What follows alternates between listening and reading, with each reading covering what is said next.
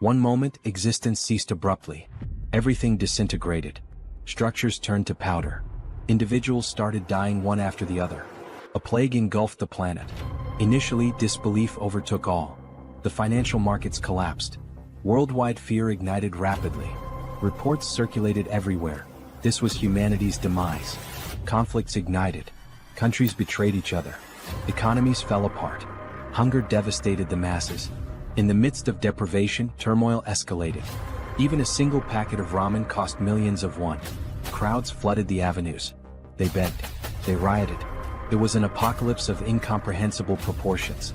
Yet humanity wasn't responsible. Abruptly, mythical beasts invaded Earth. And that marked the end of humanity. Like a fable, as soon as these beasts emerged, people began acquiring extraordinary talents. They transformed into superhumans. Digital alerts started materializing, providing resources to confront these entities. At first glance, it mirrored a recognizable scenario. But here was the deviation. Despite newfound skills, the creatures were pure nightmare fuel. The so-labeled superhuman abilities were nearly ineffectual. The beasts annihilated humans as if they were insignificant. In under 72 hours, the planet was nearly eradicated. 3 days after the beginning of the apocalypse, the scene shifts to the introduction of a building amidst destruction, surrounded by rubble but intact. The building stands out, a solitary structure amid the wasteland, bearing witness to the chaos that has unfolded.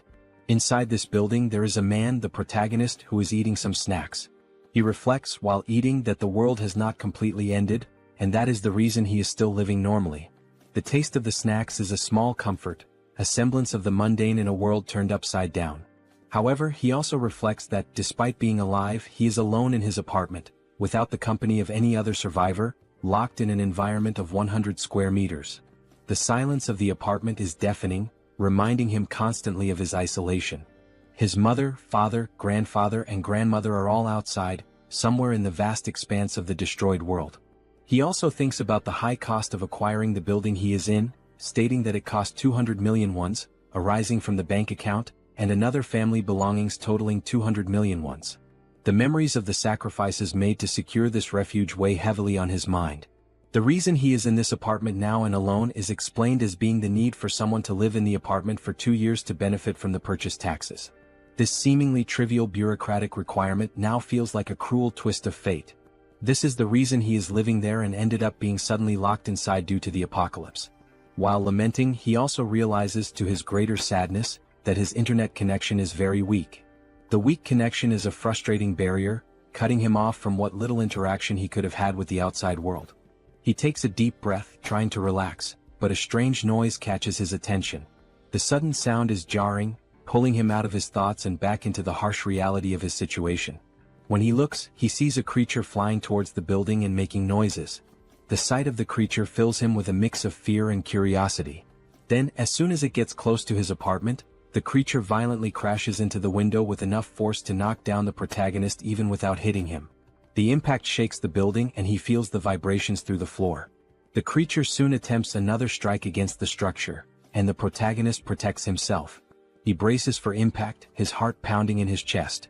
While he tries to defend himself against a possible monster invasion, the system informs him that it has denied the entry of the creature trying to penetrate the demarcated area.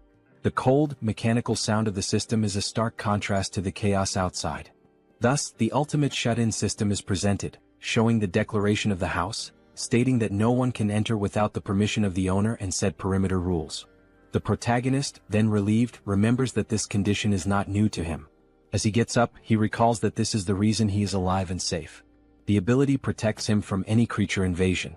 The sense of security, however, is fleeting. However, he also remembers, while trying to unlock the door, that not only is the entry blocked but also the exit of anyone within the perimeter of the apartment. The realization hits him like a ton of bricks. Enraged, he tries to open it with brute force, kicking the door. Each kick echoes in the empty apartment, a futile attempt to break free. On this third day, where the world succumbs to destruction, he is grateful for the ability protecting him but also laments being completely trapped inside the apartment. Sometime later, sitting and watching the system window, he continues to reflect on this condition of being trapped. The cold glow of the screen is his only company. Irritated, he laments not having the power to do anything about it. The feeling of helplessness is overwhelming. As he looks to the side, he notices that all his supplies are running out and that his refrigerator has lost power since the previous day. The ticking clock of his survival is a constant reminder of his predicament. His only source of energy is some food cooked in pans, which will not last much longer. The realization sets in, deepening his sense of urgency. Suddenly, the system shows a new notification. The unexpected beep of the notification is a jarring interruption. He has hunted a Calican, level 23, and gained a significant amount of XP and some new skills have been added. The notification is a glimmer of hope in the darkness. His attention is entirely focused on the system as he analyzes the reason for this unexpected notification. The details on the screen are a puzzle he needs to solve. Looking out the window, he sees the ground floor, where the bird that had hit his window is lying on the ground lifeless and being attacked by goblins. This makes him realize that the death, even not caused by the animal's impact on the window, made him gain experience after the monster's life ended. The macabre scene outside is a grim reminder of the new rules of this world. The system continues to notify him, saying that a new skill has been unlocked, and resources have been acquired from the surroundings, and these resources are being calculated. The protagonist also notices a change in the goblin's behavior and wonders why. The shifting dynamics of the creatures are yet another uncertainty to navigate. Now, in desperation, the goblins face the monster's death, while they desperately try to scavenge something else. The system completes the resource calculation and informs him that 2,203 wands have been deposited in his wallet. The number on the screen seems surreal. This generates confusion about how this should work. The new reality of his resources is a puzzle he needs to piece together. Suddenly, the apartment's power returns, to the protagonist's surprise. The sudden return of power is a shock, a small miracle in a world gone mad. Everything was now working normally, and the house declaration evolved to level 3. The sense of normalcy, however fleeting, is a balm to his frayed nerves. With the XP gain, the dignity preservation ability was also unlocked, and this is the reason why all the basic resources of the house have been restored. The acquired money is now in his wallet, and the protagonist reflects on the return of the house functions with joy. Running to the refrigerator, opening it with great happiness, and also going directly to the sink to check the water supply, finally going to the electric stove to test its functionality, the protagonist kneels and cries with much joy, saying that everything is normal, just as it was before the beginning of the end of the world.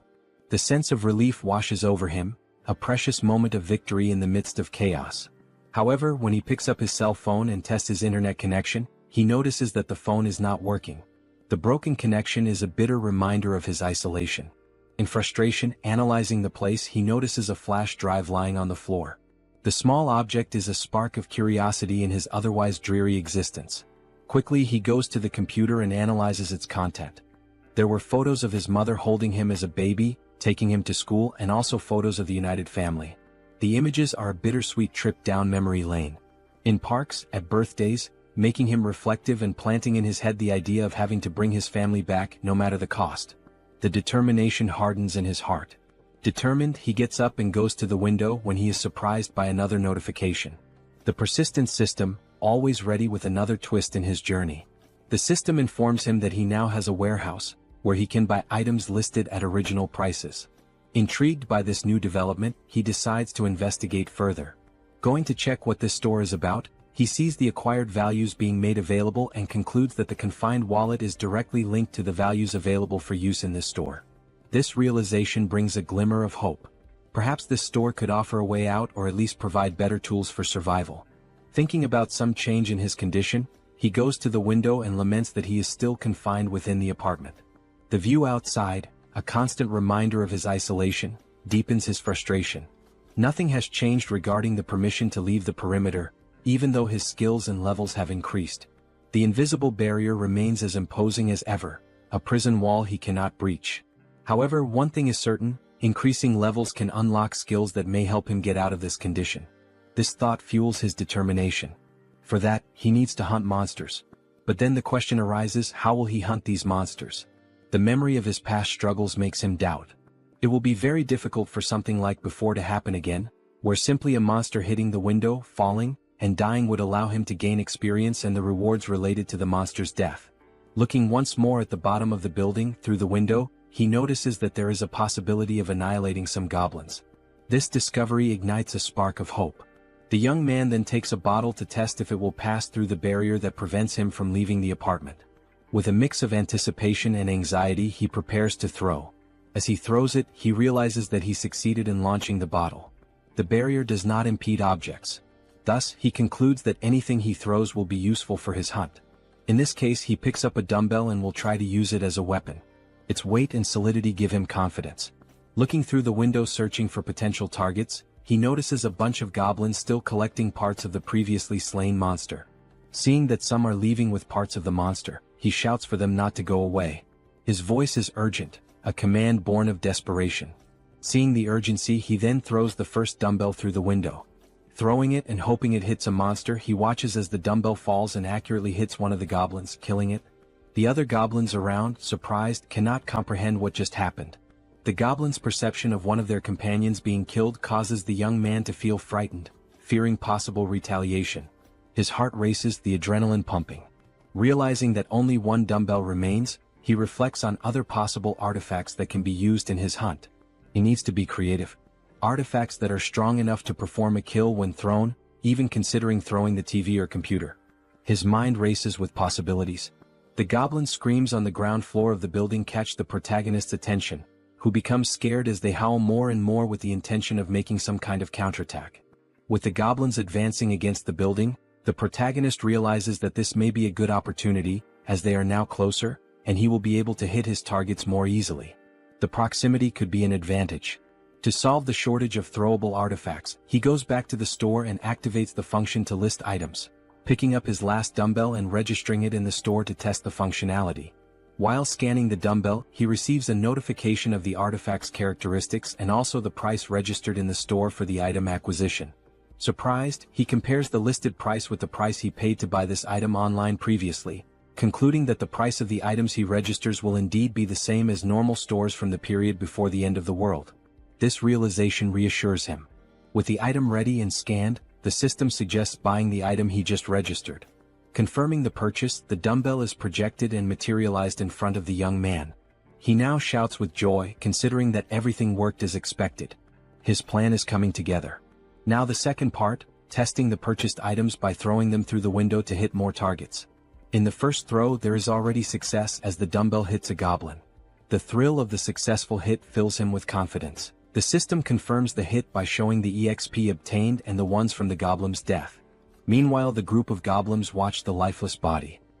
Not having much time to lament, they are surprised by more dumbbells falling from the sky, literally, a rain of dumbbells. Some, now smart, try to run to avoid being hit, causing the protagonist to become irritated with the situation and decide to take other strategies.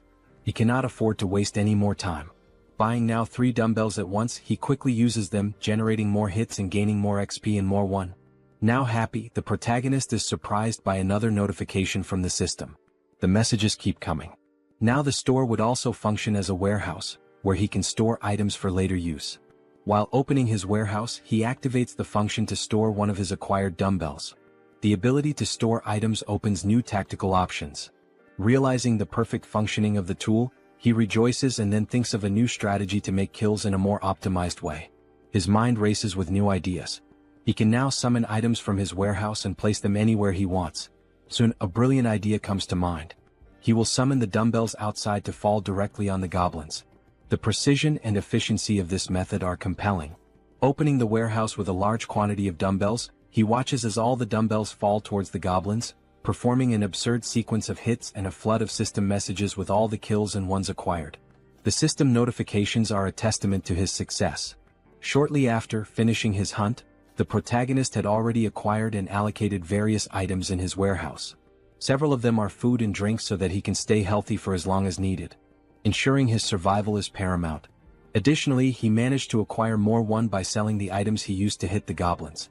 The influx of resources is a welcome relief. Suddenly, he realizes that there was a reduction of 1 unit of one. Thus, he begins to reflect on the preservation of dignity ability, questioning if it is responsible for the reduction of someone. He then starts to scan his apartment, meticulously observing the electricity, gas and water expenses. He realizes, with a growing sense of frustration, that the only active thing at the moment is his refrigerator. The thought nags at him, why just the refrigerator? Could it be this is what's consuming the precious resources he so desperately needs?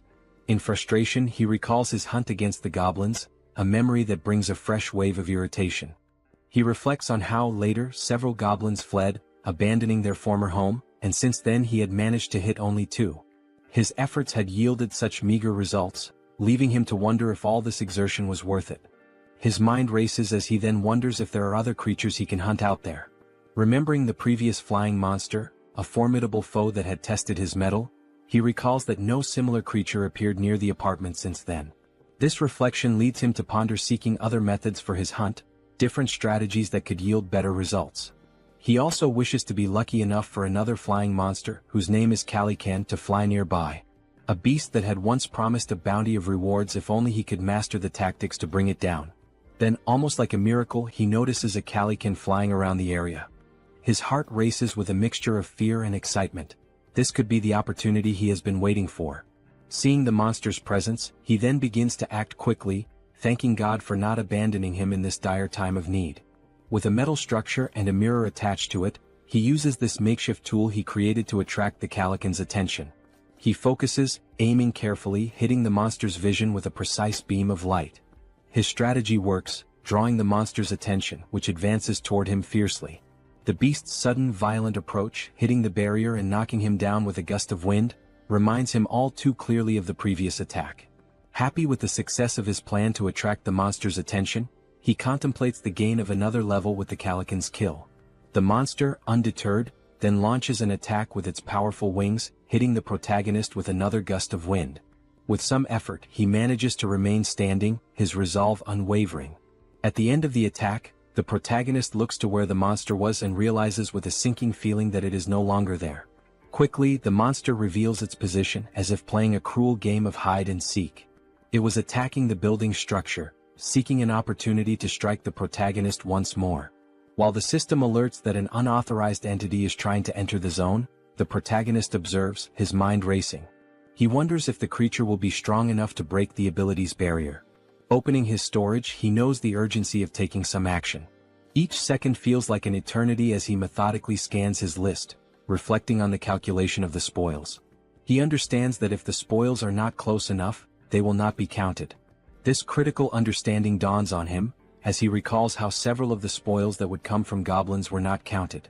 The surviving goblins had removed the bodies of the slain ones to an area beyond where the system could make an accurate count. Leaving the young man extremely frustrated with the thought that this cannot happen again, he makes a determined decision.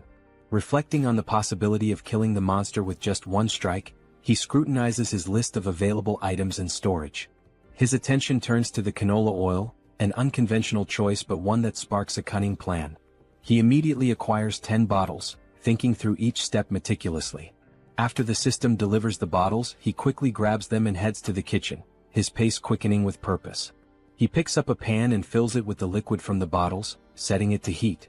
His goal is to heat this oil sufficiently. While that happens, he ties a cloth to a stick, improvising a tool that will serve as part of his plan. Bathing the stick with the cloth in the boiling oil, he then stores the pan with enough heated liquid in the storage.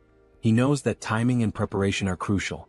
After pouring all the oil into the storage, the system confirms the listing of the item, and the protagonist goes in search of a lighter, which he uses on his stick to ignite it. His weapon is ready. Now at the window, observing the Calican, the protagonist waits for a good opportunity to invoke the canola oil on the bird. He watches, his pulse quickening as the bird starts flapping its wings against the hot oil. Once it begins to descend, the protagonist sets the monster on fire.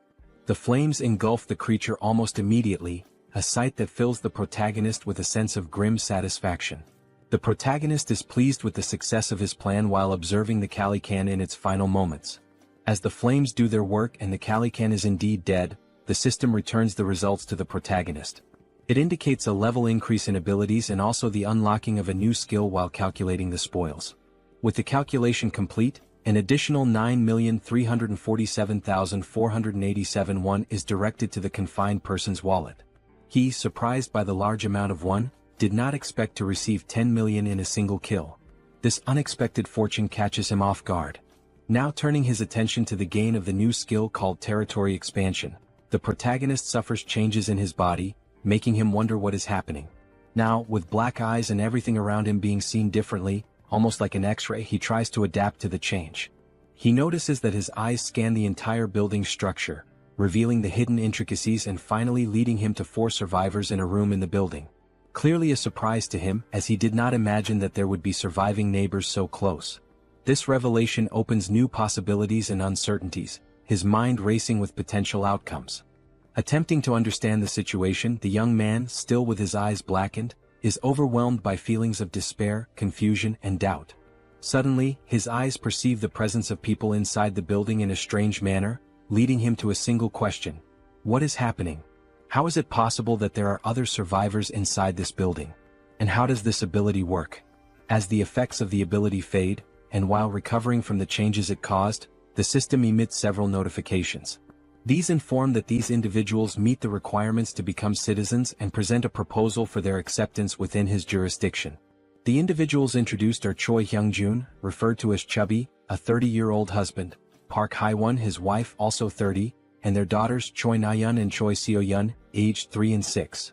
Turning to the system, confused, the protagonist questions what would happen if they were not accepted as citizens. He quickly discovers the answer to the doubt. Those who are not accepted as citizens will be expelled from the residential zone. This would inevitably result in their certain death, as they would have no chance against the monstrous threats outside. With this realization, the young man makes the most obvious decision for someone with a good heart. He accepts these individuals as citizens of his zone. The system then confirms the addition of each inhabitant one by one, and the protagonist speculates about the possibility of unlocking new abilities related to managing these people. Consulting the system, more details are gathered, not only regarding these speculations but also about the ability that allowed the detection of the presence of these other beings. The ability is called Ultimate Eyes, and at level 1, it ensures that nothing within his home escapes detection. Learning about this ability, he explores skills related to citizens and finds an option within the system for citizen management. There, a list of all their names is displayed, alongside their current levels and trust scores. Below the list, a population counter shows 4 out of 600. The number is surprising. 600 people is a lot. Diving into the details about Chubby, information is found about awakened skills. Currently none, XP distribution at 0%, and money distribution also at 0%, with options to assign a mission to Chubby or remove him from the citizen list.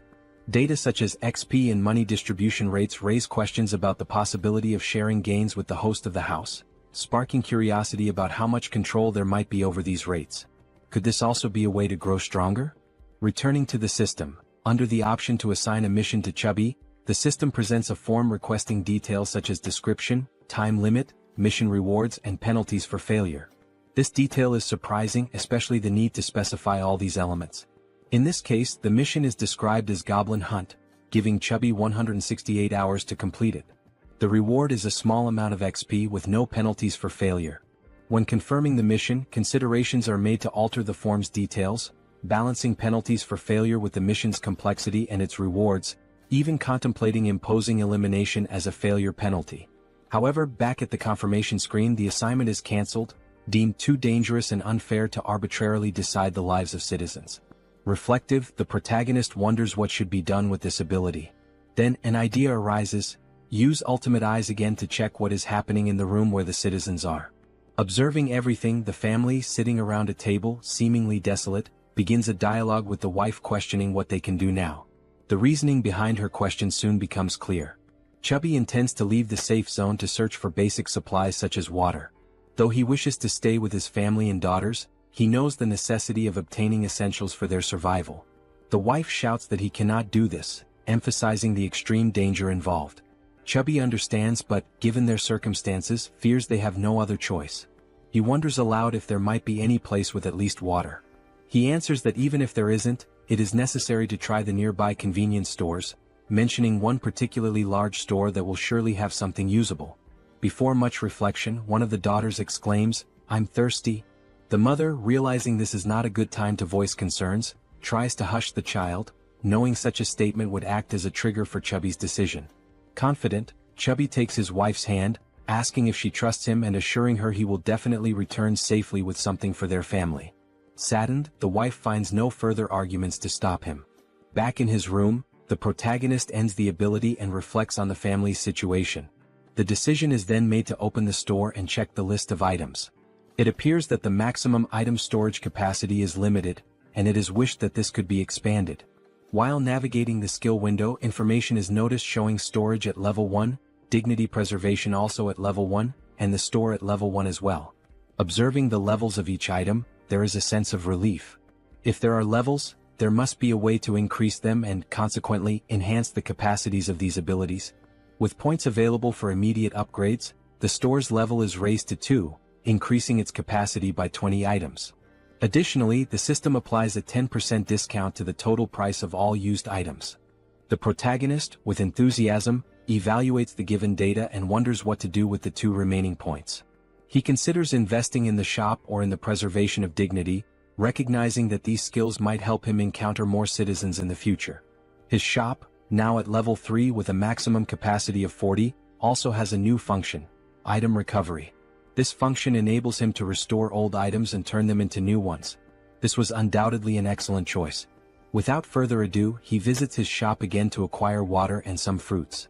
With the remaining points, he decides to allocate them to other skills, particularly the preservation of dignity. Still at level 1, the choice to upgrade is based on the ability to request various things in return if he provides energy and water. With the preservation of dignity skill at level 2, he can now register vassals, leaving the protagonist puzzled about what vassals might be. The scene shifts to the living room where the family is gathered, and Chubby is seen preparing for his journey. Looking back, his wife and daughters appear distressed, wishing he would reconsider before it's too late. However, Chubby responds with a display of affection and protection, promising that he will return and asking the children to protect the house while he is away. The children ask if he really plans to go, and he responds as if it's a simple task, saying he is merely going to fetch some food and water. He also requests that they obey their mother in the meantime. The eldest daughter, however, knows it won't be that simple. She cries and screams about the monsters outside. Her memories take over, revealing details of day 1 of the apocalypse. The children had been playing in a sandbox in a park when monstrous creatures suddenly appeared, catching their attention. Terrified, the children stood up and started running in panic. While running, their father grabbed the youngest in one arm, desperate to survive, while their mother carried the other child so they could all reach safety faster, pursued by goblins. Now determined, the father swallowed his apprehensions, resolute in his decision. The mother tried to comfort the children to stop them from crying, making the father's decision even harder. He reflected on the possibility that this might be the last time he would see his daughters, trying to remain strong in front of his family. Suddenly, the doorbell rang, startling everyone and preparing them for a potential confrontation with monsters. Gathering his courage, the father cautiously checked the situation while hearing someone on the other side of the door asking to be let in. The voice from the other side caused surprise and doubt. Could it really be a person? Chubby wondered, but he didn't rule out the possibility of a cunning monster. As the voice continued from the other side, he prepared for a potential confrontation, noticing a sudden silence. Pondering whether the monster had left, he was startled when the door suddenly opened. Quickly, he turned to his family, holding them in hopes of protecting them from a possible threat. Everyone screamed, and the father begged for mercy for his wife and daughters. Amid the cries, a calm voice asked for permission, completely breaking the tension and prompting everyone to finally look at the one who had knocked. It was the protagonist holding a bag of items, creating a pleasantly surprising moment for everyone. The question, "Who are you?" arose naturally. Then the protagonist's real name, Kim Jaehyeon, was revealed, although he would henceforth be known as June. After introducing himself, he explained that he lived nearby. Handing over the bag of items, he informed them it contained water and fruits, requesting a small conversation once everyone was settled. Both happy and apprehensive, the father looked at his family, seeing the worry in their eyes, and declared that there was no reason to refuse, given June's sincere demeanor. He then invited June into the house. Once everyone was seated, the children stared at the visitor with a mix of curiosity and suspicion. June wondered if the children were shocked by his arrival but quickly turned his attention to the dark curtains covering the windows. He considered this an intelligent choice, as it significantly reduced the risk of monster attacks. However, the darkness necessitated light. To address this, June activated his skill, restoring power to the room where they were conversing. While organizing items in his bag, the family, still in shock, was astonished by the return of power to their apartment. June then decided to interact with the family by offering water to everyone, starting with the children. Chubby expressed gratitude and distributed the water bottles to his daughters, who eagerly quenched their thirst. Shaun, the youngest, drank her bottle so quickly that she choked, briefly worrying her mother. June observed and promptly offered the little one a tangerine, which she accepted with slight hesitation. The mother stepped in, requesting that Shaun hand over the tangerine so she could peel it. Taking a piece of the fruit, the mother returned it to her daughter, who quickly devoured it, expressing immense joy as she savored it. The mother asked if it was good, and Shaun enthusiastically confirmed. The elder sister then asked the mother for a piece as well, which she also enjoyed, showing similar delight. For June, the system notified him that the citizens' trust levels had increased.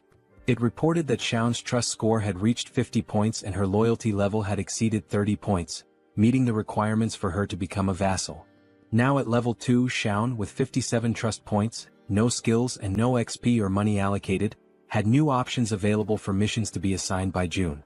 He then reflects that this little girl has met the requirements. However, she is still too young to receive missions. Another thought that crosses June's mind is that the number of registrable vassals is highly limited compared to the number of citizens. Therefore, he needs to be very cautious in selecting vassals to avoid filling these slots carelessly. Looking at Chubby, whose trust level is at 31, June realizes that this score must be raised further. While contemplating, he is interrupted by Chubby, who asks if there is a way to repay June for his actions toward the family. June invites Chubby to talk in the hallway. Surprised, Chubby agrees and both move outside the room. Once outside, June asks Chubby if he received the invitation to become a citizen. Chubby checks his notification window and confirms that the entire family received this notification about 30 minutes ago. June then inquires if anything strange or unusual occurred during that time. Chubby confirms, explaining that they were immobilized for a short period. June understands the situation and assures Chubby that soon his life will return to normal. Shocked by this statement, Chubby questions whether such a thing is possible. June confidently replies that it is entirely possible, thanks to his ability. Chubby processes this information and then remarks that he knows such actions would never come without a cost. He asks what he should do. June explains the possibility that while on the mission given to him, Chubby might lose his life, and he asks if Chubby is truly willing to proceed with what is being asked. After a brief moment of reflection, Chubby firmly confirms his readiness to do whatever is necessary, stating that he had already been considering stepping out of his comfort zone to seek food and water before June's arrival. Chubby declares that he was already prepared to risk his life. Suddenly, June interrupts to ask about the golf club Chubby is carrying, curious about its cost. Confused, Chubby replies that the club cost around 400,000 to 500,000 won. Reflecting on this price, June considers it expensive and realizes the importance of saving money for future acquisitions. Chubby, still puzzled, questions the abrupt inquiry. June dismisses it as unimportant and shifts the conversation, asking if Chubby remembers the day the monsters first appeared. Chubby recalls the weekend when the monsters emerged, chasing them, and recounts the horror of that moment. June reflects that those who stayed inside their homes might have survived the attack. Considering that goblins are not very strong and their conditions are unfavorable compared to those of an adult man, June notes their primary advantage lies in their strategy of always attacking in groups. However, humans also have the strategic capacity to form armies, and an army is precisely what June intends to build from this point forward. Starting with Chubby, who will be the first member and will join June in finding other survivors. Sometime later, back in his apartment, June analyzes the system, which notifies him that his trust level with Chubby has risen further. Checking his list of citizens, the system displays Chubby's trust level at 40 points. Reflecting on having an entire family as citizens, June considers the possibility of his own family being added to this list as he continues to develop the system. Suddenly, a goblin screech catches June's attention. He gets up and goes to the window to investigate the commotion. Looking down, he is surprised to see other people fighting against a large number of goblins. Contemplating how he could assist and how challenging it would be, June formulates a plan while observing the goblins' assault on the group of humans. One individual, armed with a baseball, prepares a powerful throw at one of the attacking goblins. The ball strikes the goblin's face, knocking it out instantly. The attack's force sends the goblin flying, its skull bursting into a fountain of kaiju-like blood. The sheer power of the blow leaves June, watching from above, utterly astonished. Meanwhile, another member of the human group, a young woman, fires 2 arrows simultaneously from her bow, each striking the chest of a different goblin. Beside her, another man wields a baseball bat, targeting the goblin standing between the two struck by the young woman. The man leaps and smashes the goblin, reducing its body to a green pulp. The remaining goblins, fearing for their safety, decide to flee, realizing the group's overwhelming strength. The archer, still on alert after the battle, notices something strange moving and quickly aims her bow at the object. She soon realizes it is a food package, causing her confusion. June, shouting from the building's top floor, finally catches her attention. She looks up, noticing the man frantically gesturing and yelling to attract the group's notice. Suddenly, someone knocks on June's door. Looking through the peephole, he sees that it is Chubby carrying a box. June invites Chubby to enter the apartment with the box. Following June's instructions, Chubby approaches the entrance but discovers that the system's barrier prevents him from entering. The system makes it clear that Chubby is not qualified and therefore cannot access the apartment. Chubby questioned what it meant to be not qualified.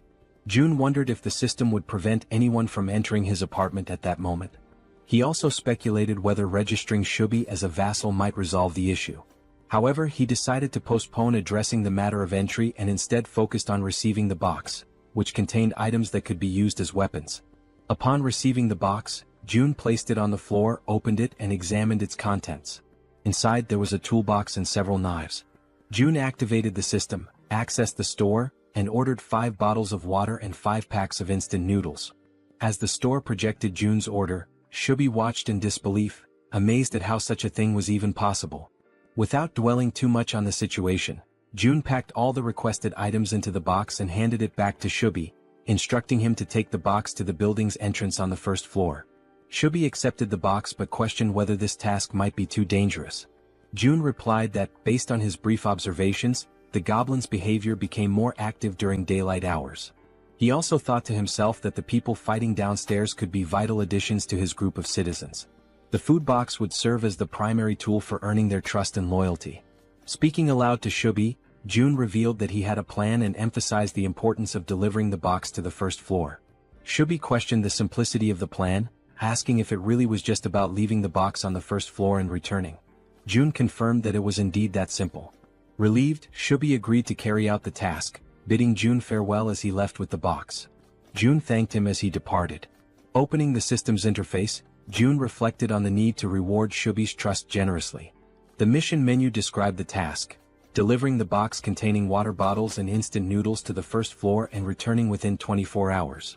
The mission offered a small amount of XP as a reward, with no penalties for failure. Chubby received the notification and realized he would gain experience upon completing the mission. He wondered aloud if this was somehow related to a leveling system like in a game. June confirmed this and revealed that Chubby's current level was 9. If Chubby leveled up, he would receive rewards. June assured Chubby that he was relying on him, and Chubby, understanding his task, promptly made his way toward the first floor. Armed with the box and a golf club for protection, he cautiously descended the stairs. Finally reaching the first floor, his mission was to place the box on the ground. However, before he could act, he noticed movement nearby. The sudden motion startled him. He suspected it was goblins and grew alarmed as darkness was beginning to set in. Panicked, he decided to flee. Yet, in his haste, he twisted his ankle and fell, causing the box of supplies to spill across the floor. Items scattered everywhere, and Chubby, now lying on the ground, desperately tried to regain his composure. As the creatures drew closer, Chubby instinctively shielded himself with his arms and shut his eyes tightly. Suddenly, a voice called out to him. Opening his eyes, he saw a group of humans approaching, asking if he was okay. While in June's apartment, the system issued an alert about an unauthorized attempt to enter. June began to wonder what it could be, speculating that it might involve an invasion by the group. Activating his ultimate eyes ability, he scanned the building and noticed Chubby with a group of people, leading them as they conversed among themselves. The group questioned how it was possible for someone in the building to throw a package of noodles. This raised their hopes, thinking the building might have an abundance of food while they were on the brink of exhaustion. Deactivating his observational ability, June recognized everyone in the group. The system then notified him that they met the requirements to become citizens and proposed adding them. However, June realized the risks of accepting outsiders as members of his group. He also considered the possibility that these people might reject his offer to join, which made him anxious and stressed. While contemplating the best course of action, June was interrupted by Chubby's voice calling out from nearby, trying to communicate with him. Responding to Chubby, June received a system notification indicating that this citizen had an ongoing mission. The system suggested editing the current mission, which June confirmed. The updated mission now included delivering meals to the newcomers. After confirming the changes, June and Chubby exchanged updates on the situation. June instructed Chubby to immediately gift the newcomers some food, as June had a plan in mind. Chubby agreed and followed the plan. When the group reached the barrier of June's safe zone, they had to wait while Chubby explained the situation. Reporting back to June, Chubby detailed the group's status, which June received positively. He then accessed the system and initiated invitations for the group to become citizens. The system sent invitations to Ha Donggan, Kang Deoksu, Kim Gaeong, Yoo Hyerin, Kim Jeon, and Moon Byung-go. Once permission was granted, all new group members entered the safe zone. The system announced that the citizen count had increased to 10, granting a 10% bonus to XP and monetary rewards. June felt a surge of gratitude toward the newcomers, knowing their presence would be crucial for future monster hunts. The system updated the trust scores and levels for the new members. Dong with 19 trust and level 23, Kang with 28 trust and level 13, Young with 17 trust and level 17, Yu with 30 trust and level 10, Kim with 15 trust and level 15, and Moon with 11 trust and level 10. June noticed Dong's higher level and speculated that he might be stronger than Calican, a foe June had recently defeated. Examining Dong's stats further, the system highlighted a skill called Baseball Throw, ranked at D. This ability consumes stamina to triple the power of thrown objects like baseballs. June concluded that Dong was a metahuman capable of turning baseballs into lethal weapons. He recognized Dong's potential as an indispensable ally for monster hunting. To strengthen their bond, June planned to gradually build Dong's trust. June instructed the system to set the group's XP sharing to 70%, which the system confirmed. He then began assigning hunting missions to help the newcomers gain XP and resources. June likened his strategy to an auto-hunting system in games. Beyond logistics, June acknowledged the importance of establishing personal relationships with the group. He believed a good rapport was essential to eventually locating and reuniting with his family. Unexpectedly, the system notified him that the trust scores of Dong, Young, and Yu had increased, leaving June surprised and curious about the cause. The scene shifted to Chubby's apartment, where he invited the group inside. The archer, Gaeong, expressed her gratitude. Chubby's wife, confused by the situation, questioned what was happening. Chubby reassured her to stay calm and promised to explain soon. He also requested that she prepare food for everyone. Initially startled, Chubby's wife pointed out that there was no food ready and that everything would need to be made from scratch. Chubby urged her to proceed, explaining it was part of June's plan. After some hesitation, she agreed and began cooking. Han, previously referred to as Dong, expressed his gratitude and shifted his focus to Chubby, asking about June. Chubby admitted he didn't know much about June, except that he was their neighbor. Surprised, Han listened as Chubby described June as someone mysterious yet immensely resourceful, providing them with everything they needed. Han concluded that June must be a metahuman, possessing the extraordinary ability to solve everyone's problems with essentials like food and water. Determined to make a good impression on June, Han believed that June's abilities were almost miraculous. Chubby informed the group that they could take a shower while waiting for the food. The female members were stunned by the idea of taking a shower amidst the chaos. Han observed that, given the building's functional resources, such luxuries were indeed possible. Chubby elaborated, mentioning the availability of hot showers, leaving the women speechless. Chubby added that there were 2 showers available for simultaneous use. Another group member, who bore a resemblance to Toji, jokingly suggested challenging June to a fight. Han immediately dismissed the idea, calling it absurd and emphasizing the importance of impressing June instead. The group agreed on the need to prioritize securing food, recognizing this as a rare opportunity that couldn't be wasted. They turned their attention to Moon, who appeared lost in thought.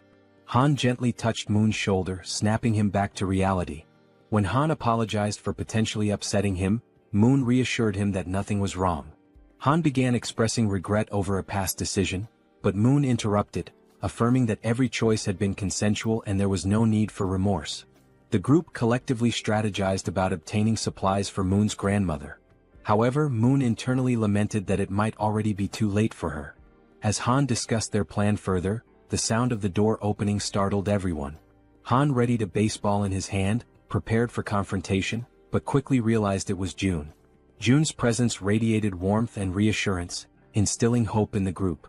They felt certain that June was the key to lifting them out of their despair. A few minutes went by and they sat in silence around the table. The atmosphere was tense until Haiwan, a fatty's wife, feeling the strain, finally spoke.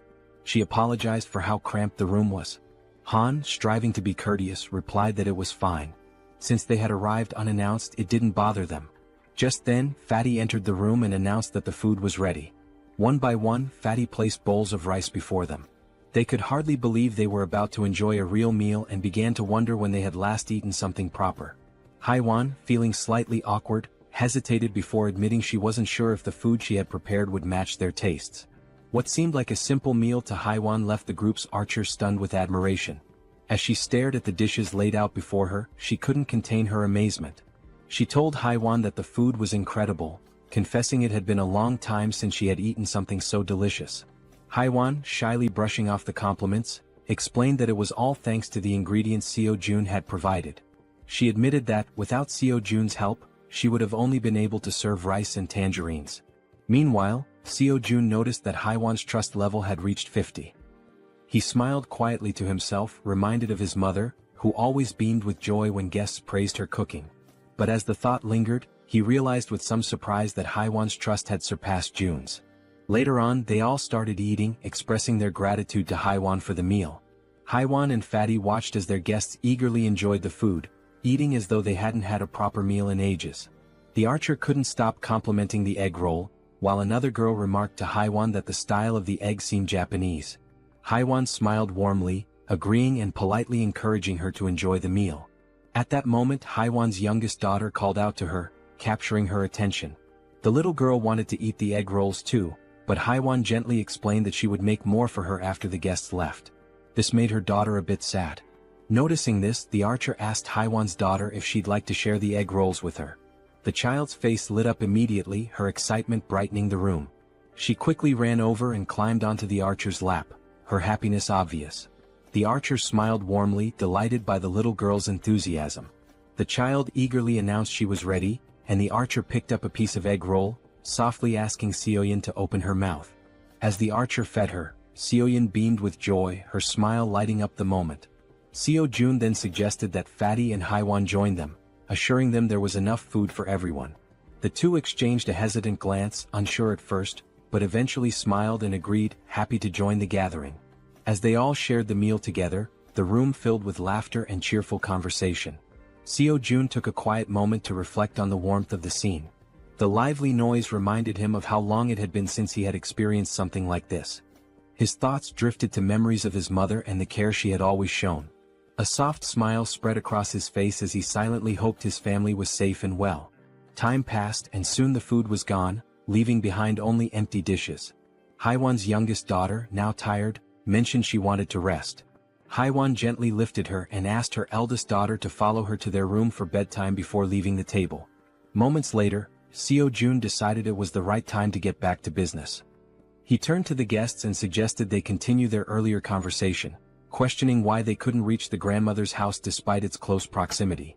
Han, his expression serious, explained that it was due to the goblins. Seo Jun raised an eyebrow, doubting whether it was truly goblins, recalling his own struggles when he had first encountered them. Han nodded, affirming it was true. He elaborated that the goblins had discovered an underground parking lot and had turned it into their base, hiding there. Seo Jun's curiosity deepened, and he asked if they had any idea how many goblins were down there.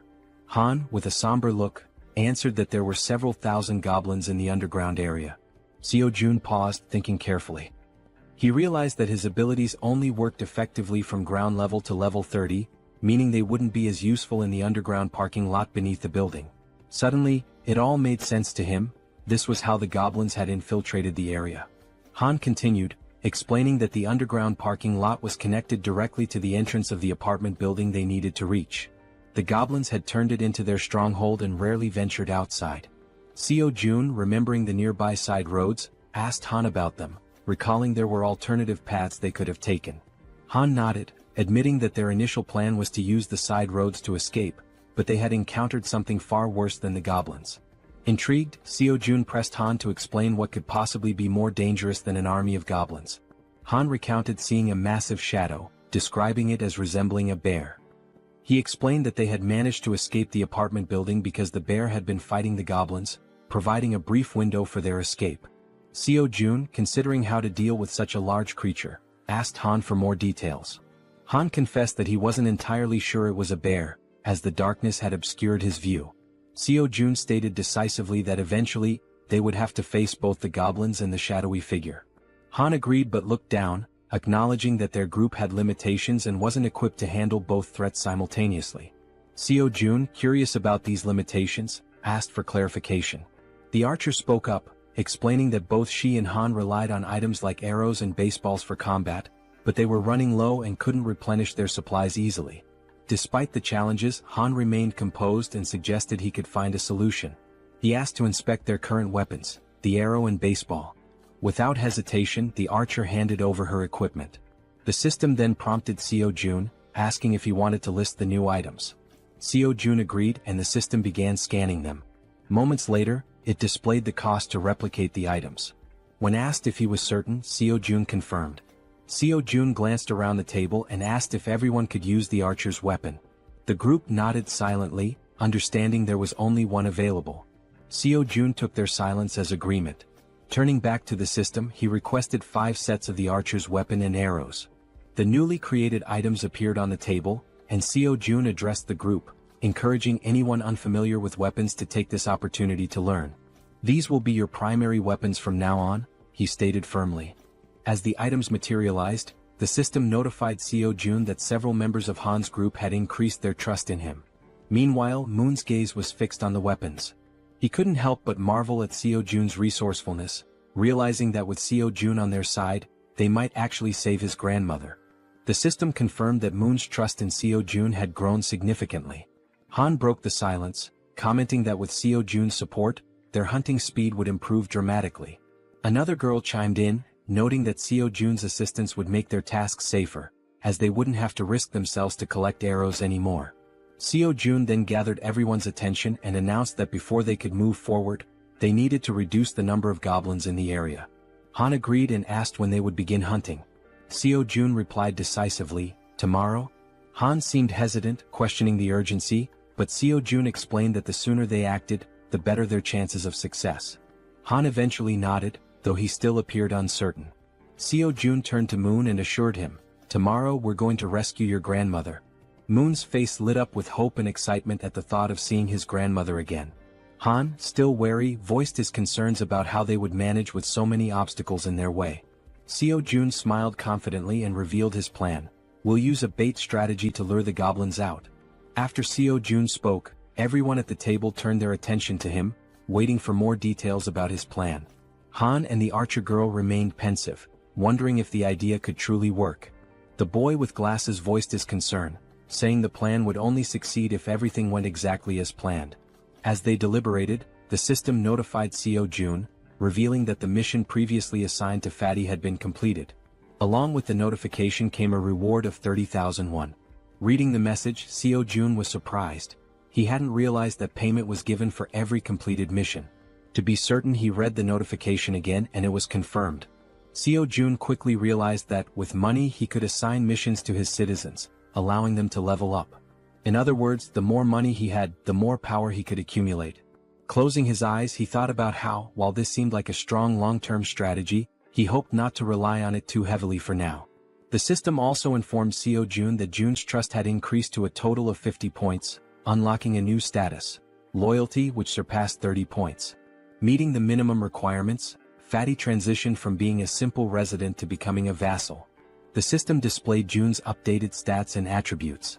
He was now at level 9 with a trust level of 51 points and loyalty at 62. However, he had no awakened skills and 0% shared XP or money. After carefully analyzing the information, Seo Jun decided to register Fatty as his first vassal. As a result, a blue aura began to emanate from Jun, who started feeling sudden changes in his body and broke into a sweat. The system notified that the first vassal registration was successful, unlocking a new skill for Seo Jun called Summon Vassal. This skill allowed Seo Jun to summon the vassal within his house, although it came with a cooldown of 2 hours after use. The system updated Jun's stats again, revealing that he had reached level 20 and gained the title of First Servant.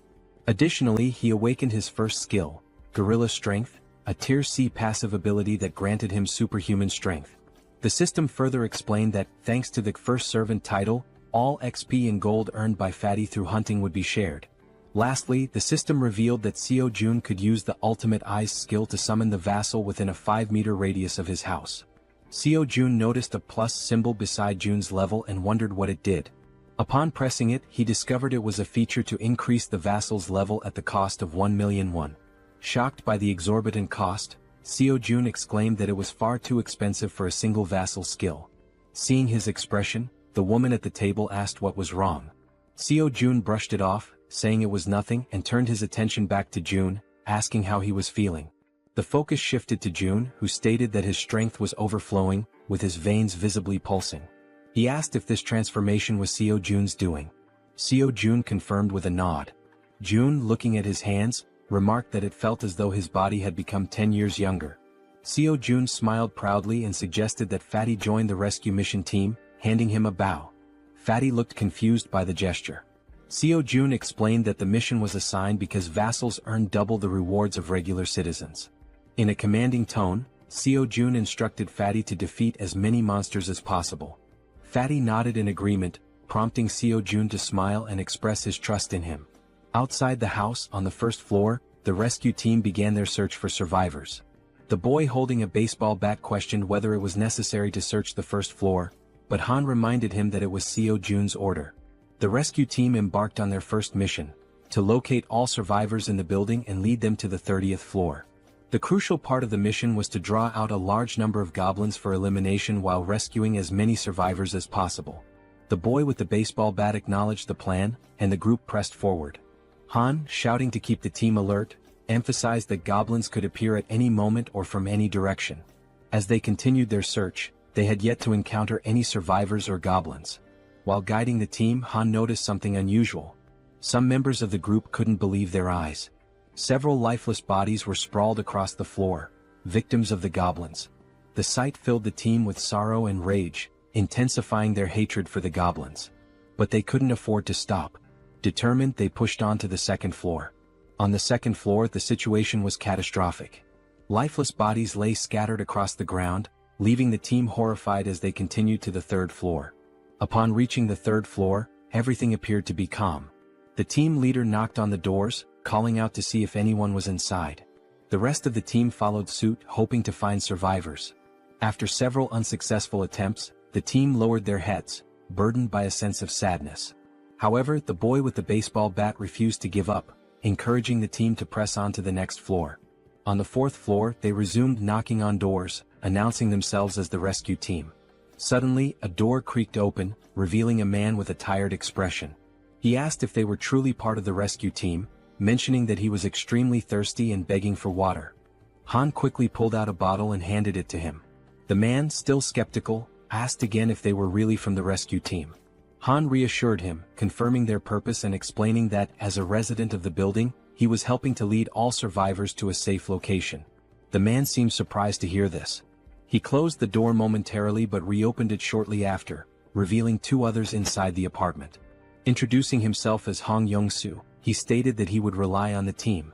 Han introduced himself as well, expressing his hope for good cooperation between them. Han then introduced the girls on the team and instructed them to escort Hong Yong-soo and his group to the 30th floor before returning to continue the mission. Hong Yong-soo hesitated, questioning the safety of the 30th floor and expressing his reluctance to leave. His son, however, admitted he had been hoping for a rescue and suggested there might even be a helicopter waiting for them. The girl clarified there wasn't a helicopter but assured them there was hot food and the chance to take a bath. Hearing this, Hong Jung-soo's daughter became excited, marveling at the idea of taking a bath even in the midst of the apocalypse. The girl chuckled and confirmed it would be a warm bath. The daughter eagerly turned to her father, urging him to stop hesitating and go with them. Reluctantly, the man gave in to his children's wishes. Shortly afterward, the system notified Seo Jun that the total number of citizens had increased to 40. Along with this, their XP and gold had increased to 90%. Sometime later, it is shown that the mission was a success, and they managed to rescue several people. The elderly and children were taken to Fatty's house, where everyone seemed happy. The younger members stayed in the hallways.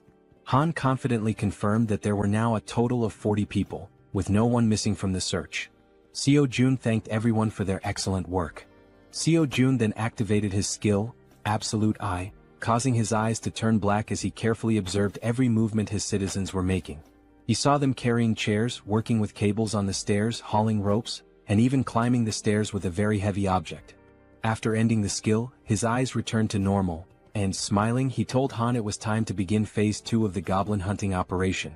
Now in the hallway, Han, alongside the other members, called for focus and explained the plan and how it would work. Everyone listened patiently as Han detailed how they would lure out all the goblins hiding in the basement. Initially they would start on the first underground floor, B1. The group would divide into 2 teams with the goal of attracting and clearing out the goblins on B1. Afterward they would proceed to B2 to eliminate all the goblins there as well. A boy with glasses raised his hand and voiced a question. He asked what they would do if more goblins appeared than anticipated. He also mentioned that if the goblins counterattacked, the bodies on the floor might obstruct their escape. The archer and Han, confident, assured him they could handle all the goblins on their own since they now had plenty of arrows, unlike before. The boy with glasses nodded in agreement and said he trusted them. Suddenly they heard a strange noise. Turning toward the source of the sound, they noticed a small group of 3 goblins ready to attack. Without giving the goblins a chance to make the first move, the archer drew her bow and with 2 quick shots hit the heads of 2 goblins, leaving only one alive. Without hesitation, the man with the bat charged forward and with a single blow, smashed the remaining goblin's head. The 3 goblins now lay lifeless on the ground. The boy with glasses questioned the man with the bat, asking why he was using the bat when he had previously said he would need a bow to defeat goblins. The senior admitted they were right. Meanwhile, the archer pointed to the goblin bodies, noting that they were disappearing shortly after being defeated. The newcomer wondered if this phenomenon was also a skill of Seo-jun. Han declared the mission on that floor complete and announced they would now proceed to B1. The newcomer, still lost in thought, remarked that he had expected Seo-jun to have a solution for dealing with the goblin bodies. The system then alerted the group that the citizens' trust was increasing. The scene shifted to Seo-jun, sitting calmly and opening a bottle while a series of system windows appeared in front of him. He found the moment quite enjoyable. He remarked that it wasn't intentional but reassured himself that he was still keeping an eye on everyone. The system sent another notification showing that Moon's trust had reached 50, unlocking loyalty. The loyalty stat had surpassed 30, meeting the conditions for registration. Seo-jun was surprised by how quickly he had achieved these stats. However, he noted that the faster this happened, the better it would be in the long run. Sitting on the floor and staring thoughtfully at the system window, Seo-jun reviewed Moon's stats, 55 in trust and an impressive 88 in loyalty, along with other attributes. Seo-jun was surprised by the 88 loyalty but remained calm, considering it a positive outcome. With an ironic smile, he pressed a button on the system window, declaring that the time for retention registration was complete. Back in the basement on B1, the entire group was fighting fiercely against the goblins. Suddenly, the newcomer began to emit a blue light, similar to what Fatty had done before. Holding his bow, Moon, the newcomer, was stunned as lightning surrounded him. The other group members were equally shocked, questioning what was happening. Even the goblins were confused, unable to see due to the intense glow radiating from Moon. After revealing his red eyes in the darkness, it was also shown that the goblins couldn't withstand the brightness emitted by the newcomer, leaving them momentarily blinded. Han shouted that he didn't know what was happening, but it was an opportunity they couldn't afford to miss. Part of the group quickly ran to create distance, while others stayed behind to eliminate the goblins using their bows from a long distance. Both archers had deadly accuracy, aiming only for the goblins' heads. The archer, visibly furious, performed a swift maneuver that took down several more goblins.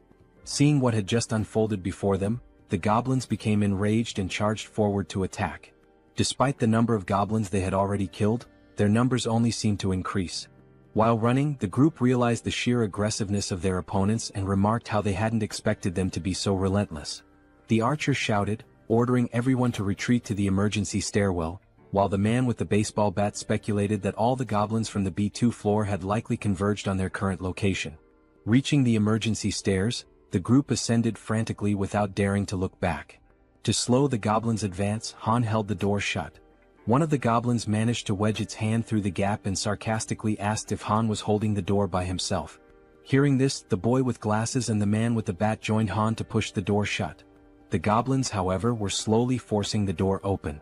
While the group struggled, they admitted it was getting increasingly difficult to hold it shut due to the overwhelming number of goblins. Suddenly, a voice from behind reassured them of help. It was Fatty, using the gorilla strength ability Jaehyeon had granted him earlier. As he channeled the ability, Fatty single-handedly held the door and managed to block the goblins' advance. Han asked if he would be okay and Fatty urged them to hurry up the stairs. Despite his superhuman strength, Fatty was sweating and straining to hold the door with all his might. He focused and declared that it was his duty, one he had to fulfill. Finally, Han called out to him, letting him know everyone was safe and telling him to come up the stairs as well. Without hesitation, Fatty turned his back to the door and began running up the stairs. However, midway up, he tripped on a step and fell to the ground, just as the goblins were about to catch up to him. Lying on the ground and almost within the goblins' reach, Fatty shouted at his friends to leave him behind and continue the evacuation. While Han hesitated, trying to decide what to do, someone suddenly and without hesitation rushed down the stairs to help. It was the boy with the baseball bat who, with a single powerful swing, smashed the goblin threatening Fatty. He called out to June, urging him to hurry and extended a hand to help. Still on the ground, Fatty tried to crawl closer to his rescuer, but one of the goblins managed to grab his leg. Before he could even react, Fatty vanished without a trace, leaving his savior stunned and speechless, unable to comprehend what had just happened. Looking ahead, however, the goblins continued advancing in an unrelenting horde. Suddenly, one of them leaped toward the boy with the bat, but he swung his weapon and struck it down mid-air. Meanwhile, the other group members provided support with their bows, urging Deok-su, the boy with the bat, to move faster.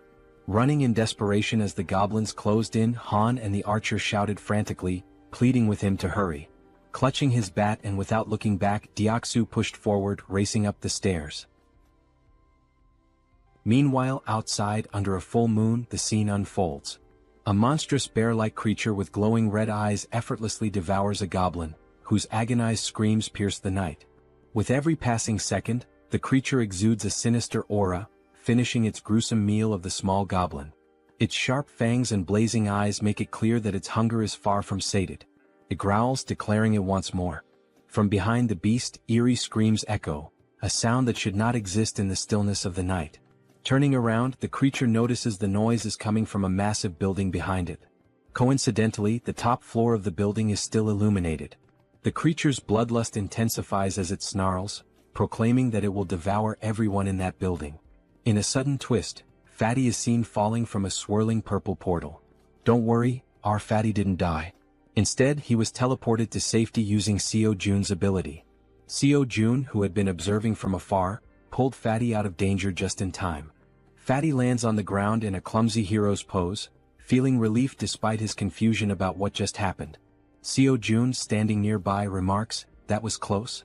Fatty rubs his eyes to make sure he's not imagining things and sees Jaehyeon offering his hand to help him up.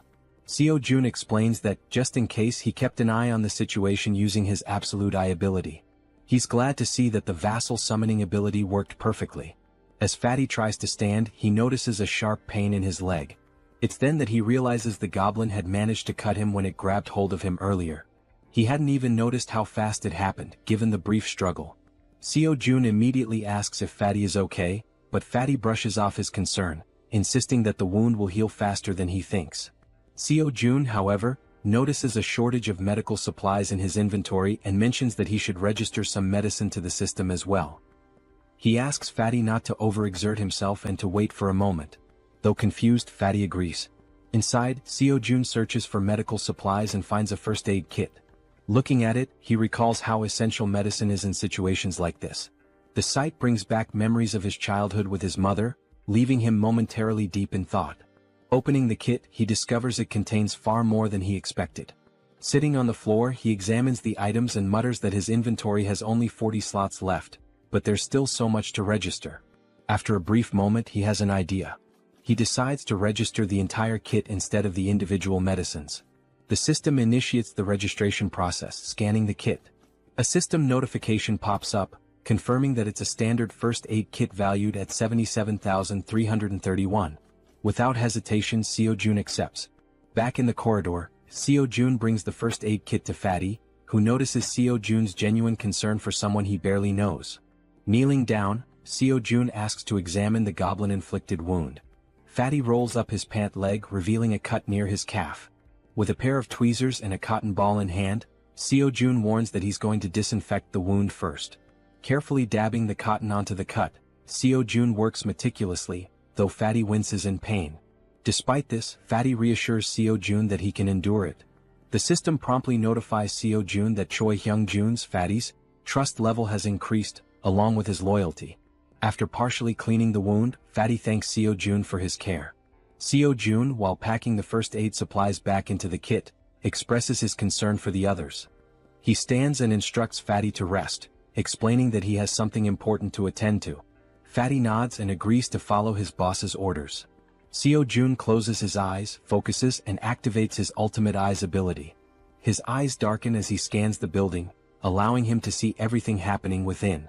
Back at the emergency stairs, Deoksu, also known as Toji the baseball bat wielder, is desperately fleeing from the relentless goblins.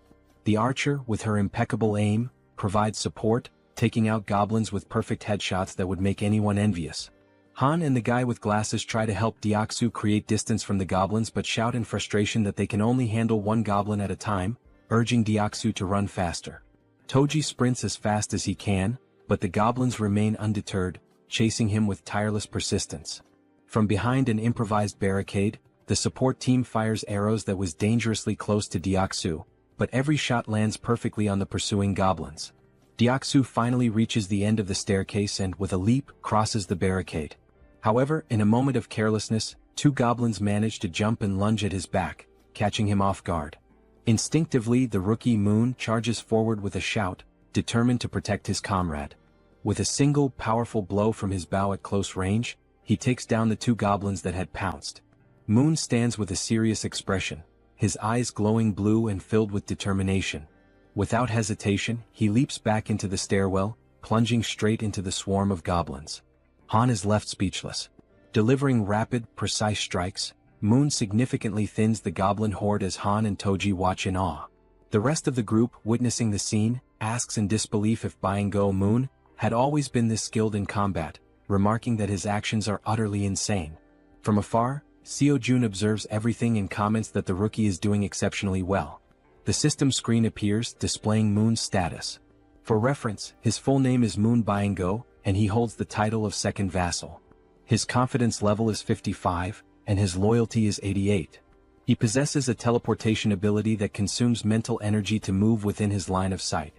The mental energy cost increases with the number of companions and the distance traveled.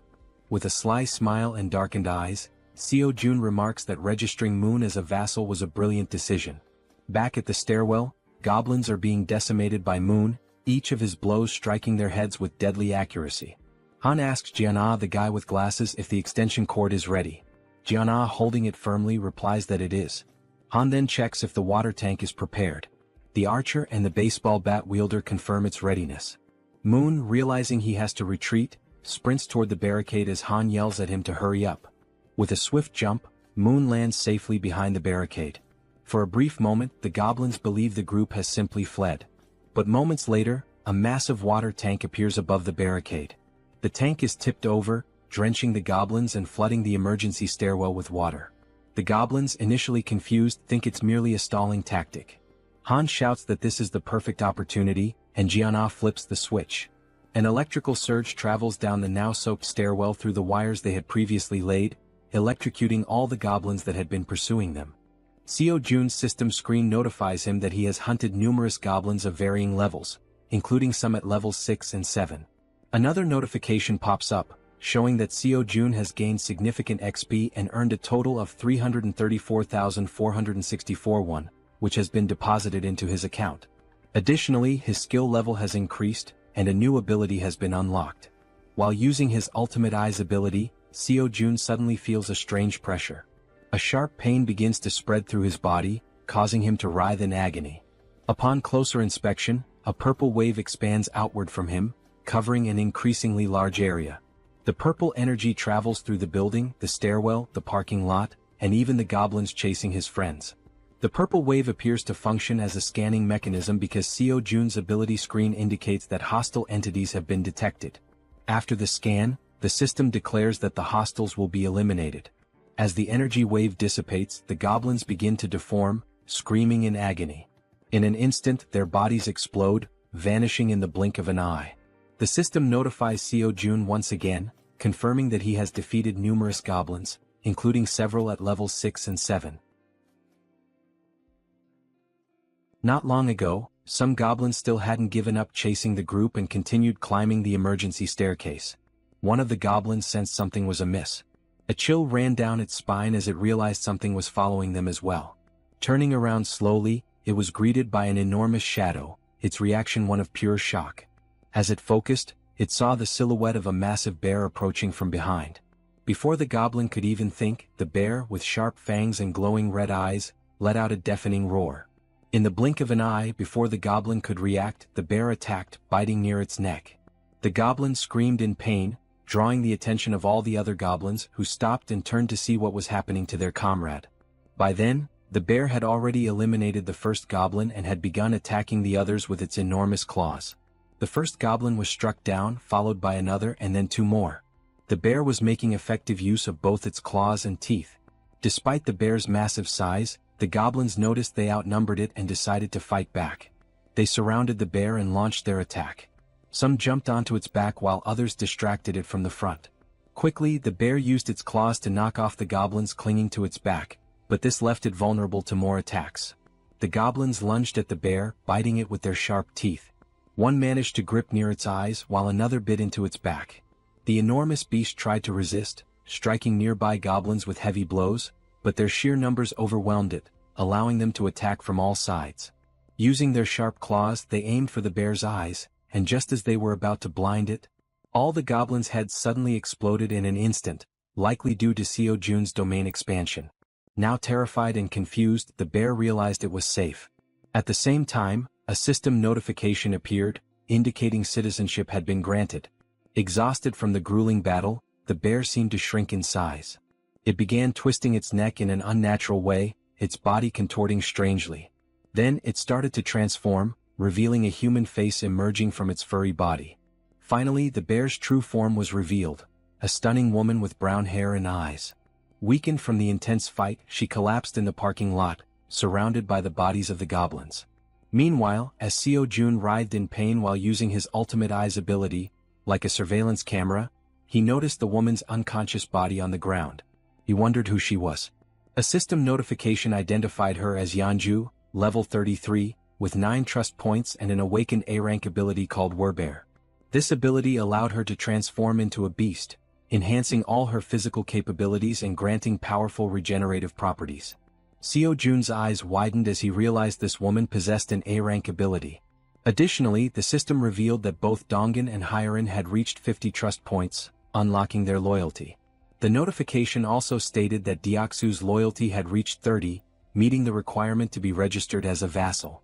Seo-jun quickly decided to register Deoksu as a vassal. Deoksu, now at level 25 and holding the title of third vassal, had 52 trust points and 31 ability points. Upon awakening, he gained a B-tier ability called Iron Knight, which allowed him to summon full steel armor and a halberd. Seo-jun, deep in thought, deduced that a vassal's level is determined by the rank of their awakened ability. He recalled that Fatty had awakened the strength of the gorilla, a C-rank ability, and was at level 20. Deoksu's Iron Knight was a B-rank ability, placing him at level 25. Moon's A-rank teleportation ability had placed him at level 30. Seo-jun concluded that when a vassal is registered, their level corresponds to the rank of their awakened ability. Yet, one question lingered: is the ability selection random like a roll of the dice? He wonders if Moon received an A-rank ability due to his loyalty. If that's the case, then Fatty, who has higher loyalty, should have awakened a B-rank ability instead of a C-rank one. This thought becomes even more puzzling considering that Deoksu, the baseball bat wielder, has only 31 loyalty yet already possesses a B-tier ability.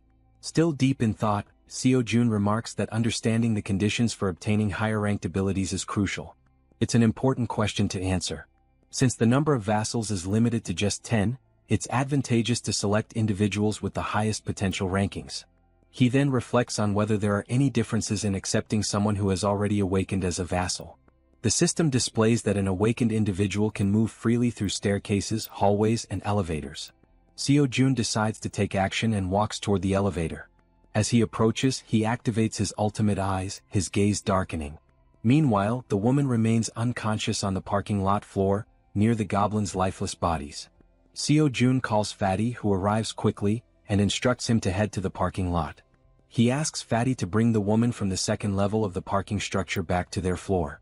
While this unfolds, the team on the emergency staircase is dismantling and recovering the materials used for the electric trap. Deoksu, feeling relieved by the goblins' sudden defeat, asks his friends if they know why the goblins exploded so suddenly. The bespectacled man speculates that it was likely someone's doing. Han, sweating nervously, realizes that such a powerful skill could only belong to one person. The way the goblins were dealt with so effortlessly leaves no doubt in his mind. It must have been Seo-jun. He recalls that when he first met Fatty, Fatty mentioned that Seo-jun was a bit of an enigma. Han also remembers Fatty talking about hot baths, which amazed the girls, and how the ingredients for their meals had also been thanks to Seo-jun's ability. Reflecting on all this, Han grows more unsettled by Seo-jun's overwhelming power, convinced that the mysterious skill must be his. As Han coils the wires around his arm, he glances at Moon and recalls how he used to be an introvert, someone who changed drastically after meeting Seo-jun. Realizing the terrifying scope of Seo-jun's abilities, Han thinks to himself that being saved by Seo-jun means being chosen by him. Back in the parking lot, as the elevator reaches the ground floor, Fatty dashes toward the unconscious woman. He quickly picks her up and heads to the 30th floor as instructed. All of this is observed by Seo-jun through the surveillance-like view of his ultimate eyes, while Han silently contemplates how being saved in this world seems to hinge on being favored by Seo-jun. A flashback is revealed, showing a small toy car. A child was playing with it in a park while being watched. The boy was filled with joy, calling out to his mother to watch what he could do. The woman from the parking lot, Yeonju, was his mother. She smiled at him genuinely, encouraging him. As the child stood up and waved to his mother, something appeared behind him. The genuine smile on the mother's face turned into an expression of horror. She froze, overcome with terror. A group of 3 vile goblins surrounded the poor boy, who was innocently waving at his mother. She tried to act, summoning all her strength, but she wasn't fast enough. The goblins attacked the boy, leaving her helpless to stop them. All she could do was weep as the sight of her son's final moments was burned into her memory. All that remained was the toy car the boy had been playing with. Trapped in a nightmare, Yeonju suddenly woke up, startled by the painful memories. She looked to her side and saw Seo-jun, who called her by name. He watched her lying down and she sat up on the bed, her head throbbing. Seo-jun extended his hand and introduced himself, saying it was a pleasure to meet her. Ignoring his introduction, she asked him if he was the one who did it. Surprised, Seo-jun hesitated, unsure what she was referring to.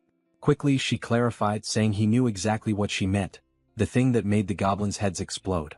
Seo-jun froze in a moment of hesitation, and his hand began to tremble.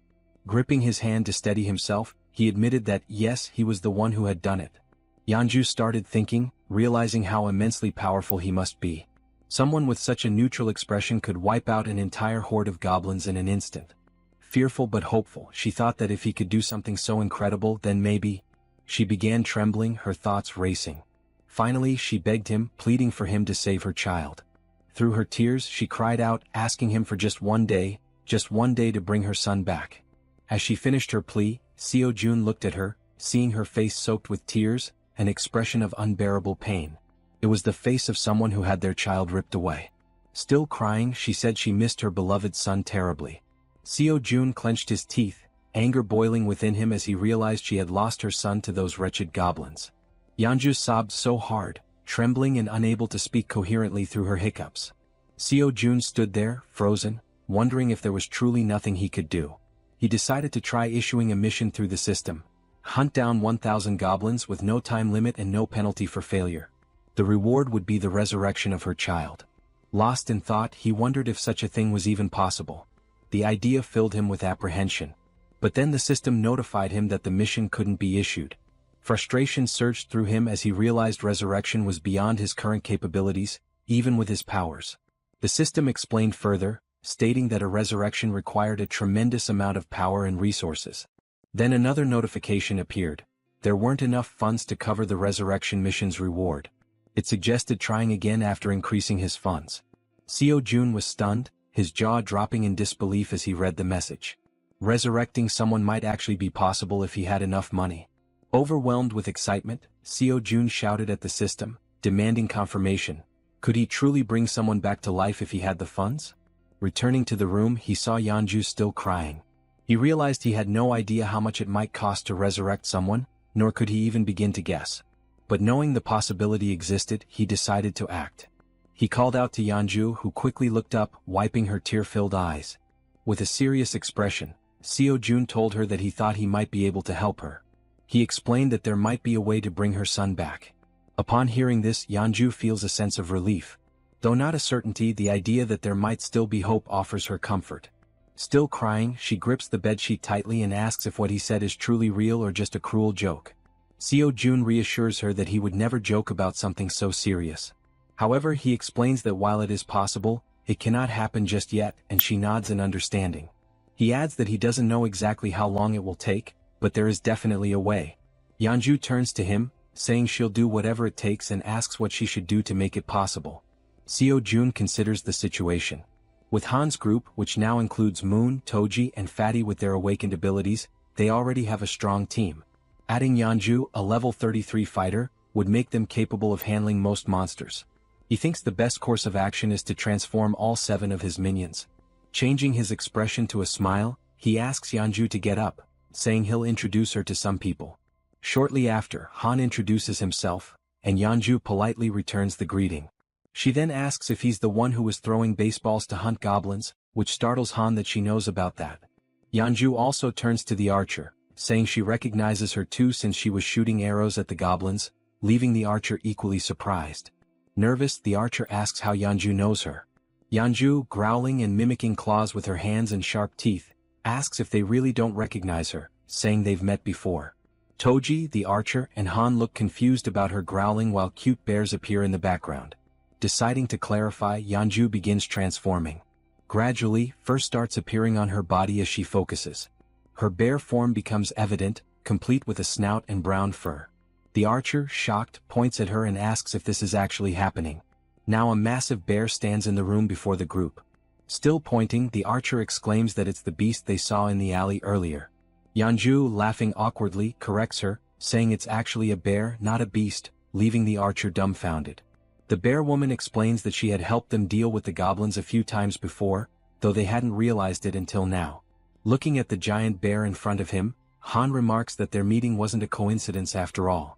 The bear woman confirms this, saying that anyone who opposes the goblins is a friend of hers. At that moment, Seo Jun arrives and interrupts their conversation, stating that it's good they're already acquainted. With a serious expression, he says he has something important to announce. Seo Jun explains that after thinking it through, they'll execute the plan to rescue Moon's grandmother tomorrow. The group listens intently as he informs them that the number of goblins has drastically decreased, making this the perfect opportunity for the mission. He adds that Fatty will sit out this mission due to his injuries and mentions that he borrowed Fatty's room, as Fatty lost his bed to the bear woman. Seo Jun then announces that Yeonju, the bear woman, will join them on the mission. She nervously thanks him for the opportunity and says it's a pleasure to meet everyone. Concluding the meeting, Seo Jun tells them to prepare for tomorrow morning. The group, filled with determination, agrees to the mission without question. Afterward, Seo Jun calls Toji and Moon aside for a private conversation in the hallway, leaving them feeling uneasy. He reassures them not to worry, saying it'll only take a moment. Under the full moon in the hallway, Seo Jun asks if they know why he called them there. Both Toji and Moon look startled, unsure of what he's referring to, though deep down they might have an idea. The two were caught off guard by the sudden question and visibly startled. Toji hesitated and admitted he wasn't sure, while Moon spoke up, asking if it had something to do with the powers they had recently acquired.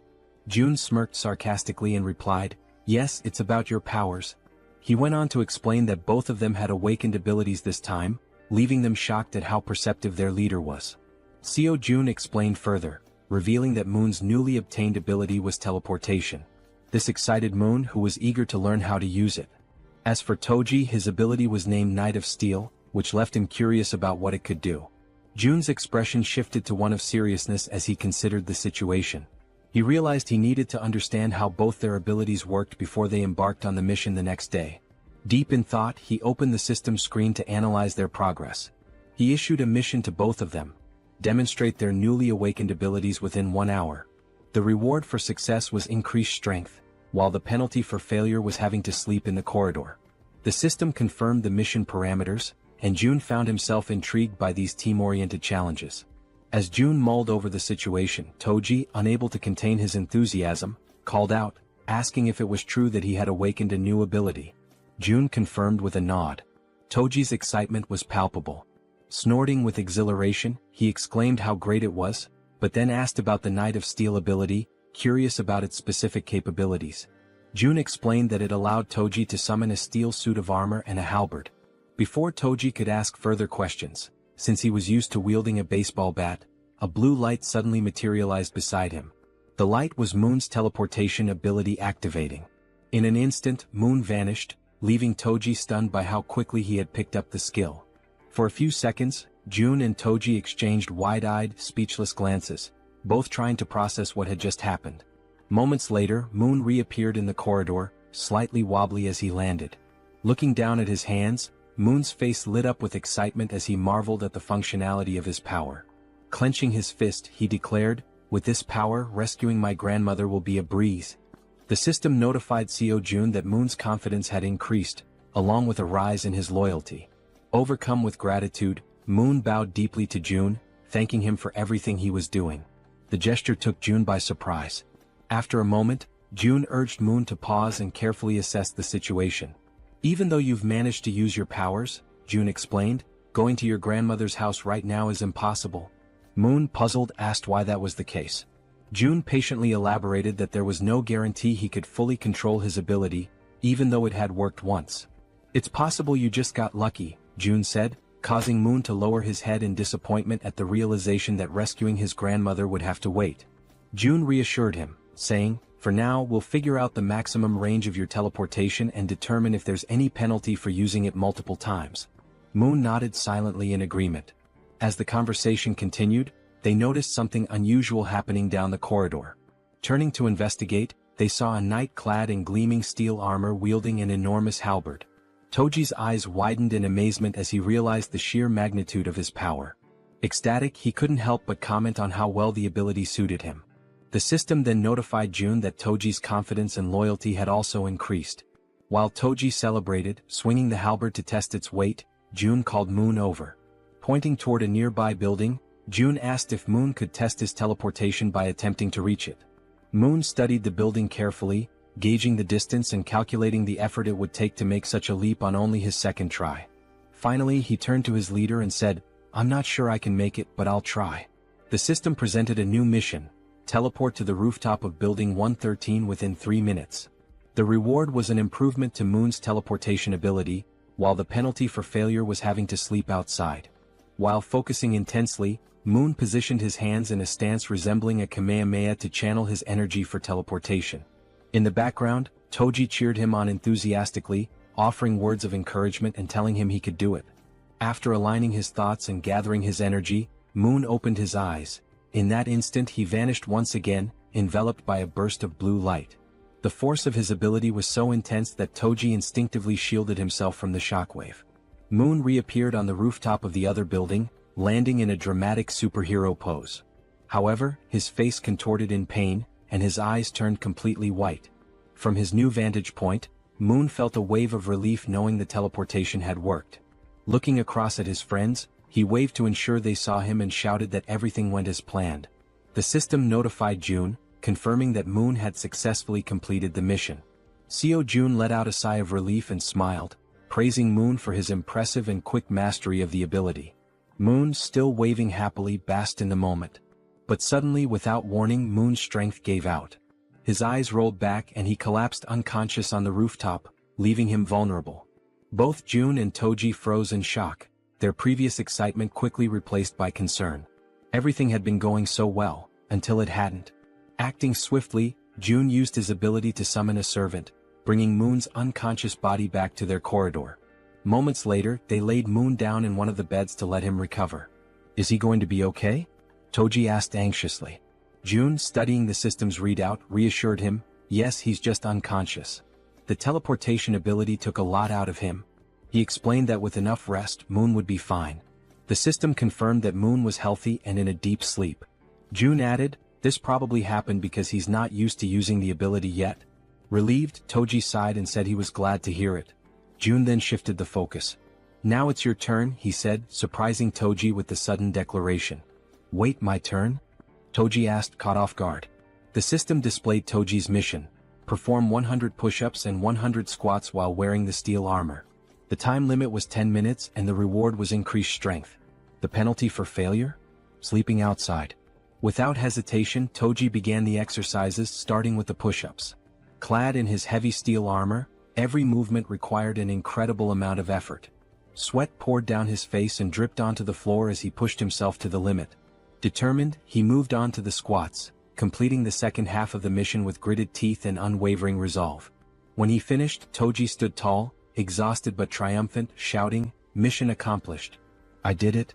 The system confirmed his success, notifying June that Kang Deoksu, Toji, had completed the mission. Breathing heavily, Toji leaned against the wall to catch his breath while June observed him, impressed. With a body like his, so athletic and resilient, it's no wonder he has such endurance, June thought to himself. Suddenly, the system displayed a new message, something June had never seen before. What's this? June muttered, his eyes narrowing at the unexpected notification. As he studied the screen, Toji asked, "Is that really all for the mission?" June nodded, smiling warmly. "Yes, great job. You can go rest now." The system finished calculating and displayed a notification. Toji's strength had slightly increased. Turning to June, Toji expressed his gratitude. "Thanks for taking the time to help us. I really appreciate it."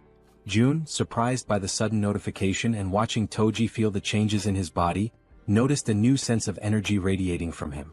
Looking at his own hands, Toji clenched them into fists, feeling the power coursing through his veins. "This reward changes everything," he said with a confident smile. The next day, somewhere in a dark alley in Busan, Han screamed in desperation, urging everyone to run. The group scattered, fleeing for their lives as a ferocious horde of goblins pursued them.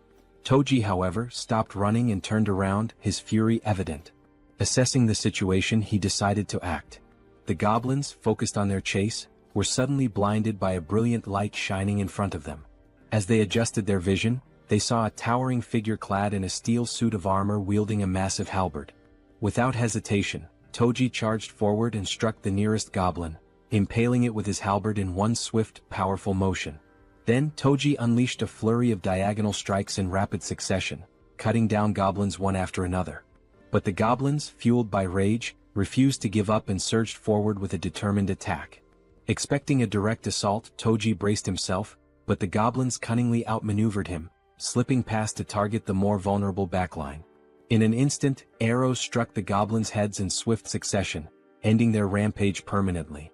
Toji turned to see what had happened and spotted Moon wielding a bow and arrow. "Don't worry," Moon called out confidently. "I'll handle any goblins that get past you. Focus on the ones ahead." Gripping his halberd tightly, Toji turned back to the remaining goblins. A smirk spread across his face as he responded, "Got it?" Seeing Toji's renewed focus, the goblins froze, hesitating in their attack. One by one they began to retreat, turning back to where they came from. Frustrated, Toji yelled at them to come back and face him. As the goblins retreated, terror gripped them when a massive shadow appeared before them. It was the bear girl, her glowing red eyes piercing through the chaos. This was her dramatic first appearance, emerging from an ambush prepared for the retreating goblins. The goblins had no choice but to surrender to their fate, collapsing in despair and lamenting their past misdeeds. The group showed no mercy. Moon's arrows flew with precision, Toji's halberd struck powerfully, and the bear girl slashed through the goblins with her razor-sharp claws. Together they defeated the goblins one by one. Seizing the opportunity, Han shouted to Moon, "Now's your chance. Go." Moon, understanding the urgency, broke into a sprint toward his grandmother's house. "Thank you, Han," he called back as he ran, grateful for the opening created by his comrades. Meanwhile, the system notified Seo Jun that the citizen Moon had completed his mission. A pop-up appeared, stating that it was now evaluating the missions Moon had completed. Back in the comfort of his room, Seo Jun sat with his ultimate eyes ability activated, observing the system screen while slurping on cup noodles. The system pinged again, declaring the evaluation complete and awarding him 132,966 won, which was deposited into his Shutin's wallet. June paused mid-bite, stunned by the reward. This time it was actual money. Returning to his meal, Jun reflected on the situation. When Toji completed his mission, the reward had been strength, suggesting that additional rewards were now randomized. It makes sense, Jun thought. The missions are getting harder, so the rewards should scale with the difficulty. The system chimed again, confirming that Moon had completed all the missions available to him for the day. It also announced it would begin evaluating the rewards for Moon's completed tasks. The assessment concluded instantly. Still savoring his noodles, Jun grinned and said, "All right, let's see what the reward is." The system congratulated him for hitting the jackpot. For those unfamiliar, it clarified that a jackpot is the maximum prize accumulated in games of chance like slot machines or lotteries. Reading this, Seo Jun froze, momentarily stunned. Paralyzed with anticipation, he stared at the screen, waiting to see what incredible reward the jackpot would bring. Still staring at the system notification, Jun remained frozen in shock, his cup noodles stuck in his throat as he tried to process what the jackpot could possibly be. Then the system displayed the reward, a skill point granted as part of the jackpot. Upon reading this, Seo Jun's lips curled into a satisfied smile. This was perfect. He could choose exactly where to use the point. Back on the streets, Moon sprinted toward his grandmother's house at such an incredible speed that a faint blue aura trailed behind him. As he drew closer, exhaustion crept in, sweat dripping down his forehead. His mind raced with anxious thoughts. What if something had happened to her? Upon arrival, the house came into view, a small, simple home, completely unprotected against monster attacks. There were no barriers, no fortifications, just an ordinary house standing vulnerably amidst the chaos. Moon didn't hesitate. He rushed to the door and pushed it open, but a deep fear clawed at his chest. Frantically, he dashed through the house, checking every room as he called out, "Grandma, where are you?" Then he reached the bedroom. His eyes widened in shock. There she was, lying on a futon mattress, peacefully asleep, far calmer than Moon had ever imagined she would be. Cautiously, he approached, gently placing a hand on her shoulder. "Grandma," he whispered, shaking her lightly, hoping for any sign of response. Slowly, her eyelids fluttered open. Her voice was faint and drowsy as she murmured, "Who is there?" She reached out, her frail fingers brushing against his hand. "Moon, is that you?" And at that moment, ninjas cutting onions must have passed through the room, because Moon's vision blurred as he choked up, his chest tightening with overwhelming relief. Tears streamed down his face. His body trembled as he sobbed uncontrollably, overwhelmed by the sheer relief that she was still alive. Unable to hold back, he threw his arms around her in a warm, desperate embrace, whispering apologies between his sobs. "I'm sorry, Grandma. I'm so sorry it took me so long to come back for you." Despite his tears, the old woman smiled kindly and patted his back. "You're such a brave and kind boy, Moon. I knew you would come for me."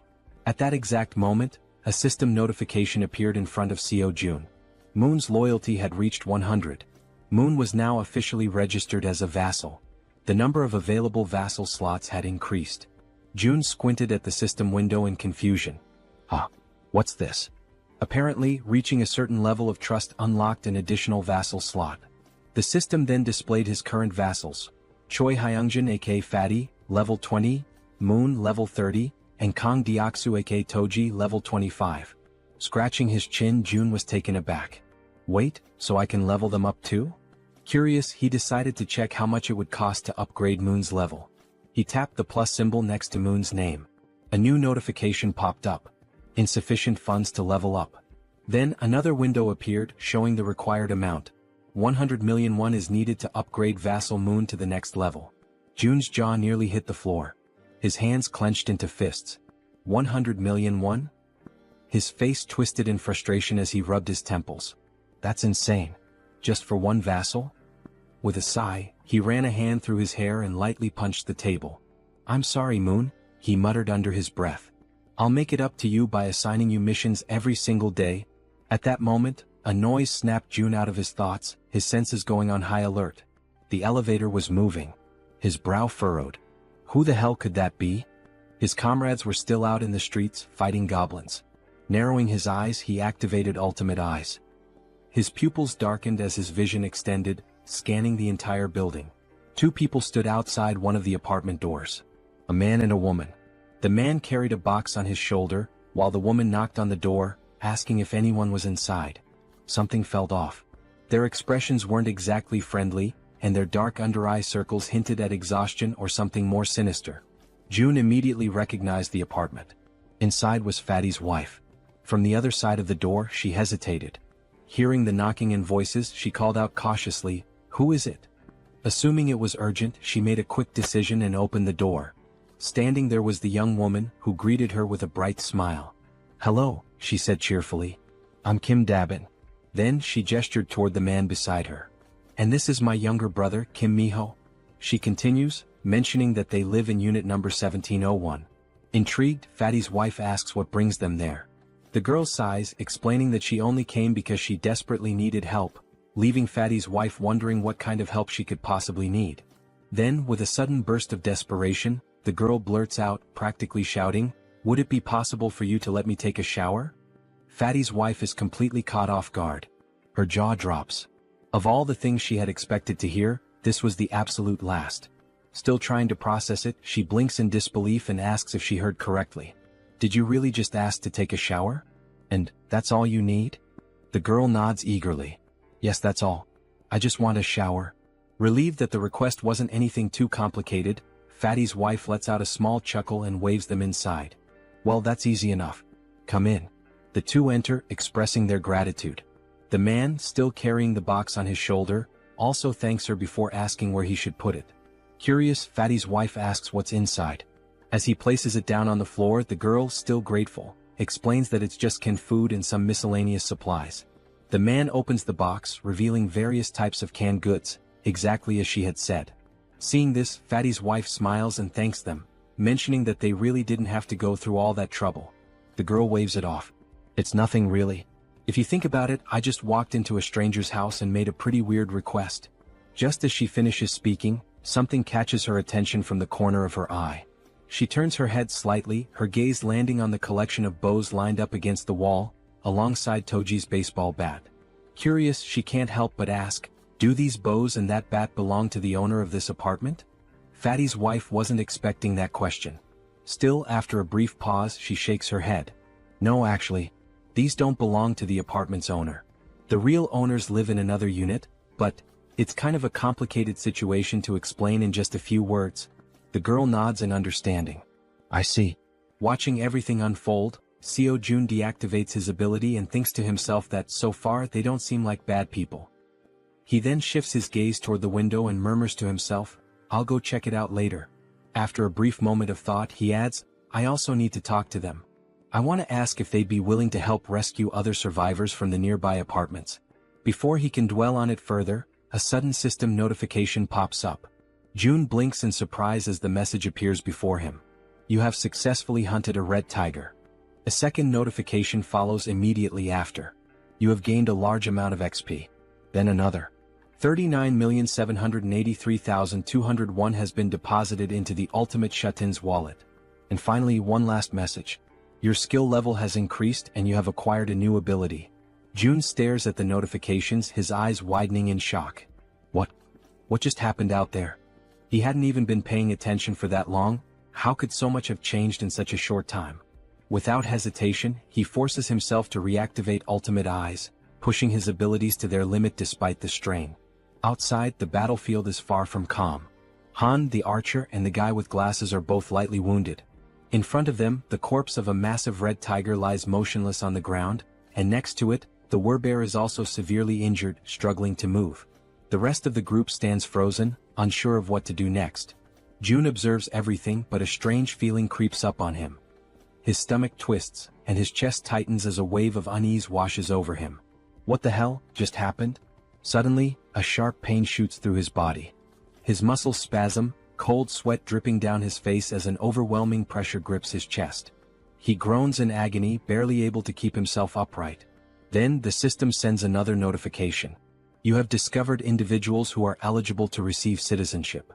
Through the pain, June barely manages to process the message. There are still people who aren't citizens yet? His breathing is ragged, but he forces himself to speak. "System, grant them citizenship." A new notification appears instantly. A list of names flashes across the screen. Citizenship has been granted. And then, another alert. You have officially reached 50 citizens. An additional message follows. The amount of XP and money that citizens can earn has increased by 100%. But the surprises don't stop there. A final notification appears on the screen, revealing something unexpected. As the number of citizens has reached a specific threshold, all citizens have unlocked a new ability, Power of Trust. June stares at the words mind racing. Power of Trust. What does that even mean? Despite his lingering confusion, his thoughts drift back to the battlefield. He clenches his jaw. Did anyone get seriously hurt? Back on the streets, we see Moon, slightly injured and gasping for breath, making a tremendous effort as he carries his grandmother on his back.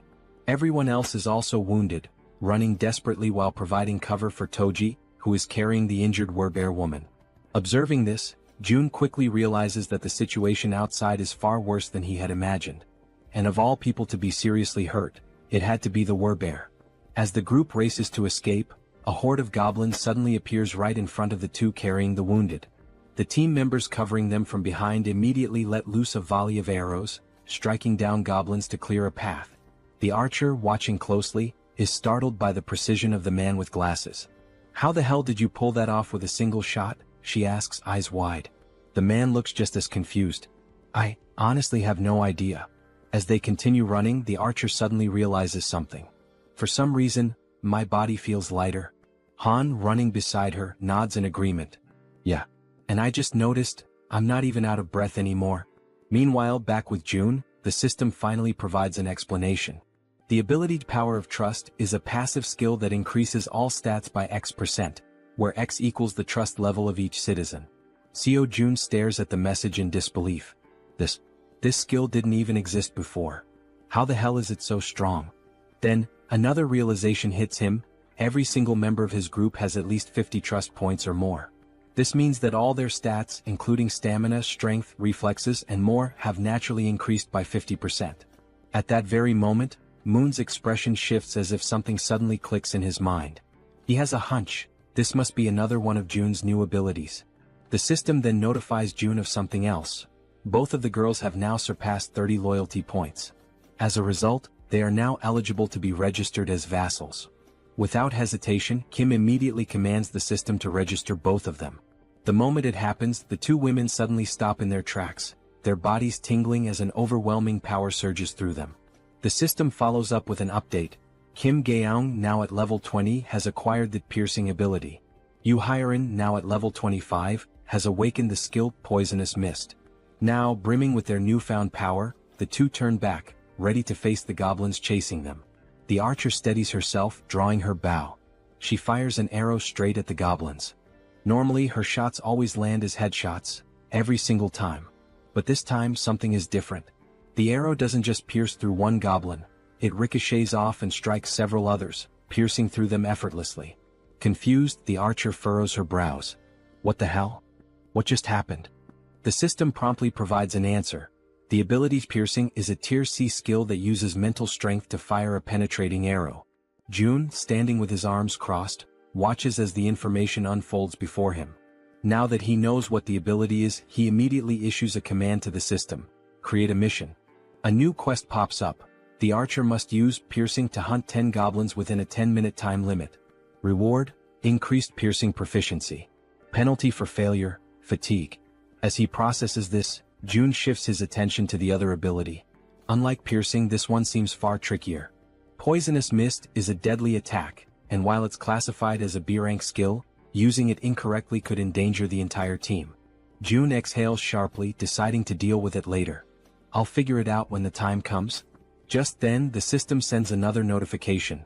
The archer has successfully completed the mission. 10 goblins eliminated. A new message follows. The maximum number of missions available for today has been reached. Evaluating. June sighs, unimpressed. The rewards weren't that great this time. But now that the battle outside has settled, he decides it's time to check on the citizens living on the lower floors. Activating Ultimate Eyes, he scans the corridors. His gaze locks onto the silhouette of a man walking calmly through the halls, his hands tucked into his pockets. June watches as the man heads toward the bathroom, likely to collect water. Smart. June notes that this man has good survival instincts. He's gathering water before supplies run low. Shifting his focus elsewhere, June spots another pair, a man and a woman sitting together, preparing to eat. He observes them for a moment, realizing something important. They're already capable of gathering food and water on their own. Then, in another part of the building, something unexpected catches his eye. A woman. She's lying motionless on the floor inside a room. Without a second thought, June bolts toward her. The system immediately provides an update. Kim De-jung. Trust level, 18. Ability, healing, awakened. June's heart pounds in his chest. Healing? His eyes dart between the system message and the unconscious woman on the floor. He reads the ability description. She can heal wounds. A surge of urgency floods through him. She's the first healer they've found, and they desperately need her. Without hesitation, June sprints forward. He has to help her, no matter what. After sprinting through the hallways, June finally arrives in front of the door to the room where the woman had collapsed. His breathing is still heavy from the run, but he quickly composes himself and reaches for the doorknob. Slowly he tries to turn it, hoping to gain access without any trouble. However, to his surprise, the door is locked from the inside. A deep frown settles on his face as he realizes there is no way for him to open it from the outside. The sudden obstacle causes his shoulders to slump slightly, and he takes a step back, frustration creeping into his thoughts. But just as he starts to contemplate another course of action, something unexpected happens. His eyes widen momentarily as a new notification from the system appears before him. By sheer coincidence, or perhaps fate itself, he has just acquired a new skill. The system promptly displays its details. The ability is called Invisible Hand, and it is currently at level 1. According to the description, it allows him to summon and control an invisible hand at will. Reading the notification, a surge of newfound determination fills his chest. His grip tightens into fists as he mentally acknowledges the absurd but undeniable reality of his newfound power. Silently, he expresses his gratitude for this sudden stroke of fortune. Closing his eyes for a brief moment, June focuses his thoughts entirely on the locked door before him. He visualizes himself breaking the lock, willing it to yield under his command. When he finally opens his eyes, he is met with an unexpected yet welcome sight. Right before him, materialized out of shut-in energy, is a lock-breaking tool, a sturdy bolt cutter formed entirely of the same strange energy he has come to rely on.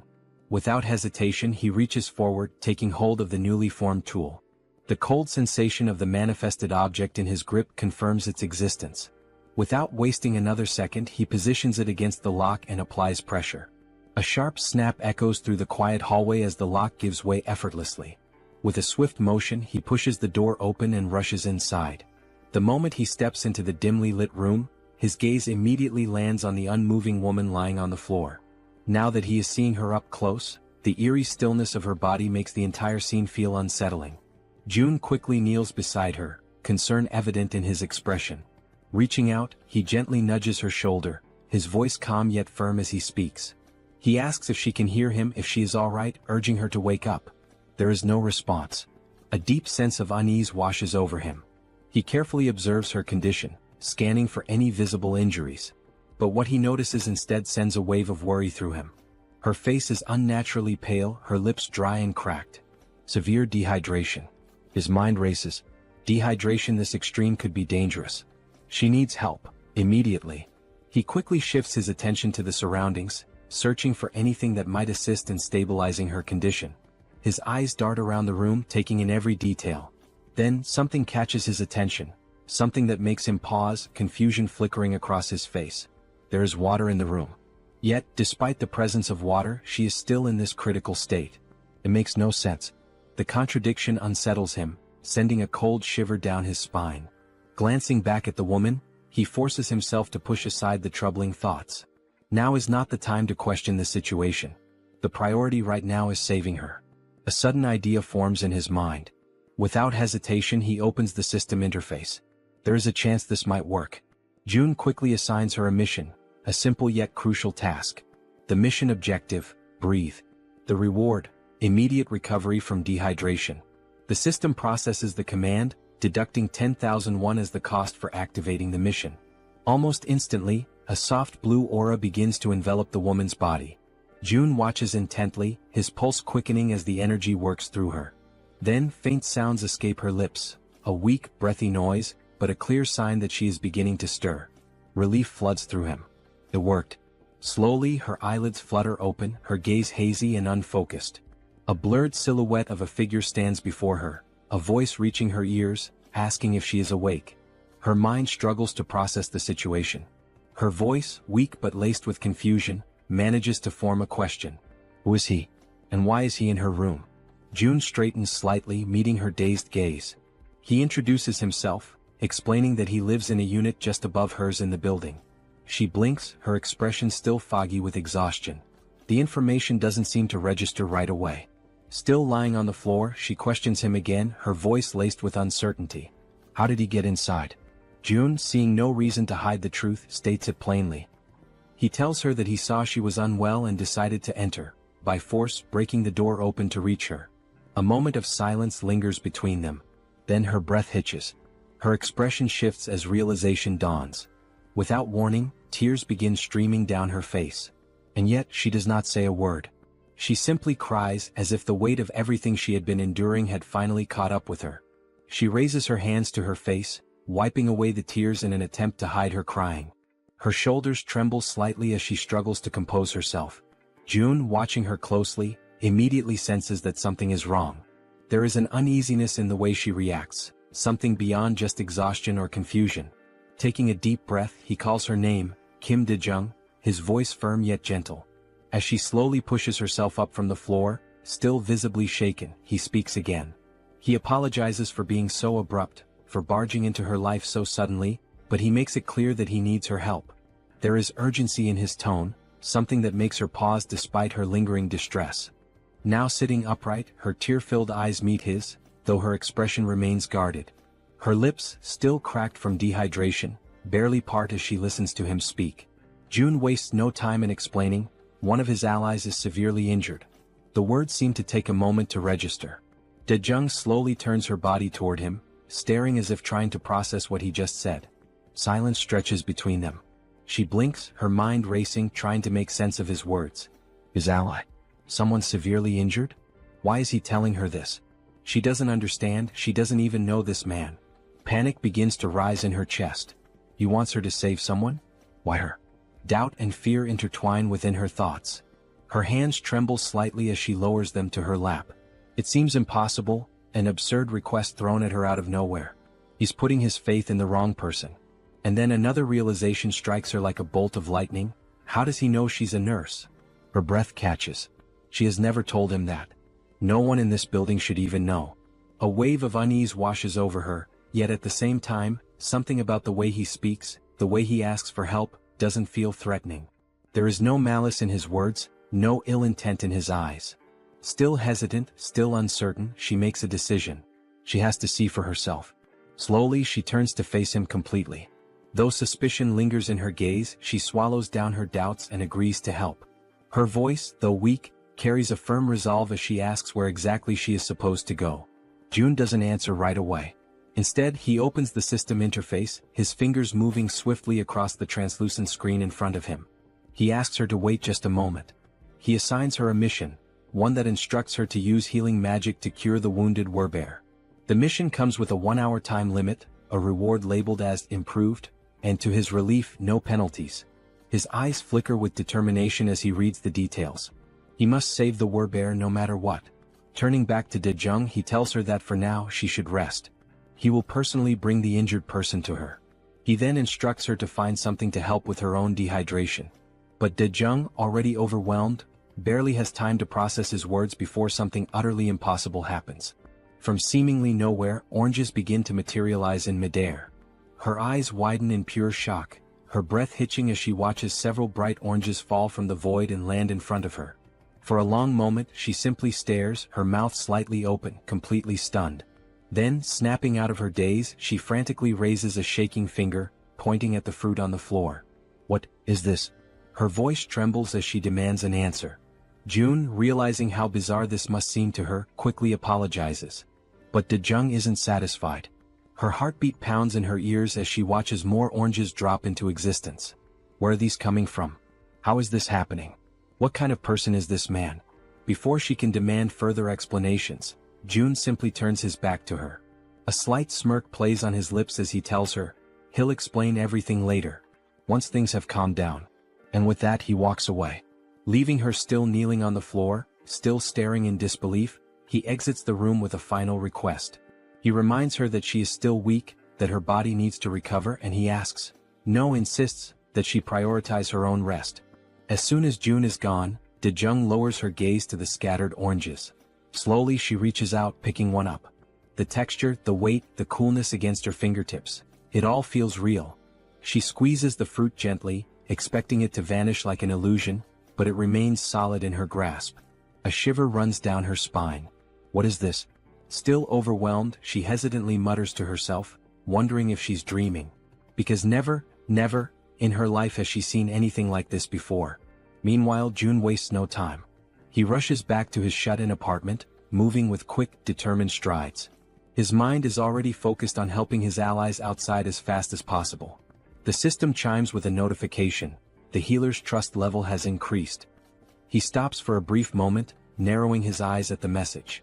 She hadn't trusted him before. That much was obvious.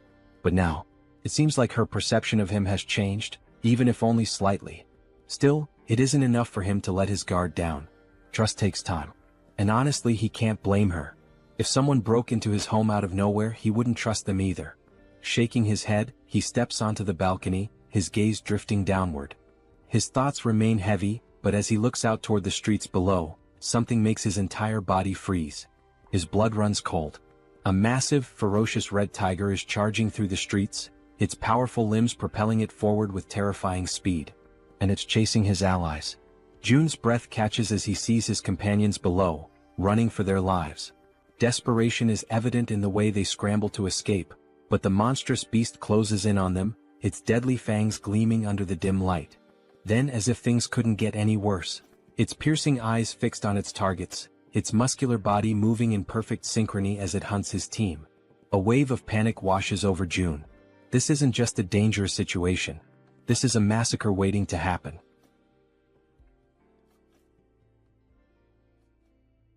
June stood frozen in shock as he took in the sight before him. There wasn't just one red tiger.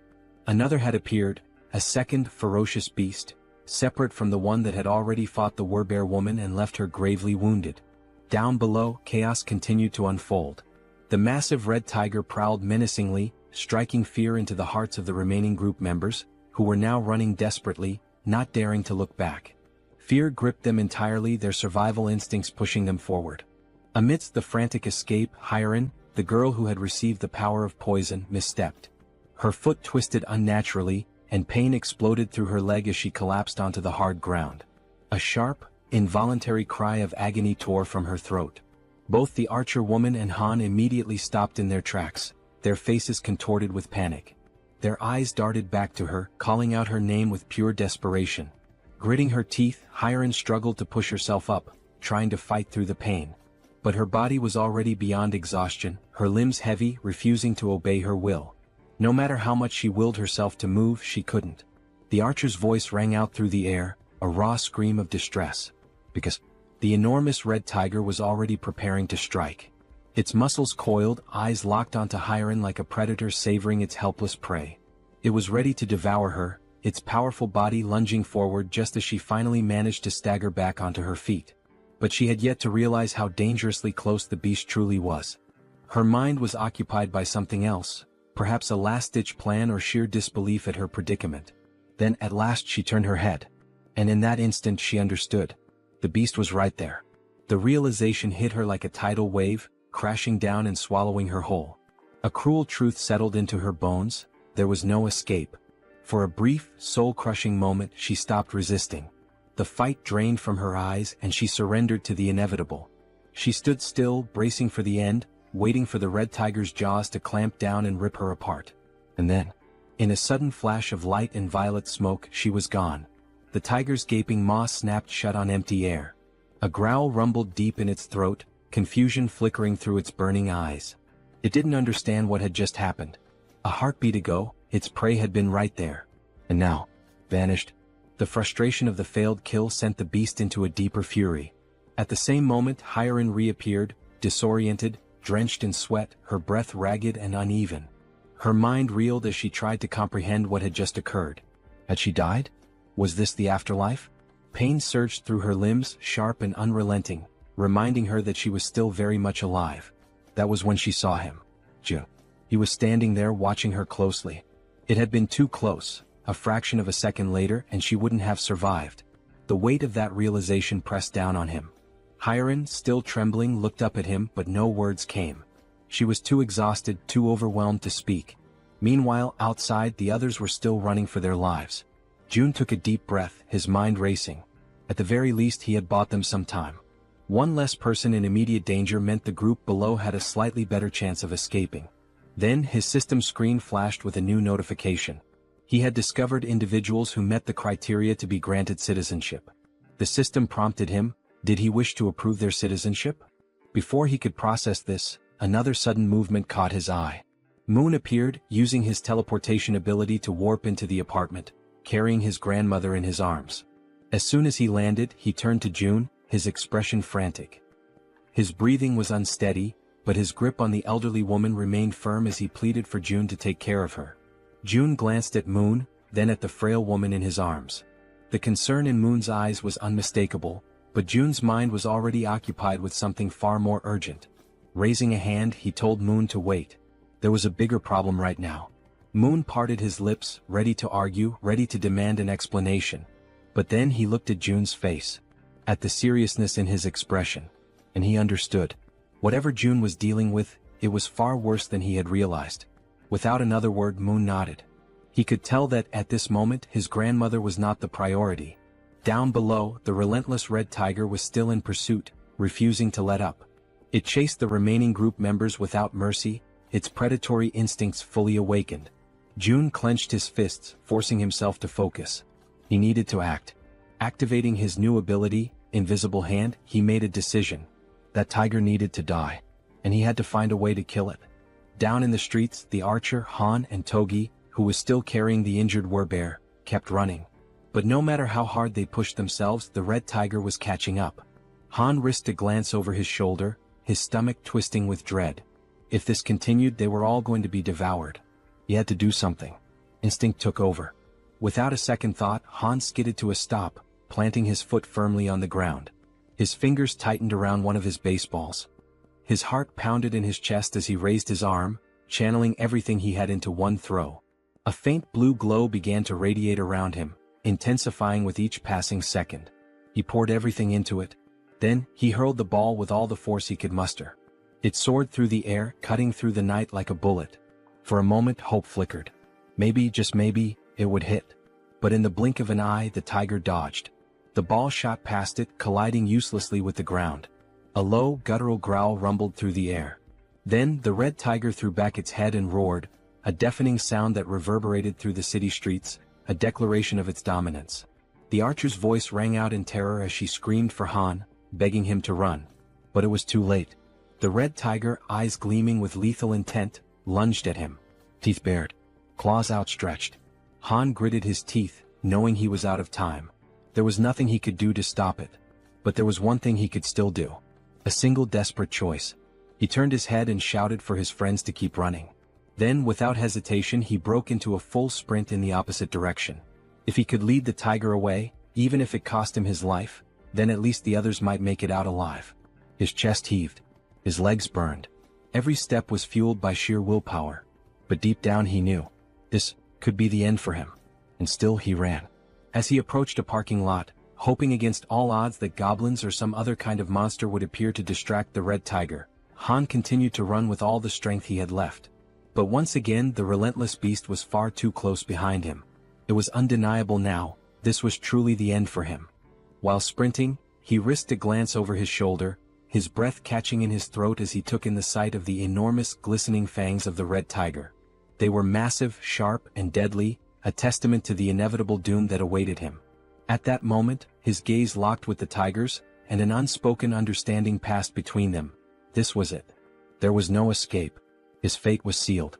Just when all hope seemed lost, when every fiber of his being prepared to accept his tragic demise, something unexpected happened. A strange, pulsating purple force suddenly materialized and coiled tightly around the red tiger's neck. It appeared out of nowhere, wrapping around the beast with a speed and intensity that defied comprehension. In an instant, The force pulled downward with such overwhelming strength that the tiger's head was violently slammed into the ground. The impact was so powerful that the very pavement beneath them cracked and shattered, sending debris flying in every direction. The tiger let out a guttural snarl of frustration, struggling against the mysterious force. Its powerful limbs instinctively clawed at the ground, attempting to regain stability, but the unseen energy was relentless. Slowly, its paws began to lift off the ground, its body suspended as if an invisible hand were hoisting it up. The purple force continued to constrict, tightening mercilessly around the tiger's throat, squeezing the life out of the monstrous creature. It was unmistakable. This wasn't a natural occurrence. This was someone's doing. And Han, still frozen in shock from witnessing the impossible, knew exactly whose work this was. There was no doubt in his mind, this was Jun's power. Moments later, the archer woman and the bespectacled man arrived at the scene, their breaths ragged from the exhausting chase. They had rushed there, fearing for Han's safety, but what they found left them momentarily speechless. Their eyes widened in disbelief as they beheld the red tiger, still writhing in agony, its body dangling helplessly as the mysterious force continued to choke the life out of it. As the archer took in the scene, a system screen suddenly appeared before her, glowing softly in the dim light. She hesitated for a brief moment before focusing her attention on the text displayed before her. Her expression shifted almost instantly. Her eyes widened in shock as she absorbed the information. Then, as though gaining a newfound sense of understanding, she took a deep breath, regaining her composure. With a newfound calmness, she turned to her companions and without hesitation, stepped forward. High above, watching the events unfold from his vantage point, Jun observed everything with sharp, calculating eyes. There was no need for him to intervene any further. He had already done what was necessary. Now, as long as Jaehyeon, the archer, landed the final blow, he would receive 4 times the loot. Below, the red tiger, still trapped and gasping for air, thrashed desperately in a futile attempt to escape. But its fate was already sealed. The archer, understanding the significance of this moment, took her time, preparing what would be her most crucial shot yet. The tiger's fiery gaze turned to her, desperation evident in its glowing eyes. It was pleading for mercy, seeking even the faintest glimmer of hope for survival. But the woman standing before it held no sympathy. Her expression was one of cold resolve. Mercy was not an option, not for this wretched beast. She pulled back the string of her bow, channeling an intense blue aura into her arrow. The pressure emanating from the charged shot was immense, causing the very air around them to tremble. Then with a swift, decisive motion she released the arrow. A powerful gust of wind exploded outward as the arrow soared through the air, its force cutting through the night like a spear of vengeance. The instant it found its mark, a system notification flashed before Jun's eyes. You have successfully hunted a level 28 red tiger. You have gained a significant amount of experience points. 62,311,776 one has been deposited into your shut-in wallet. As the tiger's body collapsed lifelessly onto the ground, another notification appeared, this one highlighting the growing dynamics among the group. Team trust and loyalty levels have increased. Another notification followed shortly after. Han's loyalty level has exceeded 30. He now meets the requirements to be registered as a vassal. A satisfied smile played on Jun's lips. Everything had gone exactly as planned. He nodded to himself before selecting the prompt to accept Han's registration as his vassal. A few moments later, the scene shifted to another part of the building where someone was being healed. It was the healer, the woman who had previously collapsed in exhaustion within one of the rooms. Now fully conscious, she focused her energy, her hands glowing faintly as she tended to the wounded. The injuries of the others faded rapidly under her care, not even leaving scars behind. The first person she prioritized was the Werbear woman, whose body had suffered severe damage during the brutal encounter with the red tiger. Jun, watching from afar, reflected on the sheer luck they all had, him included, in having found a healer in a situation like this. Han approached, still catching his breath. Without wasting any time, Jun turned to him and asked what had happened below, particularly why the red tigers had suddenly appeared. Han, his voice still carrying traces of exhaustion and gratitude, explained that the location where Moon's grandmother's house had once stood was likely a territory belonging to the red tigers. They had managed to take one down, but another had soon appeared, proving that the area was far more dangerous than they had initially assumed. Hearing this, Jun processed the information carefully. It made sense. There was no reason to believe that only goblins would inhabit this region. And now that he thought about it, there hadn't been any goblins in this area. That meant the goblins had probably already invaded the buildings nearby. If that was the case, Moon's grandmother wouldn't have been safe if she had remained inside. Despite everything, the only reason she had survived was that she had unknowingly been within the Red Tiger's territory. June exhaled slowly, shaking his head. The sheer luck involved in this entire ordeal was truly something extraordinary. Just then, another system notification appeared before him. Healer's performance is being evaluated. 73,312 has been deducted for the mission. The healer let out a relieved sigh upon realizing that her task had been successfully completed. Seeing her reaction, June stepped forward and acknowledged her efforts, telling her that she had done a great job. However, she quickly waved off his praise and instead asked if she could finally return home. Before anyone could respond, a voice interrupted. Wait a moment. It was Fatty, who had finally reappeared after spending some time resting and recovering from the ordeal. Scratching the back of his head, he looked around awkwardly before addressing the group. I know this might not be the best time to bring this up, but are you guys seriously planning on gathering in my apartment all the time? June turned his attention to Fatty and, for the first time, truly took in the number of people currently occupying the space. The realization dawned on him, and at that moment, everyone around them wore equally amused and sheepish expressions. With a small chuckle, June reassured him. There was no need to worry, he had already made arrangements. Unit 2901 was currently unoccupied. Electricity, water, and every other necessity for daily life would be provided, and they were free to live there. Upon hearing this, the entire group erupted in joy. He also calls out to Dabin and informs her that Units 2101 and 2102 are currently unoccupied as well. June states that he will ensure that electricity is supplied to those units and requests that she notify the other survivors, letting them know they can use the bathrooms and showers in those apartments. Upon hearing this, Dabin and her brother exchange glances before nodding in agreement, assuring him that they will take care of it. June then adds that out of the two available units, Dabin and her brother are welcome to claim one for themselves. The unexpected offer leaves both of them stunned, their jaws practically dropping in disbelief. June, however, remains composed and instructs them to inform the other survivors that they may take the remaining unit. After settling that, June shifts the conversation to another matter, saying that he has a favor to ask. Dabin, still somewhat taken aback, encourages him to go ahead and say what he needs. Without hesitation, June states that he wants her to become the messenger between himself and the rest of the survivors. The moment those words leave his mouth, Dabin pauses, furrowing her brows in confusion.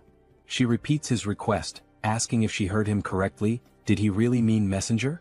June, completely serious, confirms it. He then lays out the details of his plan, instructing her to inform everyone that whichever team manages to eliminate 100 goblins the fastest will be rewarded with an empty unit of their own. Furthermore, he emphasizes that in addition to securing a place to live, the winning team will also receive essential supplies, unlimited electricity, running water, gas, and food, ensuring their survival and comfort. But there's more. June goes on to clarify that if the team agrees to take in 10 additional survivors, those individuals will also be granted access to the same benefits. For a brief moment, the atmosphere in the room grows heavy with tension. The weight of June's words settles over them, and everyone seems to grasp the implications of what he is proposing. Then, as if anticipating concerns, June adds one final note. He instructs Dabin to make sure she informs them that the distribution of these benefits may take longer depending on which floor their new residence is located. As he watches their reactions, June contemplates his next move. From this point forward, he realizes every decision will be like moving pieces in a strategic game of chess. Only those who prove their worth will receive the resources they need. At that moment, a system notification appears before him. A new quest materializes, an official mission to hunt down goblins. The quest has a strict time limit of 168 hours, a modest reward of experience points, and a harsh penalty for failure, being barred from using any shared facilities. A final message flashes before his eyes. Will you grant this quest? Yes or no?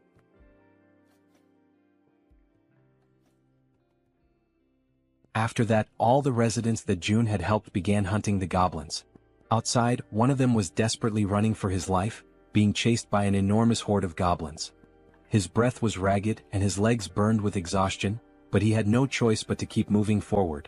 The goblins were enraged, shrieking as they pursued him, their eyes glowing with a savage hunger. The young man in the red jacket was already drained from all the running, and regret started creeping in. He cursed himself for getting into this situation but kept repeating in his mind that he just needed to endure a little longer. As he continued sprinting, his eyes locked onto a door ahead, leading into the parking lot. His last hope of survival. Behind him, the goblins, with their sharp claws outstretched, were closing in rapidly, almost managing to grasp him. But at the last second, the young man threw himself forward, sliding across the ground as if making a desperate soccer tackle. His body barely squeezed through the doorway just before the goblins could reach him. With whatever breath he had left, he screamed in desperation, urging the others to attack immediately. His voice rang with panic as he warned them that the whole thing had been a trap. 3 other members of the group, armed with spears, stepped forward, assessing the situation with calm determination. They acknowledged the red-jacketed man's efforts, commending him for doing a great job in luring in even more goblins than they had initially expected. Without wasting a second, the spear-wielding men began their assault. Their weapons thrust forward in swift, practiced movements, piercing through the goblins before they could force their way through the door. Some of the goblins, already wounded, stumbled back, while others still fought desperately, pushing forward with wild fury. One by one, the goblins were cut down, their bodies being flung backward with every powerful strike. Realizing the overwhelming disadvantage, one of the goblins, seemingly higher in rank, let out a sharp, commanding screech, a call for retreat. Upon hearing it, several goblins turned tail and began fleeing without even looking back. Noticing their retreat, the spear-wielding men shouted for everyone to attack faster before they could escape. One of the men suddenly grinned, a glint of mischief in his eyes, as if he had just come up with something interesting. He turned to the others and asked if they wanted to see something cool. His teammates, unsure of what he was planning but intrigued nonetheless, nodded in agreement. The red-haired man took a deep breath, steadying himself, his focus entirely on his target. Holding his spear tightly, he aimed at the fleeing goblins and, with a force that almost seemed superhuman, hurled it forward. The sheer speed and strength behind the throw made it seem as if he possessed some hidden power. But in reality it was pure brute strength. The spear flew past the twin brothers, slicing through the air at an incredible speed, heading straight for the escaping goblins. One of the goblins, foolishly thinking it had made it to safety, was struck squarely in the back. Its body convulsed for a brief moment before falling lifelessly to the ground. The red-haired man turned back to the twins, a triumphant grin spreading across his face as he asked if they thought that was amazing. The twins, eyes wide in awe, immediately agreed, saying it was absolutely badass. Stretching his arms as if shaking off the tension, the red-haired man then casually asked how many goblins each of them had managed to kill. The twin on the left proudly declared that he had taken down 22. The twin on the right smirked and smugly announced that he had won, having slain 23. Hearing this, the red-haired man grinned even wider and stated that they had officially completed their mission of defeating 100 goblins. After all, between just the 3 of them they had already slain over 100. The twins exchanged glances, surprised at how quickly they had achieved their goal. They had initially thought it would take an eternity to eliminate that many goblins. Just then Min, the man in the red jacket, stormed up to them, clearly irritated. He wasted no time in complaining, reminding the red-haired man that he had said there would be only about 10 goblins. Yet Min had barely escaped with his life. The red-haired man immediately bristled, veins bulging on his forehead in frustration. He snapped back, demanding to know what Min was whining about this time. Min, still seething, shot back that there was no way anyone could have mistaken that many goblins for just 10, and he had nearly died because of it. Rolling his eyes, the red-haired man brushed off his complaints, saying that the results had turned out well. Thanks to their success, they were about to get a brand new place to live, so Min should quit complaining. Irritated, he then told Min to pay attention and called him bro, which suggested they might actually be siblings. Then, with the veins on his face bulging even more, he reminded Min that he had come up with this hunting strategy himself, so there was never any chance of failure. He also pointed out that it was his idea to use the spears, which had been crafted by the twins. All Min had to do was run, something he was already confident in doing. With an exasperated sigh, the red-haired man then offered Min a way out. If he was that dissatisfied, he could simply leave the team. At this point, his presence wasn't even making much of a difference anymore. Sensing the tension between the 2 brothers, the twins quickly intervened to prevent the argument from escalating into an actual fight. One of the twins calmly asked the red-haired man to relax, reminding him that Min had put in effort as well. The other twin turned to Min and, with a playful grin, told him that he had done an excellent job acting as bait, pointing out that he had been running incredibly fast. The red-haired man clicked his tongue in irritation, saying that Min always managed to find a way to get on his nerves. He then demanded to know how Min dared to talk back to him like that. One of the twins, still grinning, urged Min to just apologize and get it over with. Realizing that arguing would get him nowhere, Min let out a sigh and begrudgingly muttered an apology. The red-haired man huffed in response, then turned his back on him. Dismissing the whole ordeal, he stated that it was time to move on, as they needed to head to the 21st floor to claim their new home. However, upon arriving at the 21st floor, ready to receive their reward, they were met with unexpected news. Dabin, looking somewhat apologetic, informed them that another team had already beaten them to it and claimed the reward first. The entire group froze in disbelief, their excitement immediately turning into shock. In their minds, they had been incredibly fast. There was no way another team had completed the mission before them. The red-haired man's face darkened, his irritation flaring up again. He demanded to know if there was really another team that had managed to slay 100 goblins faster than them. Dabin nodded, confirming it. Still unable to believe what he was hearing, the red-haired man furrowed his brows and told Dabin to stop joking around. In a protesting tone, he once again asked Dabin to stop joking around and to just hand over their house already. Dabin, maintaining a serious expression, insisted that it was no joke, she was telling the truth. Then she revealed that the group who had finished the hunt even faster had just arrived. The group that had killed the goblins first. Seeing who they were made the red-haired man even more irritated. The group consisted of Dabin's brother and an elderly couple, both of whom were smiling cheerfully as if nothing had happened. Dabin turned to her brother and asked how things went with June. In response, her brother explained that they had made a deal. In exchange for giving up the new house, his own home and the elderly couple's home would now have electricity, food, and other necessities. On top of that, their daughters would no longer have to take part in missions. Upon hearing this, Dabin immediately pointed out that the elderly couple's daughters were minors, meaning they should have already been exempt from missions in the first place. The elderly couple continued smiling, unfazed, and corrected her by saying that their daughters were actually adults. Despite their youthful appearance, they were older than they seemed. The elderly woman then added that their daughters were probably quite skilled with bows and arrows, though her husband always worried too much about them. Dabin's brother also mentioned that part of the agreement included providing bows and arrows for their daughters. Dabin frowned, questioning the need for bows and arrows. Were they planning to continue hunting goblins? Her brother nodded, confirming that they were, but specified that June had only requested the goblins in the surrounding areas. Since the goblins were relentless and kept coming no matter how many were killed, it was necessary to keep them under control.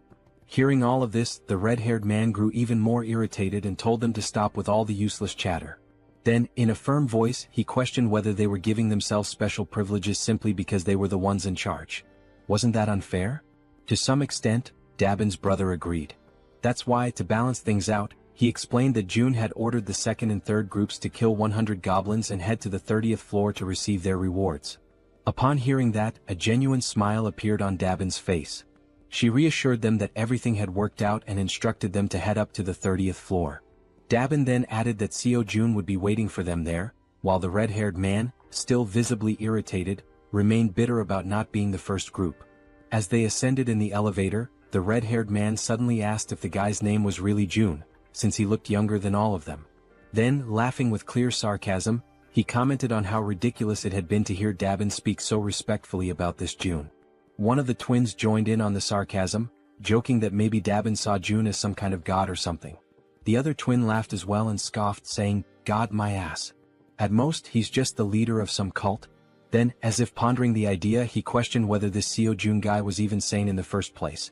Min, who had been listening to all of this quietly, murmured under his breath that all of them were being protected thanks to Jun's abilities.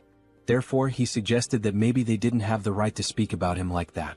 The moment those words left his mouth, the atmosphere inside the elevator changed. Everyone else became visibly irritated. The red-haired man, looking more annoyed than ever, questioned if all of them were just trying to get on Jun's good side. That single remark filled the elevator with a tense silence. Everyone was now staring at Min. As expected, the red-haired man, frustrated beyond belief, cursed at Min under his breath. Then, glancing over his shoulder with a menacing expression, he warned Min that they would have a little talk later. At that moment, the twins noticed something strange. Jun was approaching, walking at a calm and leisurely pace, one hand tucked casually into his pocket. As he neared them, he gave them a small, relaxed smile and simply said, "Hello." That simple greeting, combined with the way June carried himself, sent a wave of shock through all 4 members of the group. Feeling a sudden nervousness creeping over him, the red-haired man extended his hand hesitantly, introducing himself as Baek Sunjeob. June shook his hand in a firm yet casual manner, acknowledging him before commenting that he had observed how Sunjeob and his team had hunted. He noted that they had made excellent use of the barrier and that their strategy had been quite effective. Hearing that sent another chill down Sunjeob's spine. His voice slightly unsteady, he asked how June could possibly know that. June completely ignored the question. Instead, he simply smiled and stated that from now on, he would be providing electricity, water and gas to units 1301 and 1502. Sunjeob, still trying to make sense of what was happening, managed to thank him but couldn't hold back another question. How was any of this possible? Once again, Sunjeob asked how June was doing all of this, how exactly he was making it happen. And yet, for the second time, June ignored him. Instead, he casually reminded them that since they had successfully hunted 100 goblins, they were now qualified for these benefits.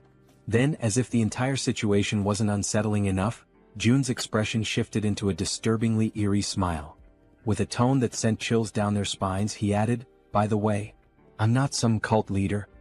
His eyes glinted with amusement as he continued, "And I certainly don't have any intention of becoming a god."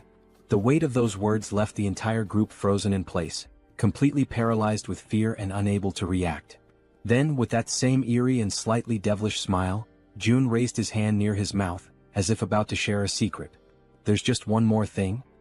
His voice carried an unsettling undertone as he announced that he had a request to make of them. Sometime after that, the new group is seen running at full speed, desperately fleeing from something. When the scene shifts to a front view, the 4 members are revealed to be escaping, but this time, it's not from goblins, it's from massive, bloodthirsty orcs. Their feet move swiftly as they turn a corner, frantically trying to put more distance between themselves and the monsters. As they round another street, they shout desperately for someone to hurry up and throw things at the orcs. Standing in front of them is Han, holding several spears in his hands. With a subtle smirk, Han tells them they did a good job. As the orcs remain distracted by the fleeing group, Han channels his energy into one of his spears, causing a blue aura to radiate from its blade. A system notification appears, displaying Han's stats. Level 33, holding the title of the 6th Knight, with 70 points in trust and 78 in loyalty. His awakened ability is throwing. Han's throws were already powerful, but now, by consuming mental energy, he can amplify his attack power up to 5 times.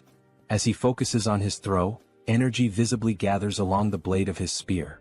The system further indicates that his physical abilities increase by a percentage based on his loyalty, that the experience points and money dropped by monsters are tripled, and that knights can grow at an accelerated rate.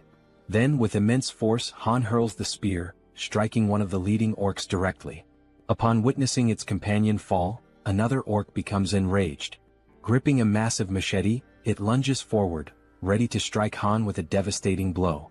Despite facing such a formidable enemy, Han remains completely calm. That's because, from the back line, a well-aimed arrow infused with energy is already soaring toward the orc. The arrow pierces the orc's head, and with that, it's clear who fired the shot. The archer had been providing cover from the rear all along, and that was precisely why Han could remain so composed. As the second orc collapses, Han swiftly draws another spear and hurls it toward the third orc. The moment it lands, Han finally exhales and says that it's all over. At that moment, a notification appears for June, informing him that he has successfully hunted a level 19 orc and earned wands as a reward for the mission to eliminate 100 orcs. With the mission now complete, 3 people who had been hiding from the orcs in that region are rescued. Han approaches them, reassuring them that there is a safe place they can go. As they move toward the main group, the system suddenly issues an alert. Unauthorized individuals are attempting to enter. The system then prompts Seo Jun, asking if he would like to grant them citizenship. Having just deactivated his Ultimate Eyes ability, Jun notices that this time, there are 3 new individuals. When he looks at the system's interface, he realizes that by accepting them, the total number of citizens under his care has now reached 200. A new system notification appears, confirming that citizenship has been granted to the 3 newcomers, bringing the total to 200. The system further reveals that as the number of citizens reaches certain thresholds, new abilities are unlocked. This time, the ability Tax Collection has been activated.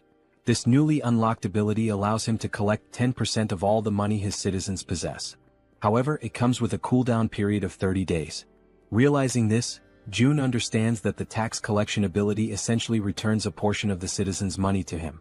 As he contemplates it, he notes that these kinds of actions are not something he can freely reverse whenever he wants. Biting his finger anxiously, he acknowledges that he will have to wait for a long time before he can actually benefit from it. But time is a luxury he does not have. He is running out of time to save his parents and must send Han's team to where they are as soon as possible. Scrolling through the system, June considers redistributing only 30% of the collected funds, seeing it as an investment. Upon executing this command, the system notifies him that the ability's level has increased, reaching level 10 and granting him 3 additional skill points. At that moment, June feels a sharp tightness in his chest, accompanied by an intense pain. A deep purple domain expansion begins spreading beyond the building. Another system notification appears, displaying a congratulatory message. It states that with this expansion, an official declaration has been made across every corner of the apartment complex. Additionally, a fund of 1 billion wons has been deposited into his wallet. Furthermore, the construction function has been activated. Still clutching his chest from the lingering pain, June looks at the system screen, reading the new notification. His mind immediately starts racing, questioning what exactly this construction function entails. The system then displays a list of available facilities that can be built, along with their respective costs. It also shows the value of the fund and an annual production revenue of 30 million wons. The available construction options include a solar power generator, a store, and a training facility. As he reads through the details, June is visibly shocked. The annual revenue is only 30 million wons, yet installing a solar generator alone costs 130 million wons. That means he would need to maintain the solar power system for nearly 5 years just to break even. Following this realization, the system asks if he would like to proceed with installing the solar generator. For now, June declines, stating that his current priority lies elsewhere. The money needs to be allocated toward more immediate necessities, such as increasing the levels of his vassals. At that moment, June notices something different, something unusual. The system displays the total amount in the fund, exactly 1 billion wons, the same amount he had received upon leveling up. After investigating further, the system clarifies that this amount is exclusively available for construction purposes. Trying to process what he was reading, it takes June a moment for everything to click. But when it finally does, he smiles, realizing just how significant this is. This money is entirely separate from the funds in his personal wallet. Seeing this as an extremely positive thing, June quickly understands that there's no reason to hold back from using it all. Without hesitation, he accepts the installation of the solar power system. The system then informs him that the process will take 24 hours to complete and updates his remaining balance, which now stands at 867 million wons. Looking at the cost, June realizes that it was surprisingly cheap. This leads him to ask whether the system is capable of installing an additional solar generator. The system responds that only one solar generator can be installed per apartment building. With that in mind, June shifts his attention to the store option. As he selects it, he is met with an unexpected but pleasant surprise. The feature is far more impressive than he had initially thought. This store is directly linked to the one he already owns, allowing him to sell registered items to his citizens. However, what truly makes this ability unique is that it is not a physical store. Instead, the system produces items in real time, and as long as there are funds available, the system itself will handle the transactions. Up until recently, managing and distributing supplies had been a tedious and time-consuming task, with Dabin having to handle most of the distribution. But now, with a system-operated store in place, the citizens will be able to purchase what they need on their own. As he reflects on this, June realizes that he can personally set the prices, increasing overall liquidation rates even further. Without hesitation, he issues the command to install the store immediately. The system prompts him to select a location for the store's installation. He carefully considers the available locations before deciding to place it on the 101st floor. The system then displays the remaining construction time, 48 hours until completion. Finally, the third option, the training facility. The system notifies him that this training facility will allow citizens to improve their strength and endurance through basic training exercises, with a 200% efficiency boost. Additionally, for those below level 15, an extra 300% efficiency bonus will apply. Reading this, June feels a surge of excitement. He already knew that leveling up through training was possible, but with these additional boosts, progress would be significantly faster, making it even easier to reap mission rewards. The system also prompts him to choose a location for the training facility. June decides to install it across the entire second floor, converting the entire level into a dedicated training center. The system then updates, displaying a 72-hour countdown for its completion. Lastly, there are also the 3 skill points he had acquired. However, something new has also been unlocked: the itemization feature. This allows registered products to be purchased in different sizes and quantities. Intrigued, June taps on the system interface to learn more details. Until now, package deals were available, but individual purchases had only just become possible. Looking through the list, he sees various liquid-based items and notes that while not everything is there yet, the range of available options has expanded significantly. There are now different types of food and additional product variations. Now, with a slightly mischievous smile and a new plan forming in his mind, June realizes just how useful this could be. Meanwhile, back on the battlefield, Toji is clad in his knight armor, engaged in combat against an orc wielding a large knife. The orc lands a strike, but Toji's armor absorbs the impact, leaving him completely unharmed. Spotting an opening, Toji seizes the moment and delivers a decisive blow, eliminating the orc with a single strike. After defeating his opponent, Toki sighs in relief, muttering that it was a close call and that this battle is far more exhausting than expected. From behind him, Han calls out to Toji and poses a question. What would happen if he threw the halberd he was holding? Looking down at the weapon in his grip, Toji admits that he has never actually considered that possibility before. Han then asks him to hand over the halberd for a moment, wanting to try something. As soon as Han takes hold of it, a familiar blue aura begins to radiate from his hands. Focusing intensely, he prepares himself before hurling the weapon with all his might. The halberd soars through the air at an incredible speed, vanishing into the distance with overwhelming force. Toji, wide-eyed in shock, watches in disbelief before finally speaking. He had assumed Han was joking when he mentioned throwing the halberd. Now, however, the weapon was far beyond their reach. Crossing his arms, Han simply responds that he has already thrown it. Now he suggests that Toji deactivate the weapon's summoning and call it back again. Only then does Toji finally understand what Han had been thinking when he proposed the idea. Focusing, Toji channels his energy and cancels the summoning of the halberd before reactivating it. Instantly, another halberd materializes in his hands. Toji stares at the weapon in awe, his surprise quickly turning into exhilaration. Overcome with excitement, he turns to Han, calling him a genius. Han, however, remains modest and tells him not to exaggerate. Just then, the female archer arrives, looking somewhat tense. She informs them that they need to leave as her supply of arrows is running low. However, just as she finishes speaking, something completely unexpected catches her attention. Glancing down at the ground, the archer spots something unusual. Confused, she asks what it is, because right before their eyes, a fresh quiver filled with new arrows is materializing out of nowhere. It was as if the June himself was telling them that they were meant to continue the mission. Retreat was not an option. The system displays a new ability called Omni-Focus, which allows the user to activate another ability while observing an area using the Ultimate Eyes ability. After collecting the new arrows, the archer continues hunting creatures alongside the group.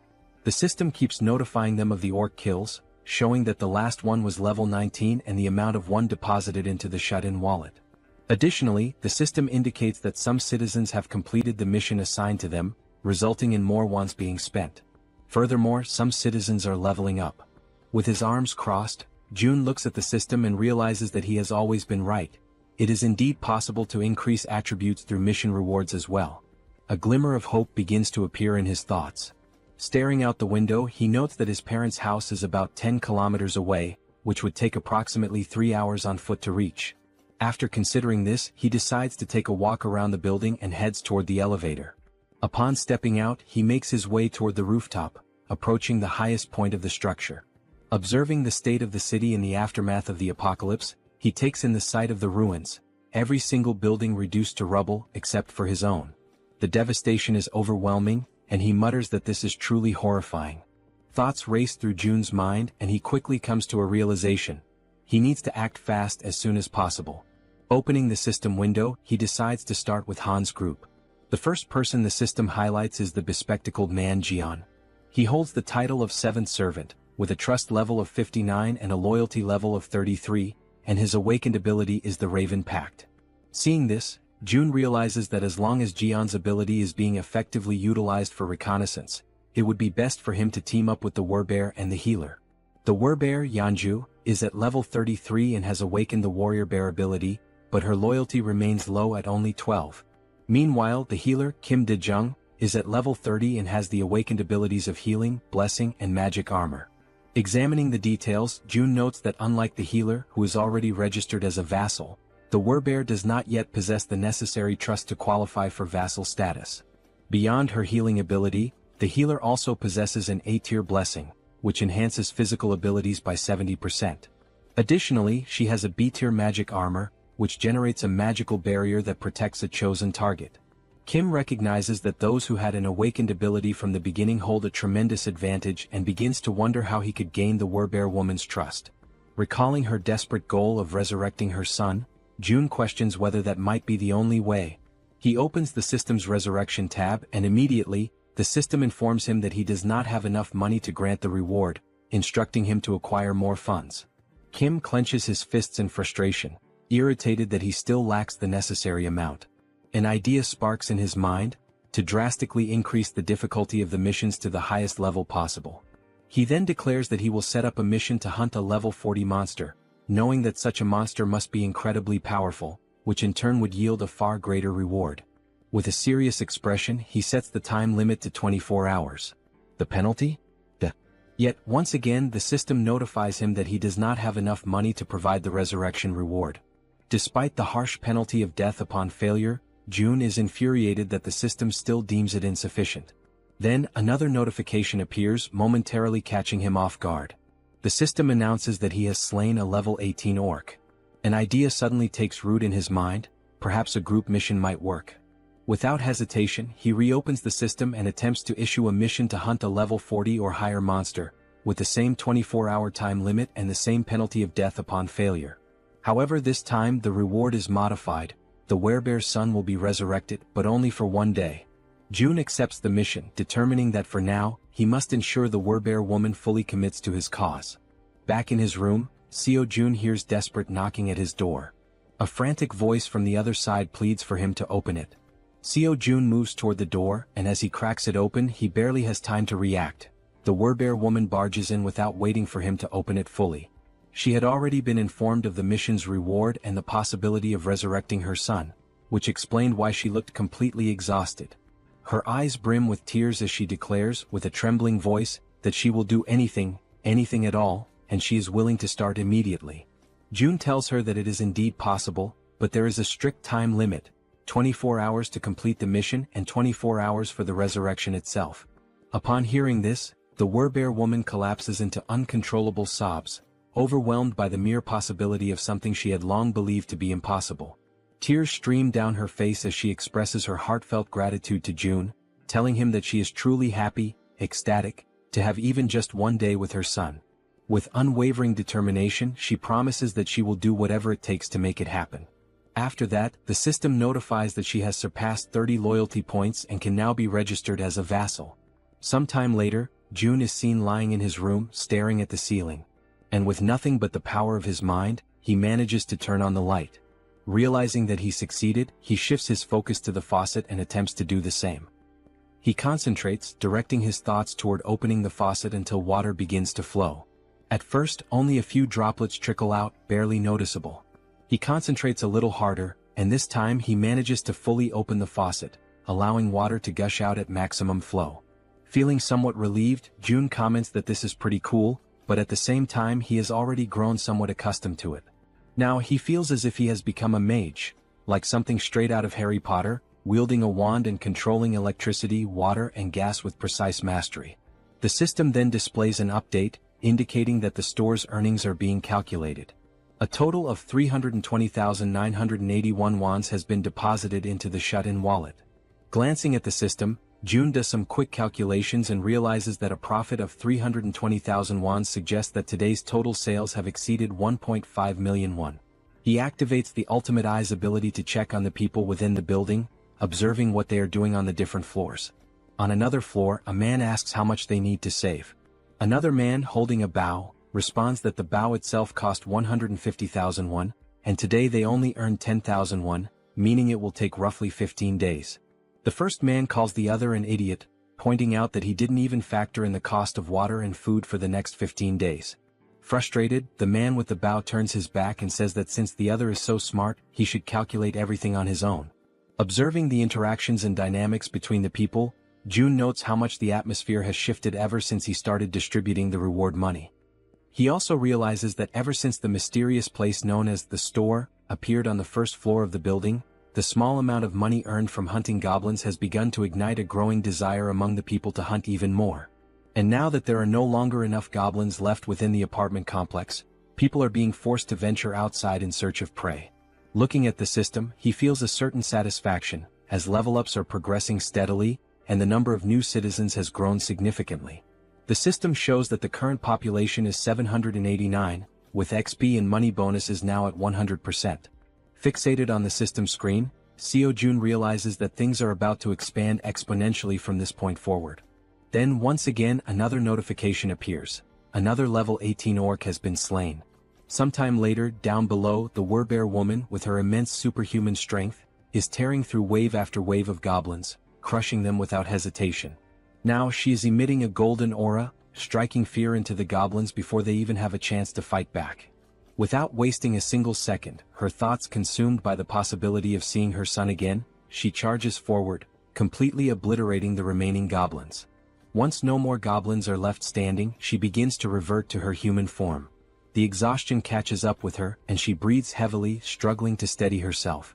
From a distance, the healer calls out to her, asking if she is okay and whether she is injured anywhere.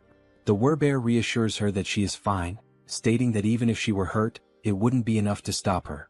The healer, concerned, urges her not to push herself too hard, mentioning that she is eliminating all the monsters before anyone else even has a chance to fight them. The Werbear apologizes, insisting that she isn't trying to steal anyone's kills. The archer, curious, asks why she is apologizing in the first place, pointing out that by taking down the monsters so quickly, she is making things much easier for everyone. Hearing this, the Werbear feels a sense of relief. Her companions are not upset with her after all. Watching from afar using the ultimate eyes, June acknowledges that forming this team was indeed a good decision. The system then updates, displaying the Werbear woman's status. Her name is Yun, and she has now reached level 40, with her trust and loyalty both rising to 66. She has also acquired new abilities beyond just her Werbear transformation. The newly awakened abilities are Ancestral Vital Blood and Primal Frenzy. These new abilities grant her a 50% boost to melee attack damage. Additionally, whenever she sustains wounds, Vital Blood drastically increases her regeneration. Furthermore, her eyes turn crimson upon witnessing blood, triggering an effect that amplifies her physical abilities by an astonishing 300%. Before she has a chance to process these new developments, the women suddenly hear a terrifying, unfamiliar roar echoing through the air, immediately putting them on high alert. The growls grow louder and closer, signaling that whatever is coming is approaching fast. Then, out of the shadows, a monstrous figure appears, stopping just a short distance in front of them. Without hesitation, the archer swiftly pulls back her bowstring, while the Werbear instructs the healer to fall back slightly. Standing before them is an orc, its presence alone exuding an overwhelming aura of menace. Its crimson eyes gleam ominously, and its body is riddled with deep scars, evidence of countless battles. In its massive hands, it grips a weapon resembling a giant club, and it begins to speak in a language that none of them can understand. Faced with the imminent threat before her, the Werbear woman does not hesitate for a single second and immediately begins her transformation. In an instant, she completes the shift into her full beastly form, her massive figure standing in a battle stance directly in front of the orc. Now, enveloped by her golden aura, she lunges forward to attack the enemy, while in the background both the archer and the healer call out, urging her to be careful.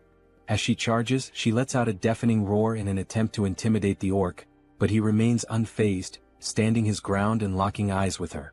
With his club firmly in hand, the orc also assumes a battle-ready posture, prepared to engage the Werbear head-on. At that very moment, the Werbear woman unleashes her first strike. However, the orc reacts swiftly, managing to block the attack with his weapon. Without hesitation, she delivers another blow, but the orc remains solely on the defensive, skillfully withstanding the onslaught of her relentless attacks.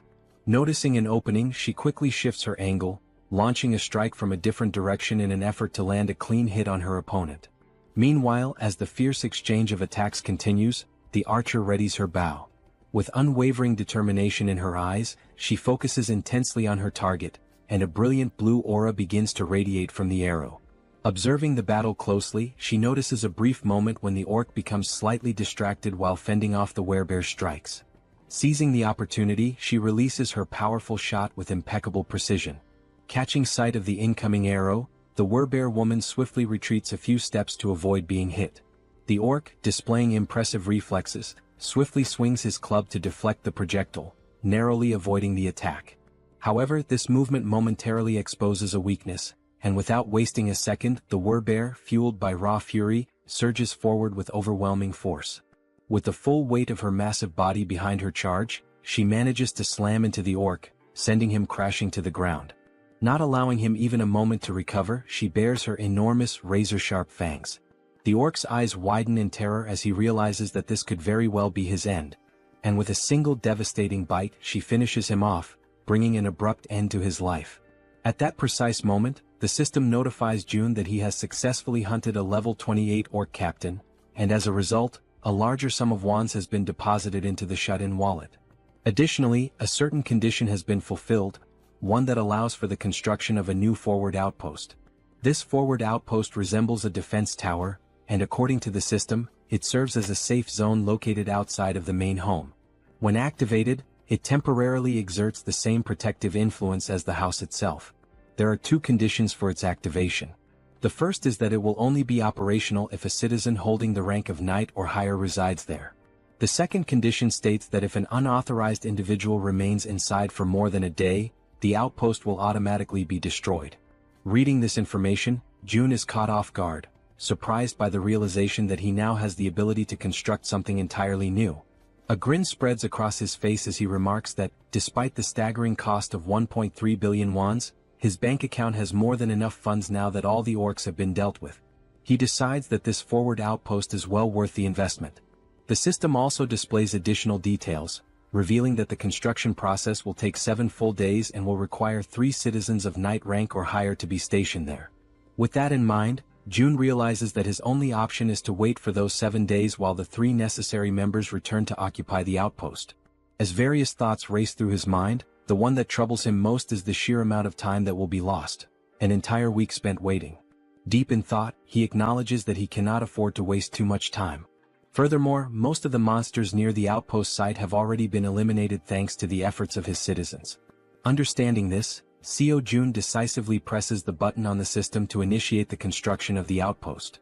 Even though it will take 7 days, he realizes that it is not a bad option at all. If he can build this within the main house's territory, it will at least provide him with some peace of mind. As these thoughts occupy his mind, he finds himself recalling memories from his childhood, moments of pure happiness spent with his family.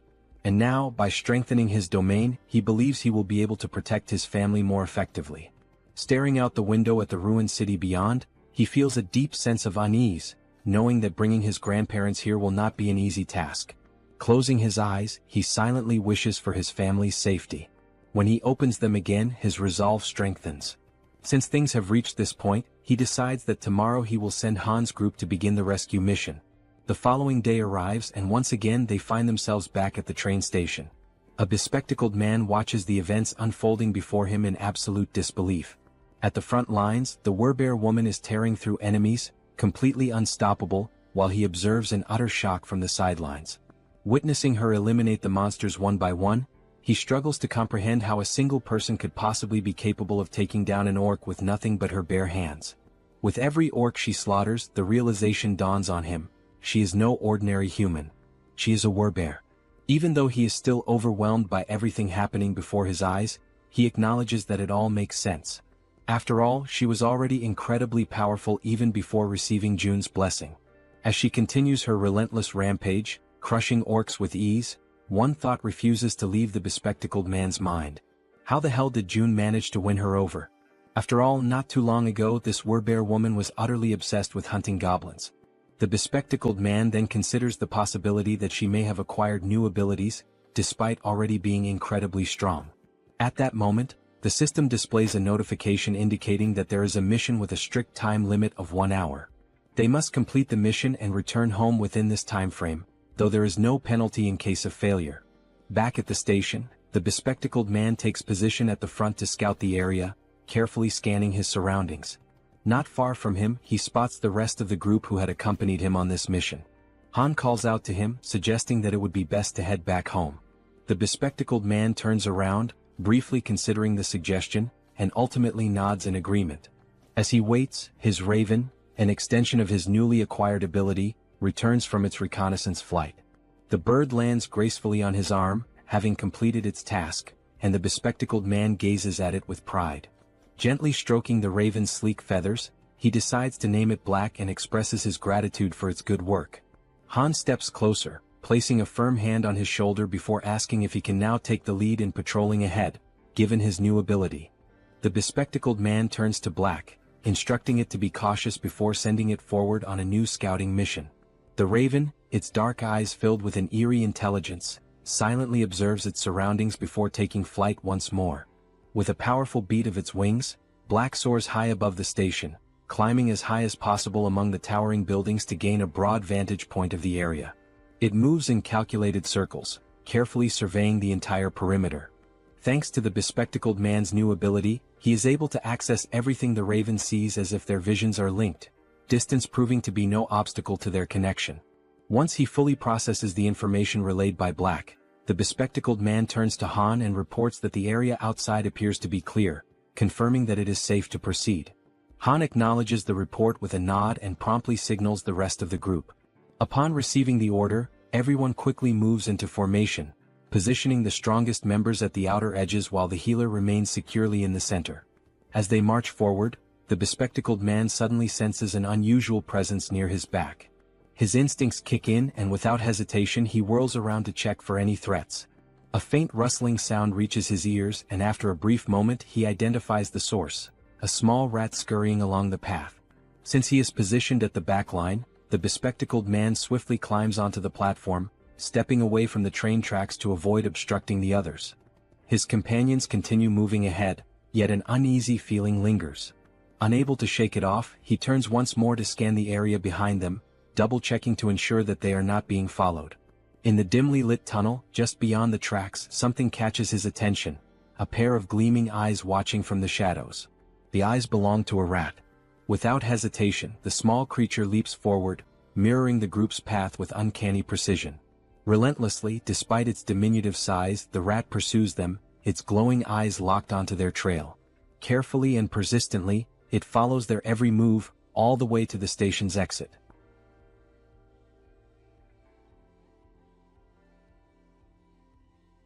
A short while later, back at the apartment, Seo Jun expresses his desire for everyone to help him. Lowering his head slightly, he humbly asks for a favor and begins to explain the situation regarding his family. The other members of the group exchange glances, silently processing his words without uttering a single response. Jun continues, acknowledging that the chances of his family being alive are slim, given the current state of the world. Han then asks if his relatives are also within the apartment complex, to which Jun replies that it is difficult to say for certain. At that moment, Moon steps forward and without hesitation, exclaims that they will help rescue Jun's family. The sudden outburst catches everyone's attention, and all eyes turn to Moon as he fervently insists that they should be allowed to assist with this. Han, with a faint but genuine smile, nods in agreement, stating that all of them have only managed to survive up until now thanks to Jun's efforts. Turning to face Jun directly, Han firmly declares that they will help, but only if Jun provides clear instructions on what needs to be done. Hearing this, Jun lets out a small, relieved smile and expresses his heartfelt gratitude for their willingness to assist him. With everyone watching attentively, he explains that now that they have successfully eliminated all the orcs occupying the station, their next move should be to follow the subway tracks leading to the next station. He then elaborates further, saying that this station is the closest one to his home. However, they can exit through exit number 2, and once outside he will provide them with more specific instructions. Jun reassures them that he is not asking them to go there immediately in one direct mission, as that would be too selfish on his part. Instead, he clarifies that their current objective is simply to secure the station first. Once again, he bows his head slightly in gratitude, asking everyone to rest well for today, as the operation will commence the following day. At that moment, the Werbear woman respectfully asks for permission to speak. She then poses a question, wondering why June cannot simply use the abilities he has displayed so far to bring his family to him. A flicker of frustration crosses June's face as he admits that he has already tried. He has attempted teleporting a target as a mission reward. Furthermore, he had been excited when Moon awakened his teleportation ability, thinking it might allow them to bring his family back instantly. However, the system immediately indicated that such a reward was impossible, leading to a complete failure. June speculates that the reason his abilities do not work might be due to his family being outside of their effective range. Scratching his head in contemplation, he adds that if this truly is the reason, then even if his parents were to die, there would be absolutely nothing he could do to save them, as they remain beyond his reach. As the group listens, June acknowledges that, despite his powers, he is not capable of everything. Even with the abilities he has gained, there are still things beyond his control. Turning his gaze toward the Werbear woman, he reassures her not to worry, affirming that the promise he made to her before is one he can still fulfill. At that moment, the system displays a notification indicating that her trust in him has increased even further. She smiles warmly and thanks him for his honesty, appreciating that he has been straightforward from the very beginning. June in turn thanks the entire group for their honesty as well, and once more urges them to rest for the day. One by one, they begin dispersing to prepare for the much-needed rest ahead. As Han steps away, he pauses briefly, turning back to remind June that he should get some rest as well. At that precise moment, something catches June's attention, making him instinctively glance to the side. The system suddenly notifies him that someone is attempting to enter, and that this individual meets the necessary requirements, prompting the system to ask whether he wishes to grant them citizenship. Without hesitation, June activates his Ultimate Eyes ability and commands the system to approve the citizenship request. The system displays the name of the individual as Yi Jin, a level 31 being with an awakened ability titled Queen of Rats. Upon using his ability to verify the identity of the applicant, June's eyes widen in shock, a wave of disbelief washing over him as he realizes that the one he had just granted citizenship to was, in fact, a rat. 1 hour earlier, while they were still inside the subway station, the rat had been observing the group closely, curiously wondering who these people were. These individuals were so powerful that they had managed to eliminate the orcs with remarkable ease. As the group ascended the stairs, the rat pondered whether their strength was due to the fact that they all had awakened abilities. But at the same time, it questioned if such a thing was even possible. Hiding in the corner of the wall, the rat considered the best course of action. Perhaps it would be wise to simply follow them for now and attempt to make contact later. The thought lingered in its mind that such an endeavor might be challenging, but with its abilities, it should be much easier. Determined, the rat took off in pursuit of the group. Now outside the station, amidst the city's ruined streets, the rat continued tailing them, convincing itself that it was only taking a quick look around. Upon arriving at their destination, the rat's ears twitched as it picked up the sound of human voices, children's laughter and other noises that were incredibly unusual in this world. Looking ahead, it saw children playing carefree, as if untouched by the devastation that plagued the rest of the world. The sight left the rat in complete shock. In a post-apocalyptic world, such a scene was simply unnatural. Turning its gaze to the other side, the rat found itself questioning why so many people were gathered inside that particular building. Fixating on the only structure that remained completely intact, it wondered what in the world that place was. With a deep sense of curiosity, it decided to take a closer look. However, as it attempted to leap up the steps and enter, it slammed its head into something invisible. A dull ache surged through its skull, and a large lump immediately began forming on its tiny head. The sudden pain caused the little rat to let out a pitiful cry. It had collided with a system-generated window that displayed a message stating that entry was prohibited. While rubbing its sore head and trying to make sense of what had just happened, another system window appeared before it, asking whether it wished to acquire citizenship. Still slightly irritated from the unexpected collision, the rat, without much thought, accepted the citizenship offer. Yet, despite agreeing, the system window stubbornly remained in front of it. A flicker of frustration crossed the rat's face as it muttered that such a thing was probably impossible for a mere rat. But in the very next instant, the system confirmed that citizenship had indeed been granted. Overwhelmed with excitement, the rat raised its tiny fist triumphantly, as if celebrating a great victory. A part of it still wondered if this had actually worked. Stepping forward, it entered the building, reassuring itself that everything was fine now. However, the moment it crossed the threshold, panic erupted. The sight of a rat inside sent the people into a frenzy. Instantly, several individuals reacted, attempting to stomp on the small creature to eliminate it. The rat, realizing the danger, frantically dodged their feet, twisting and leaping in desperate evasive maneuvers. It barely managed to escape the chaotic scene, but in the process, it lost its balance, tumbled forward, and ended up rolling into another area entirely.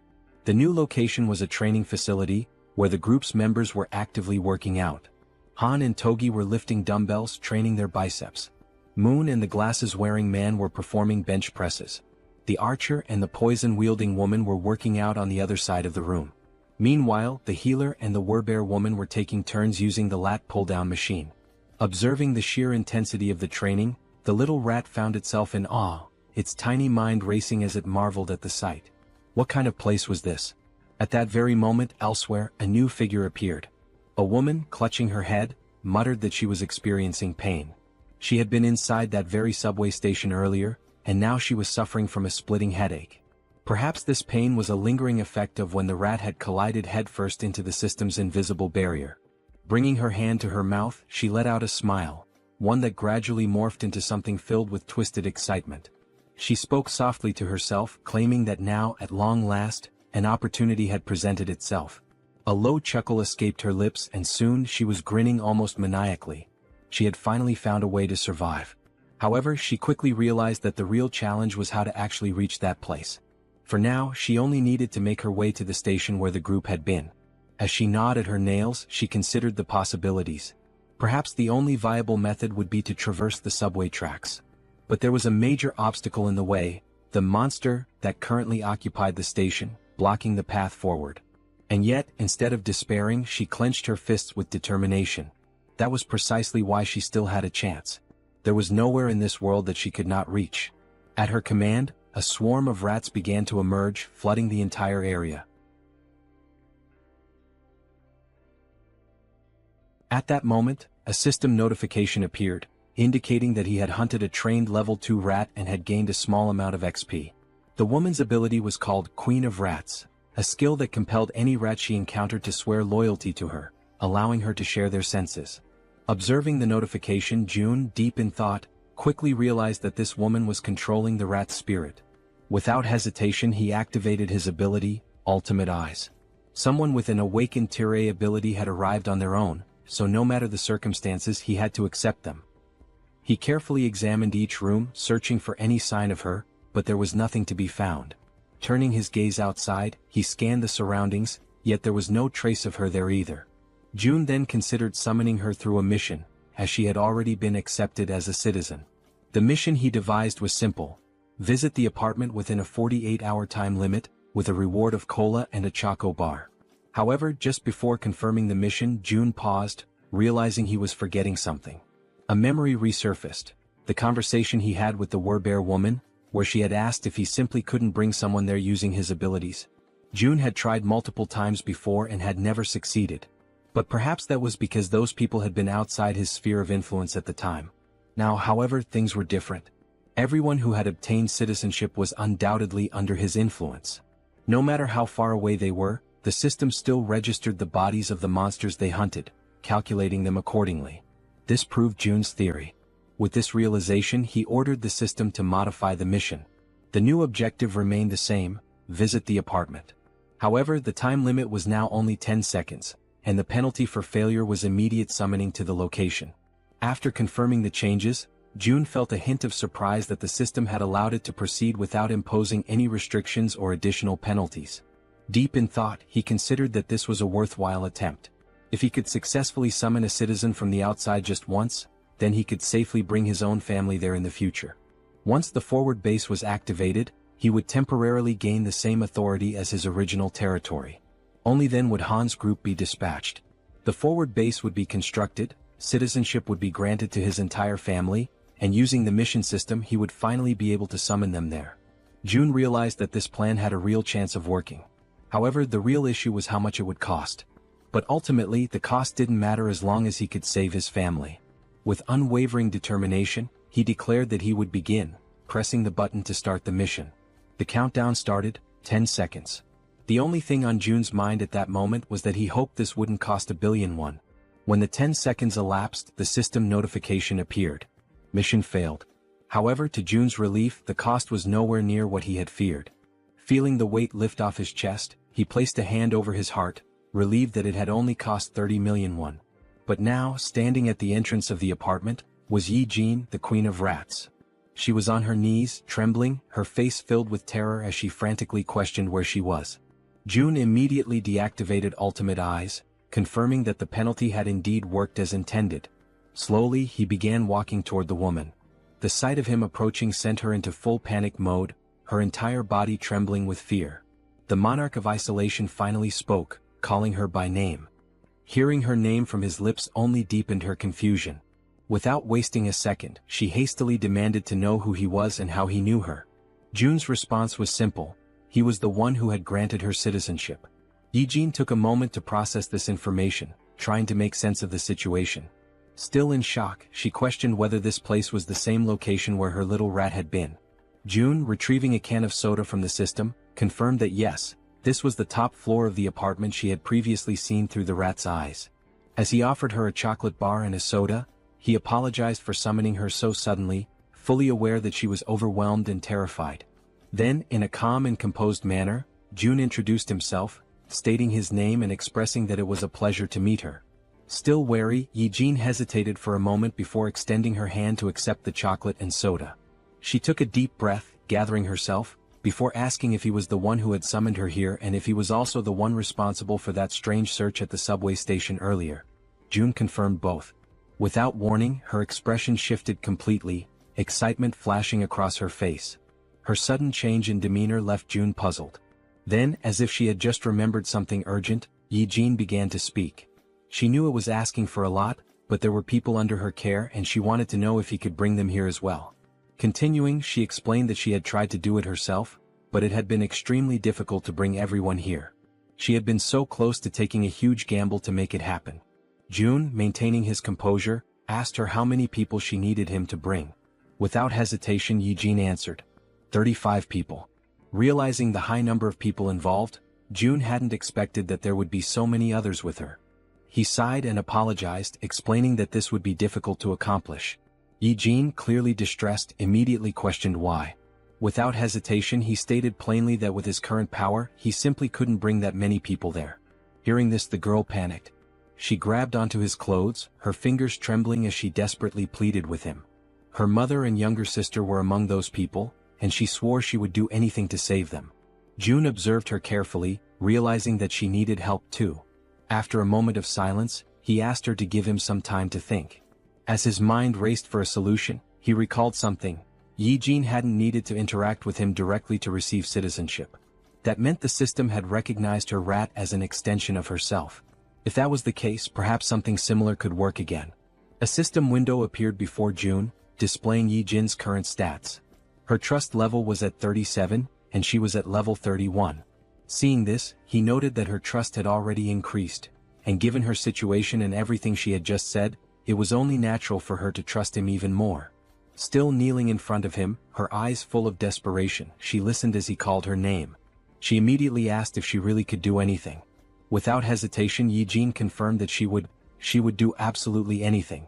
Jun took a deep breath before finally speaking. There was a way to make what she wanted possible. But first, she had to trust him completely, 100%. He asked her if she understood. Then, speaking in a calm and steady voice, he told her that if she placed her absolute trust in him, he would undoubtedly save them. Hearing those words, the girl's eyes lit up with hope. She clasped her hands together, almost as if in prayer, and shouted that she truly trusted him. With unwavering determination, she declared once more that she would do anything if it meant saving her family. At that moment, the system notification appeared. Ye-jin's trust level had reached 50, and her loyalty had surpassed 30. This fulfilled the conditions for her to be registered as a vassal. Jun grinned. This was good, very good. And what came next would be even better. Without hesitation, he pressed the system window, selecting the option to register her as his vassal. At that exact moment, a blue aura surged forth, enveloping Ye-jin's entire body. For a brief instant, the unexpected sensation startled her. Then another system window appeared. Ye-jin was now officially recognized as 10th Seed, Knight and Tamer. Her awakened abilities were listed as Queen of Rats. Evolution. June read through the details carefully. The Tamer title granted her the ability to enhance the stats of her tamed creatures based on their loyalty. Additionally, their growth speed would accelerate according to her trust level. On top of that, the evolution ability was classified as Tier A+. It allowed her tamed creatures to continuously grow, and once they reached a certain threshold, they would evolve. As he watched the glowing energy flow through her body, June asked her a critical question. Were there tamed rats near where her family was located? Yi-Jin, still feeling the power coursing through her, nodded quickly. June immediately issued an order. She was to send those rats to where her family was right now. Without hesitation, the Rat Queen confirmed she would do it. She sat down cross-legged, closing her eyes in deep concentration. She needed to direct her consciousness to her rats, guiding them to her family's location. June seized the moment and activated Ultimate Eyes. As soon as he did, his vision expanded and he was able to see through the eyes of the rat. The system recognized it as an extension of Yi-Jin herself. A system window popped up, identifying the creature. Tame Mouse, Level 2. The small rat scurried forward, stopping in front of a group of people. They watched it carefully, recognizing it almost immediately. Whispers spread among them. Was this one of Yi-Jin's rats? Then, to their surprise, a system window appeared above the rat. The unexpected sight made the people uneasy. And then, something even more shocking happened. One after another, various supplies began to materialize from the system. Food, water, necessities, all appearing out of thin air.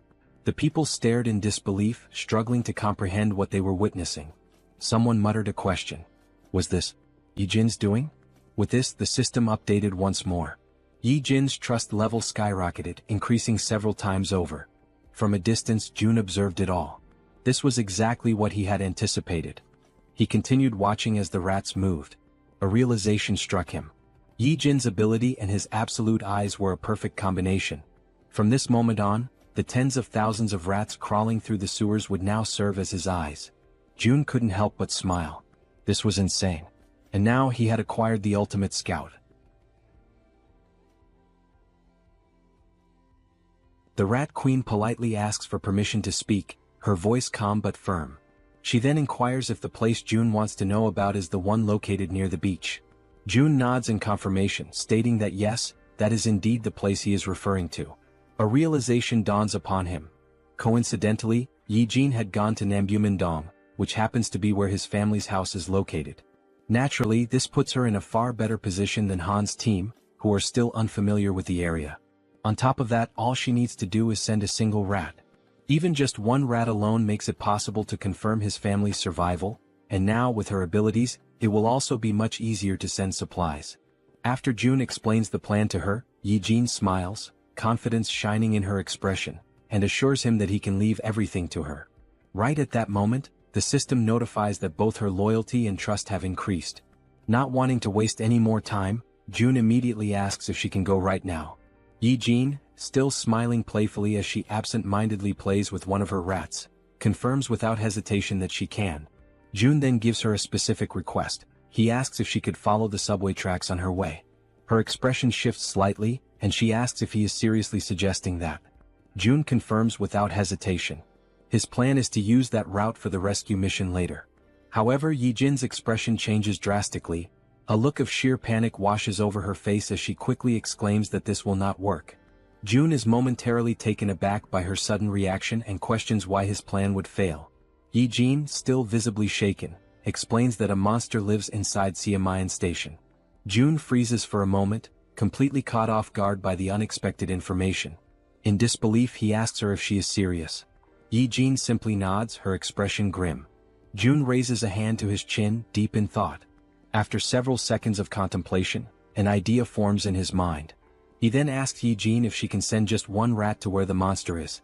Though she is visibly hesitant, no doubt because of her traumatic experiences, she steadies herself, takes a deep breath, and focuses. As the blue aura flows through her body, she confirms that she can do it.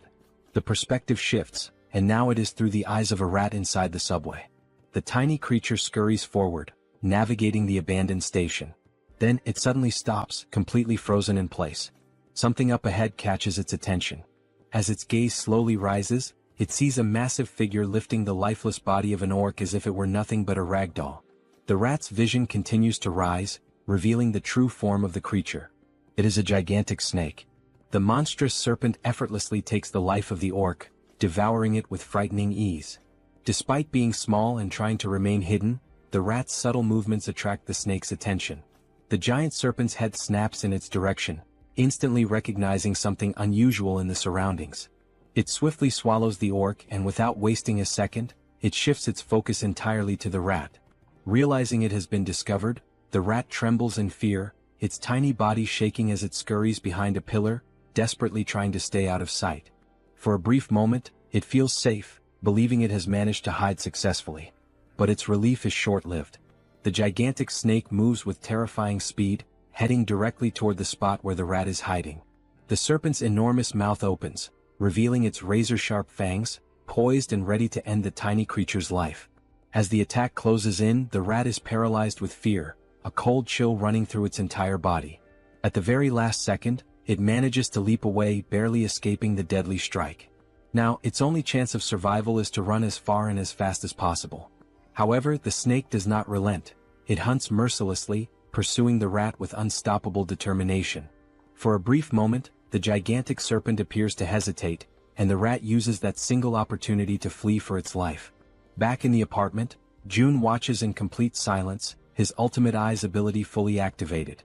After seeing just how massive and powerful the snake is, June wonders what level the monster could be. He has a strong suspicion that it is at least above level 40. Yi-Jin, her voice trembling slightly, asks June if he saw that thing. Then, without waiting for a response, she states firmly that this is exactly why they cannot use Siamayan Station.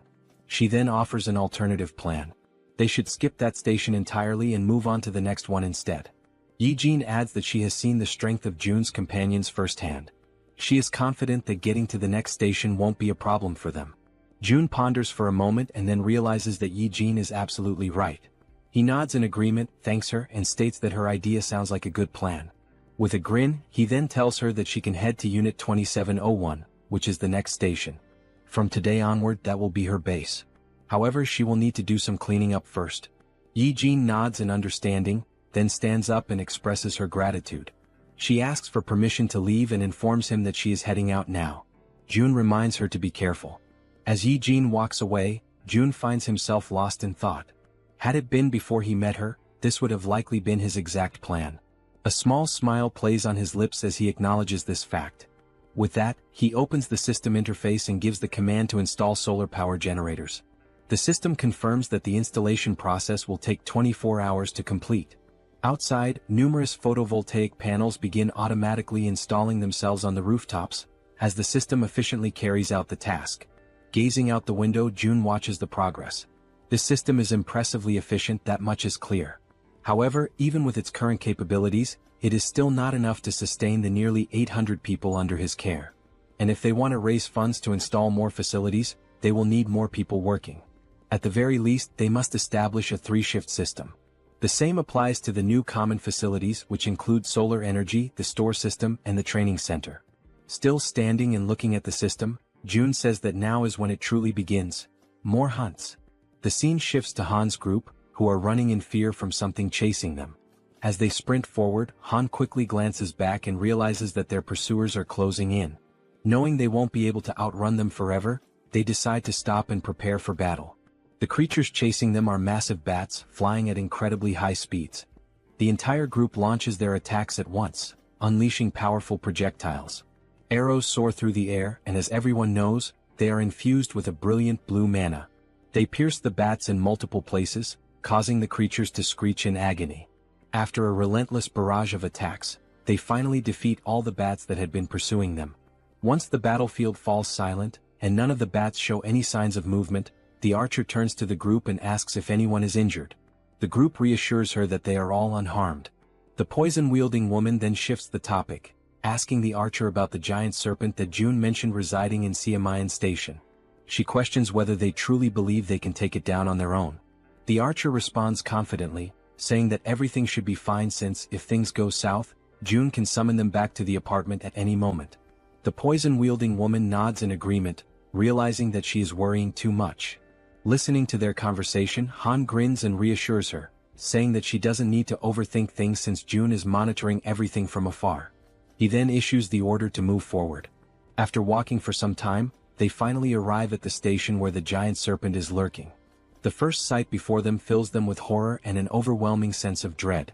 Scattered across the ground are the lifeless bodies of goblins and orcs, torn apart in a gruesome display.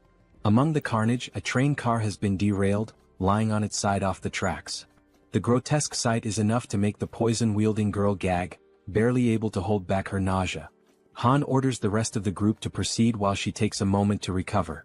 As they advance slowly, exercising extreme caution, Han suddenly senses something off, an eerie, unsettling feeling, accompanied by the distinct sound of a snake hissing.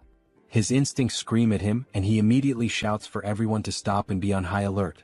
The group tenses up, readying themselves for whatever might come next. Being at the front, Han is the first to see it, and his body freezes in terror. Emerging before them is the giant serpent. Its scales shimmer with a deep purple hue, and its golden eyes gleam with an insatiable thirst for blood.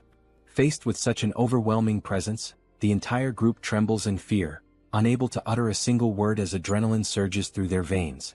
Toji is the first to break the silence, shouting in desperation, asking how they are supposed to fight a monster like this.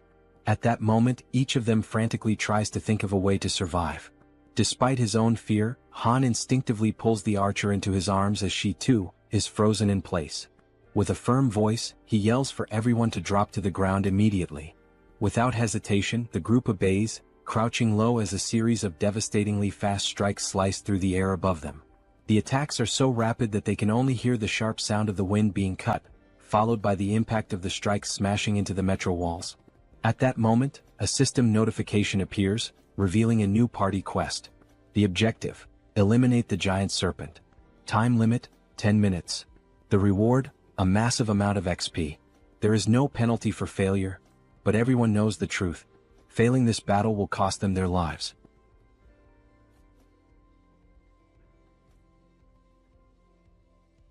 After the possible attack, while still shielding the archer with his body, Han realizes, deep down and with absolute certainty, that this might truly be the end for them. As the others begin to recover from the shock, confusion sets in, and they start questioning what exactly just happened. They wonder if that impact could have been an earthquake and whether it really came from the serpent itself. At that precise moment, a system notification appears before Han's eyes, causing them to widen in shock and disbelief. A party quest has been granted. The objective is to finish off the giant serpent. Staring at the notification, Han questions aloud why the system used the term "finish off the snake," rather than simply instructing them to fight or defeat it. But when he turns his attention back to the creature, he notices something has changed. Observing from a distance, with the archer still kneeling by his side, Han wonders aloud what in the world is happening and why the serpent is behaving so strangely.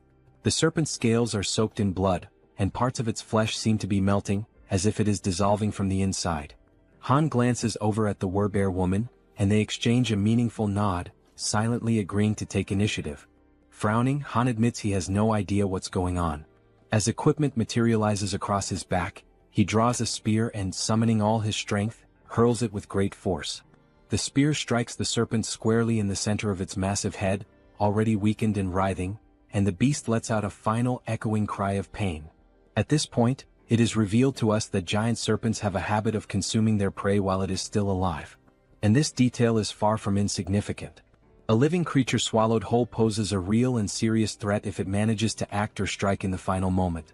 This is precisely why the giant serpent uses venom to completely subdue its prey or strangles it until it suffocates before swallowing.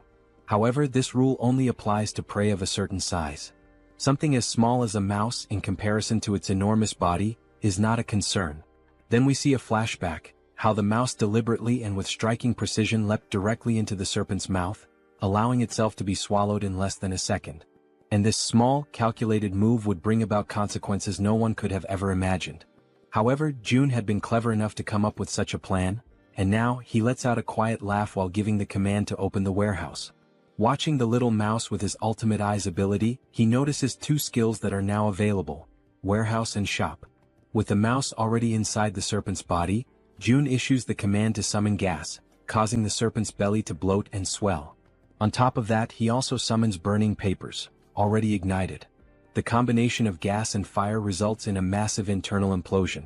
In other words, the serpent explodes from the inside out, unable to withstand the pain and pressure building within. After the blast, the Queen of Rats experiences a sharp discomfort, as if she is directly connected to the pain the little mouse suffered. June walks over to her, noticing her unease, and asks if she's all right. She responds that she is. It just startled her a bit.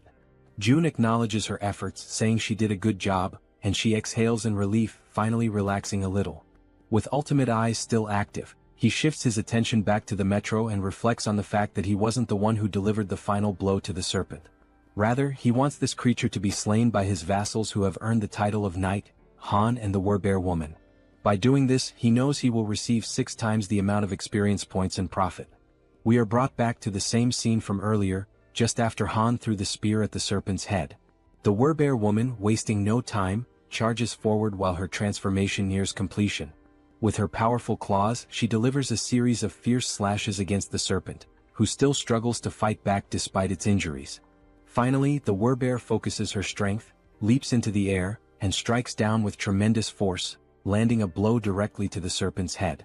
The impact creates a large crater, and once she lands back on the ground, now almost fully transformed, she turns to look over her shoulder, just to confirm that the giant serpent has truly been defeated. Right then, the system notifies them that the king snake has been vanquished, and a substantial amount of experience has been granted. Additionally, since it was a level 40 monster, a large quantity of one has also been deposited into the Shutin's wallet. Now that Han and the Werbear Woman have defeated the boss of Siamayan Station, it becomes possible to construct an outpost at that very location. System messages continue to flood in, showing that multiple skills have leveled up. Among them, a domestic domain declaration has reached level 15, granting June 3 additional skill points. As always, after each evolution, June experiences that familiar sharp pain, a tightness in his chest that signals the price of his advancement. Outside, his domain continues to grow, stretching farther and farther without pause. The system then alerts that a being has been discovered that meets the citizenship requirements, asking whether June would like to grant it. Still clutching his chest in pain, June gives the command to grant citizenship to the candidate. The system reports that the total number of citizens has now reached 1,000, and as the citizen count reaches that milestone, every citizen unlocks a new passive ability called Base Salary. This Base Salary skill is a passive ability that grants every citizen an additional 100% XP and profit bonus. Reading the message, June's eyes widen in astonishment, hardly able to believe what he's seeing. He opens the status window of one of the citizens and confirms it with his own eyes. A 100% bonus to both experience gain and profit share is now in effect. Then June becomes thoughtful, allowing himself a moment to process everything. He realizes that this is actually quite a fascinating feature. He now fully understands what the Base Salary ability truly means. Even if he sets their profit participation at 0%, the citizens still receive the additional 100% bonus in both experience and profits. But before he can dwell on that thought any further, his concentration is broken. The Queen of Rats calls out to him, gently pulling him out of his reflections. He turns around and asks what she needs. She apologizes for asking this at such a moment but proceeds to make a request. She wants to know if it would be possible for him to bring her group to that place as well. June takes a moment to consider her words, going quiet for a few seconds as he thinks. Then a soft smile forms on his face and he answers that of course he will make that happen. The Queen of Rats lights up with excitement the moment she hears his response. She lifts her hands near her mouth in a gesture of pure emotion, nearly blushing, while her eyes shine with a joy she cannot hide. June then asks her whether she is able to control another rat again at this point. Now full of energy and determination, she confidently answers that yes, she can absolutely do it without any problems. June says that he will inform the group to follow the rat while she guides them from here.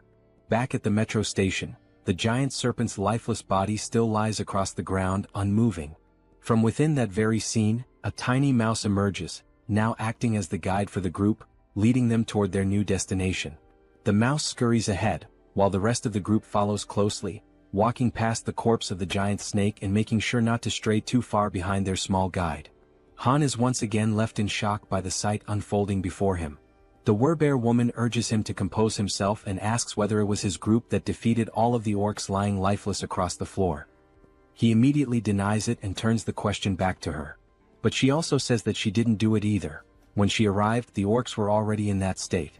That leads them to conclude that this must be an orc territory, and whoever defeated them must be far more powerful than they are. As they keep walking, all the group can see are orc corpses and splashes of blood staining the ground, while they continue following the mouse that is showing them the way. Han points out that now that the giant serpent has been dealt with, the major threat is gone. However, he warns that they must not lower their guard just yet. The archer agrees with his assessment, noting that there could still be hidden groups of monsters lurking in the shadows nearby. At that moment, the little mouse turns back to the group, squeaks, and gestures with its tiny paws as if to say, "Come on, hurry up." Seeing this action, Toji comments that this mouse is actually pretty clever, and Moon asks whether the mouse is part of Jun's skill set. The group presses on, continuing forward while Jun watches from a distance. Observing everything from afar, he judges that for now there don't appear to be any major threats in the vicinity. He shifts his gaze slightly toward a system notification, which informs him that he currently has 3 available skill points. Looking at the system message with a bit of anticipation, Jun begins to wonder where he should invest those points. He reasons that since his territory has recently expanded, the highest priority should be the Ultimate Eyes skill, especially because it synergizes with the Queen of Rats' abilities. So he gives the command to upgrade Ultimate Eyes. Once again, as always, he feels the painful consequences of evolving his skill. But this time, unlike the usual sharp sensation in his chest, he experiences something far worse, an unbearable and splitting headache. And unlike the previous version of this skill, the new level now allows him to see the level of monsters displayed above their heads. In addition to level, he can now see other data as well, such as height, behavior, intelligence, and even specific attributes or traits that make each monster stand out. Realizing how much easier this will make things moving forward, he affirms to himself that he definitely needed this ability. Because first, he needs to identify monsters of the correct level in order to assign suitable quests to people. This way he can reduce the cost of resurrection. Already aware of how useful this tool will be, he decides to use his remaining points. The next skill he chooses is Dignity Maintenance because now that he is meeting and managing more people, trust and loyalty are becoming increasingly important. He gives the command to level up that skill as well. However, just at that moment, right in the middle of his planning, something interrupts Seo Jun, throwing him completely off balance and into a state of panic. A deafening sound crashes through the area, abruptly ending his moment of reflection. That's when he realizes that the noises he just heard were similar to gunshots, sharp, loud, and unmistakably threatening. Since Jun had his Ultimate Eyes skill activated at that moment, he was able to quickly realize that the gunshots had not originated from the apartment complex, but rather from the metro station. He immediately redirects his gaze back toward the metro and sees several goblins wielding revolvers in their hands. The goblins wear malicious, twisted smiles, clearly aware of the immense power they now hold with such weapons. Watching the scene unfold before him, the only question running through Jun's mind is why on earth goblins have firearms, and more importantly, how they managed to get their hands on them. Because it wasn't just one goblin with a gun. There were several of them, causing chaos and panic as they wildly fired their revolvers, spreading terror through the metro. Han and his group had already faced countless formidable enemies in the past, but never had they encountered a threat that escalated in danger so quickly and so unexpectedly. The suddenness of it put the entire group on high alert. Realizing the goblins were opening fire, Han immediately shouts out, commanding the group to run for cover and hide behind whatever protection they can find. The gunfire continued echoing throughout the metro station as the entire group managed to temporarily hide. From their cover, Han and the archer peek out cautiously, watching the scene unfold. Clearly frightened, the archer asks how the hell those damned goblins got their hands on firearms. Han responds grimly, saying the only thing he knows for certain is that it's not possible to fight them head-on under these conditions. But then Han allows a small smile to appear on his face, because he suddenly remembers, Moon is on their team. Without hesitation, Moon uses his teleportation ability, aiming to catch the goblins completely off guard and not give them a single second to react. His expression is fierce, filled with anger, and his eyes radiate pure determination. Without the slightest bit of remorse, he pierces the back of one of the armed goblins with his spear, driving it through the creature and silencing it with one final scream.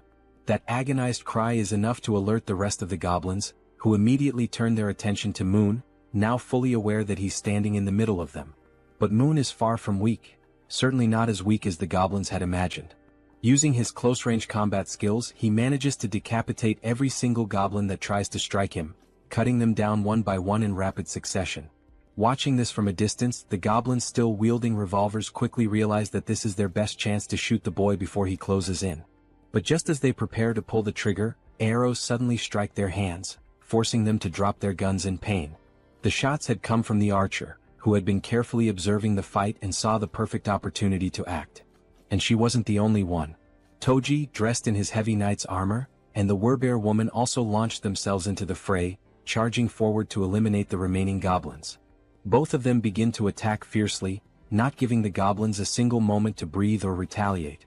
From a distance, the man with glasses and the poison-wielding woman watch everything unfold in disbelief, clearly impressed by the strength and coordination of their companions.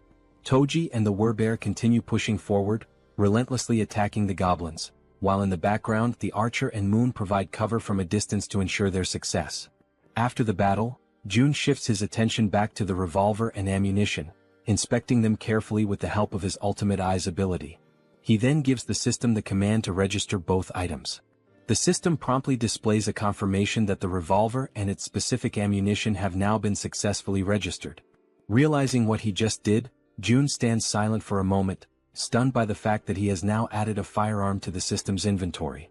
He quickly recognizes that he cannot display this item in the store for the general public to purchase. On the other hand, offering firearms in the shop would come with clear advantages. People would instantly become more active in hunting monsters, and even ordinary individuals below level 10 might start regularly hunting orcs. That means the citizens would bring in significantly more XP and profits overall. However, Jun is also aware of one major problem. He cannot trust all the citizens yet. At this point, he's still welcoming people indiscriminately. In other words, there's no real standard, no vetting process. He's been accepting everyone and providing them with supplies without screening them first, operating under the belief that he can control everyone, no matter what might happen. Of course, the rapid growth of the citizen population has brought many benefits. But everyone knows that things change drastically when firearms are involved. There's no guarantee that someone among this growing crowd won't turn out to be a serious problem.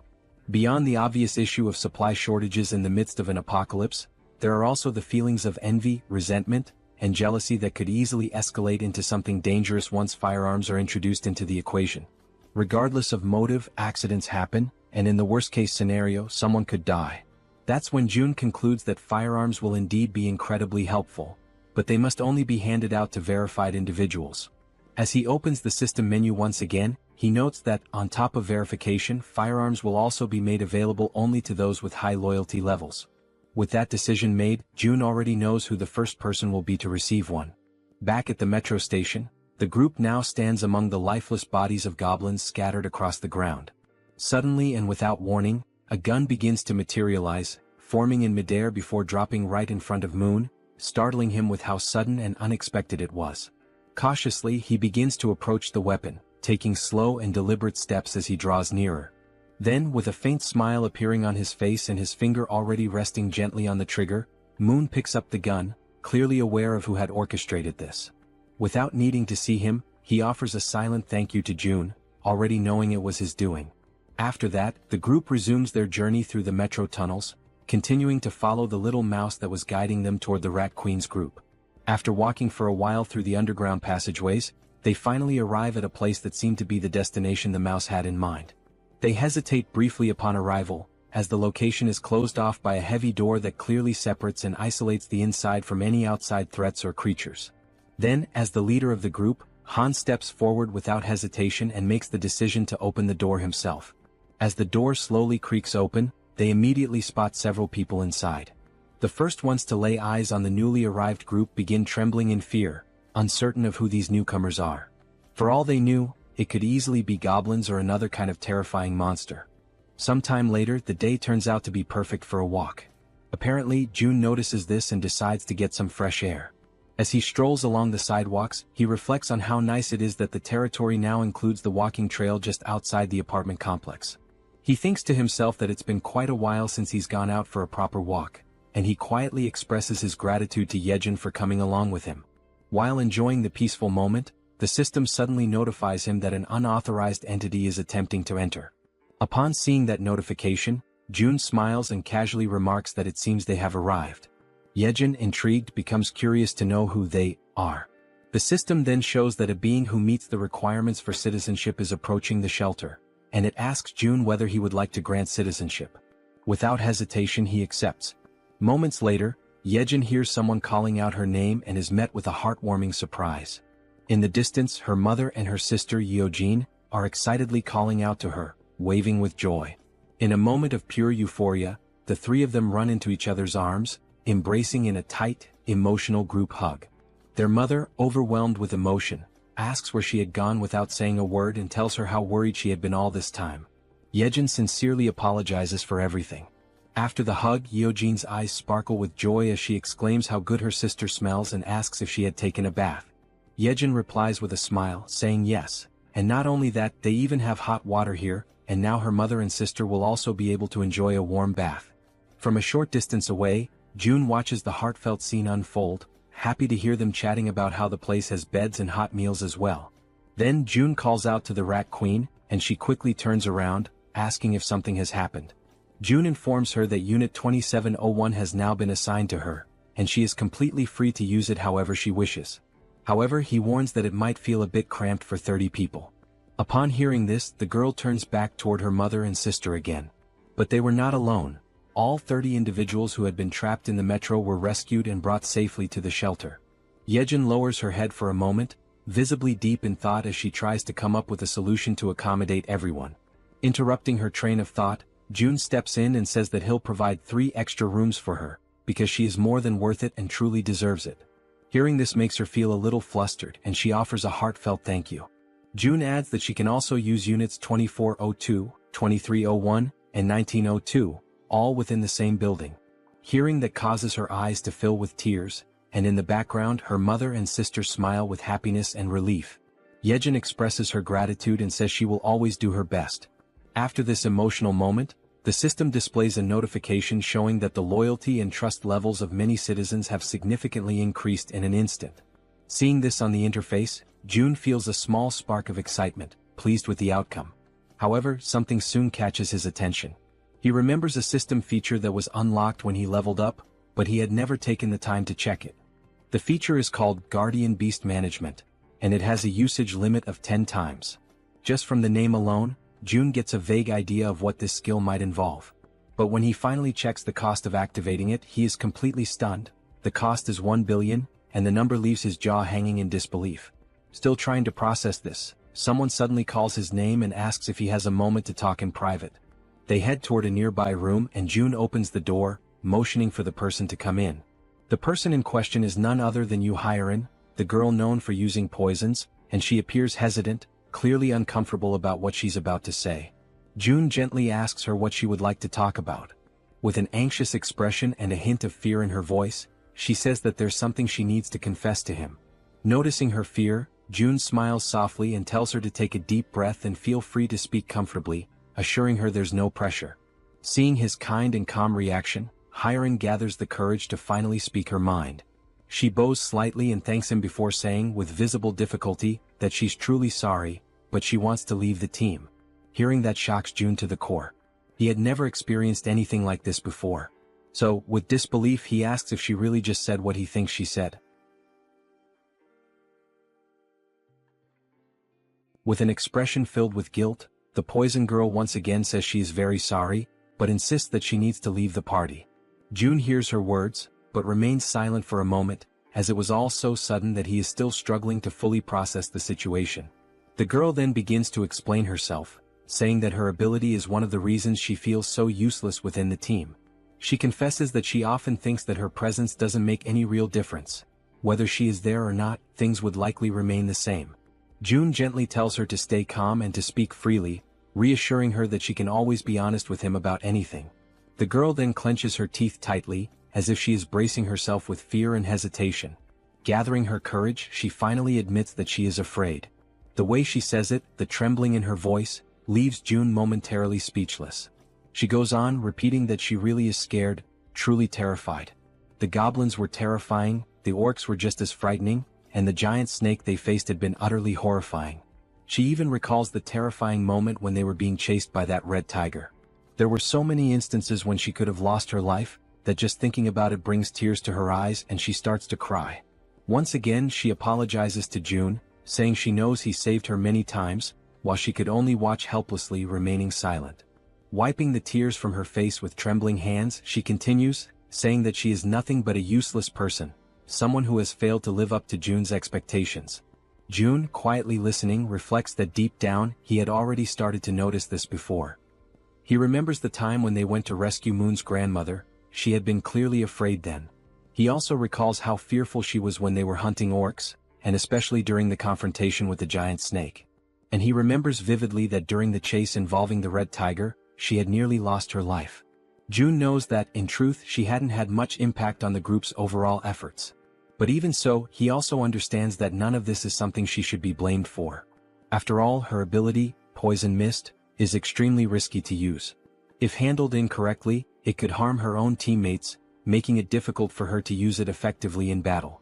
And despite not being able to use her ability to its full potential, she had still risked her life countless times alongside everyone else. When results turn out poorly, of course, disappointment can arise, but it doesn't diminish her bravery. Watching Hyeon crying and sobbing in front of him, June decides to speak up, telling her that this is actually perfect, because he has something he needs help with. Hearing that, the girl wipes her tears and looks at him, asking what he means. June then asks her if she knows Dabin, who is currently living on the 21st floor of the shared facility. He explains that Dabin has been struggling to handle everything alone, burdened with an overwhelming amount of responsibilities. June further mentions that he plans to create and manage shared facilities on every floor, not just the 21st, and that he's looking for someone trustworthy to help manage them. Stepping closer, he asks if he can entrust this task to her, assuring her that she would be a huge help if she agrees to accept it. When he notices that no immediate answer comes from her, he simply scratches his cheek awkwardly. He then continues, saying that if someone is willing to move and help even in small ways, he could never see them as useless. Seeing that Hyeon is still looking downcast, June reflects internally on how powerful her ability actually is. And because it is a control-type poison ability, June feels certain that someday her true value will shine brightly. He tells her that if stepping outside the apartment complex is too overwhelming for her right now, there is absolutely no problem with her working indoors for a while. And when the day comes when her power is truly needed again, June leans forward slightly and tells her that when that moment arrives, he will absolutely count on her. This sudden show of trust and reassurance causes her to momentarily stop crying. Then she gives a small, timid smile. At that very moment, the system sends a notification showing that her loyalty has increased to 100. It also notes that she has now been officially registered as a retainer, and the retainer limit has been expanded as well. As Hyeon wipes her face once more, she apologizes again, her voice trembling. But now she gives a genuine smile, saying that she showed him a weak side of herself, but promises that she will do her best to help from now on. Hearing this lifts June's spirits as well, as he realizes that she has been working hard all this time and that he can continue to count on her. Sometime later, still inside the room, June's attention is again drawn back to a lingering system notification. The option to summon a guardian beast, at the exorbitant cost of 1 billion won. Looking at this possible new ability, June thinks that maybe, just maybe, it's worth giving it a shot, no matter how ridiculously expensive it seems. So, throwing caution to the wind, he presses the confirmation button and requests the system to summon the guardian beast. The system promptly notifies him that 1 billion won has been deducted. Then at that very moment, a brilliant light bursts forth, startling June. The light emerges directly from the ground, which makes the whole situation feel even stranger and leaves him frozen in place. It quickly becomes clear that this light is coming from a magical circle, glowing with a powerful yellow hue. The magic was so intense that it forced June to close his eyes for a moment, just to avoid being blinded. And then, from the center of the magical circle, something unexpected appears. A large egg, leaving June wondering in amazement. What kind of guardian beast could possibly hatch from that? Even after the magical circle stops radiating light, the magical egg continues to emit a strong and vivid glow. Unlike the usual situation where a magic egg would take an eternity to hatch, this time the egg immediately begins to crack open. All the while, it continues to shine so brightly that June has to shield his eyes with his hand to protect his vision. Very quickly, the egg finishes breaking apart, and what emerges from within leaves June absolutely stunned. The creature that appears is covered in black feathers, with large, expressive eyes, a sharp beak and sleek plumage. It is clearly a bird.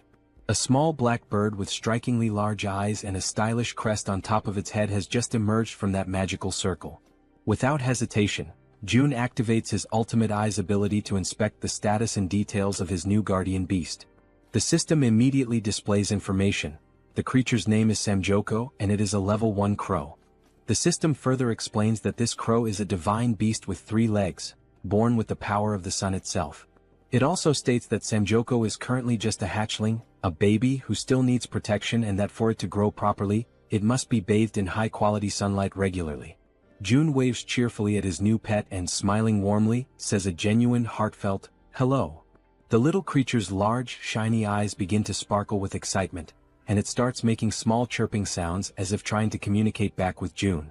June then places his hand thoughtfully under his chin, pondering for a moment how he should name his new companion. Looking at the adorable black-feathered creature in front of him, June comments that it is truly a jet black crow, and then suggests that perhaps its name could be Cammy. Upon hearing the name, the crow's eyes light up even brighter, practically gleaming with happiness. The tiny bird immediately celebrates, chirping excitedly as if shouting out its new name in pure joy. June leans closer and asks the bird if it really likes the name. The 3-legged crow, Cammy, responds with even more enthusiastic chirping sounds, almost as if it were trying to say yes, which makes June feel a wave of relief and happiness. However, after some time passes, June notices that Cammy just won't stop chirping incessantly.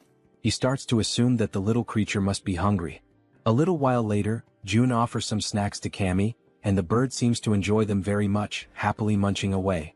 After devouring the entire packet of snacks, Cammy lets out a loud burp, indicating that he has completely filled his belly.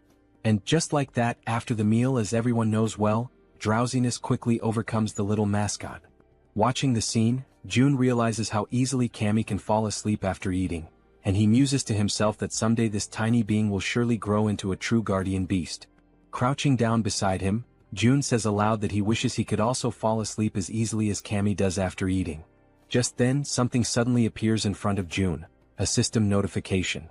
It shows that Cammy's level has increased, and that the efficiency of the solar generator has also increased by 100%. Another screen pops up explaining that the solar generator is a facility that produces electricity using solar energy, generating between 80,000 to 100,000 won per day, and that any excess energy is credited back to the shut-in wallet. Reading this, June has a sudden spark of inspiration, and if things go the way he thinks, he recalls that the 10 new buildings he recently acquired still do not have any solar generators installed. He had already used most of the financing for other projects, and at the time he thought it would be a waste to invest 130 million won for just a 30 million won annual return. But now he chuckles quietly to himself, realizing that with this new change the situation is completely different. As more time passes, the system continues to notify him that Cammy's level keeps increasing, and along with it, the efficiency of the solar generator continues to rise. Reading the latest notification, June realizes that the generator's efficiency has tripled almost instantly, going from a 30 million won annual return to 90 million won per year. With a broad smile spreading across his face, June understands that there is no reason to hesitate any longer. Without wasting a second, he gives the command to the system to install solar generators in all 10 of the new buildings. The system promptly displays that the installation will be completed within 24 hours. Sometime later in room 3001, someone rings the doorbell of that room. It is June. From inside, the occupant asks who it is, and June calmly replies that it's him. The door swings open quickly and Fatty appears, asking if something is wrong. June replies with a serious expression that he needs to ask a favor. Still looking surprised, Fatty asks what kind of favor June could possibly need. With a stern, resolute face, June explains that he needs Fatty to safeguard his money. They exchange a few words that the narration doesn't reveal to us, and shortly after that, Fatty is left standing there, completely in shock by what he has just heard. Before all of that, the conclusion that June came to while thinking carefully about the tax collection ability was as follows. If he entrusts a sum of money to a trustworthy citizen and simply lets it sit idle, it will generate profit for him over time. There is an initial 10% tax fee when he donates the money for the first time, but after that, the money starts to produce a 10% profit every month. So, June began to consider carefully whom he could trust enough to handle that money. He went through the status screens of various citizens and then stopped when he reached Choi, also known as Fatty, and noticed the 89 points in trust and 98 points in loyalty. It became absolutely clear to June that it had to be Fatty. His level of trust and loyalty were on an entirely different scale, significantly higher than that of any other citizen. Immediately, the system notified June that he had successfully donated 1 billion won to Fatty, with a 10% fee deducted from the total amount. Right after the donation, the system also showed that Fatty's loyalty and trust had increased even further. Still visibly nervous but wanting to confirm, Fatty asked if he really was only supposed to hold on to the money, or if he could maybe use just a little bit of it. That had actually been June's original plan all along, but he had not expected Fatty's loyalty to reach 100, so in the end he replied that yes, Fatty has permission to use a small portion of the money. Still in shock over what he had just heard, Fatty bowed deeply in gratitude, offering a sincere thank you. June in turn told him to stop bowing and said that he trusted him completely. With that matter taken care of, it was now time to move on to the next thing he needed to handle. June went to talk with Dabin, and she asked if she was allowed to choose whoever she wanted. He replied that yes, it was fine, she could choose freely. Then he introduced her to Hyeren, the so-called poison girl, and said she could include her in the team. He added that now that Dabin would be the team leader, he would be paying her double the regular weekly salary. At that moment, Dabin's loyalty increased a bit more. Excited by the sudden raise, Dabin pulled Hyeren close to her and gratefully said she would do her best. Overflowing with energy, she then dashed off with the poison girl, calling out to her and saying they were about to go on their first delivery. Hyeren, trying to keep up, asked Dabin to slow down a little. Watching the whole scene unfold, June felt glad, knowing that the two of them would likely get along very well. And then he realized it was time for a difficult conversation. Over at apartment 2109, June arrived and told everyone that he knew they had all worked hard today, and he asked how they were feeling. Everyone came out to greet June, and Han spoke up to say that they were all doing completely fine, then asked what had brought June to visit them. June explained that, thanks to the monster at Siamayan Station, the surrounding area was now considered a monster-free zone, especially the subway tracks. Everyone listened as June said that from Siamayan to the next station, there were almost no monsters, and that this was their opportunity, before another monster appears and claims the area. He told them they would have to act first. There was one thing June realized, especially after witnessing Hyeren begging with tears in her eyes. Looking at these people now, he saw that they were risking their lives to fulfill the tasks he gave them. And thanks to Jaehyeon, the queen of rats, they had been able to identify the giant snake at the station ahead of time. If they hadn't, the situation would have been unimaginably dangerous. In a world where death at any moment is a constant possibility, June understood that wanting to keep his family safe, wanting to protect them, could be seen as selfish.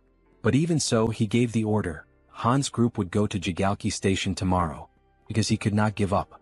The next morning, Cammy was stretching after waking up, and June was having his breakfast.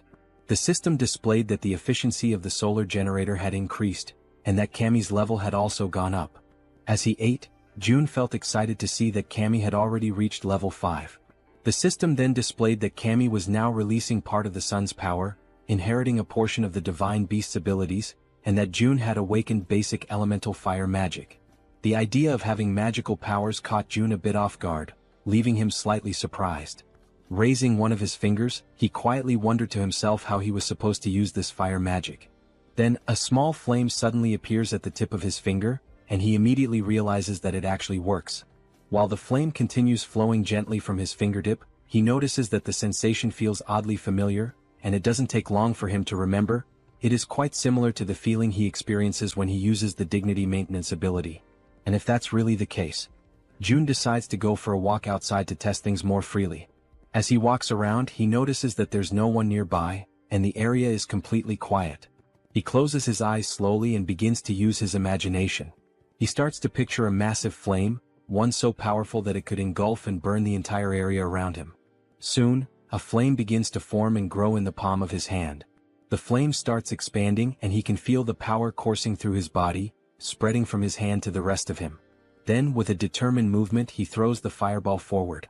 However, this action leaves him disappointed, to the point that all of June's earlier enthusiasm seems to vanish in an instant. He stares at the tiny, underwhelming fireball floating in the air, and still feeling let down, he questions to himself whether this small result is really his current limit. It becomes clear to him that this is not a particularly powerful ability, at least not at this stage. But even so, he acknowledges that some things can already be done with it. He summons his gas and then it hits him. If he combines this fire ability with the gas produced by the dignity maintenance skill, it could become a truly threatening force. For now, that is the current level of what he can do, but the potential is absolutely limitless. With this, he can now fuel everything he needs, still have electricity left over, and eventually this surplus can be converted into money, which will then be deposited directly into his shut-in wallet. At that moment, someone arrives singing some kind of tune, and catches the attention of our secluded monarch. It's Jaehyeon, the Queen of Rats, and she's expressing her gratitude for the rest period he allowed her. She says that thanks to him she was able to rest well. June replies that he simply gave her the treatment her ability deserved. And besides that, thanks to her help, the range of his own abilities had expanded significantly. Of course he should support her. Smiling, he says that he'll be counting on her again today. He informs her that Han's group is currently waiting at Jaehyeon Station, and that she should go guide them as soon as possible. Jaehyeon responds that she has already sent rats along the subway tracks, since the rats are capable of reaching Koryang Station without any trouble. Hearing that, June's eyes widen as he asks her if something happened beyond Koryang Station. She confirms that yes, something did happen, specifically at Busan Station. She says she thinks it would be better if he saw it for himself. She sits down on the ground and begins to concentrate deeply, activating her ability to control one of her rats over there. Through the rat's vision, they can see that the station is completely destroyed, with debris and rubble possibly blocking access. And on top of that, the area appears to be flooded with water. Seeing this through his ultimate eyes, June quickly realizes that there's no way to get through that place in its current condition. Jaehyeon comments that now that he has seen how the tracks are, that's precisely why she sent rats ahead. But then, she saw something far more alarming, a scene of chaos and total destruction. Using his own abilities, June sees the same thing. Not a single building remains standing over there. Everything is destroyed. He asks himself, stunned, what on earth happened in that place. One of the rats moves closer to a hole in the ground, which turns out to be some kind of crater. June wonders what that thing could possibly be. Then the rat adjusts its position, and only at that moment does it become clear. That crater is actually a footprint, likely left behind by some kind of giant. Only then does June understand that the problem in that area is far more serious than he had imagined. That explains why there are no intact buildings and why even the roads are completely destroyed. Then suddenly, June feels a tremor at that exact moment, something that resembles an earthquake. Both he and Jaehyeon are startled and immediately on alert as everything begins to shake violently, just like during a real earthquake. The Queen of Rats drops to the ground, crouching in fear and screaming from terror. June quickly moves closer, trying to reach her in order to calm her down. But at that moment he begins to feel deep discomfort, realizing that if this continues with the tremors growing stronger, all the buildings will eventually collapse. The earthquake continues to grow stronger, shaking the buildings more violently with each passing moment. Still visibly shaken, June turns to Jaehyeon and asks if she is alright. Jaehyeon reassures him that she is, but then with a worried expression, she asks what is really happening. June starts to explain that it is a tremor, but before he can finish, he is interrupted by a loud, booming voice shouting his name. Both June and Jaehyeon, still caught in a state of panic, hear that they need to go check what is going on. After a moment, Jaehyeon glances at her companion, and he gestures for her to follow him outside. Meanwhile, Fatty, visibly shaken and fearful, mutters in disbelief, questioning what all this chaos could be about. He adds that June needs to head to his house first. Without a second thought, both of them dash towards Fatty's house, despite the obvious danger all around. As they run, Fatty explains that from his place in Jaehyeon, they can get a clear view of the station area and assess the situation better. As they move swiftly through the quaking streets, June can't help but recall the loud crash from earlier, wondering why Fatty is dragging him to his place with such urgency. After some time they finally reach the destination. Upon opening the door, June is met with the sight of Fatty and his wife, both overwhelmed with fear and anxiety. Fatty quickly points towards the balcony, urging June to take a look. As June steps out onto the balcony and takes in the view, he becomes utterly shocked and paralyzed, his mind racing as he wonders why it always has to be some kind of madness. Outside, a gigantic, fearsome cyclops looms over the city, with sharp fangs and imposing horns, mercilessly destroying everything in its path. As the monstrous creature continues to demolish buildings with sheer brute force, June, still in a state of disbelief, summons everyone back to regroup. The group, now gathered, looks at one another in confusion, uncertain about the reason behind June's sudden call. When they reach Fatty's house, Han and Moon speculate about whether the earthquake from earlier might be linked to what's happening now. But suddenly when they glance ahead, They are all left frozen in terror as they spot the terrifying Cyclops approaching. While they helplessly watch the giant creature crush and topple massive buildings, the group can only question in disbelief what that monstrous being in front of them could possibly be. The Cyclops, consumed by unbridled rage, continues to smash and pulverize everything in its vicinity with its powerful fists. Then Han shouts out, desperately wondering what on earth is going on, while Fatty points out that the Cyclops is moving closer to their location, urging June to take a look. Feeling overwhelmed, June, in a state of panic, acknowledges that they have to do something, but he has no idea where to even begin. From the balcony, June glances down at his hands, unsure whether his abilities would be enough to withstand the Cyclops' attack. Nervous and trembling, June clenches his teeth, trying to keep his composure despite the dread creeping in. Suddenly, June hears someone calling his name and he freezes. Turning around, he sees the Werbear woman, her expression resolute and unwavering. With fierce determination, she requests a chance to take on the Cyclops. Hearing her words, June is initially taken aback and a bit fearful, unsure of what to think. However, the Werbear woman remains focused, her fiery resolve to battle the gigantic beast evident in her eyes.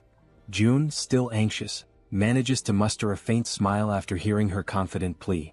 Then he turns to her and asks if she is truly willing to confront the Cyclops. With unwavering courage, the Werbear woman firmly declares that she will make it happen right away. Just then, the system interface pops up, displaying that a mission has been granted. The objective is to hunt the Cyclops within a 24-hour time limit. If the mission succeeds, the reward will be 1 day of resurrection for the sun. However, if they fail, the penalty will be a full day of excruciating pain.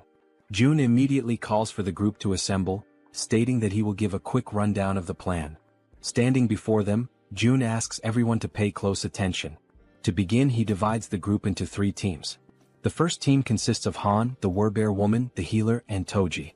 The second team includes Moon, the archer woman, and Jaehyeon, the guy with glasses. The third team consists of June himself and Jaehyeon. June states that he will take charge of their current area, while the others must quickly move to their designated positions, emphasizing that he is counting on their effort and bravery. Following this, the group members race through the streets, each heading to their respective locations with a determined focus. Somewhere else, June hears his name being called again. When he turns around, he sees Hyerin, who, after surveying the area, confirms that June was right. The individuals with military experience are positioned at the main gate, while the other residents are gathered in the underground parking lot. Smiling in relief, June thanks her for the efficient work and suggests that she move to the underground parking lot as well to continue assisting the others. However, Hyerin, with her gaze fixed firmly on June, states that she wants to contribute more, despite her body, especially her trembling hands, clearly revealing her fear and nervousness. Hearing this unexpected declaration, June is momentarily taken aback and, with a hint of concern, asks her if she is really sure that she will be okay. Hyerin, lowering her head while tears well up in her eyes, admits that she is indeed scared. Yet, almost immediately, she lifts her head with newfound resolve and declares with a spirited voice that she will strive to be brave. Feeling a sense of relief and admiration, June allows a faint smile to appear on his face. He then turns around and calls for Jaehyeon and Hyerin to accompany him to the main gate. Upon arriving at the designated location, June promptly begins a quick survey to assess how many residents have previously completed military service. After gathering the necessary information, he discovers that, out of more than 1,200 residents, only 101 people have that experience, which he concludes is ridiculously low given the circumstances. Suddenly, one of the residents, a man wearing a red jacket, raises his hand and hesitantly asks what they are supposed to do. Before addressing the question, June inquires about the twins and the red-haired man, wanting to know their whereabouts. As soon as he hears this question, the man in the red jacket scratches his head nervously, his entire demeanor shifting as unease visibly takes over his body. In that instant, June, with a sharp intuition, realizes something that catches him completely off guard. They ran away. He quickly notices that not only did the twins and the red-haired man escape, but they were also accompanied by hundreds of other people who fled to the underground parking lot. Anger immediately surges through June's veins, and he clenches his teeth, feeling utterly furious at their cowardice. Without hesitation, he calls them cowards, his voice filled with a mix of disappointment and frustration. With every pair of eyes now focused intently on him, June raises his voice to address everyone present. He declares that those who have chosen to stay behind and fight did not risk their lives out of foolishness. They made this choice because they know that if they do not stand their ground and fight, everyone will die. He emphasizes that each one of them is not only protecting themselves but, more importantly, defending their precious families. June continues, recalling something he once heard: courage is not the absence of fear, but the decision to act despite it. It is a choice, a conscious decision to face danger despite being afraid. He then concludes by stating that in a world overtaken by fear, survival depends on the brave. And these people standing here today are precisely those brave individuals. Finally, he thanks everyone for their presence and willingness to stand their ground. After finishing his speech, June opens the system window and proceeds to purchase 101 weapons and ammunition. As soon as the transaction is completed, the weapons and ammo begin to materialize right in front of everyone, leaving the crowd stunned and wide-eyed with disbelief. At that moment, the system promptly notifies that XP and participation in the liquefaction process have increased by 100%, indicating that their efforts and willingness to fight have been recognized. June instructs the residents to pick up the weapons and ammunition that have appeared before them. One by one, they cautiously reach out and take the weapons, their expressions reflecting a mix of shock and awe as they hold the newly acquired firearms in their hands. Then, with a firm and resolute tone, June assures them that those who have chosen to face their fears will be duly rewarded. Turning around sharply, he activates his absolute eyes ability, his gaze now burning with unwavering determination. In a calm yet commanding voice, he declares that the chaos is only just beginning. Meanwhile, the Cyclops, with his fangs bared and overflowing with uncontainable fury, charged forward into the attack without a moment's hesitation, driven entirely by instinct and rage. At the same time, Han, positioned carefully outside the Cyclops' field of vision, was holding a solid iron bar, waiting silently and patiently for the perfect moment to strike. With a fierce and determined expression etched across his face, Han gripped the iron bar tightly and raised it with both hands, initiating his carefully calculated attack. In one swift and precise motion, he hurled the iron bar directly toward the Cyclops with all the strength he could muster. The projectile hit its mark, violently piercing through the creature's leg and immediately causing blood to gush out in a gruesome display. Caught off guard by the unexpected assault, the Cyclops turned around sharply, his monstrous body twisting as he directed his gaze toward the source of the attack. His fiery red eyes locked onto Han, the one who had dared to wound him, and for a moment, time seemed to stand still as Han remained frozen, paralyzed with fear in the face of the towering monster. Han clenched his teeth and furrowed his brow, panic flooding his senses as he struggled to process the overwhelming danger standing directly before him. Despite the deep wound in his leg and the blood dripping down, the Cyclops began marching forward with a steady and terrifying resolve, determined to make Han suffer the most excruciating pain of all, death. But at that very instant, unexpectedly, the Werbear woman came rushing in, already fully transformed into her fierce beast form. She was driven by her mission, resolute in her goal to stop the Cyclops at any cost and earn the reward that awaited her. With her razor-sharp claws extended, she lunged at the Cyclops and slashed through his thick flesh, unleashing a brutal impact that sent her hurtling backward, crashing to the ground with crushing force. However, the attack wasn't nearly enough to bring the Cyclops down. He remained upright, completely consumed by rage, his fury only intensifying with every passing second. With a cruel and merciless grin spreading across his monstrous face, the Cyclops lifted the same leg Han had wounded. Summoning all his wrath, he delivered a savage and hate-filled kick straight at the Werbear woman. She was sent flying through the air with terrifying force, soaring from an unimaginable height, the wind violently whipping around her as she fell. Her cries of resistance sliced through the air until, finally, her body crashed with tremendous violence against the ground, as though the very heavens themselves had rejected her. The Cyclops' brutal attack left the Werbear woman lying motionless on the floor, her body shattered and completely drained of strength, now utterly defenseless. Even from a distance, the Cyclops kept his piercing eyes fixed on her broken figure. Determined to annihilate everything and everyone that dared to stand in his way, he began preparing for the final blow. He swiftly raised his arm, ready to strike and end her once and for all, but then a loud shout echoed through the air, grabbing his attention and halting his motion. The shout, amplified by a white megaphone, rang out clearly, calling him an idiot and stopping him mid-attack. It was Toji who held the megaphone, and he continued to shout, insulting the Cyclops by calling him a lard-faced monster, pushing the creature's rage to new heights. In response, the Cyclops turned his massive head. His burning eyes widened, filled with both confusion and fury, as he tried to comprehend what was going on around him. But suddenly his attention was drawn downward, to his own leg. The cold metal of the iron bar was still embedded deep in his flesh, and his blood continued to pour from the wound, soaking the ground around him. At the same time, Toji, overwhelmed by terror, lowered the megaphone and ceased his insults, fear gripping him tightly as he whispered to himself, trying to understand what kind of monster he was truly looking at. The Cyclops narrowed his dark eyes and locked them onto Toji. His gaze moved slowly, methodically, studying every inch of the weapons Toji carried, carefully evaluating their offensive capabilities. He looked like a wounded beast, still bleeding, still in pain, but mentally calculating the perfect moment to strike back with devastating precision. Suddenly, Toji found himself standing still, completely frozen, and tried to plead for a moment of time, but it was already too late. Without a second of hesitation, the Cyclops lunged toward him, driven by a single overwhelming purpose: to obliterate everything in his path. Toji screamed in desperation, his voice trembling uncontrollably. His eyes, wide with fear, gleamed with pure terror, and his entire body shuddered under the crushing pressure of the moment.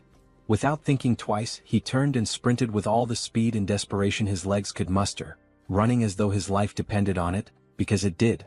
Elsewhere, Jun was watching the entire scene unfold using his ultimate eyes ability.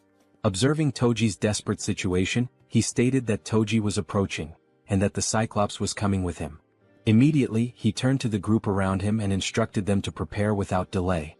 Once more, Jun activated ultimate eyes, clenched his teeth tightly, and warned that the moment was near.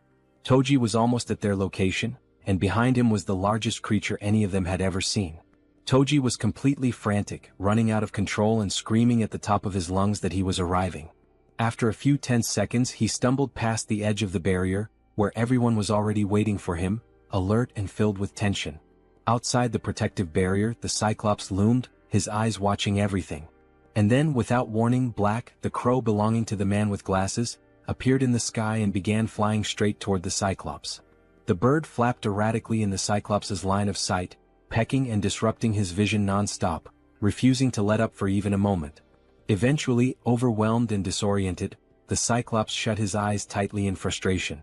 Without wasting a second, the archer woman was already in position, her body firm, unwavering, and fully prepared for the perfect moment to strike.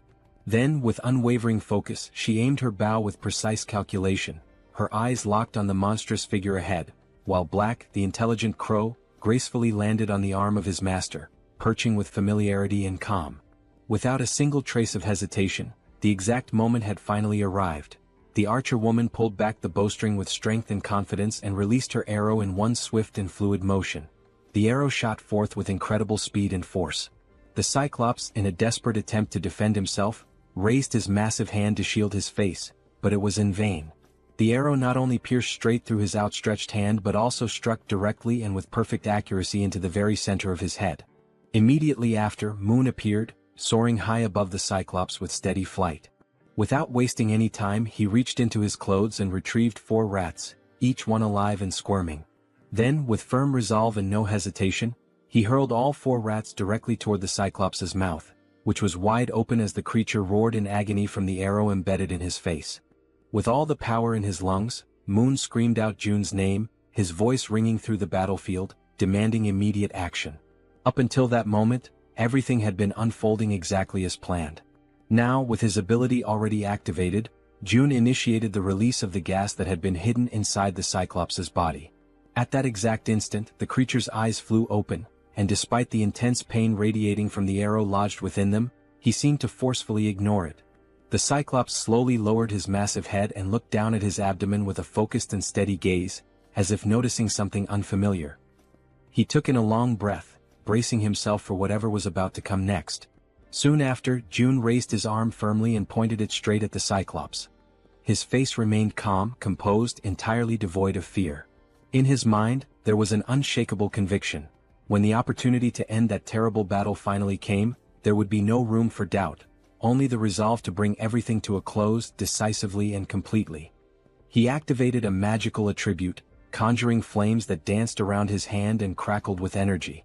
After a tense heartbeat of silence, a massive explosion erupted from within the Cyclops' body, sending thick, dark smoke billowing into the sky and spreading outward like a storm cloud. Within the suffocating haze, the Cyclops appeared to be unconscious, his body stunned and overwhelmed by the force of the explosion.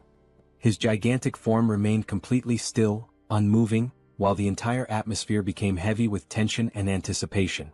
The townspeople stood frozen, stunned, their mouths hanging open in disbelief, until one among them noticed that the towering giant was beginning to lean more and more over the barrier. Meanwhile, June stood his ground and insisted, with a strong and commanding voice, that everyone remain in position. He encouraged them to hold on to hope, even as the danger loomed right before them. Quickly analyzing the situation, he realized that almost everything was proceeding according to the plan. The next phase, however, would depend entirely on the citizens. They would need to concentrate all their strength and aim their firearms with absolute precision at the Cyclops' head, which was now visibly drooping and hanging heavy over the barrier. With one hand thoughtfully resting on his chin, June continued reviewing the details of his strategy in his mind. Deep down, he wished that, if possible, the final blow could be delivered by one of his loyal subordinates. His train of thought, however, was abruptly interrupted when Fatty approached, visibly nervous and trembling all over. Unable to speak a single word, Fatty simply pointed frantically behind June, urging him with urgency to look. Trying to calm him down, June replied that the Cyclops was going to fall onto the barrier no matter what. But when June turned fully around and saw for himself, his entire expression changed in an instant. To his shock and horror, the explosion had not been powerful enough to bring the Cyclops down. The massive creature was still standing, firm and steady, his terrifying eyes locked directly onto June. Paralyzed by fear, June struggled to comprehend the horrifying reality unfolding before him. His wide eyes were filled with pure panic, unable to believe what he was seeing. Beyond the safety of the protective barrier, the Cyclops remained upright and unshaken, exuding an aura of dominance as if daring anyone to try and stop him. Without a moment's pause, the Cyclops lifted his arm with merciless strength and brutal determination. His fists clenched tightly, as if they bore the weight of a final decision that could not be reversed. And then, in one explosive movement, he brought his massive arm crashing down with devastating force. The very air around him trembled from the impact. The collision reverberated like thunder against the protective wall, shaking everything around it and sending a shockwave through the surroundings that echoed with raw power. After the violent impact against the shield, the system immediately issued an alert, indicating that an unauthorized entity was attempting to enter the protected zone. For a brief and tense moment, June and all the people around him were overwhelmed with fear and uncertainty.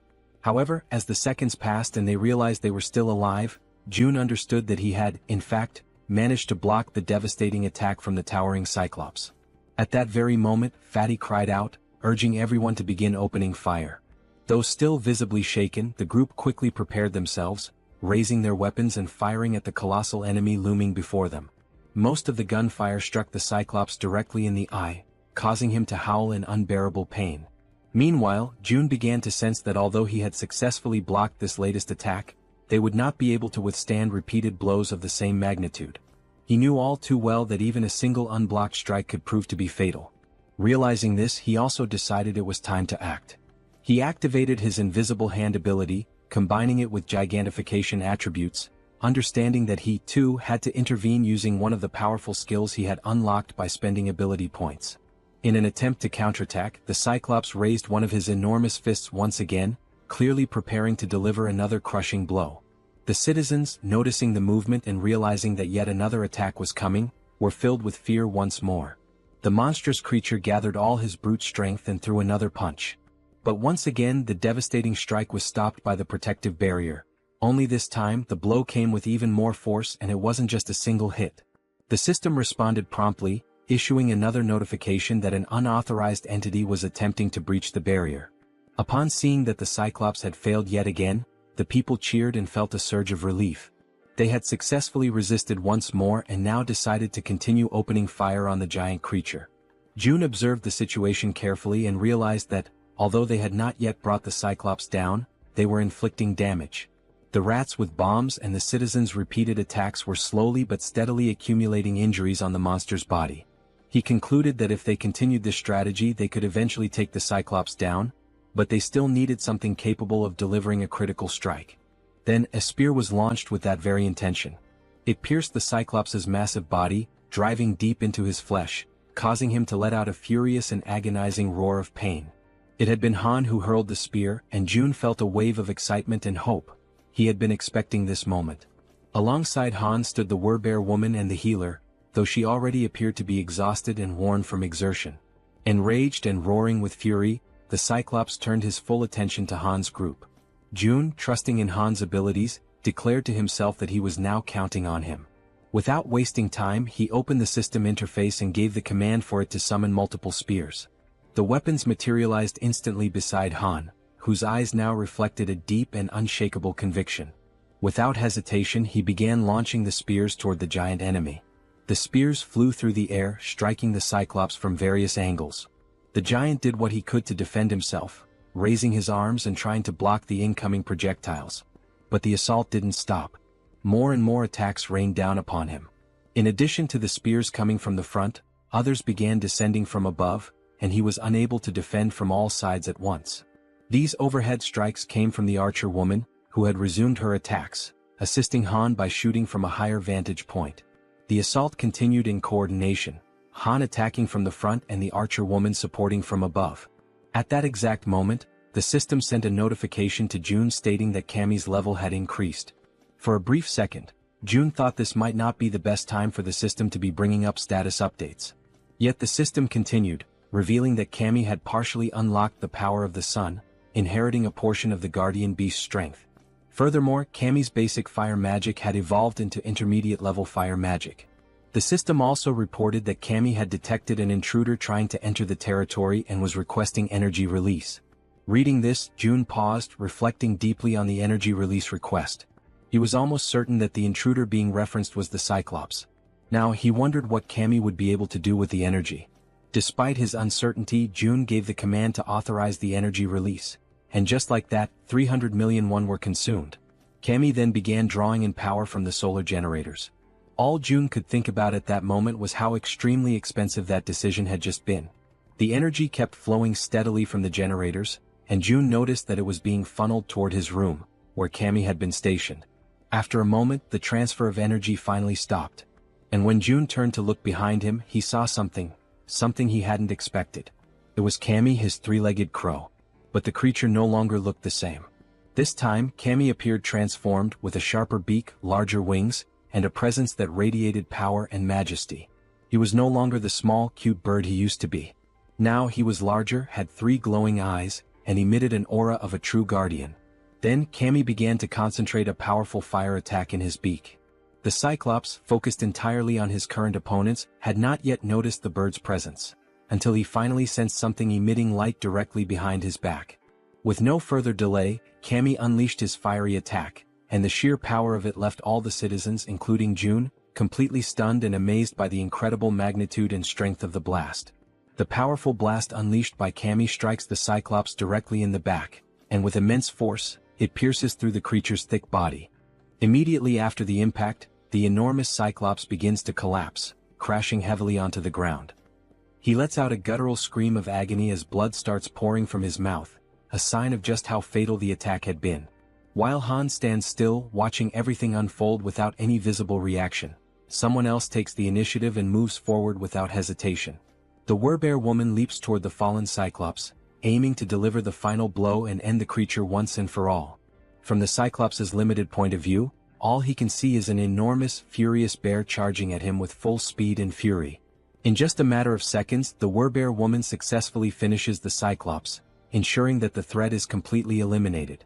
The system then sends out a notification.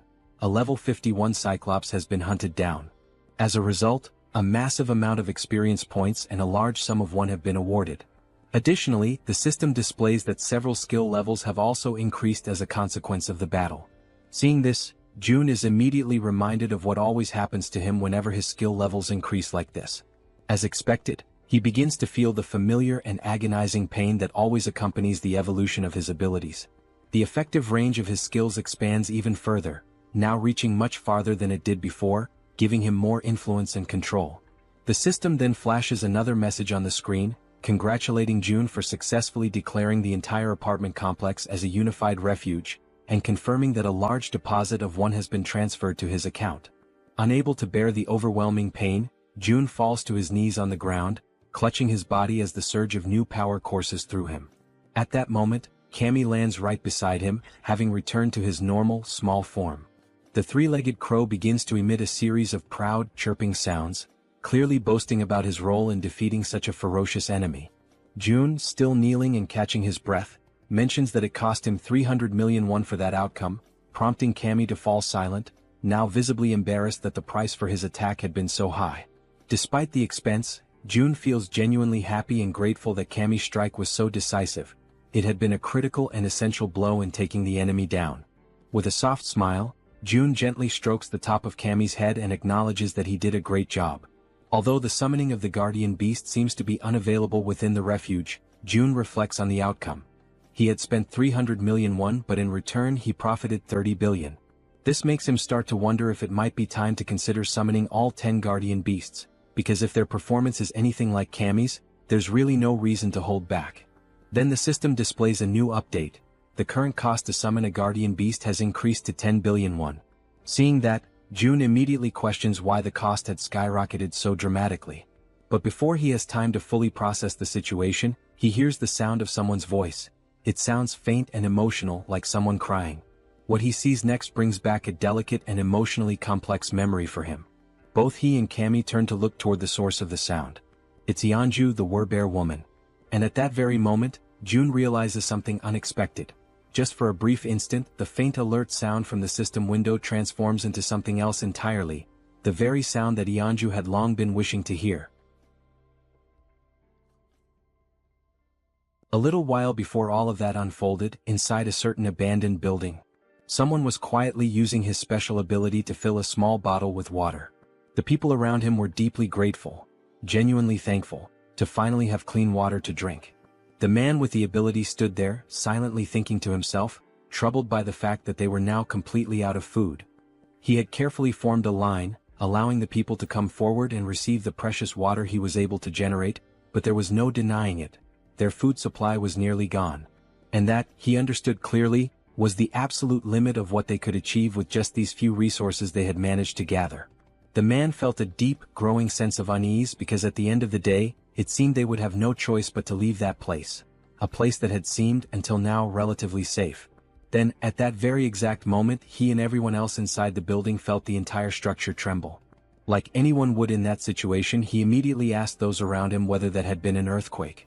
Right then, another man came rushing in, shouting frantically and begging everyone to come see something that was happening up above. When the man mentioned the word monster, the one with the water ability was stunned, completely frozen for a second. Without wasting any more time, he began running, dashing up the staircase to reach the top floor and see what was going on with his own eyes. Once he arrived at the rooftop, what he saw left him breathless. The enormous Cyclops was still standing tall, radiating overwhelming fury and power. While the white-haired man trembled beside him, anxiously asking what they were supposed to do now, the one with purple hair, Jun Hyuk, was already thinking ahead, telling the other to go and hide everyone else in the basement to keep them safe. Jun Hyuk, overwhelmed and desperate, ran his hands through his hair in frustration, desperately trying to think of a plan. But the truth was undeniable. Facing off against the Cyclops was utterly impossible. He tried to offer a bit of comfort to the other man, explaining that there was nothing they could do against something like that. In the background, without them realizing, the powerful light of Cammy's upcoming attack had begun to form. The men could only speak in hushed, fearful tones, saying that all they could do now was pray that the monster wouldn't find its way to them. And in the background once again, the Cyclops was being obliterated. That moment caught them completely off guard. They had no idea what had just happened, what kind of power had been unleashed. But when Hyuk saw it, when his eyes truly grasped the scene in front of him, he knew right then and there that this power, it too came from an awakened but someone on a level far beyond his own. Hyuk then called out to the silver-haired man, addressing him as Hyun, and told him to gather the people. Hyun, utterly shocked, asked him if he had lost his mind. Was he really suggesting they go toward that? But Hyuk was certain. Even though he didn't know who the awakened one was, he had no doubt about what needed to be done. If they truly wanted to survive in this wretched, merciless world, they had to stand beside the person who possessed the kind of power capable of bringing down a creature like that Cyclops. As they began walking toward Jun's location, the people silently hoped, prayed, that whoever they were going to meet would be someone good-hearted, because they had no other options left. Their fate was entirely in the hands of chance now. They eventually arrived at the apartment complex and immediately suspected that this must be the place. After all, the buildings were still intact, completely untouched in a world otherwise devastated. Hyun, walking ahead of the group, remarked with disbelief, wondering how such buildings could remain standing in a world that had fallen apart. But then he suddenly smacked right into some kind of invisible barrier. Right after that, a message appeared in front of them from the system, declaring that entry was prohibited. Another message followed immediately, asking them whether they would like to obtain citizenship. They confirmed the prompt, and the system quickly responded, showing that they had been successfully granted citizenship. However, along with their new status came an initial quest. They were instructed to proceed to Jun's apartment on the 30th floor. Once they arrived there, Jun was already waiting to receive them. Strangely, he was already calling them by their names, despite the fact that they had never met before. Jun introduced himself as well, calmly stating his own name. At that moment, Hyuk felt something deep within, an instinctual certainty that this man standing before them was the one responsible for forcing the towering Cyclops to its knees. And now that he was face to face with him, his instincts were screaming louder than ever. Without hesitation, Hyuk reached out, took Jun's hand in his own, and introduced himself, earnestly asking Jun to take care of them. Because in his heart, he knew this was a moment he must never let slip away. Elsewhere, in a quiet and peaceful place, Yeonju, the werbear, was gently serving a warm meal. This time, a bright and genuine happiness could be seen in her eyes as she cheerfully called out the name of Siwoo. Siwoo was her little boy, her beloved child, who was happily eating, and she lovingly asked him if the food tasted good. With a big smile he replied that it was absolutely delicious. The small boy then turned to his mother with innocent curiosity and asked whose birthday it was, because they were having seaweed soup, a dish traditionally served on birthdays. She responded with a warm and affectionate embrace, hugging him tightly while he told her how much he loved that particular food. At that very moment someone opened the door. It was Jun. Upon seeing him, the little boy excitedly called him Wizard Uncle. Yeonju asked Jun whether everything went smoothly with the new residents, and he confirmed that it did. He had already provided them with food and a place to stay. Then Jun apologized for something and Yeonju, curious, asked why he was suddenly saying sorry. He explained that the newcomers wouldn't be able to leave the house, and that he hadn't expected that restriction to be in place. However, Yeonju didn't seem the least bit concerned about that detail. She calmly replied that just being there, together like that with her little boy, was more than enough for her. Holding her son even more tightly in her arms, she said with sincerity that she was truly content now. Right after that, the system displayed a message stating that her loyalty had increased significantly, officially registering her as a retainer. But even if the system had said nothing, Jun could already tell, through her expression, her voice and her gentle actions, that her heart was full. He could feel Yeonju's emotions clearly, without any need for confirmation. More time passed in peace. Mother and son continued enjoying their time together, now watching television side by side, smiling and sharing laughter. And during that simple, tranquil moment, Jun found himself reflecting deeply on his own family, on how long it had been since he had last seen them. He wondered how they were doing, if they were eating well or if they were possibly sick.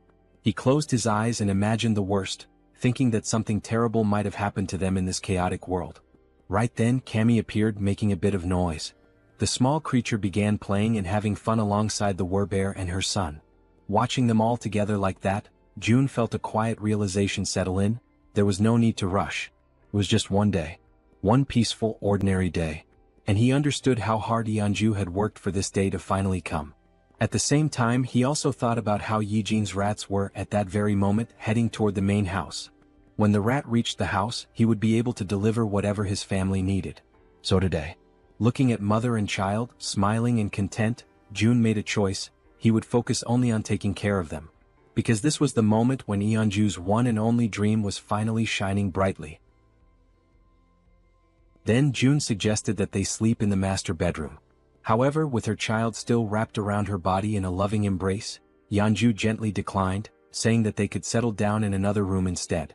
Even so, Jun insisted that they stay in the master bedroom, emphasizing that it was the coziest and most comfortable place for them to rest. With a warm and reassuring smile on his face, he added that it was an order. Without hesitation, Yeonju lovingly stroked her son's hair, and together, they expressed their gratitude to Jun for his kindness and thoughtfulness. Soon after, they headed toward the room, wished him a good night, and the little boy waved sweetly at Jun before going in. June, watching them go with a deep sense of fulfillment in his heart, allowed a faint, content smile to appear on his face. The lights in the house slowly dimmed, and a gentle lullaby began to softly echo through the home, drifting from the bedroom as the child, still awake, listened in silence. Meanwhile, in the living room, June lay on the sofa, quietly listening to the sweet lullaby that continued for a long while, tenderly sung by Yeonju's voice. It had been a very long time since he had heard a melody like that. Yet somehow, just by hearing it, his body began to relax and his eyes gently closed, just like a child falling asleep in their mother's lap.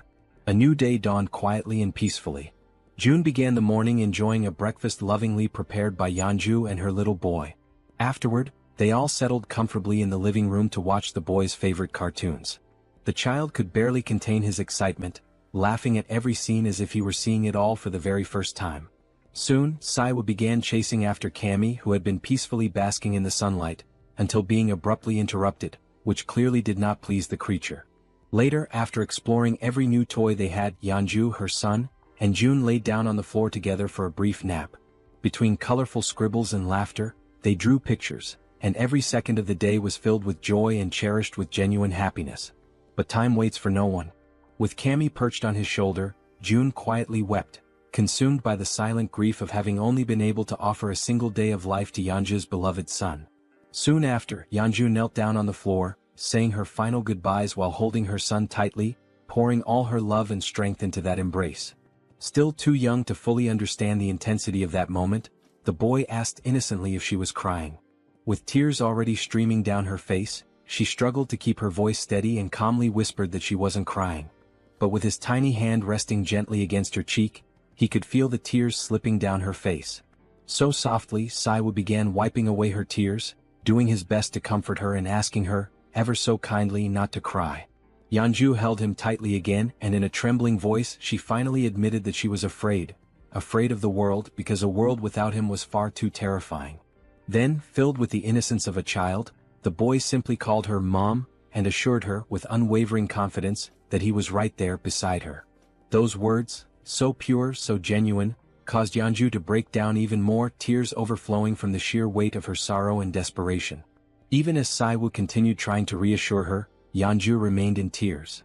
Yet still he took a step back, slowly pulling away from her arms. Looking her directly in the eyes, he firmly promised that he would always be by her side. Gripped by despair, she called his name with a choked voice. But without hesitating, he continued to walk toward the setting sun, while behind him, she shakily called out that she still had so much left to do for him. Then suddenly he stopped. He turned around slowly and with a gentle smile full of warmth and joy, he said that he loved her, just as his body began to dissolve into the light. At that exact moment, upon hearing those words, she froze. Still kneeling on the ground, her body began to tremble, and the overwhelming pain made it almost impossible for her to respond. But, as all mothers do, even in the midst of unimaginable pain, she smiled through the tears and managed to whisper back a quiet, "I love you." And with those final words, Saiwa said goodbye with a peaceful smile on his face. In the blink of an eye, his body vanished completely, and Yeonju's hand, overtaken by the unbearable pain of saying farewell, collapsed limply to the floor, while June watched her silently, deeply concerned and heartbroken by her side. Soon after, she tried to stand, but the pain she felt was so overwhelming, so crushing, that her body simply wouldn't allow her the strength to rise. Moved by the scene unfolding before him, June could only think that hope is like a delicate flower that chooses to bloom right in the middle of despair. With his eyes closed tightly, he came to a painful conclusion. Those who cling to hope must be prepared to face the darkest depths of despair, no matter how cruel. Then he extended his hand to her and gently urged Yeonju not to lose herself in grief, reassuring her that this moment was not the end. At that, Yeonju lifted her head, turned toward June, and in a hesitant, trembling voice, she asked if that was really true, if this wasn't truly the end. With unwavering conviction, June answered that if there was even the slightest chance, he would bring her son back, again and again, as many times as it took. His words ignited a new spark of hope, and Yeonju received them with a renewed sense of determination and strength. At that exact moment, the system displayed a notification. Yeonju's trust level had reached 100%, and she had obtained primordial vitality. The scene then shifted to the red-haired man, who was screaming with uncontrollable rage and fury. The twins, who had been silently listening to everything that was being said, became visibly frustrated when they realized that the standard spear, the orc spear, and all the money the red-haired man had painstakingly saved had vanished completely without a trace, leaving him utterly disoriented and at a loss for what to do. The red-haired man, clearly agitated, asked about his brother's belongings. His brother then explained that, when he had woken up, every single one of his possessions had disappeared without warning or explanation. Following this, the other twin chimed in and explained that many other people had experienced the same mysterious loss of their items. He pointed out that there was a specific pattern among these incidents. All of those who lost their belongings had not been present when the summoning occurred for those who had previously completed military service. Then one of the twins turned and stated that they should have returned to that place earlier. Suddenly, and completely without warning, he was violently grabbed by the collar of his shirt and pulled with force. The red-haired man, overtaken by a wave of anger, demanded to know if the twin was trying to place all the blame for what had happened squarely on his shoulders. Quickly, the twin clarified that he had misunderstood his words. Even so, the red-haired man remained furious, raising his voice even more as he shouted with escalating rage, insisting that they had all agreed from the very beginning that it was a foolish decision to follow Jun's orders. Faced with the rising tension, the brother, already clearly anxious and losing his patience, admitted that, indeed, Jun's plan had been a foolish one from the start. Hearing this, the red-haired man finally released his grip on his brother's shirt. It was only then that it dawned on him. He might have been expelled because of his own actions. Now tense and nervous, he remembered that there had been only one similar case in the past. He began to recall the story of a man who had tried to get involved with an underage girl. That man had been caught in the act and was immediately expelled, only to be found dead in the middle of the street shortly afterward. As he continued reflecting on the situation, he came to the unsettling conclusion that even now, with the appearance of that giant and all the surrounding chaos, the survivors still gathered in abandoned apartments. So, it was highly likely that there were enough people who would be more than willing to make sure he became the next one to be expelled. He was completely consumed by the hatred he felt for the situation he had ended up in. The image of the man in the red jacket reappeared vividly in his mind, calling him a bastard, and he imagined just how satisfied that bastard must have felt when he managed to get his hands on a weapon. Soon after, the red-haired man scratched his head, restless and agitated, trying to understand how everything had spiraled so far out of control. Elsewhere, Jun observed everything, the tension surrounding the red-haired man, and remarked to himself that this was only the beginning of the punishment he had meticulously prepared for him.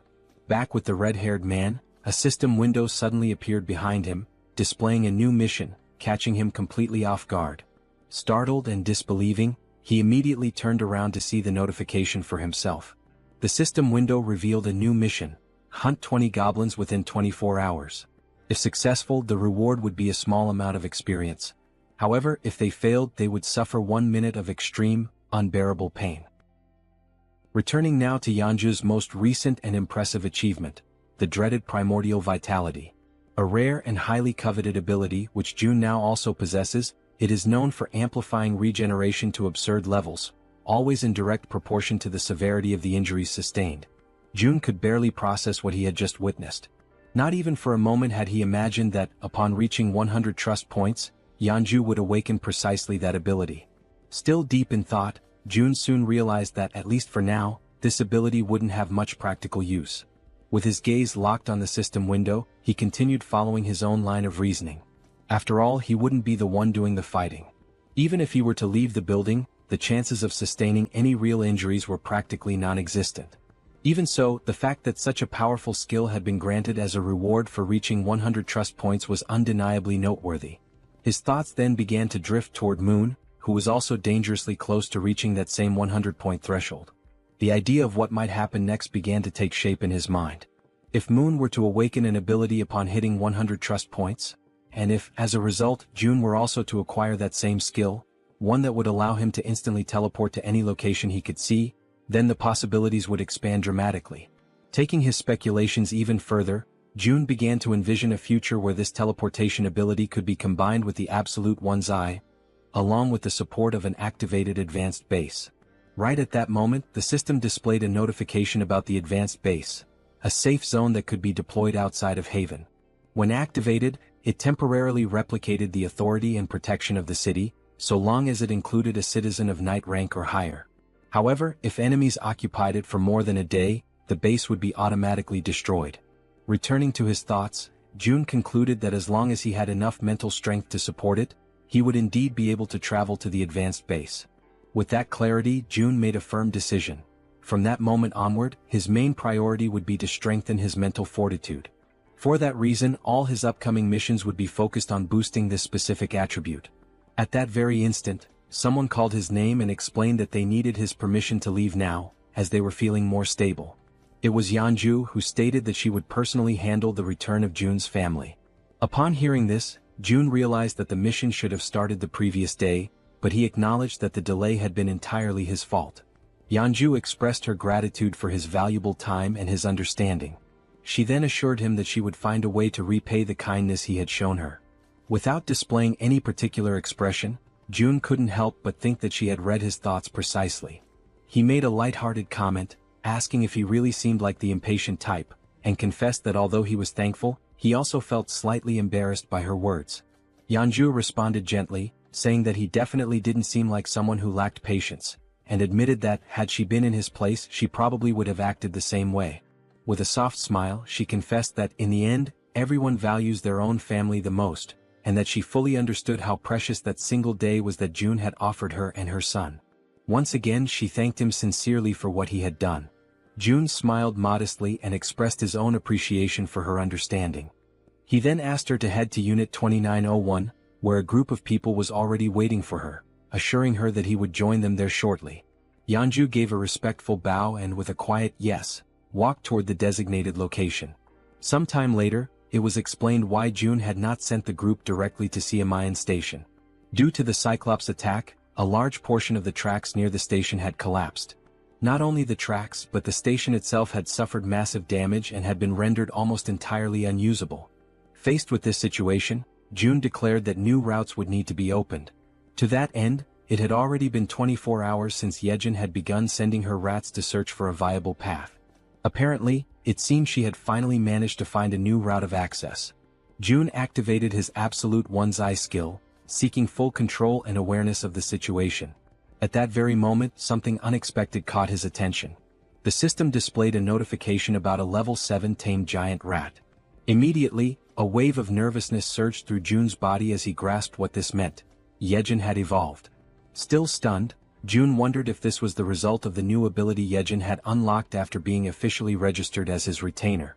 In addition to this, June noticed that something was following the rat, but no matter how hard he tried, he couldn't identify exactly what it was. Suddenly, his vision picked up something even more alarming: a swarm of zombies of varying levels, level 9, level 11 and level 13, emerging right behind. A jolt of dread ran through June's entire body as, through the lens of his powerful ability, he watched this disturbing scene begin to unfold before his eyes. Faced with that situation, the rat dashed forward at high speed, desperately trying to escape the relentless pursuit of the zombies that were chasing after it with unwavering determination. However, in a completely unexpected turn of events, the rat suddenly stopped in its tracks. It turned to face the incoming enemies and, without showing even the slightest hint of fear, growled aggressively at them, baring its teeth with a ferocity that contradicted its size. The zombies quickly surrounded the rat from every possible angle, closing off any potential route of escape. Yet, even in the face of overwhelming danger, the rat stood its ground, refusing to retreat even a single step. From a distance, June watched the scene unfold. Realizing that the rat would likely die a meaningless death if it stayed there, he considered triggering a gas explosion to take the zombies down with it. Nevertheless, even with the threat closing in, the rat remained unwavering, assuming an even more aggressive posture. In a sudden burst of explosive speed, it charged forward. Despite being completely surrounded, the rat managed to dodge every single attack from the zombies, weaving skillfully between them with surprising agility. Still observing from afar, June was thoroughly impressed by what he was witnessing. After evading the zombies, the rat leapt forward and continued its mission. Remarkably, it emerged from the encounter without a single scratch and resumed its rapid sprint toward the designated exit. With only a short distance remaining, the rat took one final leap and burst through the opening toward the outside. However, something was already waiting for it on the other side, silently, watchfully observing its approach. Its eyes locked on the rat and its sharp fangs exposed, the creature let out a low, menacing growl. It was fully prepared to pounce at any moment. Instantly, the rat froze in place, completely paralyzed by an overwhelming fear in the face of the predator's threatening presence. From afar, June was caught completely off guard, unable to hide the shock from his face as he witnessed the unexpected confrontation unfold before his eyes. In an instant, the level 23 land shark lunged forward with terrifying force. With its enormous mouth wide open, it bit down in a single, clean motion, swallowing the rat whole. The scene shifted to June, who stood in silent despair, deeply disturbed by what had just happened. He questioned what kind of creature that was, but more than anything his eyes widened as he recognized the location. Nampo Station, only a few kilometers away from his own home. This realization struck him hard, making it clear that creatures as deadly as that one were likely roaming near the very place where his loved ones lived, only deepening the anxiety clawing at his chest. Struggling to keep his composure, he quickly acknowledged that he had to hurry. Time was no longer a luxury he could afford to waste. The scene shifted again, this time to Dabin, who was crouched down, sorting through a few boxes. She was clearly exhausted but also visibly relieved to have finally finished her task. Suddenly, someone called out to her, the person in charge of that task. She turned her head and saw that it was June who had arrived, thanking her for the effort she had put in. Wearing a small smile, Dabin responded that she didn't consider it hard work at all, especially since she was being paid for it. She then asked what the new problem was this time. June, slightly uncomfortable, averted his eyes as he tried to collect his thoughts and figure out how best to explain the new situation to her. Immediately picking up on his hesitation, Dabin grew visibly concerned. Now sounding tense and increasingly anxious, she urged him to speak up and just say what was going on already. With a measured and careful tone, June explained that he wanted to request the assistance of Jaehyeon for a specific task over the next couple of days and that he hoped Dabin could manage things in the meantime. Caught off guard by the sudden and unexpected request, Dabin forced a smile in an attempt to mask her nervousness. With her voice slightly unsteady, she asked if he expected her to take full responsibility for everything on her own. June then replied that he would be leaving it in her hands for just 2 days. She already knew that this meant a significant amount of work and responsibility. With a skeptical look, she asked if she would be paid extra for the overtime hours she would inevitably have to put in during those 2 days as the acting lead. Upon hearing her question, June offered a subtle smile. Then, with an enthusiastic tone, he confirmed that he would pay her double for the overtime. The moment he gave his answer, Dabin's face lit up with joy. She could barely contain her excitement, now completely energized and ready to handle whatever came next. Elsewhere, a wave of thick green mist, released directly by the system, completely envelopes Hyren's body. The scene swiftly transitions to another location, where everyone in the group is now seated around a table, all eyes fixed on June as he prepares to begin the mission briefing. June begins by explaining that, due to the appearance of the massive Cyclops, navigating through Jaehyeon Station had become significantly more difficult. He expresses regret, saying it would be a shame to abandon the use of the subway line altogether. Soon after, Jaehyeon steps in to clarify that the section between Jaehyeon Station and Byumnaegal, all the way through to Koryang Station, is still fully intact. According to her, there are no monsters positioned along that part of the route, so the group can cross it without much concern.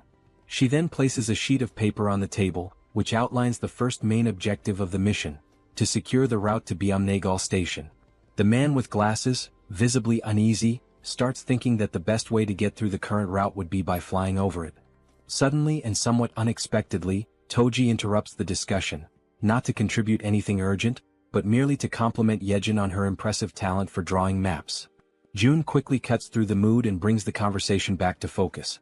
He recaps Yeon's explanation and then points to a specific area on the map, noting that they must proceed with extreme caution before reaching their final destination.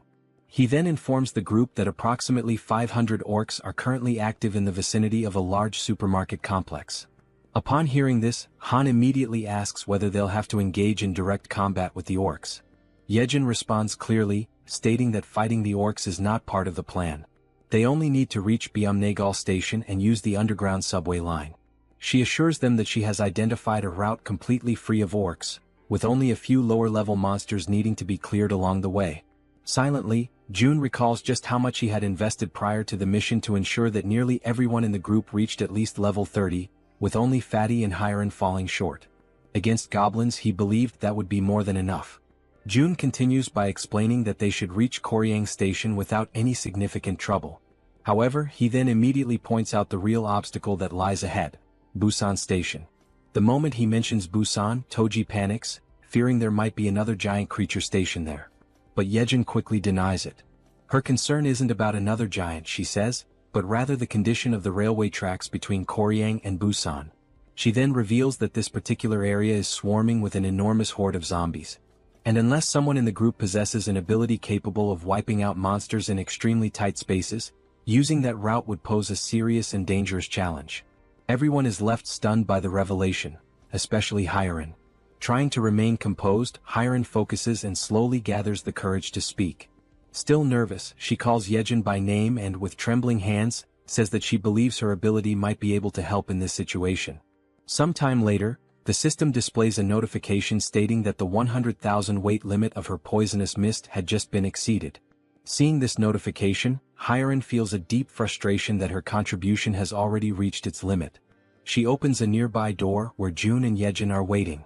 Both immediately begin praising her efforts, telling her that she did exceptionally well. June asks if she's feeling okay. Hyeon confirms that she is.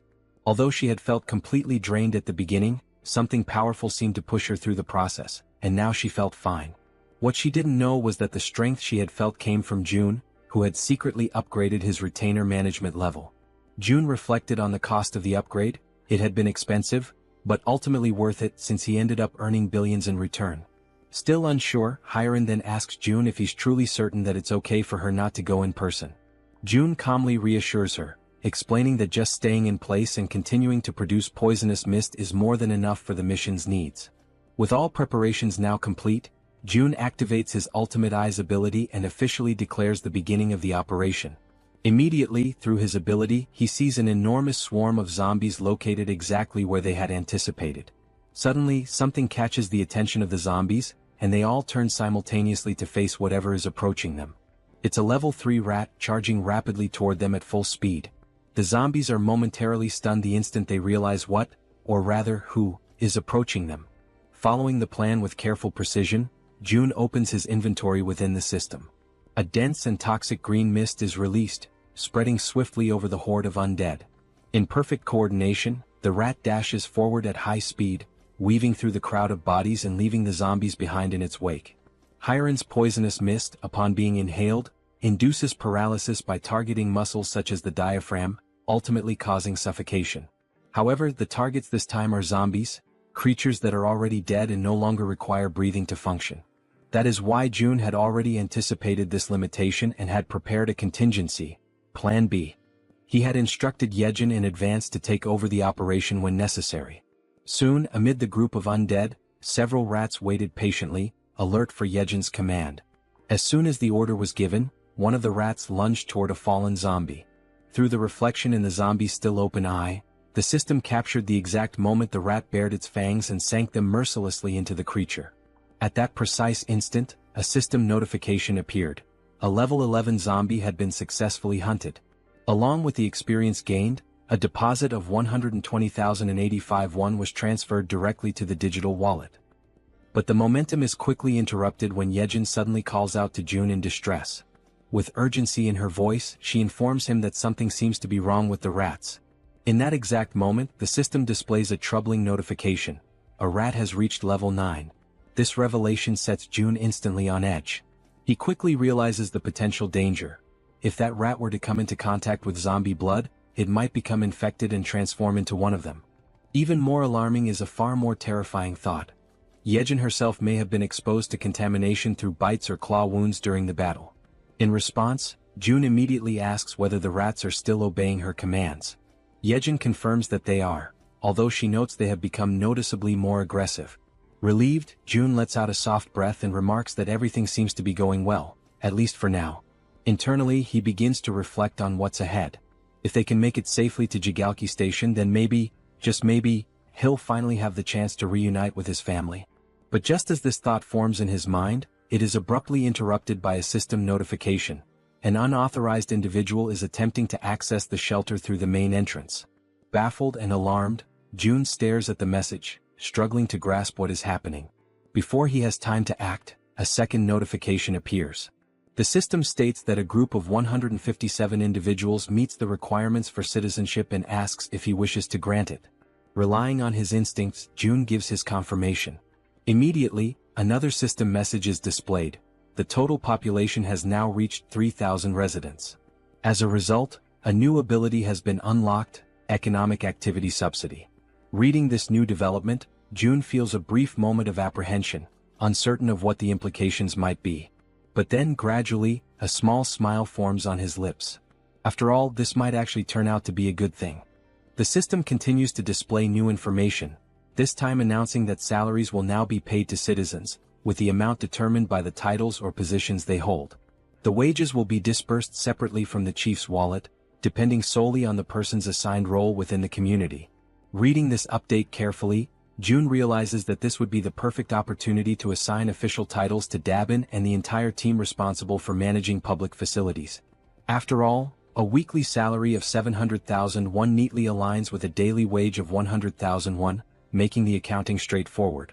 Tapping the system's interface, he remarks that there is no longer any need to pay people manually, especially when doing so previously meant sacrificing reduced taxation benefits. At the pace things are advancing, it becomes clear to him that they need to expand the department responsible for public facilities management.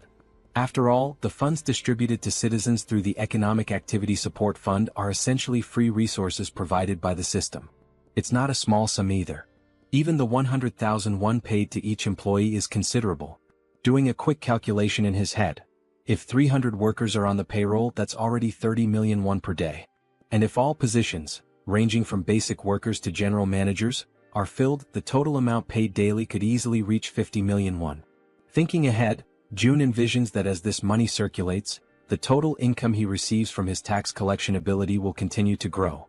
On the other hand, the citizens will inevitably spend that money in his store, effectively funneling it right back to him. This leads him to the realization that assigning titles to as many citizens as possible is likely the most profitable long-term strategy. Yet, he still isn't entirely sure which titles would be most appropriate beyond facility management. Soon, another idea sparks in his mind. Positions related to maintenance, cleaning, and security would be practical starting points to invest in. So, before doing anything else, he goes ahead and appoints Dabin as the general manager. He recalls that she had already accepted Fatty and Hyerin as members of the team, although he can't quite remember who the remaining members were. Just then, something catches Jun's attention.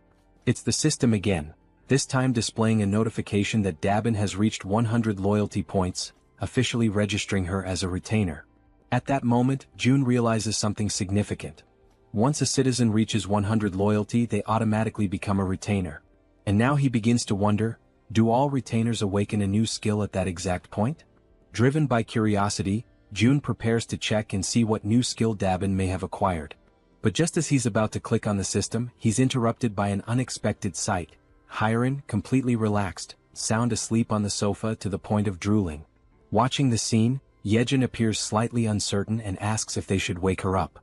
Jun replies that they should let her rest. She's completed her duty and she must be completely worn out. Smiling faintly, he acknowledges to himself that although she tried to appear fine, she likely went through something difficult and pushed herself right up to the edge of collapse. If anyone deserved a break, it was her. Jun activates his invisible hand ability and gently picks her up, carrying her carefully to a bed in one of the rooms so she can sleep more comfortably. Returning to the living room, the two of them talk quietly, agreeing that Hyerin may indeed be going through a rough time. Jun then turns to Jaehyeon and asks how she herself is doing. Jaehyeon responds calmly that nothing is difficult for her, that she's doing perfectly fine, especially now that they've reached the tracks near the station. Jun nods in understanding and encourages her to keep up the good work. She smiles and tells him to leave it to her. However, at that exact moment, her expression shifts subtly. Something makes her hesitate. Jun, immediately picking up on the change, asks her if something's wrong. She stammers slightly and replies that all of a sudden the link isn't connecting anymore. Jun, caught off guard, asks what she means by that and she tells him to give her a moment. Closing her eyes, she tries to reconnect with the link. But apparently it's no use. She then explains that it's probably the distance. It seems to be just too far this time. Jun asks whether the link had been working properly before. She responds that it's possible to go a little beyond the maximum range if the link was already established beforehand. However, the reach of the link currently only extends as far as the central station. She then turns to him and asks what they're supposed to do now. Without an immediate answer, Jun falls into thought. He realizes that something always seems to go wrong at a critical moment, and just beyond the station lies the house where his family is supposed to be. He had been counting on using one of Yejeon's rats to check the house before making a move. Clenching his fist tightly, June mutters that this is a complication. Still, he asks Yejeon to try re-establishing the link from the central station in any way she can. She agrees, saying she'll give it her best shot. Closing her eyes once again, she begins to focus her powers in an effort to restore the connection. With the vision of zombie rats moving through the station still lingering in his ultimate eyes, June reminds himself that they have to explore every possible option available to them, and until then, all Kim can do is hope, with all his heart, that his family is still safe. The system now displays the current locations of everyone participating in the mission. Yejeon's rats are moving ahead to scout the path, while Han's group remains further back, following at a safer distance. The scene then shifts to the station where Han's group has just arrived. Everyone stands frozen, completely overwhelmed by what they see before them. The entire area is a scene of utter devastation. All the surrounding buildings have been reduced to rubble, and massive footprints, far larger than anything human, are deeply embedded in the ground, scattered across the terrain. Jaehyeon, the bespectacled man, stares at the destruction in disbelief and finally mutters that the sight is incredible.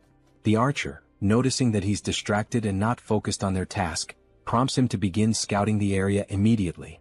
Obeying her prompt, Jaehyeon commands his raven, named Black, to begin aerial reconnaissance of the area.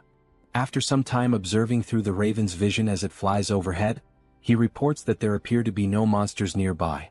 Toji then speaks up, saying that the station itself also seems to be clear of any goblins, and that thanks to the massive avalanche that occurred earlier, they should be able to move through the area with little resistance.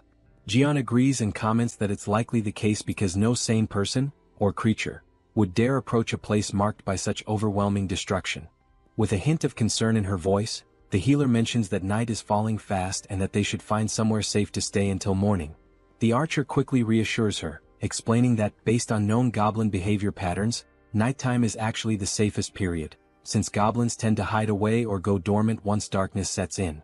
At this point, Han appears deep in thought. After a moment of silence, he speaks, saying that they should keep moving. If anything truly dangerous happens, there's a high chance June will summon them back right away. Suddenly, one of Yejeon's small rats appears, making faint gestures as if trying to communicate something important. The entire team comes to a halt, recognizing it immediately as one of Yejeon's specially trained rats. They take this as a sign to follow it without question. Quietly and cautiously, they begin to trail the rat as it scurries ahead, guiding them through the eerily silent night in the ruined city. As they move along the path, someone comments that the station up ahead looks like it's been turned into a shallow lake. Jaehyeon asks aloud if that might be a result of the giant's rampage. The archer responds that it's quite likely. The terrain had shifted significantly when the buildings collapsed, which could have easily led to the formation of sunken, water-filled areas. While they continue walking near the edge of the water, something begins to stir beneath the surface of the lake.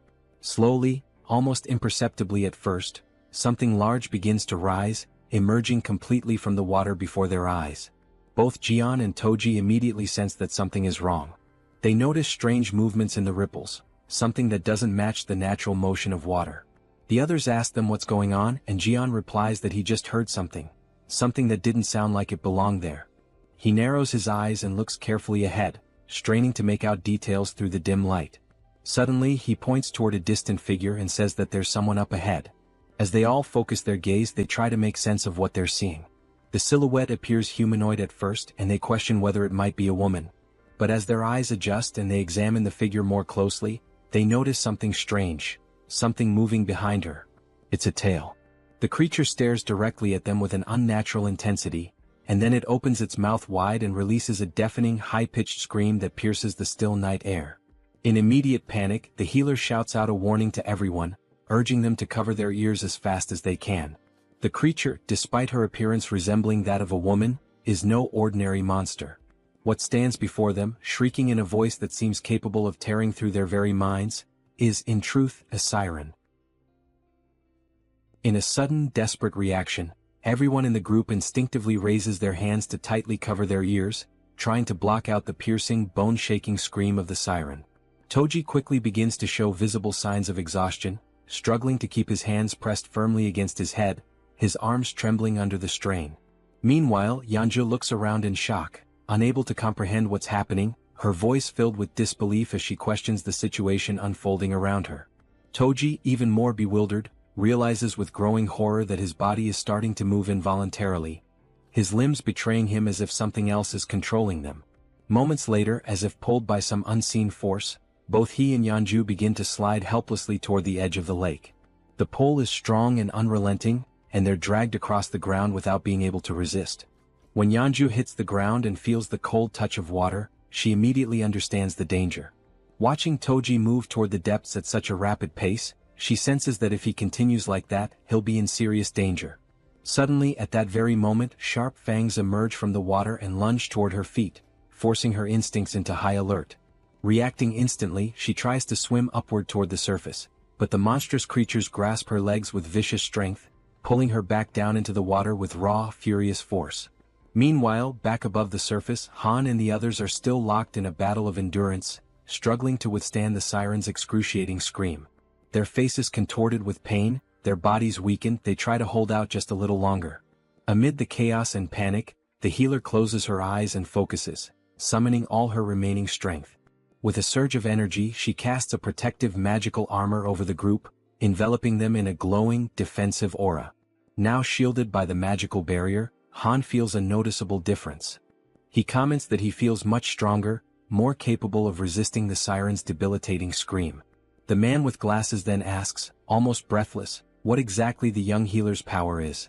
Exhausted and barely able to stay on her feet, she pleads with them to hurry and save Toji and Yeonju before it's too late. But just as she finishes speaking, something in the water catches her eye. A dreadful blue creature, barely visible beneath the surface, begins to emerge from the depths of the lake. From a distance, the rest of the group watches the movement and begins to question, what are those bastards? Before anyone can respond, the creatures launch a sudden, brutal assault, moving with terrifying speed and aggression. Sensing the incoming clash, Han immediately calls out to everyone, urging them to prepare themselves for battle. He warns them that the creatures are closing in fast. Without a moment of hesitation, the monsters leap through the air, aiming directly at the group. Han quickly raises a steel rod in both hands, bracing for impact, ready to counterattack. With powerful force, his weapon collides with the creature's strike, sending shockwaves through the air. Just as the creature begins to recover, it's struck by a well-aimed arrow, finally going down. However, only one of the monsters is defeated, while several others continue to emerge from the shadows. The female archer, clearly frustrated, mutters under her breath about the relentless, never-ending wave of creatures. Without delay, the monsters reach the surface, surrounding the group from all sides with terrifying speed. In growing distress, Han insists that they can't afford to waste time, they have to save Toji and Yeonju now. Meanwhile, from the opposite side of the lake, something begins to draw the creature's attention. It's the werbear woman returning from the depths, carrying Toji in her strong arms. As she surfaces, Toji gasps and coughs, expelling the water from his lungs. He mutters that he genuinely believed he was going to die. Overcome with relief, the group's faces light up with joy at the sight of their safe return. Toji then turns to Yeonju and, with deep sincerity, thanks her for saving him. But their moment of reunion is abruptly interrupted. The bastards resume their relentless assault without giving the group a second to breathe. The team quickly realizes the creatures aren't going to let up, not even for a moment. Toji immediately activates his magical armor, his body lighting up with protective energy. As the monsters continue charging forward, he yells to the group that they'll hold the line and fight until the very end. In that moment, the werbear woman plants her feet firmly and prepares to strike. As one of the creatures lunges forward, she throws a heavy punch that lands squarely on its face, sending it flying backward through the air. The creature crashes violently into a thick wooden pillar, splintering it with the force of impact. Atop that very pillar, a goblin's body had been suspended, tied in place. At that instant, both Han and Toji glance upward and shout for everyone to move away quickly. Without hesitation, the group leaps back just in time as the place they had been standing is struck. Moon immediately turns and asks Han if he's okay. Han replies that he's fine and asks what just happened. As he sees the wreckage more clearly, Toji freezes in place, unable to speak. It was the body of the goblin, still tied to the broken pillar, that had fallen from above. As the group stares at the unsettling sight, the man with glasses urges everyone to look up. When they do, they are horrified by what they see: numerous goblins, their bodies bound and suspended high above, arranged in the shape of a massive cross. Han comments that the group had been so focused on the danger below that they hadn't even noticed what was above them.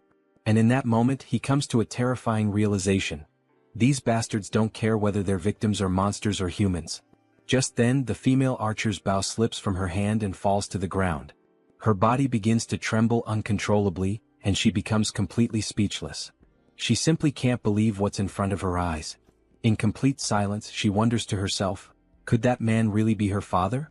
Suddenly one of the creatures charges forward at full speed. Han watches in horror as the beast sprints directly toward the defenseless archer, who remains frozen, completely unaware of the incoming attack. Without hesitation he desperately screams her name. At that very moment, a loud gunshot echoes through the air. The bullet hits the creature midair, striking it down and sending it crashing to the ground. Holding the weapon was Moon, who immediately turns to ask the archer woman if she's all right. Han commends him for his quick reflexes in such a dire situation, but soon notices something is terribly wrong. The archer is now kneeling on the ground, visibly shaken, her expression distant and broken. Suddenly the man with glasses appears, urgently calling out to Han. He says he may have found a way to deal with the situation they're trapped in. He explains that, through black, he has been able to observe the surroundings from above, and that's how he discovered something crucial. The agonizing sound that's been tormenting them is also what's commanding the creatures. Han is taken aback by the revelation. The man in glasses adds that he still can't fully understand what the siren is saying, but he noticed that every time she opens her mouth, the fish-faced creatures react and begin to move. He then states that if they can find a way to cut off the sound, it's highly likely that the creatures will lose their coordination and retreat due to the lack of command. In the midst of this tense and increasingly hopeless situation, Han agrees that the idea is worth trying. However, he expresses concern that the creatures won't give them the opportunity to make it happen. Wanting to clarify things, Toji asks directly if the entire plan boils down to simply stopping the sound. Han confirms it with seriousness in his voice. Then, with resolve burning in his eyes, Toji declares that he'll be the one to bring down that damn thing and that he has a plan. Meanwhile, on the other side of the battlefield, the siren opens her mouth once more, releasing the dreadful sound, and like obedient soldiers the creatures respond as if bracing themselves for another coordinated assault. Observing their behavior closely, Han notices that the creatures are changing their formation. The man with glasses assumes they must have realized the group's new objective is to shut the siren down. Han then turns to Toji and asks if he can really rely on him. Toji confidently answers yes, urging everyone to trust him, and makes it clear that all they have to do is open a path for him. He'll take care of the rest on his own. Without hesitation, Healer affirms that she will stay behind to protect the archer. And with the plan now in motion, the group charges forward with unwavering determination. Each member of the team focuses solely on creating that crucial opening for Toji, attacking the enemy forces without mercy and taking down one creature after another with relentless resolve. Han pauses for a brief moment, glances back at Toji and shouts for him to move now. This is the chance. Toji locks onto his target, plants his feet, and grips his halberd with precision and strength. Then with all his might, he hurls the weapon through the corridor, aiming straight for the siren. The weapon cuts through the air at incredible speed, but the siren reacts swiftly, dodging with ease. The halberd misses its mark and continues its path, clattering past her. The group freezes in stunned silence, watching as the opportunity they carved with so much effort vanishes in a single instant. Yet Toji remains completely unfazed. The siren erupts into maniacal laughter, along with her grotesque creatures, mocking his failure. But Toji simply smiles, calm and collected. With a sharp glint in his eye, he asks Han if he's already forgotten something. Confused and frustrated, Han doesn't understand what he's referring to, until in a sudden realization his eyes widen. With a trace of sarcasm, Toji then asks, "What's the best way to deal with a fish?" As he speaks, he lifts his hand and activates the recall command on his halberd. The weapon obeys the order, and on its way back, it slices cleanly through the siren's back, impaling her and cutting off her laughter for good. At that moment, the system notifies the group. A level 33 siren has been hunted down. Experience points have been awarded. The halberd returns to Toji's hand as everyone turns to stare at the siren's lifeless body. The fish-faced creatures become disoriented, clearly lost without their leader, and quickly retreat back into the depths of the lake. This sudden disappearance brings a wave of relief over the group, as they now have one less threat to face. Without wasting a second, Han approaches the archer woman and gently asks how she's doing. She remains trembling, unable to compose herself. Concerned, Healer turns to Han, asking what they should do now. Han considers going to find June. Then, the Archer woman suddenly reveals, with a trembling voice, that one of the bodies hanging on the crosses above is her father. Han is struck speechless. He quickly turns around, unable to accept that his father-in-law could be among those mutilated victims. Overwhelmed by a deep, unbearable grief, the Archer collapses into uncontrollable tears, mourning the fate of her father. Beside her, Han falls to his knees, consumed by panic and disbelief. The entire group around them feels the weight of her sorrow as if it were their own. And right there before their eyes, hanging from a cross in an appalling state, was her father's body, a heartbreaking sight that pierced the soul of every witness. At that very moment, the system displays a mission reconstruction screen, this time with the Archer as the target. The reward, to bring her father back to life. However, the system clearly warns that resurrection is only possible within the boundaries of the absolute domain. Staring at the screen in a mixture of urgency and desperation, June taps rapidly on the system window, trying to complete the reconstruction process. Jaehyeon, seeing him in such a state of despair, is left absolutely stunned by his behavior. But then all of a sudden June stops. He begins to reflect more deeply on the situation and on the trust the group had placed in him. He knew that if things had escalated to a point where lives were truly in danger, he would have been summoned without delay. With that in mind, he tried to convince himself that this meant there was no real danger, no other option, no action to take. But even as he tried to settle his thoughts, a lingering doubt echoed persistently in his mind. Was it really true that there was no other choice?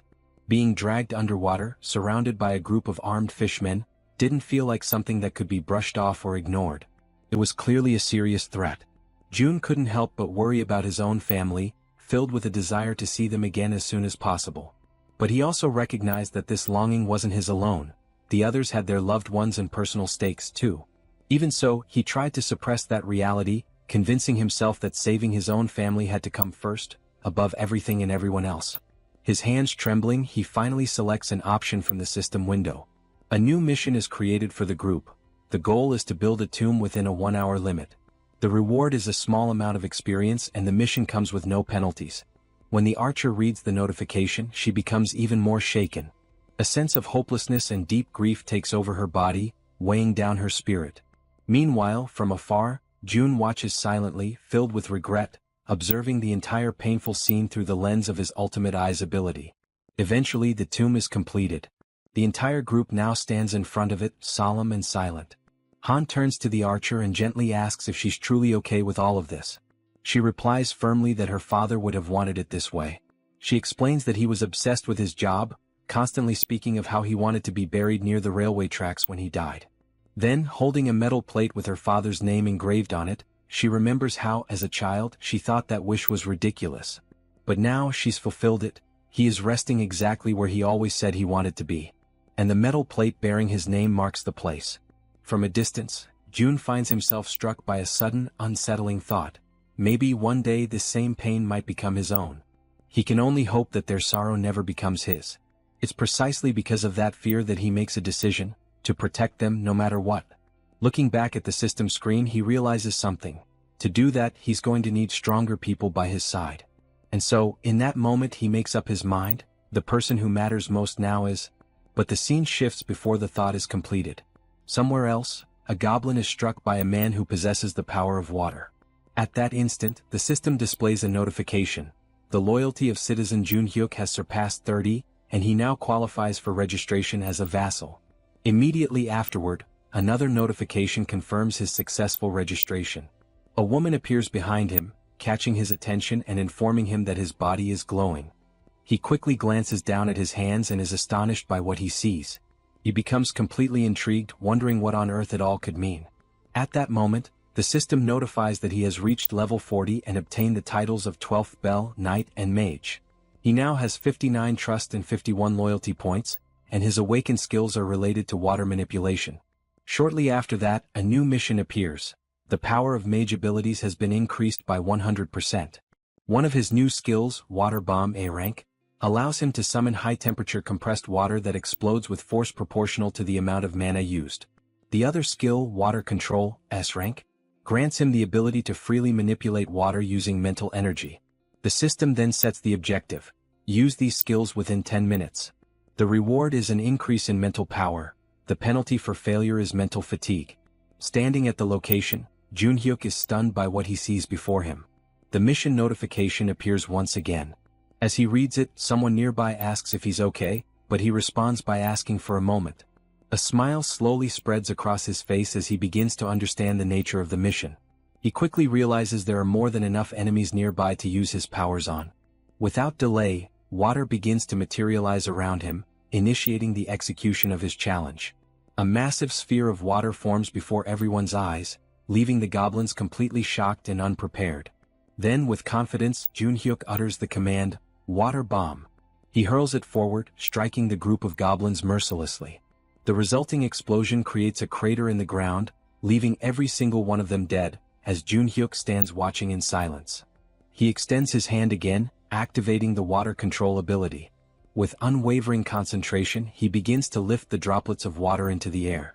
What happens next surprises two men who are silently watching everything unfold. The man wearing a black coat asks in complete disbelief if it is truly Junhyuk who is doing all of that. The other man confirms it, emphasizing that what they are witnessing is indeed Junhyuk's power. With a smile on his face, Junhyuk lets the tiny droplets fall slowly, like gentle rain, still under his full control. Immediately after, he falls to his knees on the ground, lifts his arms upward, and begins to give thanks for the kindness he just experienced. The two men, now even more confused, begin to wonder aloud whether he might be losing control of himself. At that exact moment, the system displays a notification stating that both his trust and loyalty have increased, that the mission has been successfully completed, and that 70,251 won have been consumed. Witnessing all of this, Jun is completely taken aback. He truly didn't expect a skill of rank S to be awakened in that way. With this event, Junhyuk becomes the second person to hold a rank S skill, following after Yeonju. Jun begins to reflect, considering how surprising it is, especially given that Junhyuk's original ability was merely rank B, a skill that used mental energy to produce water. He hadn't imagined it would develop so impressively. Now, he wonders if this significant growth is because of Junhyuk's high level. Standing in front of the system window, he admits to himself that this outcome was unexpected, but he feels content with the result he has achieved. Internally, he recalls that, back when the ability was still at rank B, he would use mental energy to generate water in any form. Now, he questions how this type of use fits into the overall strategy, the metaphorical board of pieces. He notes that in Han's group, there's no need to add a new piece, since the team is already well balanced. As he considers what his next move should be, Jun continues to stare at the system window. The screen now displays a notification about a goblin hunt. Level 6 goblins are being eliminated one by one, and both experience points and one are being accumulated into the account. Reading this message leaves Jun in shock. It's already late, yet there are still people out there hunting. Suddenly, the system shows another notification. The skill level has increased, and the declaration of return to home has now reached level 20. With this, 3 additional skill points have been gained, along with the acquisition of a brand new ability. Jun goes into a state of panic as he reads the latest update. The system further informs him that the territory is expanding, and with that expansion comes an intense, unbearable pain that spreads through his entire body. He screams out, overwhelmed by the agony, while Jaehyeon watches in terror, completely uncertain of what she should do. The pain becomes excruciating, but despite it, the territory continues to expand further and further without stopping. With his vision blurred, Jun barely manages to see Jaehyeon as she urgently asks if he is okay. Jun is overwhelmed by a pain far greater than any he has ever felt before. It feels as though enormous needles are tearing through his entire body, ripping him apart from the inside out. Jaehyeon persists, her voice filled with desperation, commanding him to breathe. Frantically, she asks what she can do to help him in that critical moment, visibly shaken and desperate to ease his suffering. Jun forces his eyes open, his mind clouded and dazed. Through his blurry sight, he catches a glimpse of her face, partially obscured by the haze of confusion and the relentless agony. Startled, he realizes she is getting dangerously close to his face, inching towards him with clear intent. With a strained voice, he asks her what exactly she thinks she is doing. Embarrassed and flustered, Jaehyeon immediately backs away in a hurry, apologizing profusely. She quickly explains that for a moment she feared he had stopped breathing and was about to perform CPR on him. But before she can continue, Jun cuts her off, assuring her firmly that he is fine. Behind him, Cammy is crying, visibly distressed and filled with concern. June reaches out, gently stroking Cammy to calm him down, softly repeating that everything is going to be all right.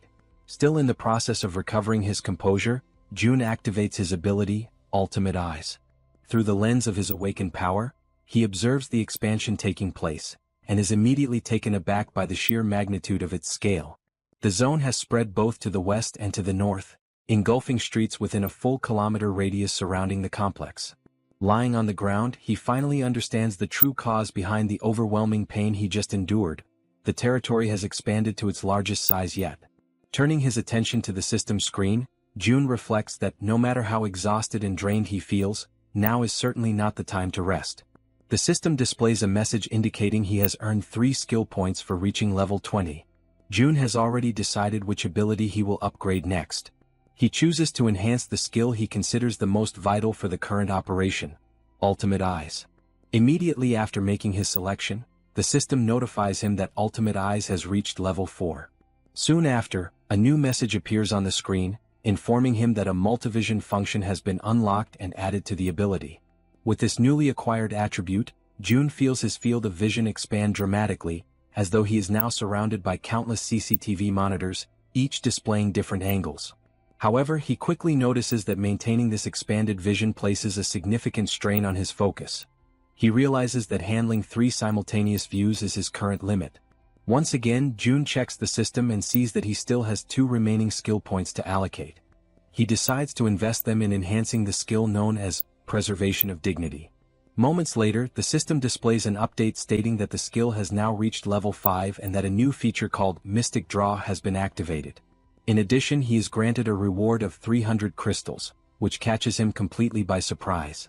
Shortly after, the system clarifies that it was through this Mystic Draw feature that he has received those 300 crystals. June finds no reason to reject the unexpected gift, so he clicks on the notification to accept them. As soon as he does, a bright circle forms on the ground beneath him. The circle emits a radiant light so intense that it causes discomfort to Jaehyeon, Cammy, and even June himself, forcing them to shield their eyes. After a few moments, the circle of light vanishes, yet a concentrated, powerful glow remains suspended in the air. From within this brilliant light, an object begins to materialize. It is a ring. The system promptly notifies him that this is a communication ring, designed specifically to transmit June's voice directly to his vassals. June slides the ring onto his finger, still uncertain about its practical use. As he considers its function, it becomes clear to him that its ability to project his voice could be perfectly suited for Dabin. But then he remembers that Dabin has already been officially registered as one of his vassals. He accesses the vassal management interface within the system, which displays detailed information about Dabin. Level 25 holding the title of 11th Servant, Trust at 77, Loyalty at 100, and a newly awakened skill, Telepathy. Astounded by Dabin's awakened ability, June acknowledges to himself that telepathy is indeed the perfect skill for someone tasked with such communication-driven responsibilities. Suddenly, through the multivision function of his ability, June sees a disturbing scene. 50 people are crammed together, sharing a single housing unit to sleep in. Inside that crowded unit, Dabin tries to explain to the agitated group that the situation is only temporary. However, her words are met with anger and indignation, as if she were treating them like they were insignificant, like they were nothing. One man, visibly furious, raises his voice and shouts, reminding her that they've all seen countless empty houses along the way. He demands to know what she's even talking about, as though her excuses were entirely unreasonable. Clenching their fists in frustration, several others step forward, insisting that at least the children should be allowed to sleep comfortably. They demand that some of the vacant rooms be opened up so everyone can rest properly after enduring so much. Overwhelmed by the escalating situation spiraling out of control, Dabin hurriedly apologizes, struggling to maintain her composure as she explains that current policy does not permit such allocations. All the while, from a distance, June watches everything unfold in silence through his ultimate eyes. At that moment, the system displays a new notification. A skill named Ultimate Shut-in's Door has been activated. With this, June is now able to connect to and control all doors within the territory he has declared as his own domain. Back inside the unit, just as Dabin desperately tries to regain control of the situation, a door suddenly swings open on its own. Annoyed and suspicious, one of the men immediately questions the audacity of barging into someone else's home during an emergency. He reminds everyone that in times like these, people should be helping each other, not creating pointless conflicts and divisions. He demands to know why so much unnecessary resistance is being put up against such a basic request. At that precise moment, June steps through the open door, catching Dabin completely by surprise. He turns to the man, his expression unwavering, and declares bluntly that if the man disagrees with the house policies, then he is more than welcome to leave his house immediately. The man, stunned by June's words, demands that he repeat what he just said. But June, without the slightest hesitation, simply proceeds to evict him on the spot. Witnessing this abrupt and firm action, the rest of the group begins murmuring among themselves, remarking how things have suddenly calmed down. June then turns to face them all and poses a sharp question, asking if anyone else has complaints they wish to bring up. With a cold and resolute tone, he announces that from that moment onward the electricity, water and gas supply to that entire unit will be cut off. Hearing this, a young woman, visibly alarmed, questions whether he is being serious about such an extreme measure. June locks eyes with her and responds curtly that in fact, that's exactly the question he wanted to ask them. With an unwavering gaze, he states that it's no coincidence they appeared right after the fall of the giant. He then asks if they came because they judged this place as being capable, just like so many others who arrive every single day with the exact same mindset and expectations. His words strike the group like a bolt of harsh reality, leaving them momentarily speechless. But June doesn't stop there. He continues, explaining that giving in to such demands would lead to three major problems. First, all the empty rooms would eventually be exhausted, making it impossible to accommodate new arrivals who genuinely need shelter. Second, the residents who have been living there, those who are already settled and abiding by the system, would begin to feel disrespected and marginalized. And third, once they give in to one demand, the cycle of requests and entitlements would never come to an end. With absolute ruthlessness, June raises his voice and declares that the basic rights and welfare they expect to find here simply do not exist in this place. He emphasizes that the South Korean government has already collapsed, and that he, standing before them, is not the representative of anyone's ideals or dreams. He acknowledges that some might perceive him as a tyrant, abusing the power he holds. But he warns them that the world has become far too brutal, far too unforgiving, for naive ideals like rights and welfare to survive without being fought for and earned. He points out that if they wish to enjoy such privileges, they must first prove themselves worthy of them.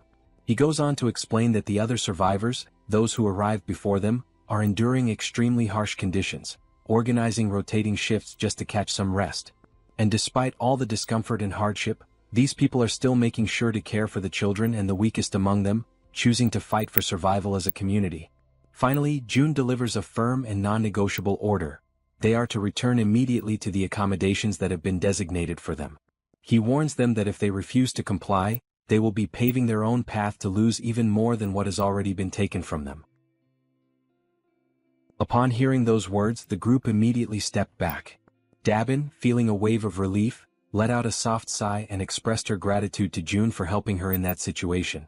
However, he replied that there was no need for thanks. In fact, he insisted that he was the one who should be grateful to her.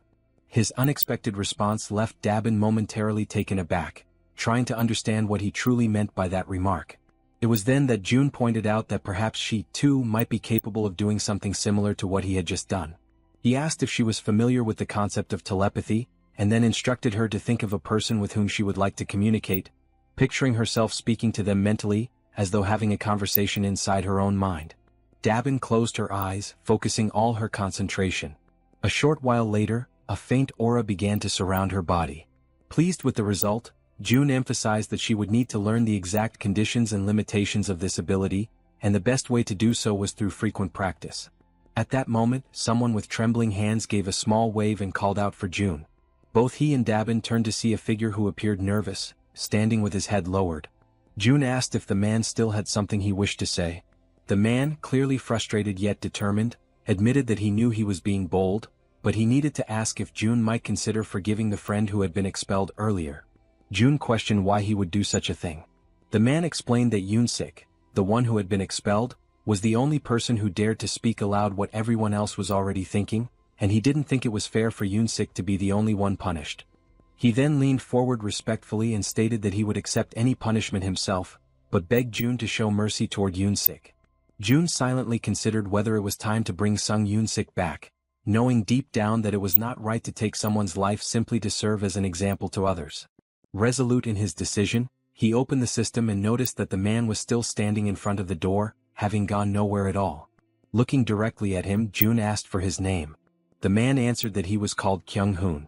June then informed him that he would grant Yoon-sik his citizenship back. Kyung-hoon was taken aback when June went on to say that he would also restore electricity and water service, though not the gas supply. Before Kyung-hoon could respond, June added that he was doing this out of respect for the man's sincerity, but warned that there would be no second chances, and everyone needed to understand that clearly. Right after, the system issued a notification that Yoon-sik's citizenship had been officially restored. Kyung-hoon, visibly relieved, hurried back to his quarters. Soon afterward, another notification appeared, informing June that Kyung-hoon's trust in him had increased. For a moment, June considered restoring the gas supply as well, but he knew that if he did, the punishment for what had happened would lose its intended effect. His thoughts were interrupted when Dabin remarked that he seemed to be a warm-hearted person. June asked if she was truly giving him a compliment, to which she confirmed with a smile. He thanked her, but she playfully teased that he seemed to be getting embarrassed. Changing the subject, June asked her to inspect the facilities in 3 buildings, adding that he intended to have one in each of the 25 buildings. The idea left Dabin utterly surprised. Without hesitation, she asked how many members he currently had. June explained that if it became possible to expand to 100 people, he could assign 4 to manage each building. Dabin's eyes lit up with interest, and she declared that she would be willing to pay 100,000 won per day for each person, assuring him that with such a scale, everything would run smoothly. As they spoke, someone approached from behind. June and Dabin turned and asked if the newcomer was new to the area. The man confirmed and asked if June might need a medical team on site. He then introduced himself as Sung Min, an associate professor of nephrology at Busan Park Hospital. After hearing his introduction, June commented that he had dismissed the medical team for the time being, as he believed high-ranking individuals required proper treatment. He then turned to Dabin and asked what she thought about offering a room for the team and converting it into a hospital. She responded that it seemed like a good idea. Seizing the moment, June noted that if they looked around carefully, they could probably find a fair number of nurses. He also said that assembling the medical team and managing it would be her responsibility. Dabin, clearly enthusiastic, assured him that he could count on her for that. Afterward, June opened the door and returned to where Jaehyeon was waiting. She asked if he had managed to solve the problem, and with a smile he confirmed that he had. Without wasting any time, he activated his Eyes of the Absolute ability. When Jaehyeon saw the Han group, she asked if they had already left. June quickly realized they were on their way to Jigalki Station and that there were no issues there. He then opened the system again to finish what he had been working on. As he had expected, the final location available for investing his skill points was the Absolute Warehouse. The system issued a notification stating that the skill had reached level 2, increasing its capacity to 200 kilograms and adding a new feature called State Preservation. The description clarified that this function would maintain the exact movement and condition of an item as it was at the very moment it was stored. Upon realizing that the capacity had now doubled, June immediately understood that he could make far freer and more strategic use of the warehouse. His thoughts quickly drifted toward the true potential of this newly acquired function.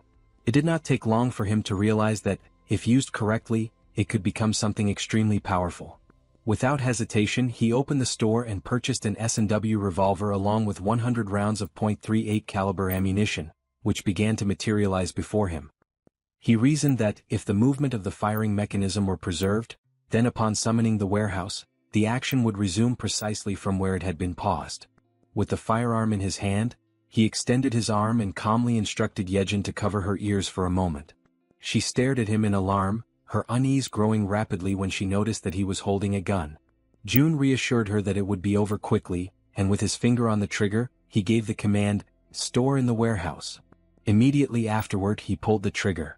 The gunshot cracked loudly through the room, reverberating with force, but almost instantly, the system confirmed that the bullet had been successfully stored. It worked exactly as he had envisioned. Flawless.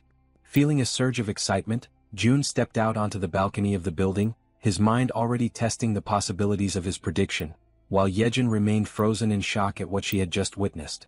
Extending his hand, he focused intently and issued the command, "Summon." From the system's storage window, a stream of bullets began to pour out at remarkable speed. June watched, impressed, as his idea came to life exactly as planned.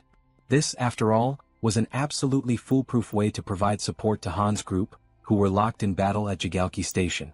There, goblins were being struck one after another by the incoming bullets, collapsing to the ground in rapid succession. Those that survived the initial barrage turned and fled in terror, leaving Han's group finally unharassed.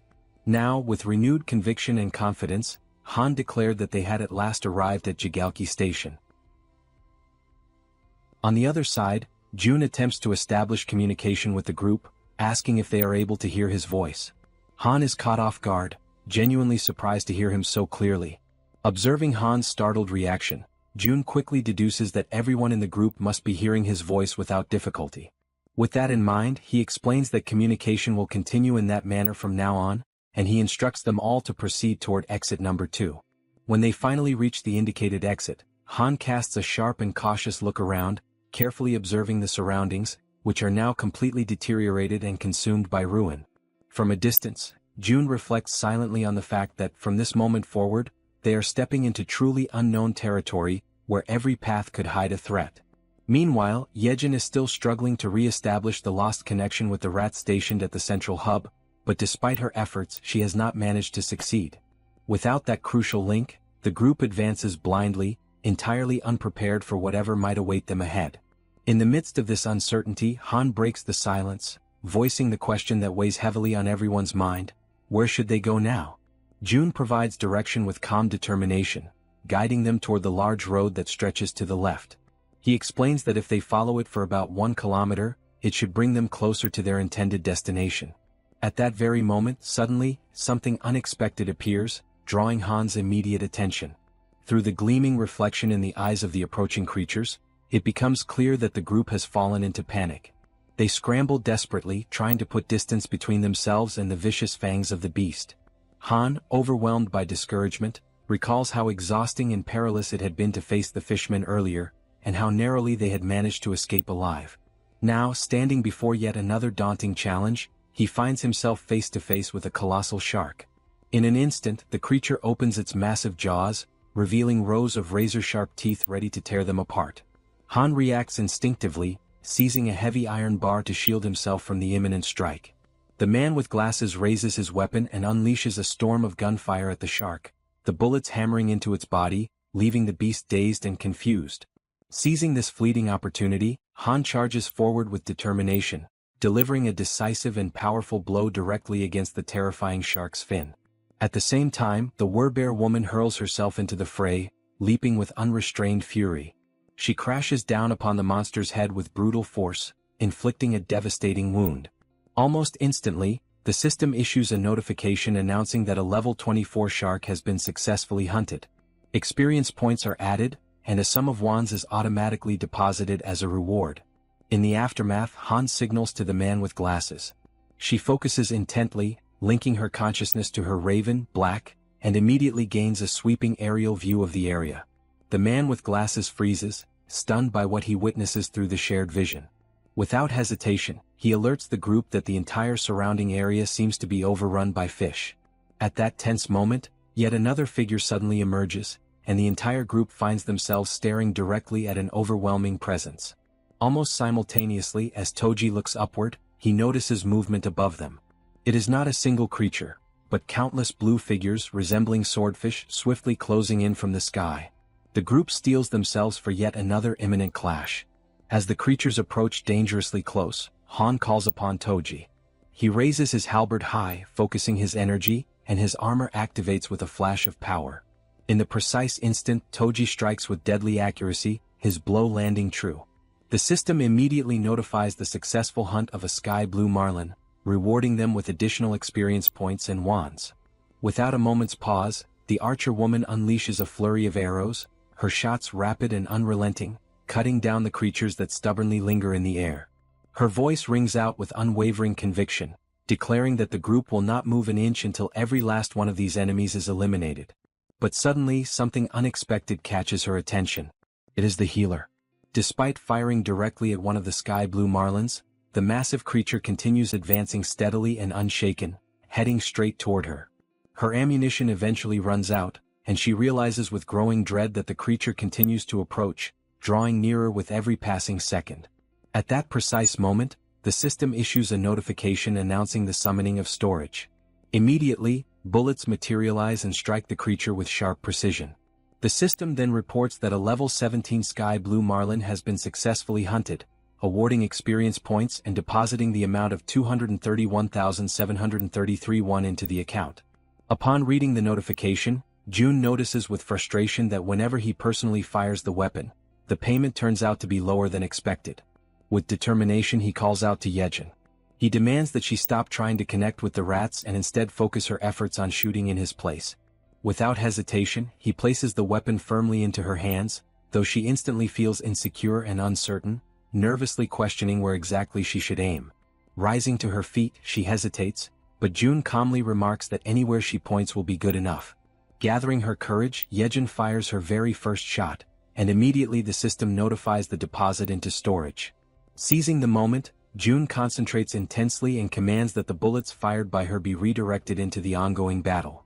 Right after his command, countless system windows open before them, acting as gateways through which the bullets travel, passing directly into the battlefield and striking their intended targets. The system then notifies that another level 17 Sky Blue Marlin has been hunted, granting additional experience points and depositing more wands. Amid the unfolding situation, Jaehyeon urgently warns Jun to step aside and reload quickly so that the assault can continue without delay. Absorbing the urgency of the moment, Jun reflects silently that the overall efficiency of the operation has now increased for the 6th time. Even though he feels genuine pity for Jaehyeon, who is clearly overwhelmed, he knows deep down that this approach is absolutely necessary. At that instant, the door swings open. Hyeon, known as the Poison Girl, enters the scene, her expression filled with intrigue as she takes in the chaotic sight before her. Upon noticing Jaehyeon firing repeatedly, she questions the reason behind the gunfire, trying to discern whether what she is witnessing is reality or merely some kind of dreamlike illusion. In the middle of the chaos, a massive creature suddenly attempts to strike at them. However, both Han and the Werbear react swiftly, dodging the violent attack just in time. The creature reveals itself to be red in color, with the enormous and terrifying form of a monstrous crab. Distressed and exasperated, Han asks aloud whether this is some kind of twisted joke and desperately questions if they are truly expected to try and defeat such a horrifying monstrosity. The giant crab prepares to attack, raising its massive limbs with a menacing weight. It strikes down with such force that the surface itself trembles violently, but Han and the Werbear woman manage to dodge in time, narrowly escaping the devastating blow. Her eyes remain fixed firmly on the target, burning with determination. The Werbear woman lets out a powerful cry, calling for the healer. He immediately understands the signal, raises his hand and envelopes her in a radiant aura. Wrapped in that energy, her body surges forward with explosive speed. With ferocity, she grabs hold of part of the creature's massive structure, opens her mouth wide, and seized by fury, sinks her fangs deep into its flesh. At the same time, Han charges toward the monstrous adversary, gripping a long iron rod with both hands. At just the right moment, he halts his sprint and hurls the weapon with precise strength, sending it flying straight into the target and piercing the very center of its head. From behind the crab, the Werbear woman emerges once again, moving relentlessly, her determination unshaken and fixed entirely on her goal. She unleashes a decisive strike upon the creature and quickly withdraws. To her shock, however, she realizes that the beast remains completely unharmed, its thick shell impervious to her attack. Then Moon shouts for everyone to fall back.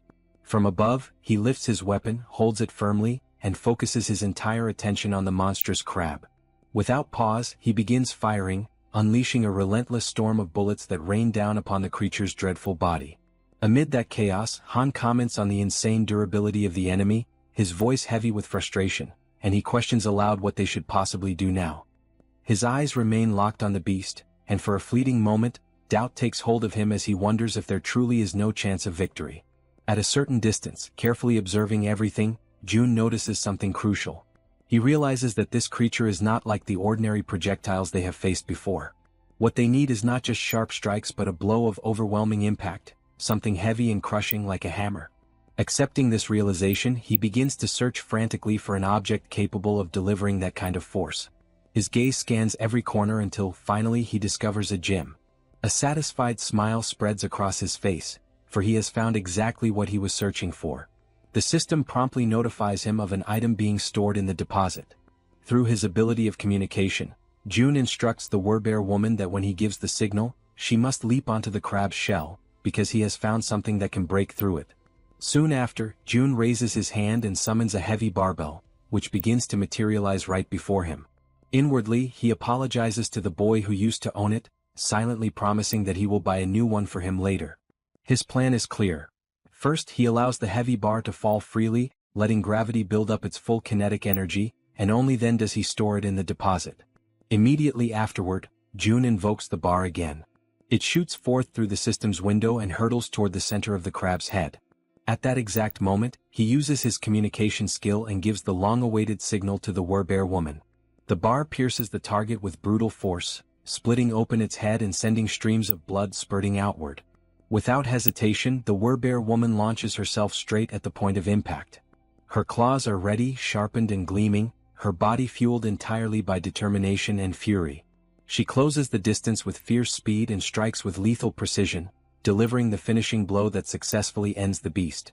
The system immediately registers the successful hunt of the giant crab, level 35, granting experience points and depositing one into their account. Yet even after their victory, the path home resembles nothing less than a chaotic marketplace of sea monsters. Every kind of fish and crustacean-like abomination continues to attack mercilessly, without pause or mercy. June understands that without his support, the group would have faced countless situations that could have ended in tragedy. He accepts, with heavy resignation, that this place is simply too much to handle, even for Han's group. He reflects on how, despite everyone being awakened and armed, they still struggle just to advance a single kilometer. Now he must finally admit to himself that the chances of his family being alive are almost non-existent. The closer he gets to his home, the stronger the fear grows inside him. Still, even if there is just a 1% chance, he knows he cannot allow himself to lose faith. Using his ability, he surveys the surroundings and notices a ruined but familiar street. He reflects that just beyond the narrow alley lies his home. But suddenly, something unusual captures his attention: a tree. Through his communication skill, he commands the group to stop immediately. He knows this city well. It is the place where he was born and raised, and he is certain of what belongs here and what does not. Observing carefully, he realizes that there has never been a tree like that on the main road, and even if there had been, the city would never have left it standing there. This means that the tree appeared only after the world had fallen apart.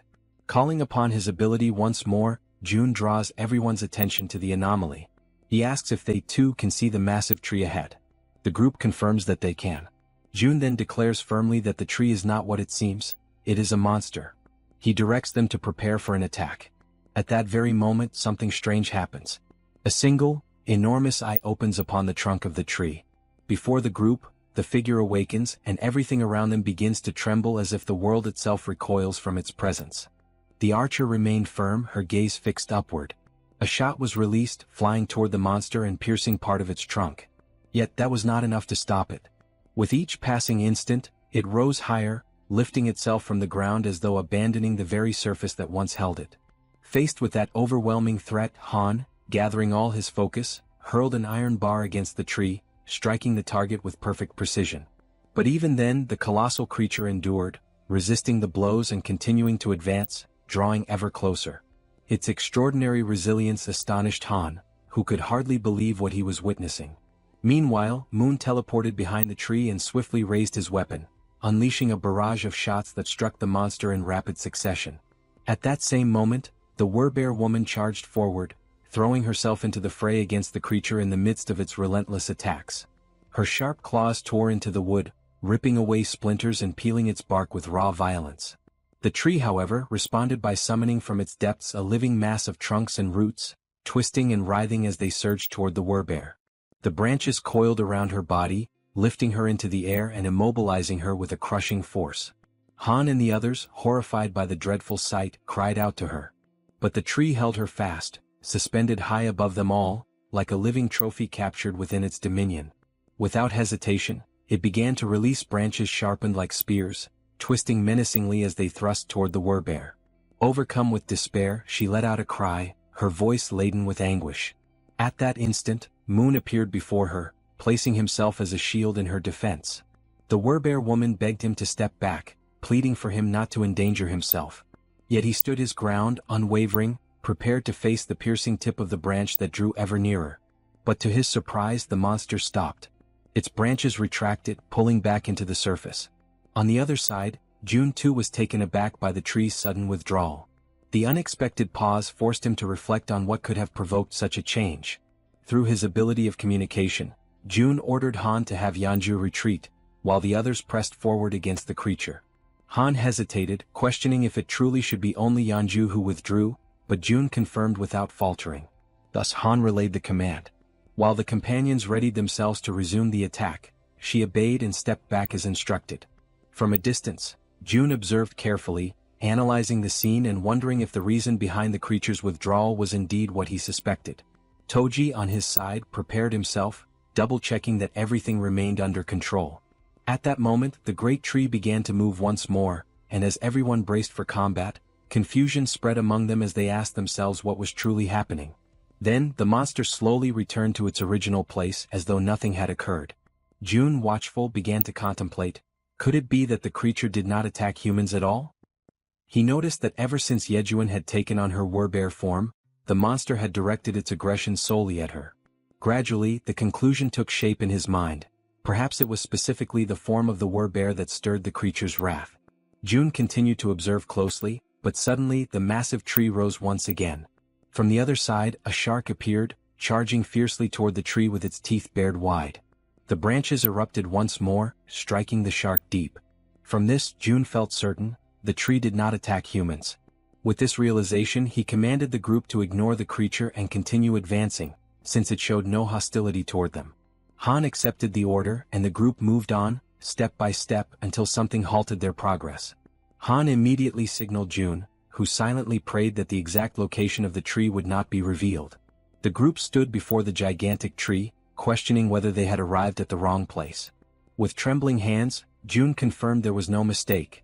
This was indeed the place where his father, mother, grandfather and grandmother were meant to be. Rage overtook him, and he became convinced that this monstrous tree had no right to occupy that sacred space. Resolute, he decided it had to be destroyed immediately. His plan was to surround it with gasoline and set it ablaze, certain that only by reducing it to ashes would he find satisfaction. He realized that Han's group could be summoned not only by his own hand but also through his vassals, which meant the destruction could proceed without delay. At that moment, a system notification revealed the presence of one of June's blood relatives nearby. Suddenly a voice rang out, shouting to know who was there. A blinding light shone upon the group, forcing them to shield their eyes. An old man emerged, scrutinizing each of them carefully, accompanied by two other figures. With stern authority, he demanded to understand how they dared to intimidate his little proppy. The elders approached the tree and began to wonder what they should do about the deep holes that had been inflicted upon it. They start speaking to the tree itself, commenting that such a wound must have been terribly painful, and they even ask if the tree is doing well after enduring such harm. Han's group feels awkward and somewhat embarrassed when the elders remark that if the leader were to hear about this, his heart would surely break from sorrow. Then one of the elders suddenly raises his voice, demanding to know if this was their doing, and the group immediately admits that it was. The elder presses further, questioning how they could bring themselves to commit such an act against a defenseless child, leaving everyone in Han's group apologizing profusely for their mistake. At that moment, another man arrives and calls for everyone to look over there. He then explains that the proppy has done something once again, and this new revelation causes the elders' anger to slowly dissolve. The men then begin walking toward the location being pointed out. When they arrive, they see the shark that the tree had previously defeated, and several of the men are already busy cutting it apart in order to secure meat from its body. Astonished by the sight, one of the elders remarks that the flesh of the shark has grown plump, although he admits that the taste of shark meat is not particularly delicious. Immediately, another elder retorts that this is no time to be picky about food, stating bluntly that if someone does not like it, then they simply should not eat it. This pragmatic reaction surprises Han's group even more, leaving them somewhat speechless. From a distance, June quietly observes everything, and he feels as though his perception is sharpening, as if a veil has been lifted and everything suddenly makes sense. The existence of a monstrous tree that does not attack humans, combined with the enormous tree that continued to grow right where their home once stood, begins to form a clear picture in his mind. June recalls that ever since he was very young, their house had always been filled with plants. In the garden, the flowers would change beautifully with the seasons, and on the rooftop, several fruit trees would bear harvests at different times of the year. All of this had started after his grandfather retired, when he built a rooftop garden, and at times those very vegetables would appear on the dinner table, much to young Jun's delight. Piecing together these memories with the present reality, Jun concludes that the tree's refusal to harm humans and the giant tree occupying the place of their former house could not be a coincidence. He becomes convinced that these phenomena are the awakened abilities of someone, very likely powers on the same level as his own. An idea strikes him with sudden clarity. His grandfather must have finally awakened. In that moment, Jun feels an immense sense of relief, one he had not experienced in a long time, because under normal circumstances, everyone should already have been dead. After all, monsters roam freely through the streets, and in the skies above, other monsters move in organized groups, threatening humans from every direction. He cannot help but wonder how ordinary people have managed to survive in such an environment. Overwhelmed by this sudden realization, he begins to laugh, not with mockery but with pure relief. Jaehyeon approaches him, concerned by his unexpected reaction, and asks if something is wrong. Jun turns to her, still smiling, and reassures her that nothing is wrong at all, emphasizing instead that everyone is safe. Yet even as he says this, he realizes that he still needs to confirm a few things. Back at the location of the tree, pieces of shark meat are scattered about while one of the men comments on how wonderful youth truly is. Han, who is in the process of cutting up sections of the shark, asks if the amount they have gathered will be enough. A mustached elder replies affirmatively and expresses gratitude for their efforts. At that point, Jun sends a telepathic message to Han, instructing him to ask the elders for the name of the village chief. Han turns to the mustached elder, politely asks for permission, and inquires about the chief's name. The elder immediately responds by asking if Han is an acquaintance of their leader, before revealing that their chief's name is Lee Bangja. Upon hearing this, Jun affirms with certainty that he already knew, and explains that, indeed, Lee Bangja is his grandfather. After some time, the group follows the mustached elder, who informs them that before they go to meet the chief, they should stop at a certain place. It is an area where everyone works together to prepare meals and distribute the meat from the fish. The presence of such an organized communal space leaves Han's group impressed and a little taken aback. Observing from a distance, Jun notices that the place is crowded, filled with a large number of people, around 100 in total. Giving the impression that the entire marketplace of the city had relocated to that place, the mustached man called over a bald-headed fellow who was busy slicing the meat from Old Park's catch.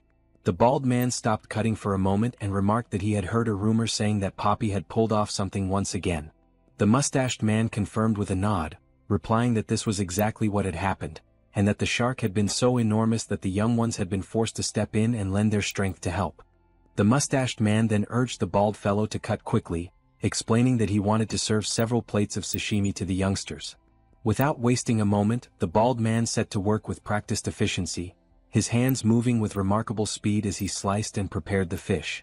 Soon enough, he presented an exquisite platter of sashimi for Han's group, the glistening cuts of fresh fish arranged so beautifully that it immediately left everyone in awe, their mouths watering and their stomachs growling with anticipation. The archer, unable to hold back her curiosity, asked the bald man if they had chopsticks available. He replied that they had no need for chopsticks and could simply use their hands. Yet in that very instant, a set of chopsticks materialized in front of them, manifesting out of thin air. The bald man blinked in astonishment and, realizing what had just happened, offered his gratitude to Jun for this miraculous gesture. Every elder who witnessed the sudden appearance of the utensils was left with their jaws hanging, utterly dumbfounded, for none of them had ever laid eyes on anything remotely similar in their entire lives. The archer then began eating, and the moment the sashimi touched her tongue, her eyes widened in amazement. The taste was so exquisite, so overwhelmingly delicious, that she quickly realized she could not stop herself from eating more. Soon, everyone joined in, devouring the sashimi until their bellies were completely full, all the while remarking that it had been centuries since they had last tasted a dish as fine as sashimi. Watching from a distance, Jun observed this moment of peace and contentment shared by the group, and an idea suddenly struck him. With a thought, he caused bottles of soda to appear, neatly arranged to complement the meal. Once again, both the bald man and the mustached man were caught completely off guard, their expressions filled with disbelief at the sight. Han, noticing their surprise, asked kindly if they would like to have some as well. Almost at that same moment, several packages of food and provisions began to materialize one after another, stacking neatly in the area as though delivered by invisible hands. The elders, unable to contain their amazement, asked if all of that was truly meant for them. Han confirmed with a smile that it was, explaining that June must have taken a liking to them and was offering these gifts as a gesture of goodwill. From above, someone who had been silently observing all along finally spoke, wondering aloud whether this June whom they kept mentioning was something akin to a god. The mustached man turned to his companions uncertain, and even asked if they should bow in reverence before such a being. But before the conversation could go any further, a voice rang out, demanding to know why the place had grown so noisy. All eyes turned toward the source, and there, standing high upon the massive root of a towering tree, was their chief who had just arrived. At that moment, June's heart trembled, for he immediately recognized that figure. It was his grandfather, the very man he had not laid eyes on for what felt like an eternity. Then, as though to confirm this revelation, the system displayed information about his grandfather. It revealed that he possessed a mythical passive ability known as Guardian of the World Tree. The very name alone radiated power and grandeur, leaving no doubt in June's mind that it was an ability of overwhelming strength, one that could easily be described as overpowered.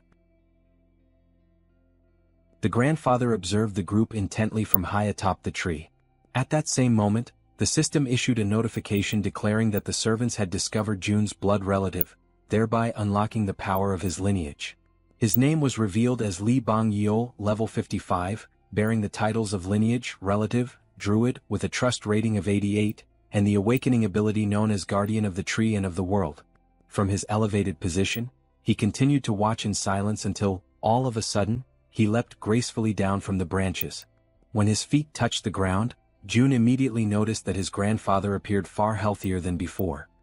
He recalled vividly how frail and aged the old man had once been, weakened by the toll of his declining body and the struggles caused by his cerebral condition. Yet now, before his eyes, there was a renewed vigor and vitality that could only have come from the awakening of such a powerful ability. Through the skill of communication, June informed the group that the man standing before them was indeed his grandfather. He asked them to offer their greetings and show respect in his name. Han stepped forward without hesitation, bowing respectfully and recognizing the importance of this encounter. Standing at the grandfather's side, the mustached man began to explain, describing to him how the group possessed extraordinary abilities, even capable of bringing forth things out of nothingness. The elder was astonished by the sheer quantity of food and water gathered in one place, immediately attributing the source of all this abundance to them. Moved to the point of deep emotion, he expressed his gratitude for their presence, recalling the difficult times of the past when even water had been a constant struggle. Yet Han, maintaining honesty, clarified that these resources were not the work of their group. Startled, the chief demanded to know where all of it originated. Han then revealed that every bit of the abundance came directly from June himself, and that their group had come here at his request. The grandfather was shaken by the revelation, his eyes widening as he comprehended that the source of such miraculous creation was none other than his own grandson. Han further explained that his grandson now lived in the Siamayan apartments. Faced with this truth, the chief wasted no time. He summoned everyone present, calling them to follow him as he began to ascend the massive tree step by step, leading the way upward. Watching this unfold, June reflected that his entire family must be somewhere up above. A flood of emotions filled him at the thought that very soon he might finally be able to see them again. Yet deep within, he acknowledged that the moment for such a reunion had not yet arrived. Still, he believed firmly that once he completed the outpost, he would be able to use the gate of the Absolute Seal to return directly to his home. As these thoughts passed through his mind, he shifted his focus back to the system's window, recalling how, at the very moment he first encountered his grandfather, a new constructible item had been added. Soon after, the system confirmed this with a notification. An annex had been added to the list of available items. The description detailed that this annex functioned as a safe zone located outside the refuge, with an area that would expand alongside the territory of the refuge itself. However, it could only operate in places where one of June's blood relatives resided. Reading carefully, June reflected that the price of the annex was indeed higher than that of an ordinary outpost. Yet he quickly noted that there was no mention of the annex being susceptible to destruction. His mind returned to the 10 billion won he had received as a subsidy for the construction of the apartment complex. Even after equipping every building with solar generators, more than 7 billion still remained. The decision became obvious. He calculated that investing only 3 billion in the installation would be sufficient, and compared to the vast sum he had at his disposal, that expense no longer seemed significant. Without hesitation, he issued the command to initiate construction. Immediately, the ground beneath his feet began to shift, and a structure started to take form. Watching the process with keen eyes, June wondered if the system was showing him a preview of what the annex would ultimately become, for its size and shape seemed to mirror almost exactly the space where he was now standing. He concluded that the annex's expansion must directly follow the growth of the territory itself. When comparing the overall cost, he realized that the 10 billion price tag made the annex far more advantageous than a simple outpost with its limited reach. Then, another notification appeared. The annex required the presence of a blood relative for a duration of 7 full days. June confirmed and authorized the construction, prompting the system to update the timeline. The projected completion was set at 167 hours and 11 minutes. Quietly, June reflected that while the annex was being built, he should ask his grandfather not to leave the country. Yet before he could dwell on the thought for long, his focus was abruptly pulled away by another system notification. Another blood relative of June was revealed. The name disclosed was Kim In-sim, level 21, bearing the title of lineage with a trust rating of 99, but without any sign of an awakening ability. Inside the vast tree, an elderly woman lay upon a bed. The grandfather held her hand with firm gentleness and asked her to listen carefully to the words being spoken by the group. A faint aura spread over the connection formed by their joined hands, and he softly informed her that their grandson June was still alive, and that these people had been sent there directly by him. At that very moment, June communicated with his companions and instructed them to ask his grandfather what had happened to his grandmother. Jaehyeon faithfully conveyed the question in June's name. Yet the elder turned abruptly, his expression tense, and demanded to know how June could possibly be aware of his grandmother's condition. Soon, however, it was explained that June was sharing his vision through them, perceiving everything they saw with his own eyes. Reassured, the grandfather tried to soothe their worry, explaining that the woman was not gravely ill but merely in a state of shock. Still, they pressed him further, asking since when the grandmother had failed to awaken. With a heavy and sorrowful face, he recalled that it had been since the very day the monsters appeared and the world itself began to collapse into chaos. From that moment onward, she had remained in a deep, unbroken sleep. June, watching through their perspective, noticed the expression etched onto his grandfather's face. It struck him powerfully, for it was the first time he had ever seen his grandfather like that, so burdened, so utterly weighed down by grief. The sight pierced him with an even deeper sense of the gravity of their situation. Tears welled up in his heart as he reflected that, despite everything, he felt an immense relief knowing his grandmother still lived, even though she had been in a coma for nearly a month. Outwardly, she appeared perfectly healthy, as if peacefully asleep, and June concluded that this stability could only be maintained by his grandfather's awakened ability, which was undoubtedly sustaining her. Inwardly, however, he lamented that the system did not allow him to assign missions to blood relatives. If it had, perhaps he could have devised some way to improve her condition. Even if he tried to apply the power of a healer, he knew deep down that his own skill was insufficient for such a task. As his thoughts swirled in silence, he began to grow uneasy. It was strange. 7 people had entered the house and yet no one else had stepped out to investigate. The oddity gnawed at him, and so, through his group, he asked his grandfather about the fate of his parents. The old man, acknowledging that June was following everything closely, chose to speak as though addressing his grandson directly. He explained that, on that fateful day, June's mother had left for work, while his father also departed to earn money for the household. He expressed his belief that they had probably found refuge in some hidden, secure place, emphasizing firmly that June's father would never abandon his wife under any circumstances. Yet June recognized, in the undertones of his grandfather's words, that the man did not truly believe in the survival of his parents. And within himself, June felt the same grim certainty. Without a transcendent ability like the one his grandfather possessed, the chances that his parents had survived were almost non-existent. But still he refused to let go of hope. Through his ability, June issued a new order. The next target must be the Wawang Nursing Hospital, even if the chances of finding them there were small. Acknowledging the efforts of his group, he decided that they should rest for the night. He made it clear, however, that when dawn came, nothing else would matter. Tomorrow they would all go after them. At that instant, the system interrupted his stream of thoughts with yet another notification. To his shock, the message declared that a blood relative of the Absolute had been detected in the vicinity. Without hesitation, June issued a command to Jaehyeon, who quickly relayed his orders to the rats. The young woman asked what precisely she should convey, and June instructed that every single nearby survivor was to be located without delay. Then he noticed something crucial. The alert was not pointing toward Dongjian's, but rather toward his very own location. Conviction settled deep within him. The ones approaching could only be his mother and father. The scene shifts to a street where people are hard at work, cutting apart and stripping the hides of the animals and strange creatures they have captured. One man comments that the work is still far from over, even at such a late hour, while another replies that this only means there will be an abundance of food for everyone. Suddenly, something unusual catches the attention of one of them, and immediately all turn their eyes upward. High above in the sky, countless dreadful creatures are flying, each with a terrifying and distinct appearance, none resembling the other. Without warning, a bell begins to ring frantically, its rapid toll echoing like an urgent alarm across the area. From the top of a watchtower, a man spots the approaching swarm and shouts to announce the arrival of monsters. Chaos quickly spreads. People begin running in every direction, rushing to move everything into the seafood storage house and to close the shutters with haste. The order is unmistakably clear. Everyone must move as fast as possible. The panic intensifies when one of the men shouts for the village chief to come out immediately. The group accompanying June's grandfather turns toward him for guidance, and he promptly informs them that a massive horde of monsters is approaching.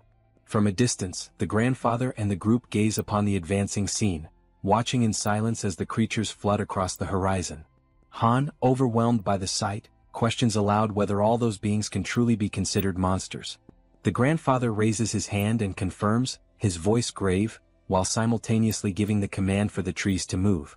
The command is obeyed without hesitation, the forest itself responding to his will. Meanwhile, Han recognizes the gravity of the situation and volunteers to join the fight. However, the grandfather firmly instructs them to stay back, explaining that the monsters are not targeting humans. He adds, with a grim tone, that everything suggests these creatures are actually fleeing from something far greater and far more dangerous than themselves. Yet he warns that even so, they will not pass without leaving destruction in their wake. A radiant green aura begins to envelop his body, spreading outward in waves of power. At that moment he connects with the surrounding forest, and numerous trees shift together, intertwining and forming a massive living barrier meant to shield them from harm.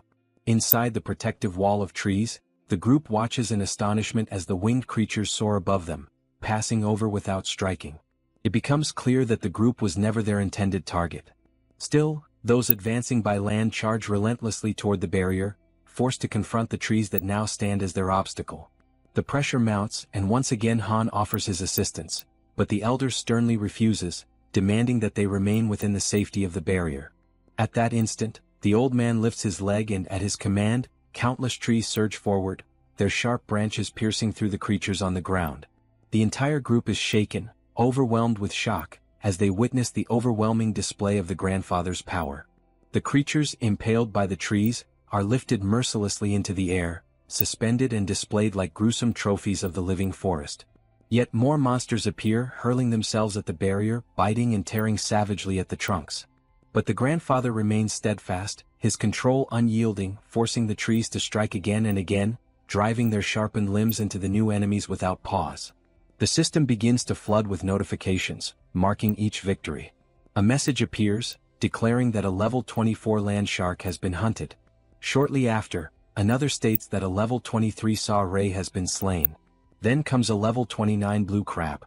The list continues endlessly, with each notification announcing new experience points and rewards. Another message informs that all attributes of the group increase in trust.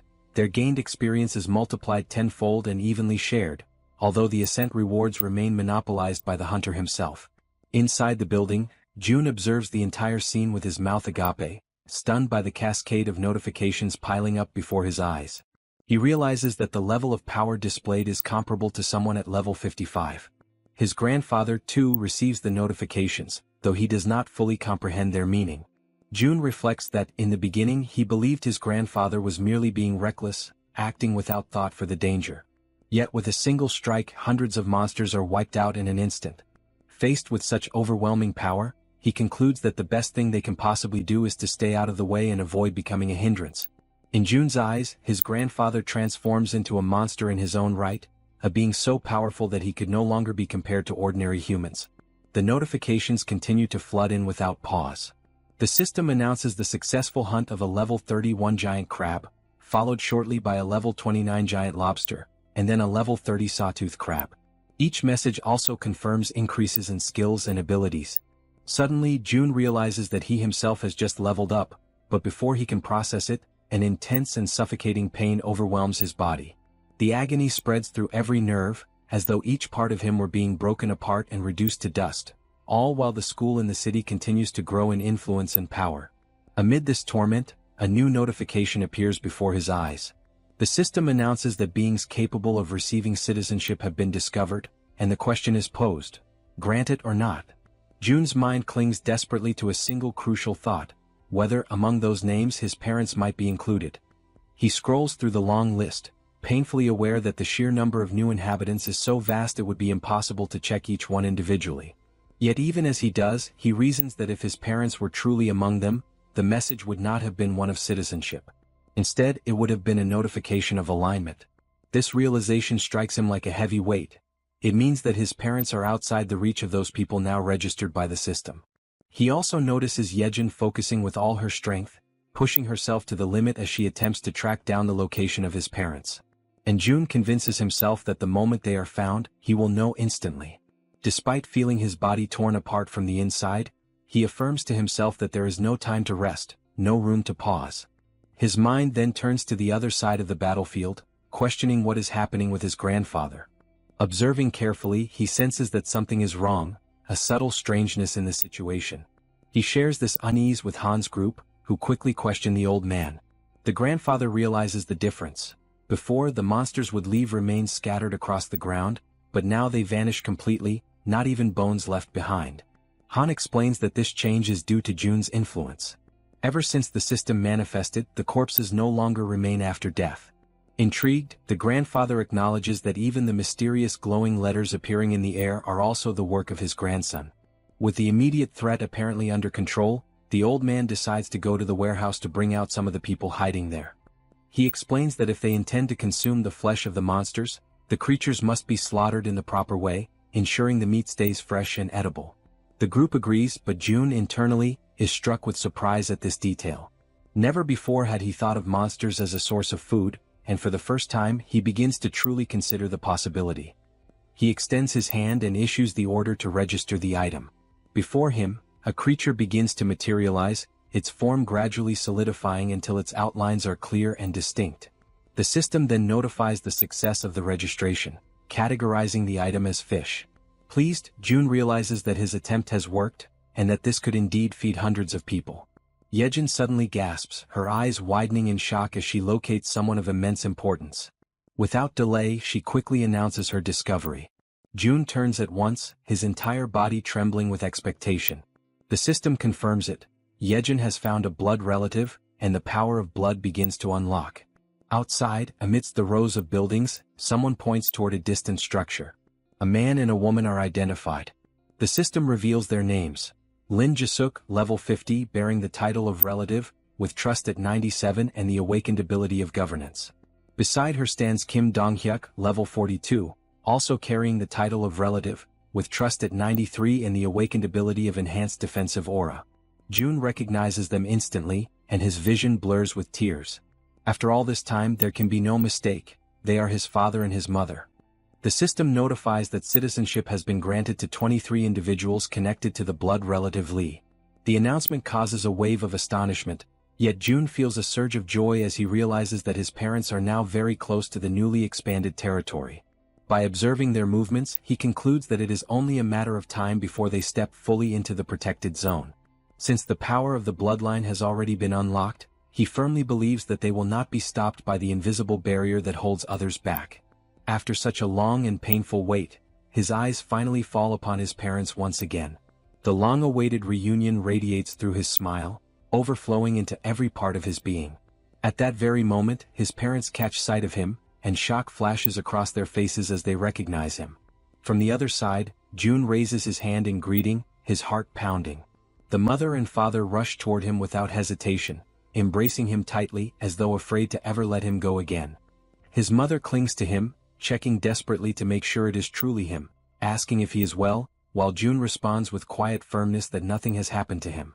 The joy of reunion is quickly mixed with surprise as he notices that all 23 who arrived with his parents possess awakened abilities of their own. These are people connected to the hospital where his mother once worked. At that moment, however, something else catches Jun's attention. Dogs gathered at the barrier, unable to cross. Internally, Jun reflects that they cannot pass through because animals cannot receive citizenship.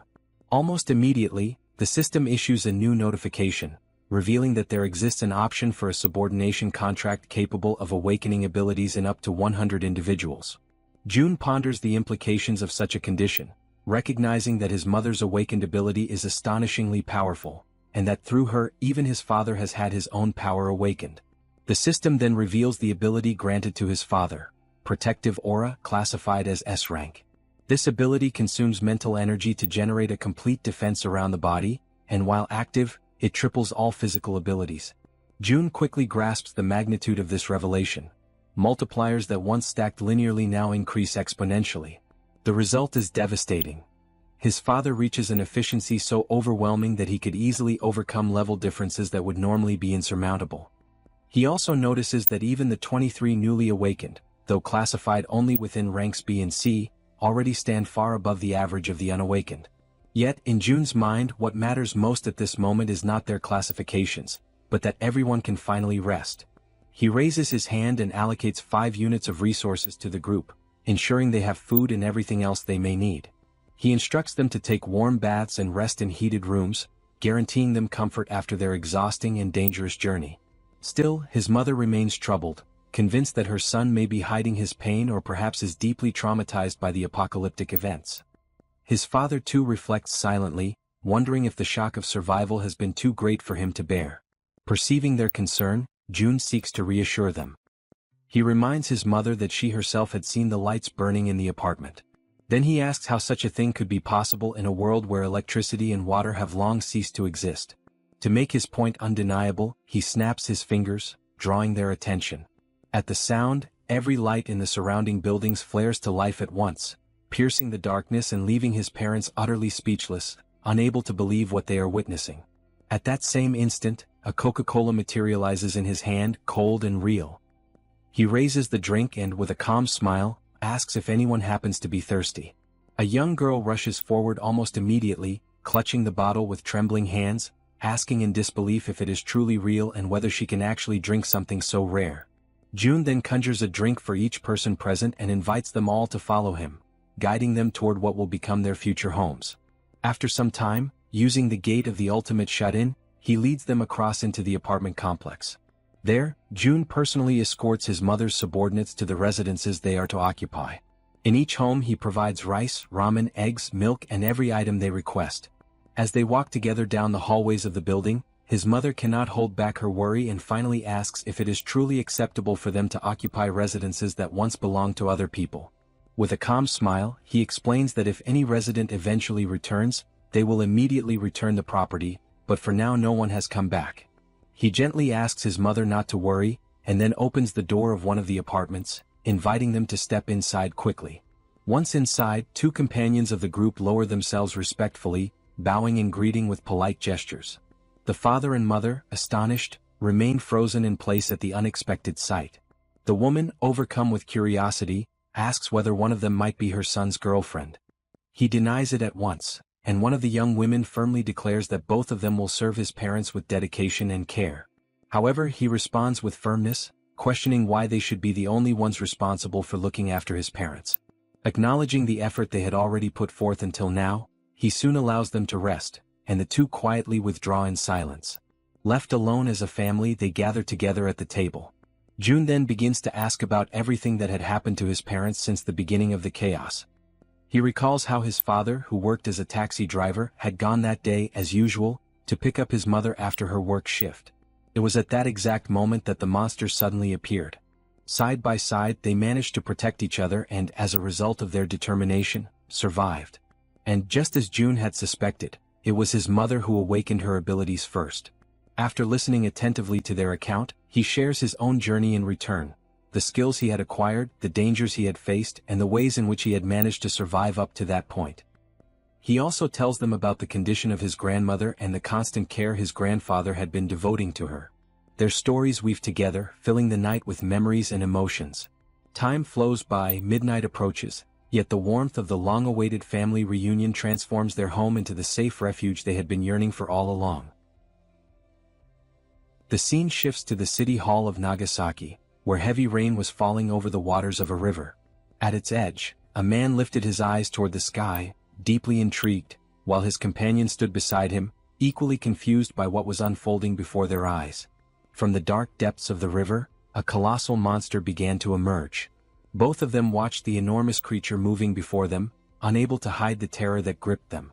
One of the men shouted in a mixture of ecstasy and fear, repeating over and over again that the monster was passing by. The sheer size of the beast made it clear that wherever it went, only destruction and ruin would remain in its wake. The scene then shifts to the following day. Jun immediately shares with his grandfather the astonishing news that he had found his parents, recording a quick video to show them. On the other side, through the screen of a phone, the grandfather beamed with radiant joy at the sight of them, while showing them to the grandmother at his side.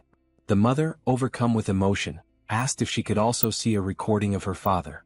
Han responded without hesitation, filming the video that showed him. As she watched, her eyes quickly filled with tears, and Jun, trying to comfort her, reassured her that very soon they would all be able to reunite. The completion of the annex, combined with the power of the Absolute Gate, would allow them to reach the main house where the grandfather resided. In the meantime, he organized Han's group so that they would continue hunting monsters until the construction was finished, using the main house as their central base. The presence of Han Yujun and Kim De-jong made the progress of the construction much more efficient. Soon, a notification appeared, revealing that 3 servants bearing the title of knight had joined the construction site, which instantly increased its efficiency by 50%. However, the wave of monsters from the previous night had significantly raised their numbers in the surroundings of the main house. Hunting in that region was proving to be far more profitable, since the monsters were now everywhere. He reflected that with the expansion of Haven, hunting within its borders had lessened, and many creatures continued to wander without realizing they had already entered the sanctuary's territory. All the goblins in that area had already been exterminated during the leveling up of the day before. Making a firm decision, Jun summoned his ability and called upon Dabin, instructing her to deliver a message. Focused and attentive, she stood silently, waiting for his words. He ordered her to inform everyone that with the new expansion, they were only allowed to hunt beyond Siamayan Station. In addition, he requested the formation of a rescue team to save survivors, including those who had specifically asked for medical assistance. Dabin accepted each order with absolute seriousness, determined to carry them out flawlessly. Inwardly, Jun reflected on the grim reality that within the newly expanded area there were still thousands of survivors living in terrible conditions. Even within the safety of the refuge, more than 10 people were dying due to the lack of water, since leaving the area was impossible. Humanitarian aid was arriving, but it was still far from sufficient. With renewed determination, he reaffirmed to himself that he had to save as many people as possible. He emphasized inwardly that, if necessary, the Absolute Gate must be used to reach them directly, or if not, other means must be found to heal and sustain them. The mother noticed the serious expression on her son's face, and even before he could explain the reason behind it, she immediately understood the situation. She offered her help without hesitation, a gesture that left him surprised. Among the people she had brought, some possessed healing abilities, particularly effective against dehydration, fainting, and poisoning. Because of this, she believed that by establishing subordination contracts with the team, they might be able to awaken proper healing abilities. Her intuition soon proved correct. More than 80% of the new subordinates manifested healing gifts, even if only at a basic or low level. Although they lacked significant offensive power, the rescue team quickly calmed the chaos, stabilizing those in distress with remarkable efficiency. For 3 full days and 3 long nights of continuous effort, they moved tirelessly from house to house, saving countless lives in the process. Only after this relentless work was completed did he finally throw himself onto the sofa, utterly exhausted, reflecting on how each day had been so overwhelming and filled with urgent demands that there was hardly even time to breathe. But the relief was short-lived. A sudden system notification announced that a being meeting the requirements for citizenship was approaching the refuge, offering him the option of granting it. Still lying on the sofa, he accepted, recalling that ever since the last expansion of territory, new citizens had been arriving without pause, and the population had already grown close to 10,000. While lost in thought, rain began to fall outside. Drawn by its sound, he rose from the sofa, walked to the balcony and stood there watching, intrigued by the intensity with which it fell. In that very moment, Dabin contacted him through the communication ability, her voice serious. She explained that the rescue team was requesting permission to leave the territory in order to carry out an urgent mission. June considered the decision dangerously reckless.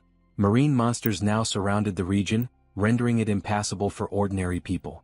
Yet the determination of the team impressed him deeply, most likely because they had once been firefighters, men and women who preserved their courage in the face of danger even after the world had changed. That thought lingered with him as he pondered. Soon, however, he gave his order. A hunting squad would be assigned to act as an escort, and the rescue team would have to wait until then before setting out.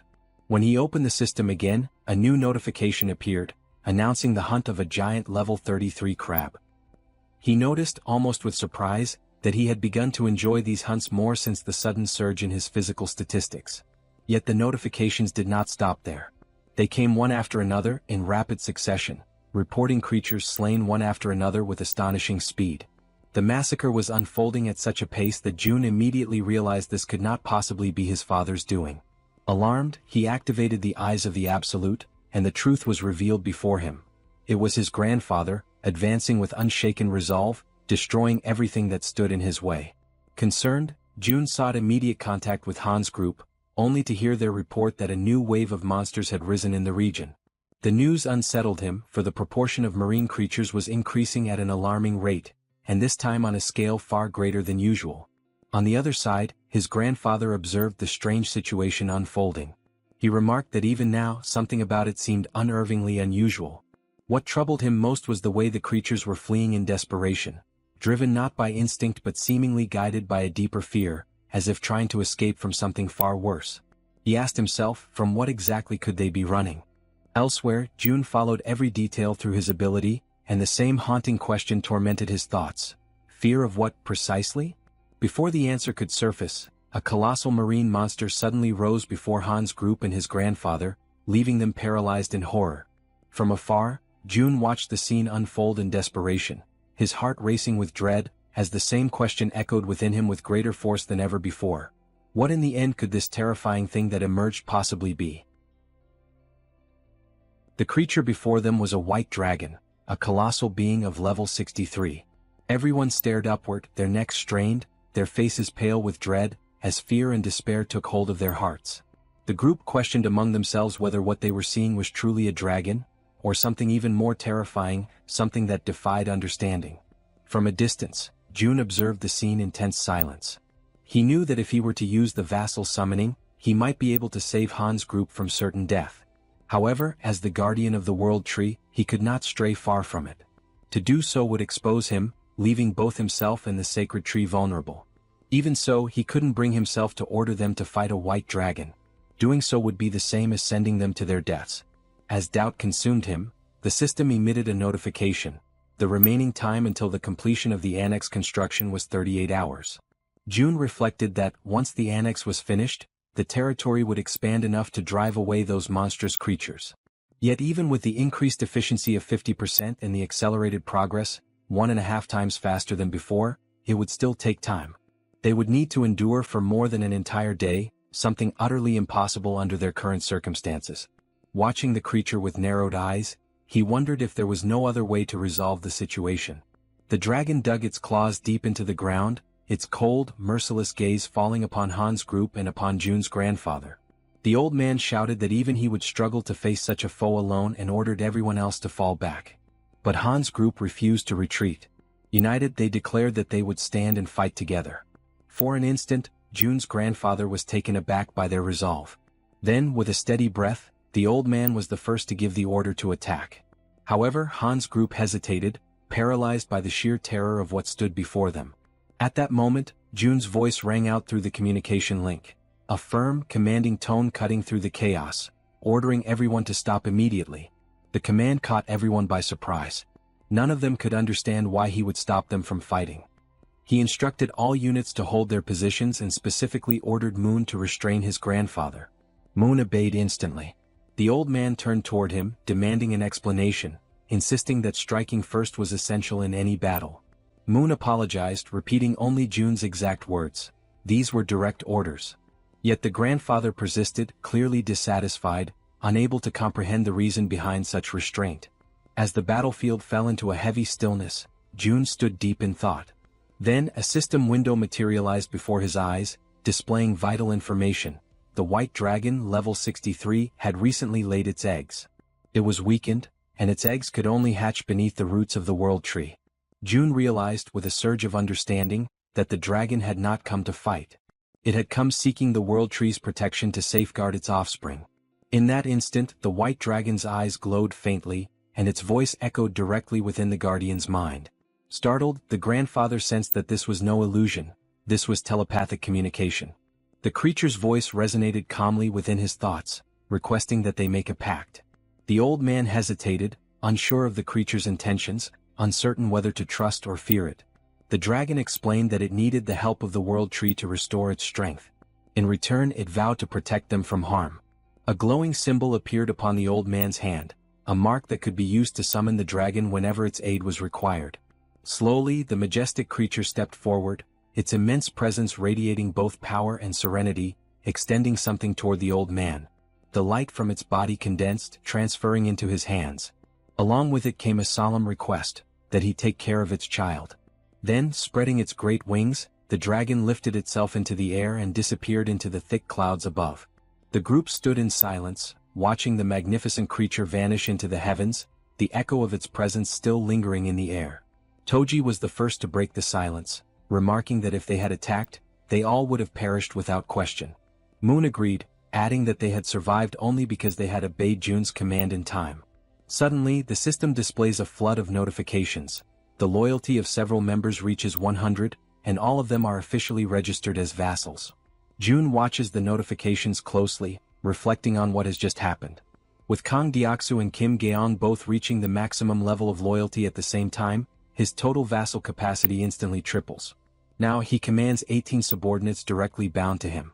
He wonders whether it would be possible to register the people his mother had turned into awakened as well. However, he soon discovers it is impossible. Those who serve his mother remain strictly under her command, unable to be transferred. Still, he cannot help but wonder if there might be a way to create or awaken more natural awakened beings. At that moment, a new notification interrupts his thoughts.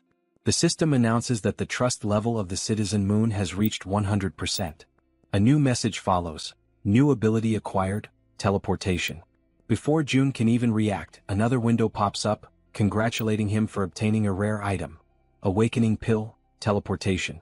The description explains that the item can grant the power of teleportation, the same ability possessed by Moon. June immediately begins to consider who should receive it, and the answer comes to him almost instantly. Through his communication ability, he calls for his father to come to him at once. As soon as Donghyuk arrives, he is met by his son, who opens his hand to reveal the small glowing pill. Donghyuk looks at it with curiosity, slightly puzzled, and asks what it is. June simply tells him that all he needs to do is swallow it. Without a hint of suspicion, his father accepts and takes the pill. In the next instant, he feels something stir deep inside his body. Confused, he looks at June and asks what is happening to him. With a faint, almost teasing smile, June replies in an enigmatic tone, suggesting that he imagine what it would be like if he could teleport. Donghyuk repeats the word softly under his breath, trying to process it. Then, almost by instinct, his body reacts. In a blink, he vanishes, and reappears several meters away. He stands there, completely stunned, unable to believe what just happened.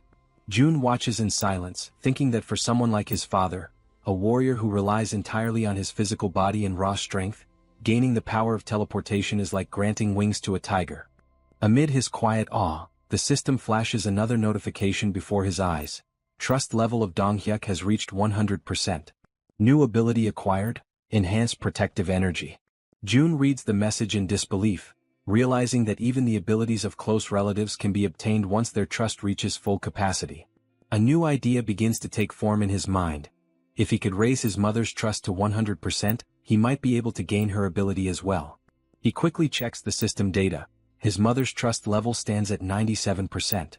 A faint smile crosses his lips. He decides there's no need to rush. After all, he still has a secret method to raise trust much faster when the time comes. The next morning, the construction of the annex is finally completed. Shortly after, the system emits a notification. alerting June to the detection of hostile entities in the surrounding area. It then reports that several sea creatures, including sharks and swordfish, have been successfully hunted down. With this increase in activity, the territory begins to expand once more, and a sharp, excruciating pain surges through June's entire body as the process unfolds. Completely exhausted, he realizes that even though he now gains less experience for victories achieved under his leadership, the total accumulated value remains immense. At that exact moment, something unexpected catches his attention. The system notifies him that an entity compatible with the requirements for citizenship has been detected. Without hesitation, June decides to accept it. Moments later, another notification appears, announcing that the total number of citizens has officially reached 10,000. As a result, the system unlocks a new feature, the Institute of Professions, allowing the inhabitants to finally obtain jobs and specialize in their respective fields. Although every one of these messages holds great importance, June feels that something even more urgent requires his attention. He opens the door to his room and calls for his mother. Concerned, she immediately appears and asks what happened, wondering if her son has something important to tell her. June thanks her for her patience and announces, with a warm and emotional tone, that they will finally be able to visit his grandfather together. The words strike deeply within her heart. Overcome with emotion, Jae-suk's eyes fill with tears. She can barely believe what she has just heard. At that moment, from the trunk of the great tree, where his grandparents reside, a door begins to glow with a radiant, golden light. June approaches it, places his hand gently on the handle and opens it. Beyond the threshold, he sees his grandfather sitting beside his grandmother, as if they had been waiting for him all this time. The old man, startled by the sudden appearance, asks who is there. When he recognizes his grandson, his face lights up with indescribable joy. He asks, trembling, if the person standing before him is truly his June. The young man confirms it, his voice trembling with emotion. Unable to contain herself, Jae-suk runs toward Lee Bangja, her father. The elderly man, still in shock, murmurs that what he is seeing cannot possibly be real. Yet, as they embrace tightly, time itself seems to stop. Their tears blend together, tears of loss, relief, and reunion. Amid sobs, Jae-suk apologizes for taking so long to return, for not having come back sooner. Lee Bangja holds her close, comforting her with gentle words, telling her that she has worked hard, just as her husband has. He thanks them both for surviving, for carrying on with their lives, and for a fleeting moment the air fills with peace and quiet warmth. Then a new notification appears before June's eyes. Trust level of Lee Jae-suk has reached maximum. Lineage contract obtained. He takes a silent breath, realizing that his father is currently out rescuing people alongside the relief team, which is why he couldn't bring him along this time. But that's fine, he thinks. The priority was to bring his mother first. For now that was enough. The scene shifts. Lee Bangja is watering the plants, moving with slow and careful motions. His grandson approaches him, curious, and asks whether the world tree had grown around the house naturally. The old man nods, saying that even he had been astonished when he first saw it. June then asks about the water and electricity, wondering how they managed to live since the massive tree has altered the entire structure. The grandfather explains that they have been surviving using the generator's power and water from the tank. However, he adds with a weary sigh that their resources are running out, and the gas in particular had already been depleted not long ago. June, filled with quiet confidence, replies that he can fix that. He stands up, focuses his mind and channels his power, and right before his grandfather's eyes, the water reservoir begins to refill on its own. The sight leaves the old man completely speechless. June calmly tells him that he personally restored the water supply and also recharged both the generator and the gas system. Lee Bangja, still struggling to comprehend what he just witnessed, praises his grandson's extraordinary ability, his voice trembling with admiration. June considers explaining the complex system of skills and vassal contracts to him, but realizes that it would be too overwhelming to understand all at once. He decides instead that he will teach him little by little. Then June begins to climb the stairs toward his grandfather. As he ascends, his gaze sharpens and he quietly activates one of his most powerful abilities, the absolute eye. Carefully observing the space where his mother and grandmother are, June focuses his gaze in that direction, channeling his concentration entirely toward them. Then, as he stretches out his hand, the system emits a sudden notification: teleportation. In an instant, his surroundings distort, and he materializes inside the world tree, appearing precisely at the spot where Jae-suk and his grandmother are resting. He immediately realizes that he can use teleportation while keeping his absolute eye activated, and the potential of this combination fills him with excitement and anticipation. His mother, startled by his sudden appearance, asks why he is no longer on the rooftop, and also inquires where his grandfather has gone. Jun calmly explains that his grandfather is still working and then asks how his grandmother is doing. Jae-suk answers that the elderly woman simply looks as if she is peacefully sleeping.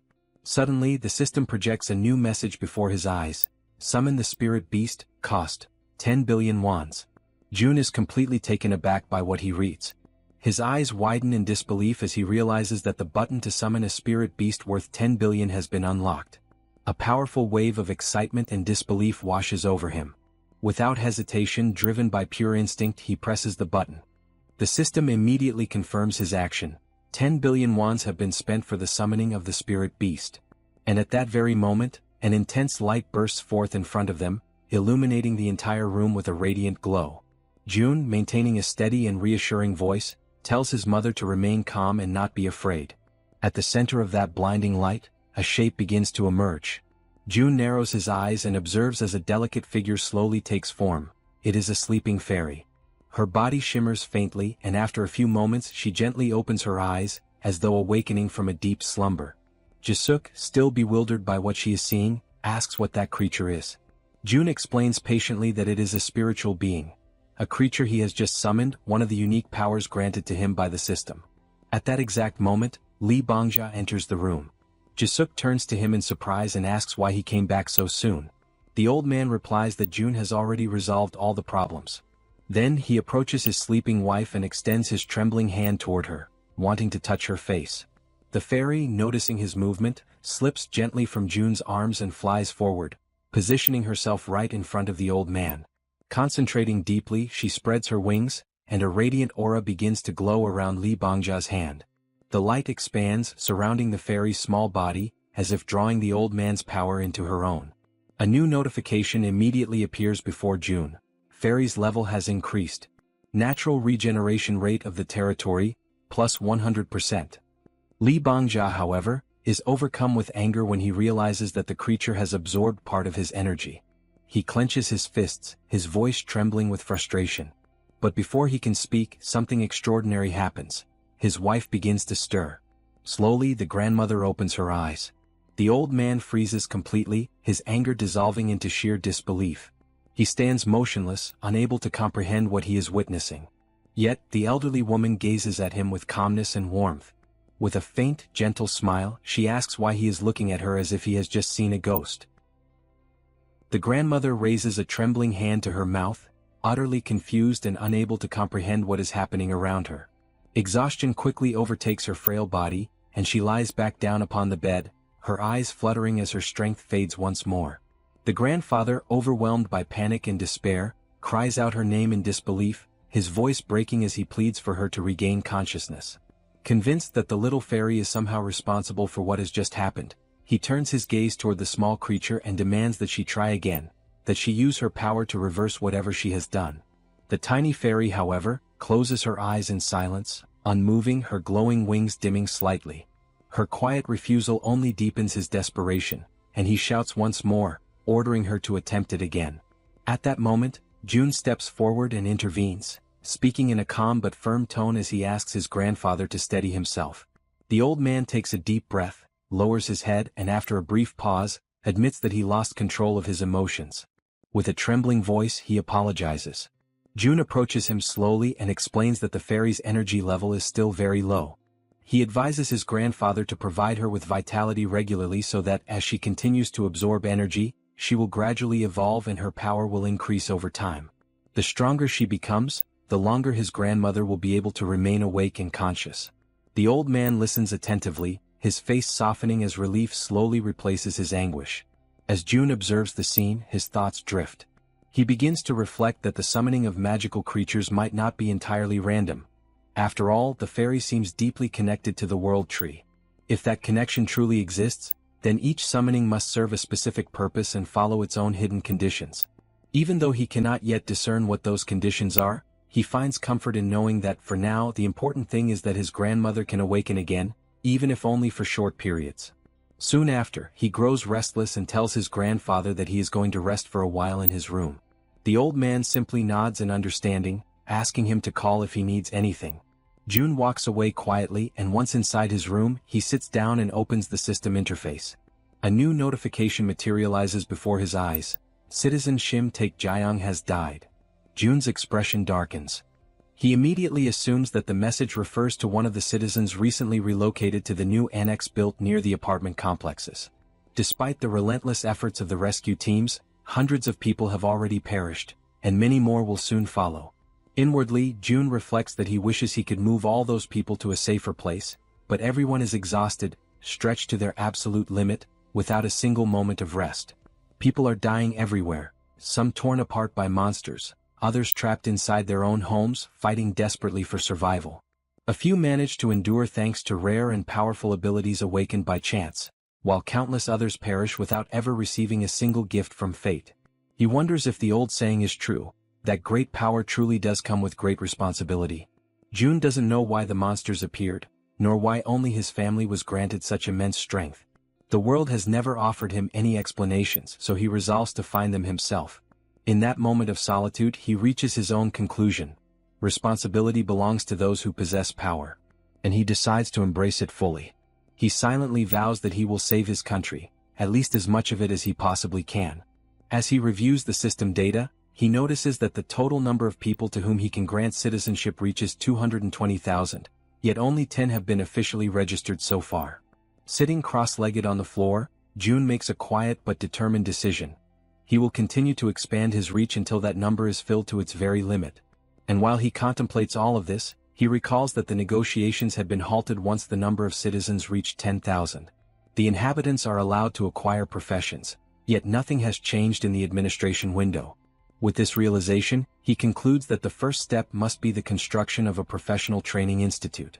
The system indicates that the Institute of Professions costs 2.5 billion wons and grants citizens the ability to develop commercial skills after researching their chosen occupations. He notices, however, that the structure requires a vast and isolated plot of land, and he plans to build it on the very ground the giants had leveled earlier. The system informs him that the institute requires 30 citizens working for 7 days, each receiving a payment of 200,000 wons, and asks if he wishes to begin the installation. He confirms without hesitation and decides to instruct Dabin to hire 30 more workers. Ancient words of wisdom resurface in his mind. Cultivate the body, put the house in order, govern the nation, and bring peace to the world. Before one can change the outside world, one must first bring harmony within one's own home. June understands that if he truly wishes to save his nation, he must first gather the families of his subordinates. Until now, all of them have risked their lives for him. Now it is time for him to act on their behalf. Activating the absolute eyes, he observes his companions from afar. Without hesitation, he grips a door handle and, with the ability that manipulates both doors and distances, opens a passage to another place. June knows that Han's group has been advancing toward the vicinity of Jaehyeon Station, searching for the mother of the archer woman. He also recalls that during the construction of the annex, they had opened routes toward Daechidong, but the new wave of monsters had made further advancement nearly impossible. Nevertheless, he soon realizes that he cannot move beyond that point. Even so, he decides to take action. He activates the communication ability and summons everyone to gather. Moments later, Moon appears running toward him, surprised to see him there. It is their first meeting after a long time. June smiles, and Moon immediately understands that the power which annihilated the monsters had indeed been his.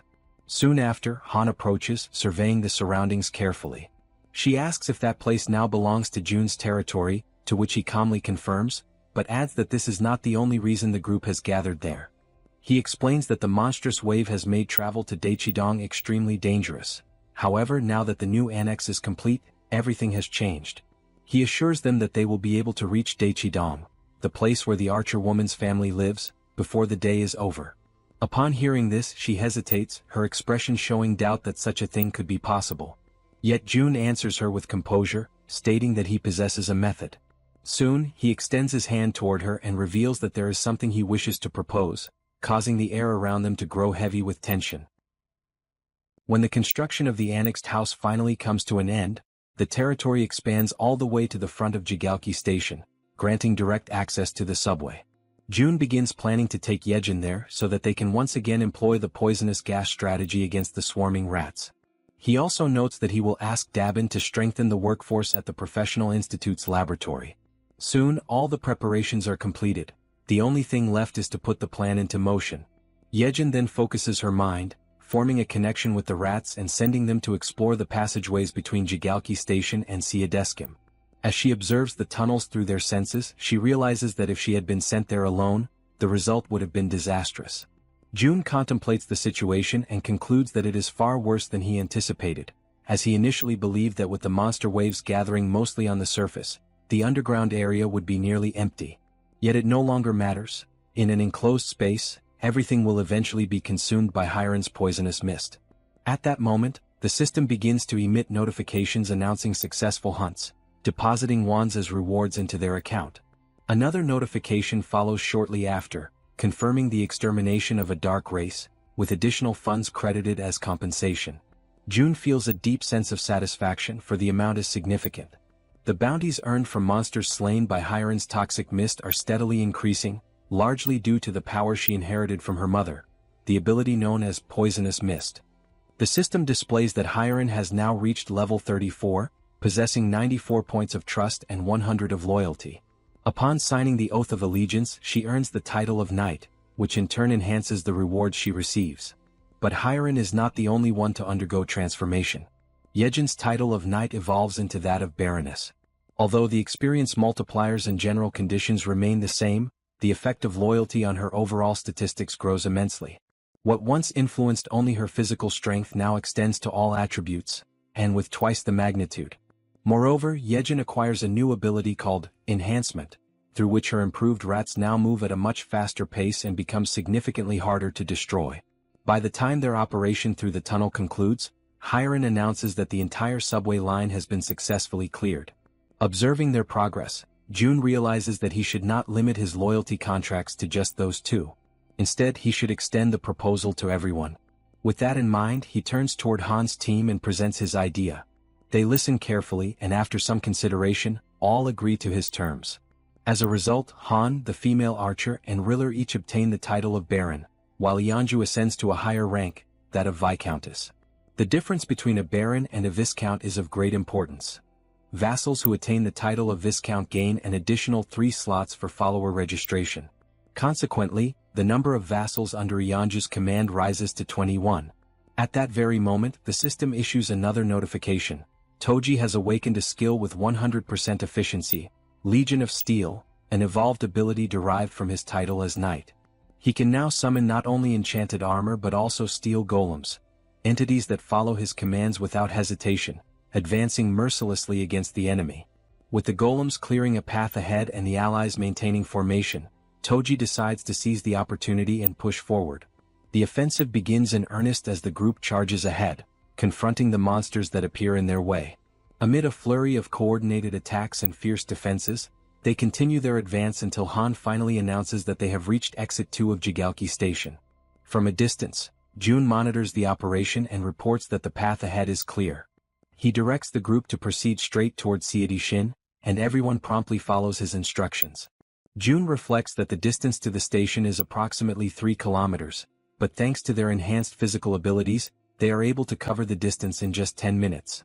After some time, upon reaching their destination, the female archer notes with satisfaction that they managed to arrive within a single day. The man with glasses, curious, asks what their next step will be. She replies that they should exit through Gate 2, as her family's condominium is located just beyond it. However, that very exit is overrun with hungry goblins lying in wait for them. Han, ever vigilant, warns his companions about their presence. Amid the growing tension, the archer steps forward and commands the monsters to clear the way. She then releases a spear of light with devastating force and precision. The weapon's energy splits into dozens of radiant beams that scatter in every direction, piercing through the surrounding enemies. The system notifies them of a series of successful kills. The goblins are eliminated one after another. On the other side, June observes the archer's newly revealed ability in action, known as Light Arrow. Before even reaching the target, the light detonates and multiplies, turning each beam into a lethal weapon. Meanwhile, something catches June's attention. He notices that the entrance to the nearby building is barricaded. This obstruction can mean only one thing: there are survivors inside. Han decides to take action, removing the debris blocking the door and giving orders to the group. He and the archer will go up to investigate the situation, while the others are to remain on guard at ground level. With steady steps and weapons at the ready, Han and the archer ascend the silent building, prepared to uncover what, or who, might still be holding on inside. On the upper floor they come upon a closed door. The archer approaches and knocks several times, yet silence prevails. No sound comes from the other side. Desperation spreads across her face. The absence of any response is unbearable. She falls to her knees before the door, overwhelmed by a crushing sense of loss. For a moment, the only sounds are her quiet sobs and the wind whispering through the cracks in the hallway. Then suddenly the door opens. A young man stands before them, and for a brief instant the world seems to stop moving. Through her tears, she recognizes him immediately, and both are enveloped in a wave of surprise and emotion so profound that it silences everything around them. The female archer approaches Myung Van and asks where her mother is, to which he quietly replies that she is inside. When the archer's mother catches sight of her daughter, an overwhelming wave of emotion sweeps over her.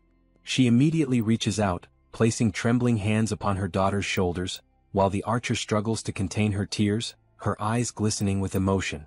The mother examines her in desperation, her gaze darting over every detail, asking anxiously if she is unharmed. Then, in a trembling voice, the archer mentions her father, and the entire atmosphere changes in an instant. The mother freezes, visibly shaken, as if trying to push away the painful truth, but the silence that follows already says everything that words cannot.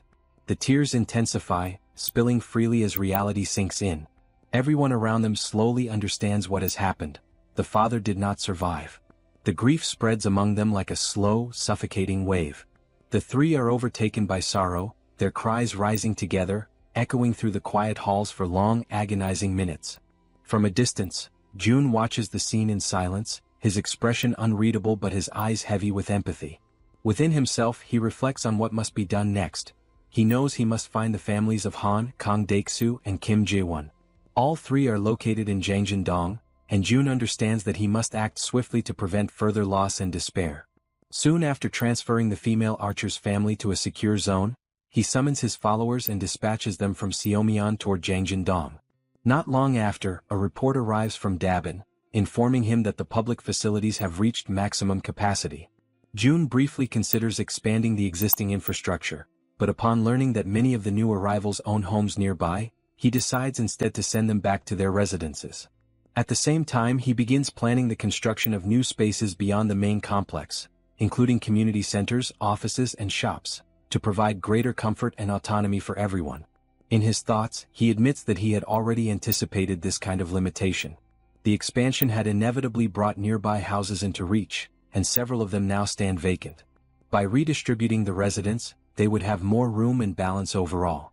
He also decides to establish new bases around the perimeter, designed for the hunting teams, and to develop strategic commercial points that can support their growing operations.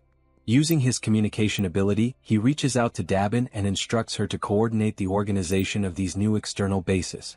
A system notification soon appears before him, asking whether he wishes to construct new shops and activate essential services, electricity, water, and gas. June authorizes all of it without hesitation, then pauses to reflect on the progress of the other groups. He wonders silently how far Han's team has managed to advance and imagines that they may have already reached Gyodai Station.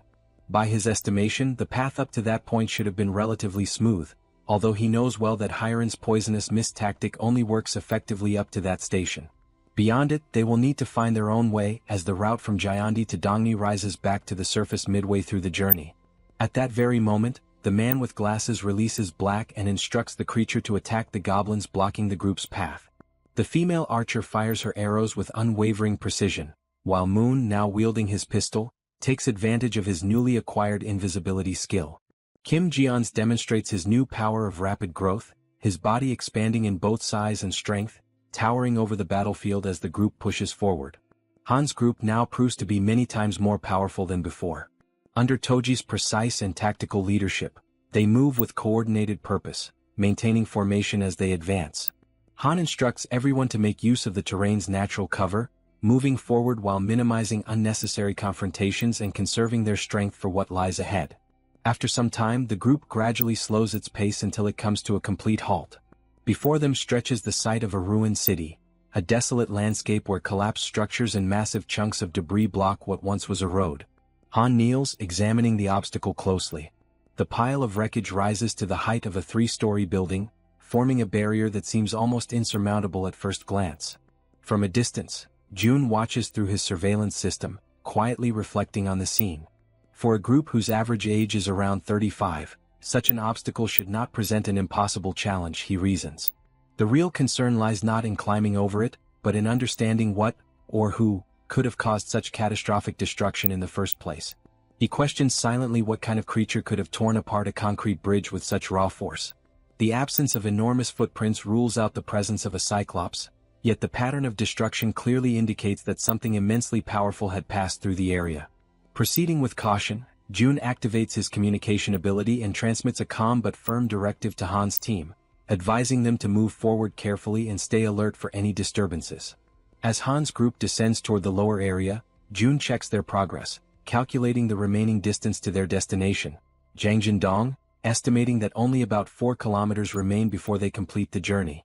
He reviews the data on his monitor and concludes that if all the nearby apartment complexes share similar layouts, the arrival should proceed without major complications. However, just as he finishes that thought, a sudden sound interrupts his calculations, a chime, faint yet distinct, echoing like a doorbell. But in that abandoned region, there shouldn't be any functional doorbells at all. Instantly alert, June activates his multiple vision ability, splitting his perception across various points within the safe zone to identify the source of the noise.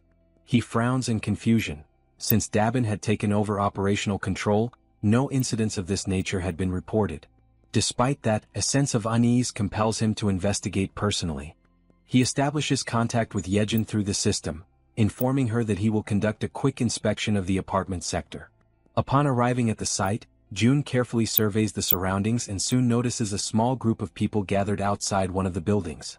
The newcomers seem to be engaged in a cautious conversation, murmuring among themselves as they try to confirm whether they have arrived at the correct residence. Moments later, the door opens, and the group freezes in surprise as June himself steps into view. At that instant, the system issues a notification. The trust levels of the citizens have increased.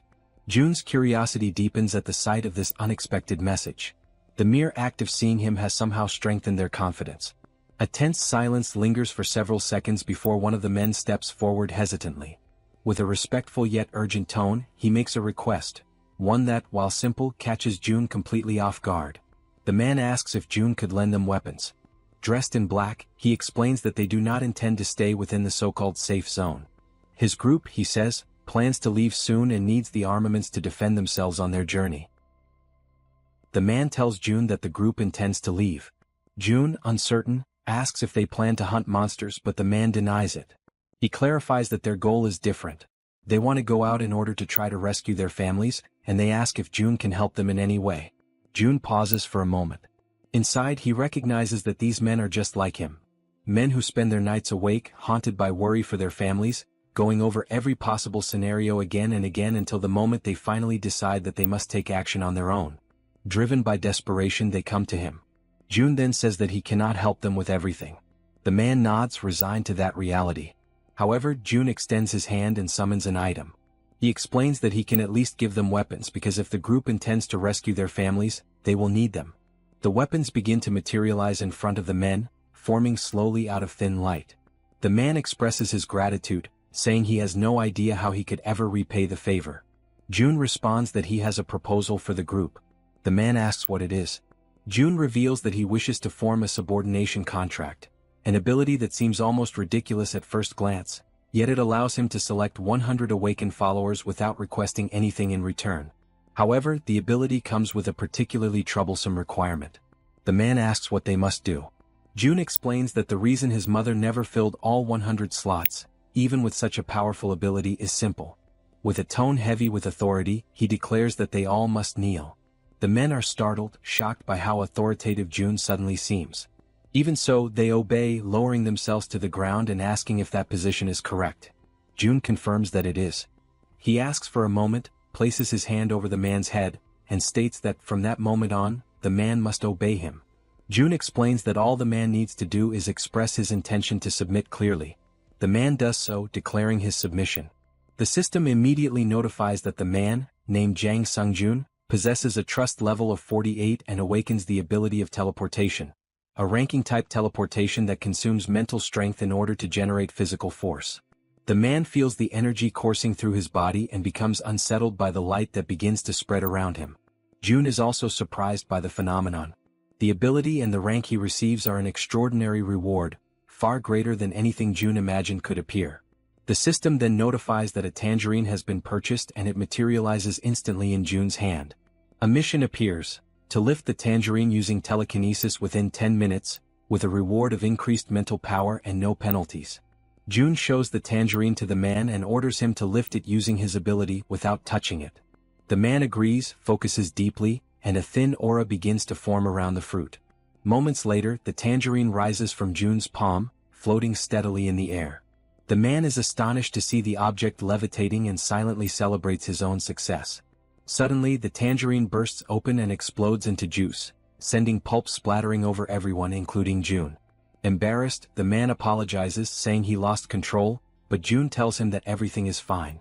He explains that this is the nature of the power granted by the contract and calls the next person forward to continue the process. The system displays a new notification.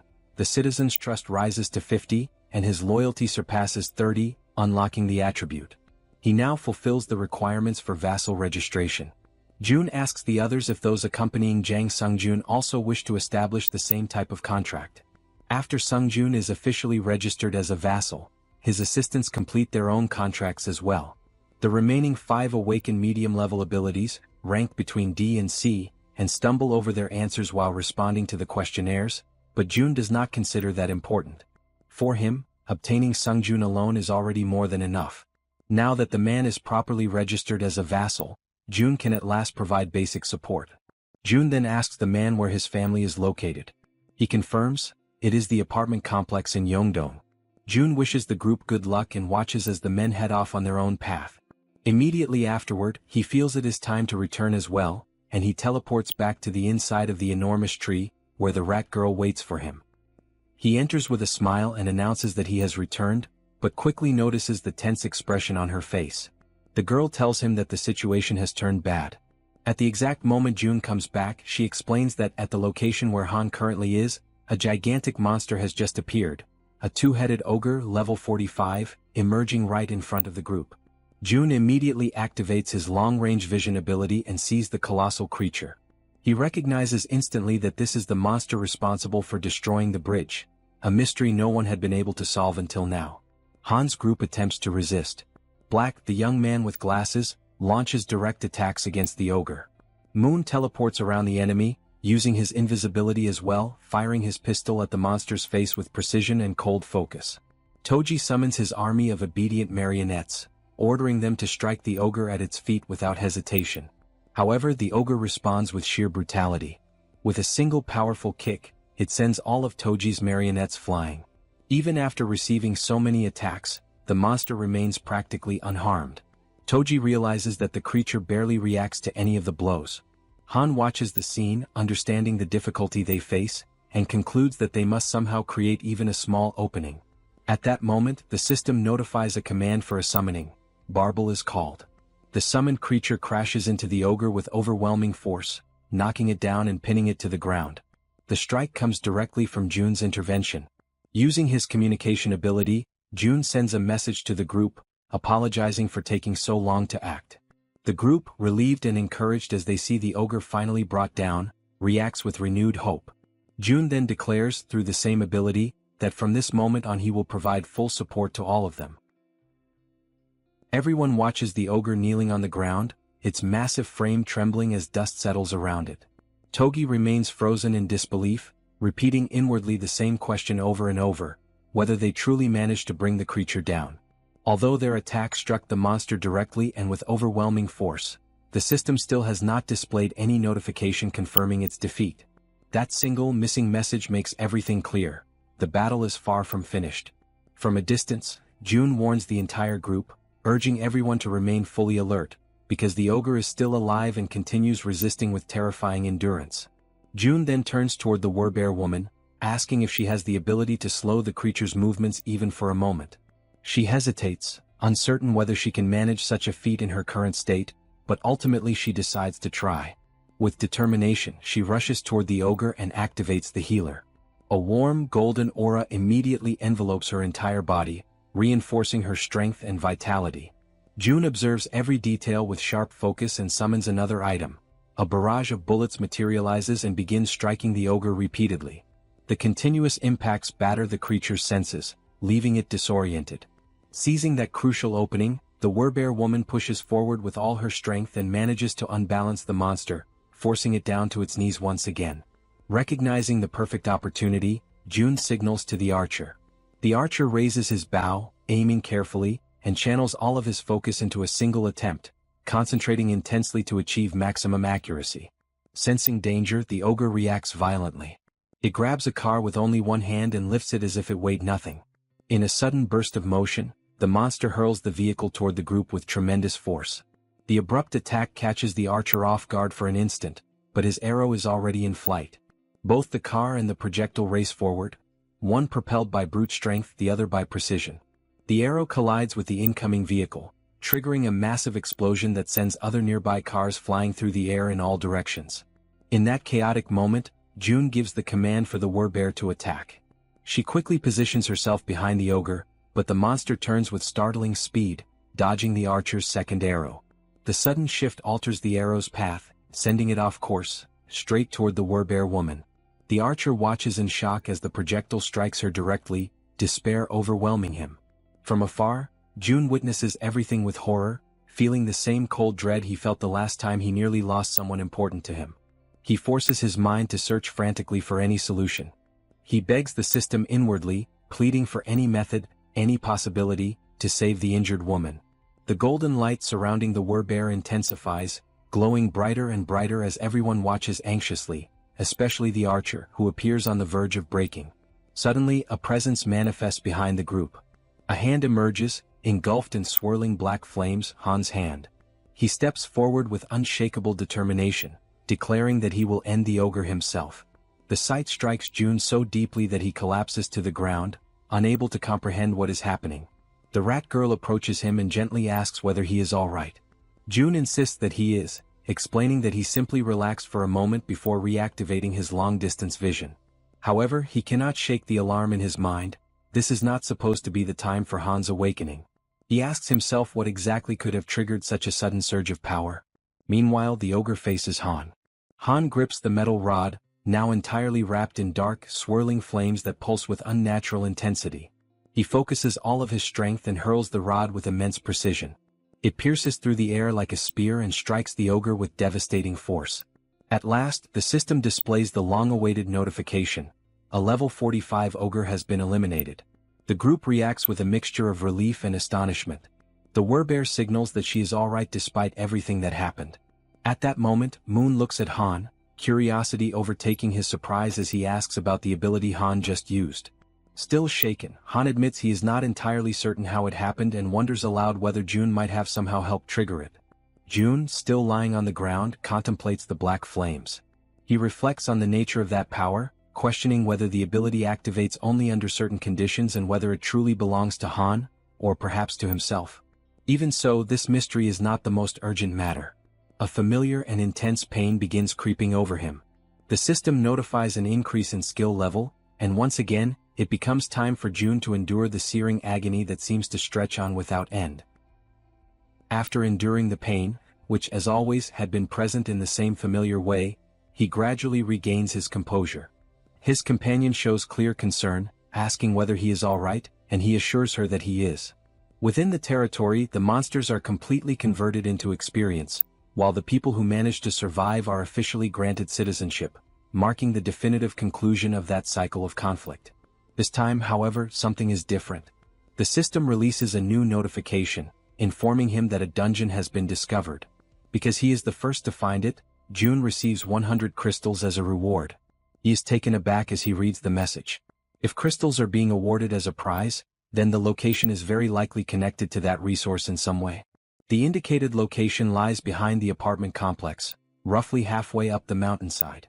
June considers sending Lee Junhyuk's group, including himself and everyone currently under his leadership. He reasons that, by forming subordination contracts with them, the group will become strong enough to face whatever lies ahead. He wonders where Lee Junhyuk is at that moment and activates his ability, Ultimate Eyes. Through it, he sees that they are surrounded by dead orcs, and that Lee Junhyuk himself is staring at the scene in confusion, clearly questioning how the orcs died so suddenly. Jun reflects that the territory has expanded and that the monsters that had been targeted for hunting were swept away by the reach of his influence. Soon after, he contacts the group through his communication ability, calling them back. They are confused, unable to fully grasp what is happening. Even so, Jun asks them to bring their guests and return to his home, explaining that there is something important he needs to request. After issuing the call, Jaehyeon and Jun also return to the apartment using the absolute gate. Since Han's group is close to reaching its destination, Jaehyeon's role finally comes to an end. Jun acknowledges how hard she has worked and tells her that she can finally rest, as everything within her reach has already been accomplished.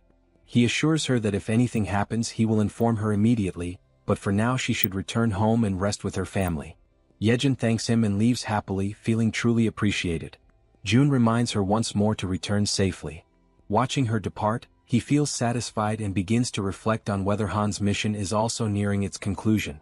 The last time he checked, there was little left to be done, and he reasons that his overall abilities have already been enhanced to the point where most obstacles can be overcome, especially now that the territory's chief threat, its greatest problem, has already been eliminated.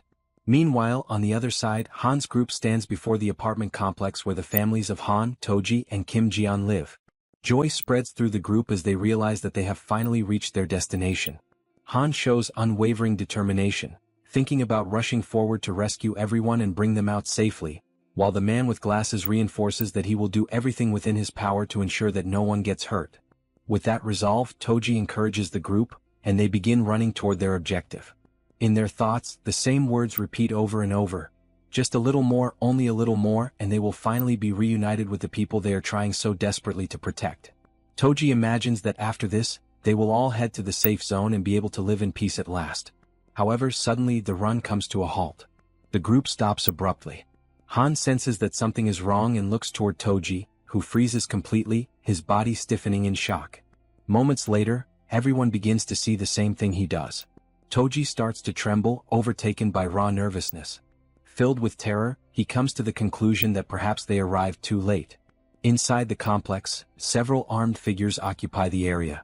There are black orcs of level 3, and another of level 35, along with many others. All of them are large, powerful, and imposing. The group remains motionless, staring at that devastating scene unfolding before their eyes.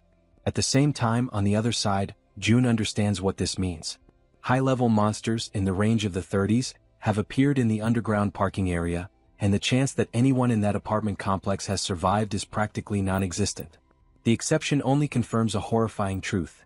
The families of Han, Toji, and Kim Jian are the direct targets of this invasion. Overcome by rage and anguish, Jun reacts without hesitation. He issues a clear command for all enemies ahead to be eliminated.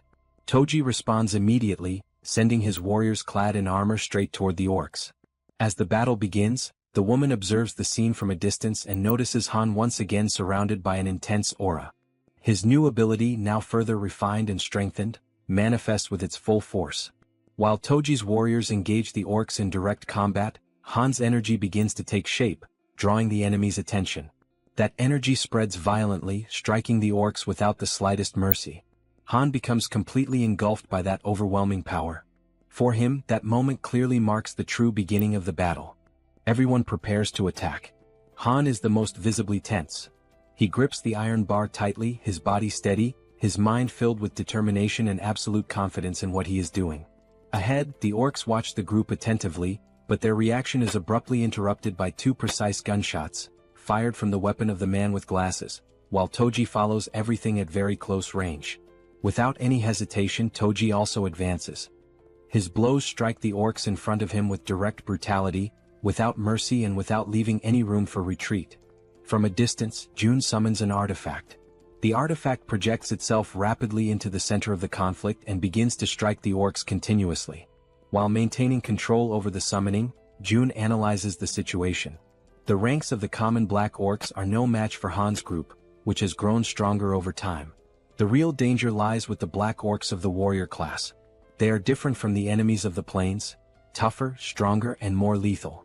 June communicates with the group, asking them to maintain formation and to be extra cautious with the armored orcs.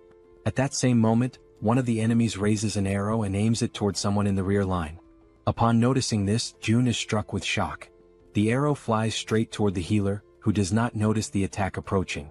June tries to warn her, but it is already too late. The arrow pierces straight through the center of the healer's body before she can react.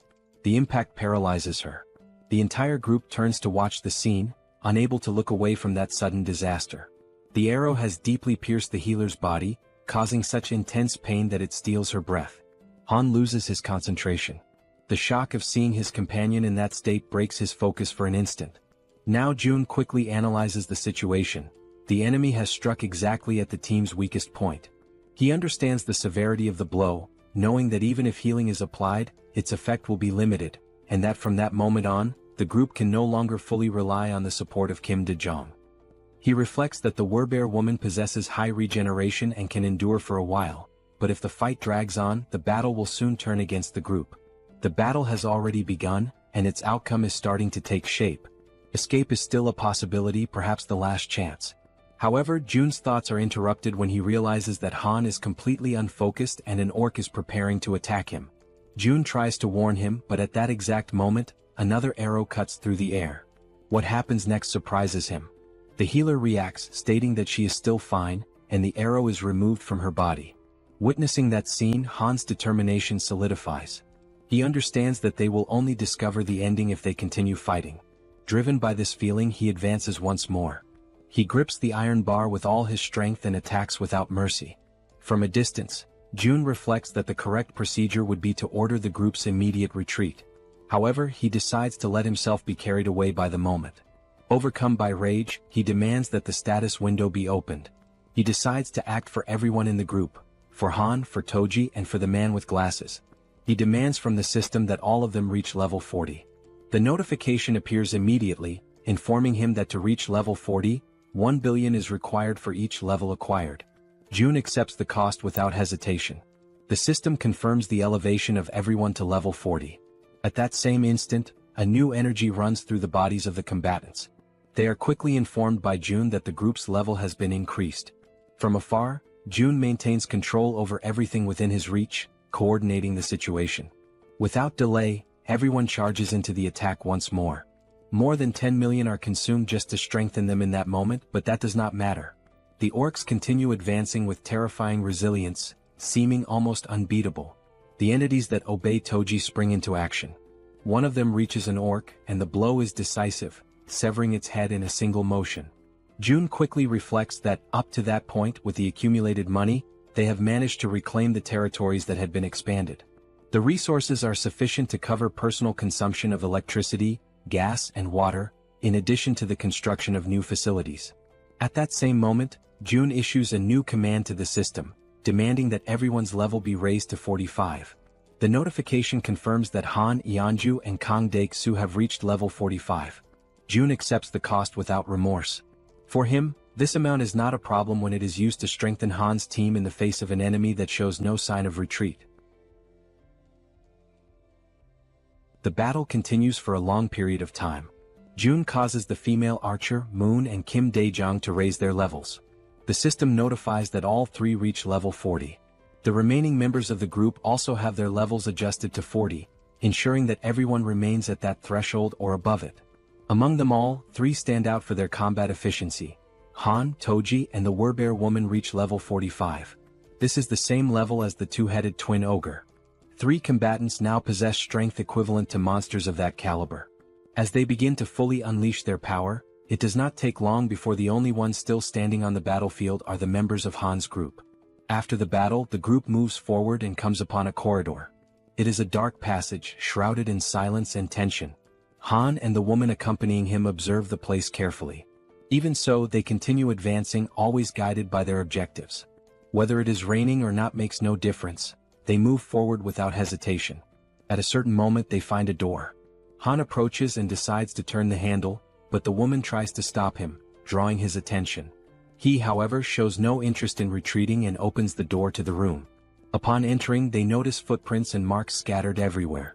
While Han remains inside the room, the other members of the group wait outside. Inside the room, knives and bloodstains are found.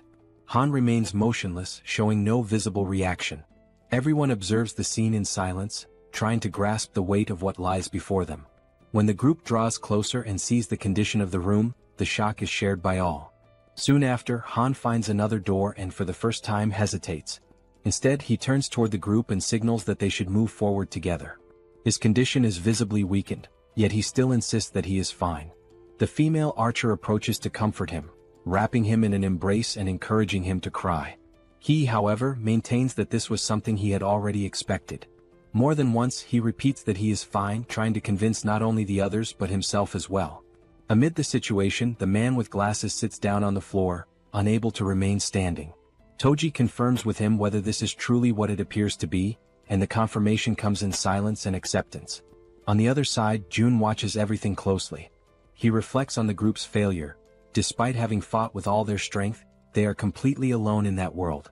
Jun questions whether it is truly possible to save a country when he cannot even save the people standing right in front of him.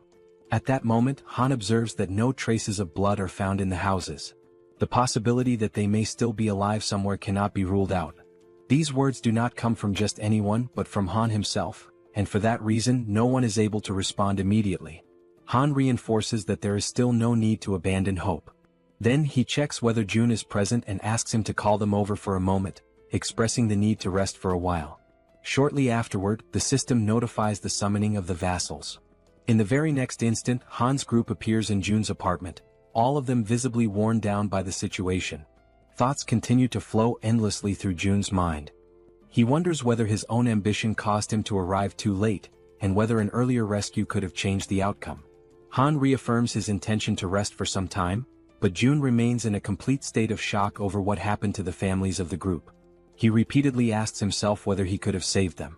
When he analyzes the situation coldly, he concludes that his parents and his grandfather survived by their own merit and that even without his intervention, they would have been safe. Jun realizes that no one says anything, yet he feels as though he is being silently reprimanded for that result. He begins to see himself as responsible for the loss of the families, acknowledging that everything is the result of his greed. Crushed by that weight, Jun admits to Han that everything happened because of his ambition. The words come out as he cries, completely shaken. He acknowledges that, because of his choices, he lost the opportunity to save the families they loved. Regret consumes him and he states sincerely that he is truly sorry. Throughout the entire moment, Han shows no expression. Then he turns toward him and steps closer, observing Jun in that state of vulnerability. Jun apologizes repeatedly, overwhelmed by guilt. Han calls him by name and states that it is not his fault. Jun begins to cry even harder, trying to say something. However, Han interrupts him, asking Jun to lift his head and look around. He emphasizes that everyone there, without exception, was saved thanks to Jun's ability. Han states that being able to live without worrying about food, clean water, or monsters is a direct consequence of what Jun did. He reminds him that it would have been impossible to save Moon's grandmother and the Archer woman's family if Jun had not been there. Without him, they would not even have been able to confirm whether their families were alive or dead, much less have the chance to take revenge on those responsible for so much pain. In that brief silence, Jun notices how much Han endures everything just to appear fine. Even so, Han continues, stating that ordinary people like them would never have defeated those monsters without using their own strength, and that strength was made possible by Jun. A little embarrassed, even though there is no reason for it, Jun tries to say something but Han goes on. There is a lot of sadness in the world, he explains, but those sorrows do not deliberately choose someone. He stresses that Jun does not need to take responsibility for everything and that the fault lies with the world, not with him. For them, it is already enough that Jun simply remains there like a huge tree, creating shade where people can finally rest for real. Han laughs as he finishes speaking. At that moment, Jun realizes that he is more resilient and mature than he had imagined. He understands that he should be the one comforting others, yet it is he who is receiving support. His thoughts are interrupted when someone calls his name. It is Toji who asks him to cheer up, while the man with glasses also speaks up, expressing his gratitude. The Archer woman encourages him to hold on, and Moon makes it clear that without Jun he would never have managed to save his grandmother. The healer adds that she would also have died back then if he had not saved her, while the Werbear woman states that she would probably have gone insane without his help. One by one, everyone leaves, repeating words of thanks directed at June. Feels strange to him. He has always acted of his own free will, seeing help as a fair exchange. Even so, everyone calls him a savior, and June questions whether he deserves that title. Han's words echo in his mind, being just a huge tree. He decides to try to be that. He decides to become the huge tree Han described. Until then, the goal of saving all of South Korea had existed only because the power he received seemed like too great a burden without a purpose. He did not desire it desperately, nor was he sure he could fully devote himself to it. He merely believed that he could continue hunting monsters, evolving his abilities and expanding his territory. Now he abandons the grand objective of saving all of South Korea. Instead, he decides to become a huge tree, a place where people who enter under his shade can rest. At that very moment, the system notifies that the trust of the citizen Han reaches 100%, granting June the throwing ability. At the same time, the loyalty of Kim Dae-jung also reaches the maximum value and is officially registered as a vassal. As a result, June's vassal limit increases. Shortly after Han's group leaves, Lee returns to the house accompanied by several people. He explains that June had asked him to bring everyone, which is why they came together. The door opens, revealing June, who thanks everyone for coming. Lee reacts immediately, stating that there is no need for thanks and asking what request June wanted to make. June asks that everyone head to another place first. He makes it clear that only vassals may enter his house, while the others must remain near the door. As soon as they cross the entrance, surprise spreads through the group. Lee states that this place is their home. The red-haired girl shows disbelief at what she sees. The system notifies that Lee's trust increases, along with her loyalty. The same happens with Shin, whose trust and loyalty also rise. June confirms to himself that, as expected, the most direct way to increase trust is to clearly demonstrate his ability. Next, he announces that, from that moment on, he will present his proposal. Lee shows readiness to listen. June begins by saying that he wants everyone there to sign a contract with him. The group reacts with a certain amount of suspicion toward the idea of a contract, but even so, acceptance happens immediately. They kneel while June raises his hand over them. The girls ask whether, since they are the last ones, that means everything is finished. June confirms it and praises the work that was done. He reflects that negotiating with many people at the same time is exhausting, but acknowledges that, with this, the preparations are finally complete. Lee then asks him to get straight to the main point. June explains that, with the recent expansion of his territory, the entire Wangneung mountain has now become part of it. Lee shows surprise upon realizing that it is the mountain located right behind them. June confirms this and adds that, apparently, a dungeon has appeared in that location. He then asks Lee and the others to explore that dungeon, questioning whether they can accomplish this task. Lee accepts promptly, thanking him for the trust placed in the group. At that moment, through the communication ability, someone calls June by name. It is Dabin, informing him that everything that had been requested is already prepared and that he can go there. June heads toward the elevator. As the mechanism descends, he reflects in silence. With Lee agreeing to take part in the dungeon incursion, the matter enters a brief period of calm. Even so, something draws his attention. After the subordination contract, Lee's abilities do not change. According to the system, he remains at level 40, holding the title of 12th Servant, Viscount Mage. In the group led by Lee, the main members are Shin and Kim, who were classified as B, while most of the others fall between D and C. As more people are contracted and data accumulates, June begins to understand the system better. High-level abilities require elevated innate attributes, something that can be called potential or talent. The limit of subordinates is restricted to only 100 people. Because of this, June concludes that from now on it will be more advantageous to choose carefully, prioritizing individuals who are truly talented. As the elevator doors open, Dabin is already waiting for him eagerly. June acknowledges her effort and shows satisfaction with the work. Dabin reacts naturally, saying that it was not difficult, but June still assures her a bonus for the service. He looks over the gathered group and asks whether those are the selected people. Dabin explains that, according to the instructions she received, she gathered 10 individuals skilled in carrying out practical tasks. June introduces himself to the group, stating his name and showing cordiality. In response, everyone behaves politely and returns the greeting. Among the people gathered by Dabin, one of them asks what kind of work June is planning for them. June replies that he intends to explain everything and reveals that he is considering granting everyone the same position held by Dabin, a managerial role. The reaction is immediate. The group shows enthusiasm and apprehension at the same time, questioning whether that is truly serious. June reflects that even with the significant growth of the population, there are only a few people in managerial positions. Among them are Lee Sung-min, leader of the medical team, and Baek Sung-min, responsible for the replacement team. One of the young men states that, if given that responsibility, he will work diligently. June reflects again. There are still 12 managerial slots available which could be distributed, but not for free. He informs them that there are conditions generating curiosity and tension within the group. He explains that, with the constant arrival of new people into the territory, countless problems will arise, and the position will be granted only to those who present concrete solutions. After asking whether everyone agrees, he extends his hand and invites those interested to speak up, one by one. For quite some time, the candidates for manager present proposals on topics such as waste disposal and road maintenance, most of them satisfactory. The ideas become increasingly solid, confirming Dabin's good judgment. At a certain moment, a blue-haired man raises his hand. Encouraged by June, he proposes the creation of an organization to maintain internal order, warning that without a stabilizing presence, incidents will be inevitable in the future. June understands the proposal and asks whether he is referring to the creation of a department similar to how the police operate. The man confirms. Another member of the group interrupts the conversation, adding that when he thinks of the police, something comes to mind. June allows him to speak. The man mentions that police station arsenals store firearms, including rifles. The information surprises June, who wonders whether rifles would not be equipment exclusive to the military. The man explains that technically South Korea is still under an armistice, and that in emergencies, properly established police stations maintain sufficient weapons in their arsenals. June reflects that if they manage to obtain these weapons, it could significantly help in creating a department responsible for maintaining order.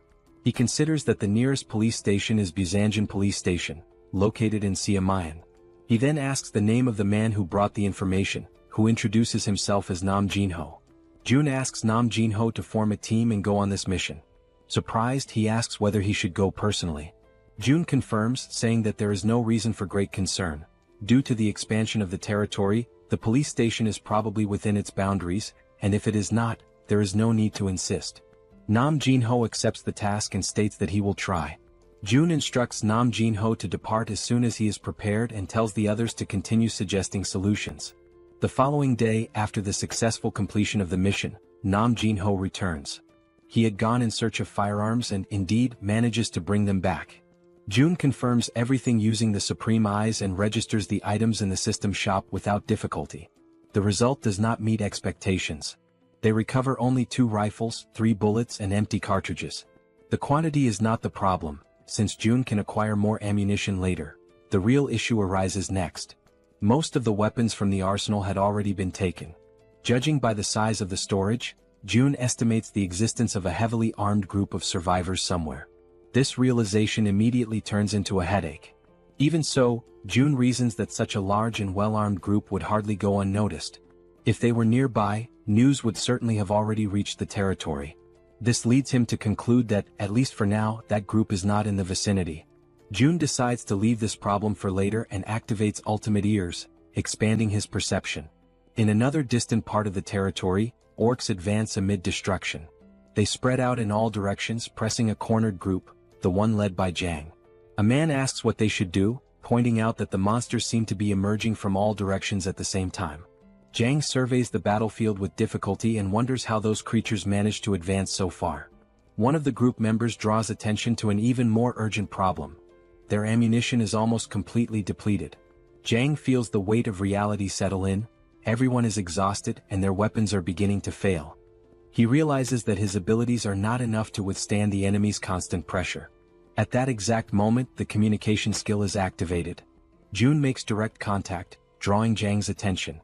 Shortly after, a system window opens before them, and weapons begin to materialize in the space around them. June, even from a distance, acts at the perfect moment. The tension turns into relief as new equipment appears, raising the group's morale. Jang is the most emotional of all, certain that the intervention saved the battle and their lives.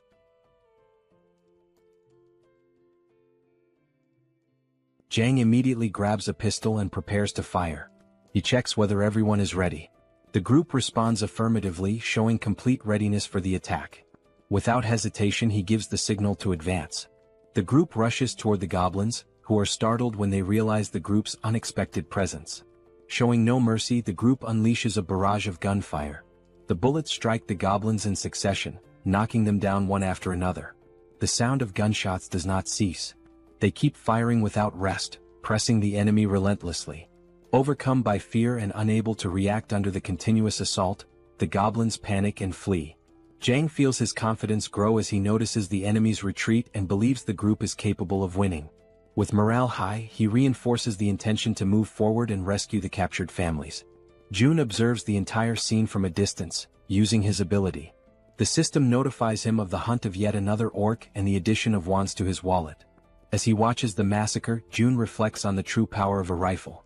Even without the use of special abilities, relying solely on firearms, the horde of common monsters is completely crushed. He concludes that by mastering even the basics of firearm production, it is possible to generate enough destructive power to deal with enemies of this level. Because of that, he understands that Jaehyeon's group will not face major difficulties for quite some time and decides to entrust them with the remainder of the mission. His thoughts then turn to the other group. Lee's group finally reaches its destination.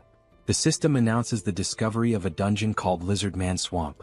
Lee positions himself at the entrance, while everyone notices that the interior is completely flooded. Jaehyeon shows concern, judging that advancing in that state seems impossible. Lee, however, remains calm. Using his water control ability, he shapes the liquid ahead, creating a solid path resembling a bridge. With the passage opened, he checks whether everyone is ready and leads the group into the dungeon. The system then notifies that this is the group's first entry into that location, granting double experience and rewards, since it is an unknown dungeon filled with unpredictable dangers. Jun had provided rifles to both Jaehyeon's group and Lee's group. As a result, Lee's group also possesses considerable firepower, indicating that clearing the dungeon should not be impossible. Still, Jun is intrigued by an item of information displayed by the system alongside the dungeon's formation. 0 out of 10. At first, he assumes it refers to a capacity limit, but soon realizes that this hypothesis does not seem correct. He decides that the answer will only come after completing the dungeon. Inside, Jaehyeon observes that the water stretches all the way down, giving the sensation of being inside a massive aquarium. The red-haired girl agrees with the impression, comparing the place to underwater tunnels. At that moment, something draws Jaehyeon's attention. He notices movement ahead and identifies enemies approaching. Based on their position, he calculates the exact direction and alerts the group. 3 enemies emerge, advancing straight toward them. Everyone prepares, alert to the imminent danger, while doubt arises about how those creatures are able to move underwater. Soon, the enemies reveal themselves as high-level lizardmen with long, sharp fangs. Lee reacts immediately, positioning himself to defend the group while attacking at the same time. In a swift motion, he eliminates one of the enemies. The group is informed that only 2 remain and begins an intense offensive, firing their rifles even underwater. The projectiles cut through the liquid and strike the creatures, but the difficulty is evident. The lizardmen move with extreme ease in that environment, making the shots less accurate. One of the members comments that if they could force them out of the water, the situation would become far more favorable. As the confrontation continues, Lee takes full control of the situation. He declares that water is his domain and orders concentrated fire. Next, he manipulates the surrounding flow, opening a large empty space in the middle of the water. Through that opening, the gunfire becomes precise and lethal, striking the enemies directly. The system then notifies the elimination of additional lizardmen, with levels ranging between 20 and 22. Jun observes everything from a distance and reflects on the situation. They were lucky. Normally, in an environment like that, the lizardmen would hold the absolute advantage. Inside a completely flooded dungeon, even moving would be extremely difficult. Creatures capable of moving freely through dark, low-visibility waters would become true reapers. However, Jaehyeon's presence completely changes this scenario, as he awakens the Minimara ability, capable of identifying terrain within a 100-meter radius and distinguishing allies from enemies. Added to this, Lee Junhyuk shows a remarkable ability to handle adverse situations, completely reversing the group's disadvantage. Because of that, Jun concludes that there is nothing more he needs to support at that moment. With Lee and Jaehyeon, and only a few allies providing covering fire, that is more than enough to conquer the dungeon. The group continues advancing and approaches the area where the inscriptions left by the defeated lizardmen are located. Shortly afterward, Lee identifies the critical point and realizes they have reached the dungeon boss room. The door before them opens and Lee's entire group enters cautiously. As they cross the boundary of the room, something immediately draws attention. The environment is completely dry.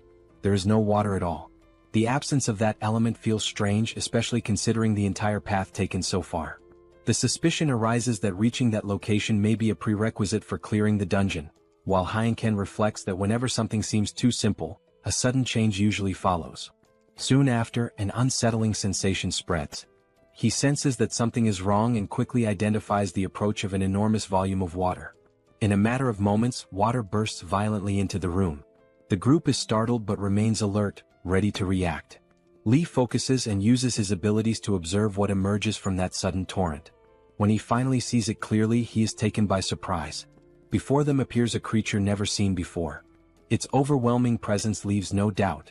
The dungeon's boss monster has finally revealed itself.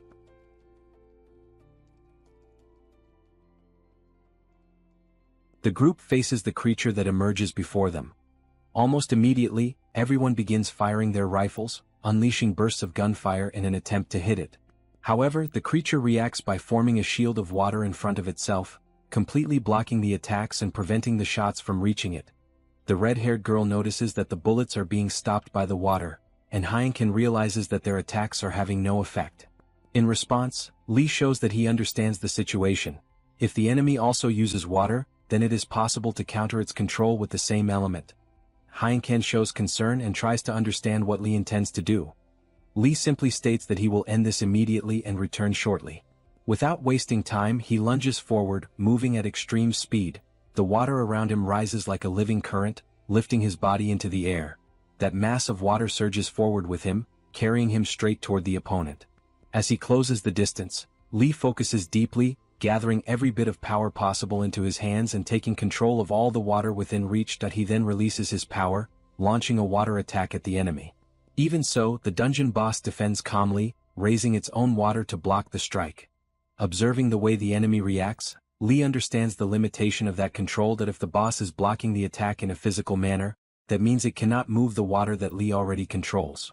With this certainty, Lee begins controlling a sphere of water that forms around the dungeon boss's head. In a decisive instant, the compressed water explodes from the inside out. The dungeon boss's head is destroyed along with a violent water blast, leaving the group completely shocked and panicked by the sudden and brutal scene. After the attack, the water that had been supporting Lee in the air dissipates gently, returning him to the ground. Calmly, he states that the dungeon has been cleared. At that moment, the system issues notifications. The lizard man boss has been defeated, values are deposited into the wallet, and experience is added. Next, the system reports that Lee has eliminated the territorial leader of the lizardman's domain and that 10 crystals have been received as a reward. After the group leaves the dungeon, its description undergoes a slight change. The system announces that, from now on, the Lizardman Swamp Dungeon has a classification of 1 out of 10. This number represents the limit on how many times the dungeon can be cleared. June reflects on this and concludes that there are still 9 incursions remaining. If all of them are completed and the crystals are gathered, it will be possible to perform a mystical draw. In other words, this represents the chance to obtain another divine item, such as a communication ring. Using the communication skill, June contacts Lee and checks on his current condition. Lee responds that, although he is a bit tired, he is fine. Relieved, June makes a request, asking whether it would be possible to clear a dungeon once per day. The request surprises the group, leaving them momentarily stunned, yet at the same time pleased to be able to help. 10 days later, the system issues new notifications. Citizen Lee once again defeats the leader of the Lizardman Swamp, receives another 10 crystals as a reward, and fully clears the dungeon for the first time, earning an additional 100 crystals. After the defeat of the final boss, Lee confirms that this was the last stage. The system reports that all possible dungeon completions have been used. It also notifies that the mystical draw consumes the accumulated crystals and that the total available amount reaches 400 crystals. Next, June communicates with the group members, acknowledges their excellent work, and instructs everyone to return and rest properly. With the mission concluded, June reflects that there are sufficient resources to carry out the mystical draw, and that only this final step remains. When he points toward the ground, an intense light emerges, so bright that he must shield his eyes, unable to keep them fully open. Even so, he watches with difficulty and wonders if there is anything that can be done in the face of such overwhelming brightness. Suddenly he is startled when he realizes what is beginning to form within the light. A crown slowly takes shape. The object floats into his hand, supported by an invisible force. The system then notifies him that it is a special crown which, when equipped, doubles all effects granted to citizens. June perceives that 6 benefits are active: resource increase, trust power, tax collection, base salary, economic subsidy, and professional effect. And by wearing the crown, all of them are doubled, amplifying their effects twofold. June finds it uncomfortable to wear, but acknowledges that the benefits make it worthwhile and decides to use the crown continuously within his territory. Since he rarely leaves home, that he places the crown on his head and feels a refreshing energy flow through his mind, like a gentle current passing through his body. Upon opening the system window, June realizes that the tax collection downtime has ended and that at level 2 he can fully activate the crown, doubling efficiency and increasing the tax rate from 10 to 20%. Shortly afterward, the system notifies him that an enormous amount of won has been deposited into his wallet through tax collection, that he is shocked to find that the amount configuration reaches approximately 15 billion won, indicating that the citizens hold around 75 billion in total. June realizes that far more money is in circulation than he had imagined, which explains the increase in shop sales and indicates a significant rise in the citizens' purchasing power. To him, this is a positive development, as it shows that the citizens' wealth and stability are increasing. Now, with the crown in hand, June concludes that he must level up quickly and expand the number of item categories available in the shop. At that moment, his thoughts are interrupted when he hears voices in the distance, announcing that the group has returned. The person calling out to June, stating that they have come back, opens the door. Standing before him is Jang's group, who explain that they have come to return the items that had been borrowed. June shows gratitude for the effort of having come in person to return the belongings.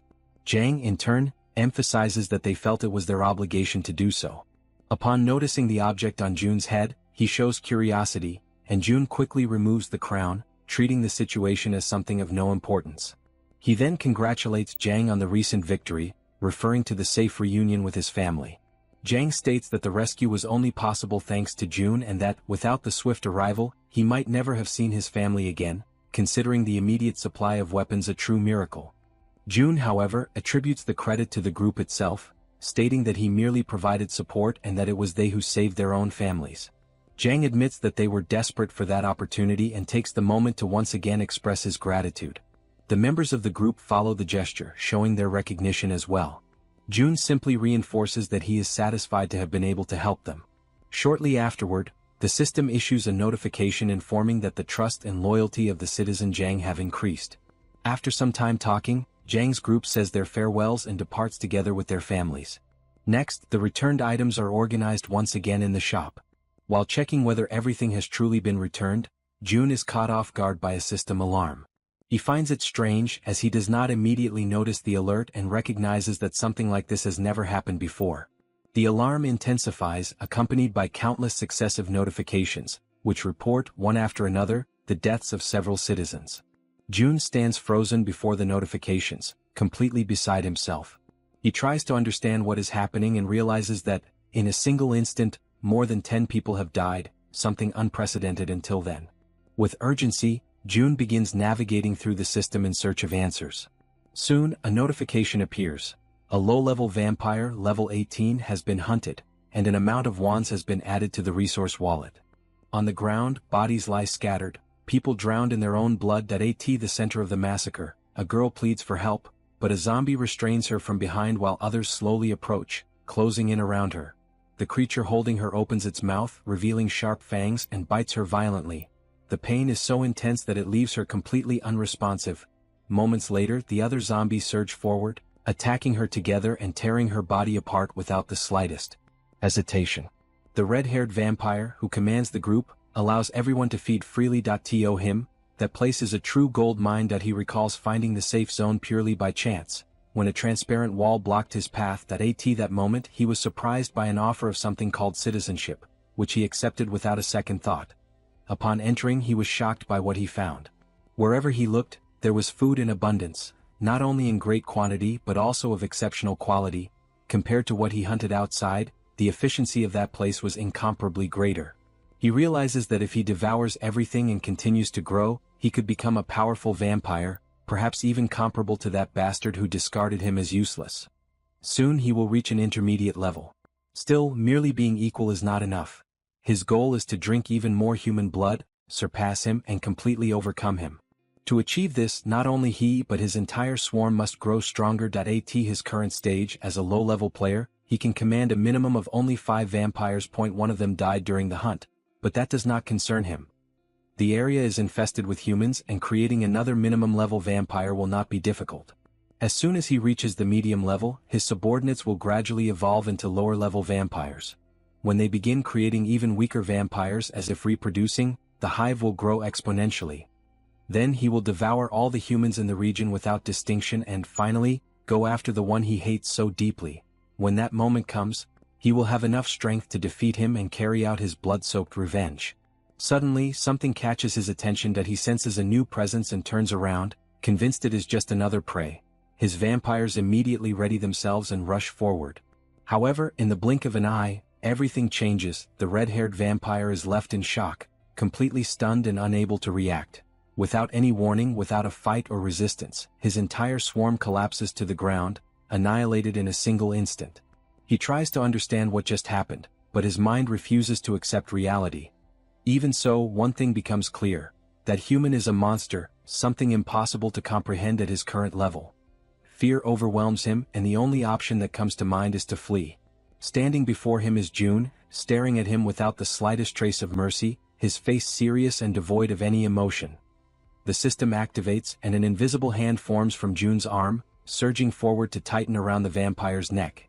The enemy's body is lifted into the air, strangled as he desperately tries to beg for mercy, unheard. He understands that he will die there, a hollow and meaningless death, without even managing to take revenge. His body is eventually thrown to the ground, where he falls gasping, struggling to catch his breath. From that moment on, June makes it clear that he will only remain alive if he answers the questions as best as possible. As he listens to the explanation of how he entered that territory with such ease, June feels a headache beginning to form.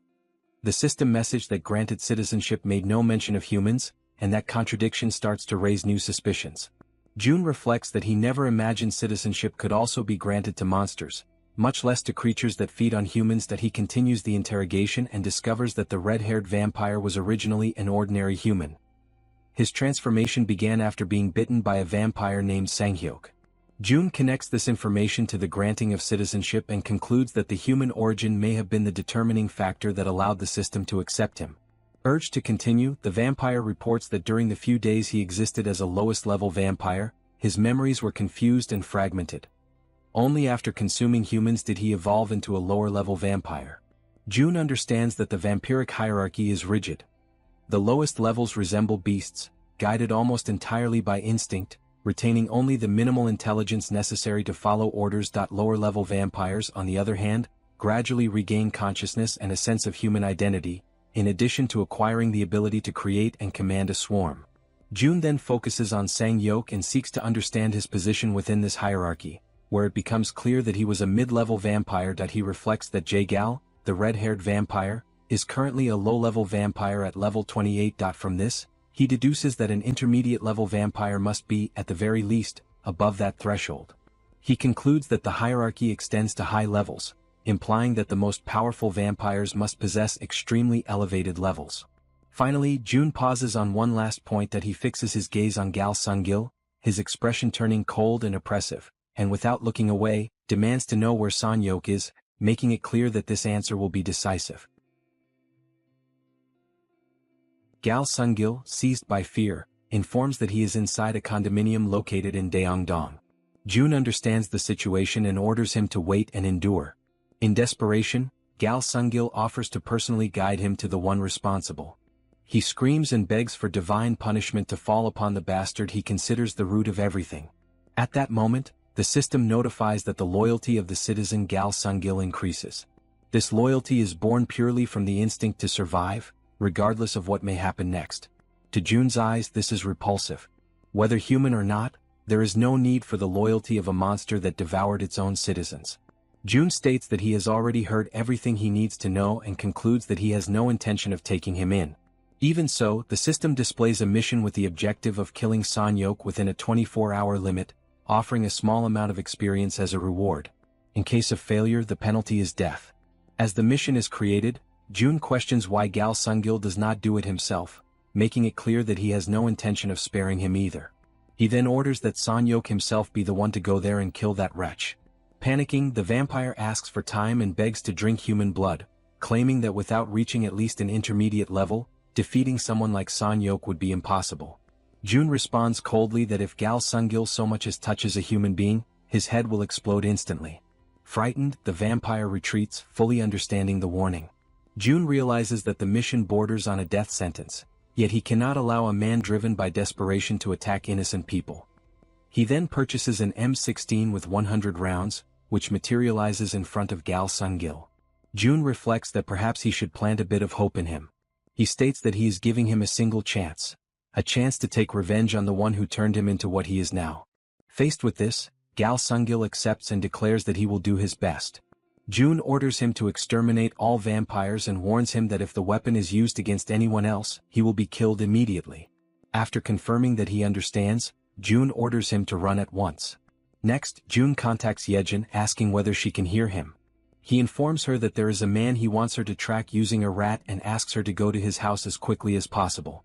Jun reflects that if a monster threatens humans, the only response is extermination, and decides to form a team to eliminate the vampires. A short while later, Dabin arrives with the rescue team. Together they clean up the horrific scene. Dabin reports that the team is ready, but that they were unable to find anything confirming the victims' identities or families. Jun concludes that in this case there is nothing to be done. He reflects that this tragedy would never have occurred if the vampires had been filtered out from the beginning. At that moment, flames form in Jun's hands. As the fire spreads through the area, Jun vows to carry out vengeance in the victim's name and asks them to rest in peace. He then burns the bodies, bringing an end to that scene of horror. Meanwhile, inside a condominium, Gal Sungil runs through the corridors holding the M16, firing non-stop at every vampire that appears before him. Bodies fall one after another as he advances relentlessly, driven solely by the desire to kill Sanyok. A rat is already on site, observing everything. The rat girl informs Jun that the man has arrived and confirms that he is the vampire Jun mentioned. Jun describes him as completely insane, noting that despite receiving only 100 bullets, he fires continuously whenever he encounters a vampire. Even so, he never truly expects Gal Sungil to be capable of dealing with Sanyok. The ammunition runs out and the vampire becomes desperate. Seeing this, Jun opens the system's storage. At that same instant, the weapon in Gal Sungil's hands begins to disappear. Desperate, he begs for more ammunition, claiming that if he were given just 50 more rounds he could still do something. Before he can finish, a cold command interrupts him, ordering him to shut up. Startled, he immediately falls silent. Someone watches the scene with curiosity, wondering who could be responsible for all that noise. The figure soon reveals herself. A young vampire appears, commenting that she did not expect to find him there and noting that even after being expelled, he still came back. Upon seeing her, the vampire falls into complete despair. Consumed by rage, he lunges at her, hurling insults without any control. The young vampire reacts coldly and gives a simple order, which the surrounding vampires immediately obey. Gal Sungil is slammed to the ground and restrained, pressed down by the bodies of low-level vampires. The girl watches the scene with boredom and states that all of this is extremely tedious. She says that he does not even understand why he was discarded and makes it clear that the reason has always been the same: his stupidity. She mocks him, saying that even now he cannot handle even low-level vampires. Gal Sungil responds with curses, spitting words filled with hatred, completely out of his mind. The vampire demands that he be honest. She points to the marks on the walls and the earlier noise, saying she wondered where he found the courage to come back. She then notices something wrong and asks where he hid the weapon he brought with him. In response, Gal Sungil spits in her face and resumes insulting her. The vampire states that this is exactly why idiots do not live long. Without hesitation, she gives the final order. The vampires advance immediately. Gal Sungil screams in pure terror as they attack him. His blood begins to gush out, spreading across the floor, bringing to an end the inevitable fate of someone who never had a chance from the very beginning. His body remains sprawled on the ground, and the vampires continue hovering over it. As the vampires devour the body, they sense something strange. Those feeding on Gal Sungil begin to scream, as if experiencing intense pain. They clutch their own heads, which continue to emit smoke. The girl watches in surprise, commenting that their nutritional condition is better than she had expected, and admits that she did not know her subordinates were capable of evolving like this. The transformation intensifies and denser smoke begins to envelop them. She then gives a new order, instructing them to search the area and check whether there is anything resembling a weapon. The vampires immediately obey and spread throughout the building, rummaging through the environment according to the command received. Meanwhile, the girl senses something strange in the air and wonders what that smell is. From another location, June begins to prepare and issues the necessary command. Jaehyeon responds affirmatively. While the vampires are focused solely on searching for possible weapons that might pose a threat, this creates the perfect opening for the operation. The second floor of the building begins to be completely filled with gas. The girl realizes what is happening and falls into despair, attempting to react, but it is already too late. June then orders Jaehyeon to execute the next stage immediately. Jaehyeon carries out the summoning command, causing the paper to burst into flames. Within moments, the interior of the building begins to glow intensely. The flames spread rapidly, engulfing the entire area. The system begins notifying the successful hunt of vampires of different levels. Faced with this, June feels somewhat more at ease and realizes that the vampires were far closer than he had imagined. If he manages to level up quickly and expand his territory, there is a good chance that this area will be included. That he considers it a positive outcome to have discovered their existence now and decides that he will eliminate each one before they are absorbed into his territory. Later, Jaehyeon asks whether it is possible for creatures like those to exist within the current territory. June confirms that it is and explains that this is precisely why the situation is so problematic. As a result, Jaehyeon suggests imposing general sanctions or assigning some kind of restriction to everyone. June immediately rejects the idea, stating that it would be far too extreme. That he reasons that if people who are not vampires are included in these sanctions, resentment will be inevitable. Jaehyeon understands the point. June reflects that such actions would cost him public support and could create unnecessary chaos. Furthermore, even with direct intervention, there is a limit to what he can do alone. He thinks that it would be ideal if there were a way to classify citizens according to their tendencies. At that moment, the system notifies that the total number of citizens has reached 30,000. Upon reaching this threshold, the achievement system is unlocked. Faced with the system window, June wonders what exactly this achievement system is. The sudden notification surprises him, which does not go unnoticed by Jaehyeon, who asks whether something happened. The system then explains how achievements function. By creating a specific achievement, it becomes possible to grant a title whose effect can be defined by the administrator. June accesses the achievement settings, and the system requests that he define the achievement's content. He defines that the achievement will be triggered if someone kills a person with citizenship. The system confirms that the content configuration has been completed and requests the definition of the title and the effects granted upon completion. June asks whether he can remove a title whenever he wants. The system confirms this, and he concludes that this will allow him to personally handle inappropriate cases. He defines the title's name as Assassin. The effects include an 80% reduction to all attributes, both hands sealed, and the appearance of an assassin's mark on the forehead. The system informs him that both the cost to define the achievement and the cost to grant the title upon completion are high. June decides to proceed with the configuration. The system confirms that the achievement setup has been completed. June reflects that his greatest concern has been resolved. Just as with murder, he can now punish most violent crimes through the achievement system, labeling criminals with titles visible to everyone. He realizes that this is not limited solely to punishments. It will also be possible to create positive achievements, such as something similar to a monster hunter. Jaehyeon comments that she had been thinking of another alternative. She suggests sending a direct notice requesting that the vampires voluntarily come forward. But June responds that he has just found a solution. Jaehyeon appears visibly relieved and comments that she does not know exactly what he did, but states that June is truly incredible. June thanks her, visibly embarrassed that he realizes that he had been absorbed in his work, and upon noticing Jaehyeon's beauty, he becomes briefly flustered and nervous. Before he can fully regain his composure, someone approaches and announces that they received the message and came as soon as they saw it. June responds that the door is open and asks the person to come in. The door opens, revealing a presence indispensable when it comes to dealing with large numbers of monsters. Even before the vampire extermination operation, June already knew that he needed to contact Jaehyeon. He then asks them to wait a moment, stating that before continuing, there is something that needs to be done first. Meanwhile, inside the condominium, several vampires are seated around a table. At the center of the room, one of them announces that everyone must listen carefully and informs them that Shin Saren is dead.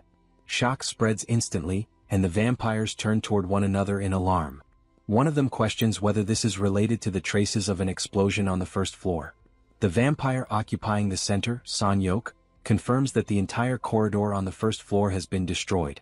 He adds that the low-level vampires nearby heard gunshots, indicating that it was most likely the work of those bastards. Another vampire reacts with fury, asking whether he is referring to the damned police. The response comes directly, yes. One of them states that because they were spared for a time, the humans forgot their place and argues that they should be killed immediately and their weapons seized. Another vampire intervenes, saying that the situation is more complex, since the enemies have firearms and a direct confrontation would be dangerous. The bald vampire agrees, stating that the sudden attack and the knowledge of their base raise many doubts. Sanyok reflects that they were aware of the vampire's existence, but a full-scale attack like that raises many questions. He wonders how the base was discovered and why the attack was carried out so suddenly. There are many things he cannot understand. The vampires interrupt his thoughts, urging him to make the call. He states that despite the uncertainties, what needs to be done does not change. They will attack. A female vampire reacts with enthusiasm, while another declares that this time they will wipe out every last one without exception. The leader explains that they will not confront them head-on in order to reduce casualties. The strategy is to exploit the enemy's limited supplies by infiltrating and bringing them down from within. The leader begins to assign responsibilities, but is abruptly interrupted. He turns around, confused, and asks what is happening. At that same instant, the door latch moves violently, followed by a dull thud that echoes through the room. Sanyok remains facing the door as he asks what is happening. On the other side, amid violent coughing, the creature at the door manages to warn that it is dangerous. With great difficulty and coughing without pause, he forces the door open and insists that everyone must leave immediately. The vampire inside the room questions the reason, but he replies that there is no time for explanations and orders them to get out at once. Through his coughing, his final words are almost lost as he mutters about a cursed rat. At that very moment, the rat appears and leaps forward. The vampire is startled at the sight of it, and the animal remains firm in its mission, spreading panic not only in him but also among those inside the room. Overcome by anger and urgency, the leader orders everyone to hold their breath and jump out the window while they rush to obey as quickly as possible. The system notifies that several vampires of different levels have been hunted. Even so, those who were inside the room continue fleeing. Through his vision ability, Jun locates the target and concludes that the vampire is Sanyok. He asks Jaehyeon to continue following with the rat through her connection to it. The strategy of the poisonous mist created by Hyerin eliminates many vampires, but most of them are low-level. Those who were inside the room, however, likely belong to Sanyok's elite. Jun reflects that if they do not deal with him now, the swarm will grow again. Meanwhile, the rat continues the pursuit under Jaehyeon's control. Suddenly, the vampire turns swiftly and grabs the rat with his hand, demanding to know what it wants. With extreme force he crushes it, causing the rat to explode. At the same instant, the violent pressure echoes through Jaehyeon's mind. Jun asks if she is alright and she confirms that she is. He grows frustrated for not having eliminated the higher-ranking vampires before they discovered the strategy. Now they know that the poisonous mist is dangerous and that it is spread by the rats. Jun realizes they may retreat into hiding again or even relocate their base. Even knowing that Jaehyeon suffers mental damage every time a rat dies, Jun asks her to check whether the group has moved somewhere else. She hesitates but agrees. He realizes that the poisonous mist strategy using rats will no longer be viable and that he will need external help. For this, the only group currently capable of handling the situation is Han's group. Jun then activates the Absolute Eye and begins searching for Han through his vision, passing through corridors and different areas until he reaches a gym. There he finds Han exercising. The archer woman approaches him and asks how the weight feels. Han replies that it feels much lighter than he expected. She is surprised to learn that it is 350 kilograms, but considers that it may feel light because he has been training a great deal. Han encourages her to try as well, but she refuses. Even so, he insists and reassures her, promising that he will help. Frightened and hesitant, she eventually sits on the bench to perform the bench press. He instructs her to stop immediately if it feels too heavy. When she lifts the bar from the rack, she prepares to exert a great deal of strength, but is surprised to realize that it feels lighter than she imagined. Confused, she asks whether he is helping because she cannot understand why it seems so easy. Han laughs and assures her that he is not interfering. After returning from Jiangui Jiangjindong, Han's eyes once carried deep sadness. Now however that weight seems lighter. June watches the scene and feels relieved to see that Han appears better. He realizes they seem ready. He then decides to check on Toji and, using the absolute eye again, finds his soldiers fighting orcs. He notices that, compared to the past, the soldiers' movements have become far more natural. Their coordination is more fluid and organic, as if they have evolved along with him. While Toji controls his soldiers on the battlefield, the man with glasses approaches him and calls him by name. Toji explains that he has been training relentlessly after a period of surrendering himself to drinking. The man with glasses says that he too has reached a new level, becoming capable of doing something different. At that moment, he changes his appearance, making Toji turn around in shock at what he sees. Now, the man with glasses displays traits that resemble Black, the crow that accompanies him. Dark feathers form wings on his back, and his body partially transforms into that of a crow. The system then sends notifications. The skill Crow Control has been upgraded to Crow Communion. Another message informs that the Crow Communion skill allows fusion only with targets whose affinity has reached level 100. Observing this, June reflects on the meaning of Crow Communion. He remembers that the man with glasses has a crow and that feathers cover his body when he transforms, concluding that abilities can evolve through personal effort. By merging with the crow, his reconnaissance becomes more efficient, and if he can fly like this, his range increases enormously. From the evolution demonstrated, he and Toji seem ready. June realizes that only one person is left: Moom. He directs his vision to find him, remembering that Moom recently bought a car and has been hunting in distant locations. Now, June sees him seated in the back seat of the vehicle, while two girls occupy the front seats. Moom asks them whether they believe Toji and the man with glasses are simply drinking again that day. Kim De-jong, who is driving, replies that they should leave them alone as they will overcome it in time. Watching the scene, June realizes that, among all the factions in the territory, that group receives the greatest investment and is also the most powerful. Through the ring, he greets them after some time without contact, asks if they have been resting well, and then announces that the time has come to deal with something that will change everything. Elsewhere, the vampires gather and discuss the situation with evident tension. They insist that they must strike first, as what happened is already a declaration of war. Their comrades died because of a rat, and they refuse to stand idly by in the face of that. A vampire wearing a cap respectfully addresses Sanyok and declares that all he needs to do is give the order for them to act immediately. Another insists that the base must be relocated before anything else.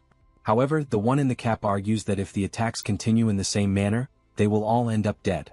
Meanwhile, the other vampire counters that the enemies are merely a terrorist group accompanied by a rat and that there is no advantage in remaining in a location that has already been exposed.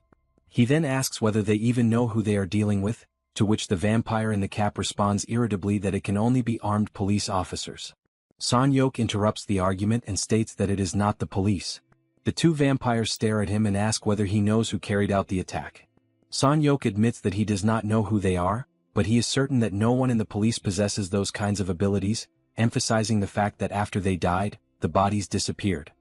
He recounts that, while fleeing through the window during the poisonous mist, he saw lesser vampires die and their bodies vanish. When his companion died, her body also disappeared, and he began to doubt that it had been destroyed in the explosion. Sanyok lists the events: gunfire, explosions, exploding rats, poisonous mist. There are far too many strange elements for it to be the work of the police, and if it is not the police, then it is an unknown group targeting them. Upon hearing him, one of the vampires declares that they must take the survivors and abandon the place immediately. He emphasizes that if they do not know who the enemy is, remaining there is far too dangerous. As he reflects, a memory surfaces in Sanyok's mind. In the past, someone asked whether that was truly his name and explained that he would be absent for a while.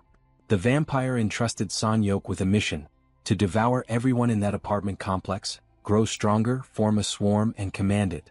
In addition, he ordered him not to leave the place until his return.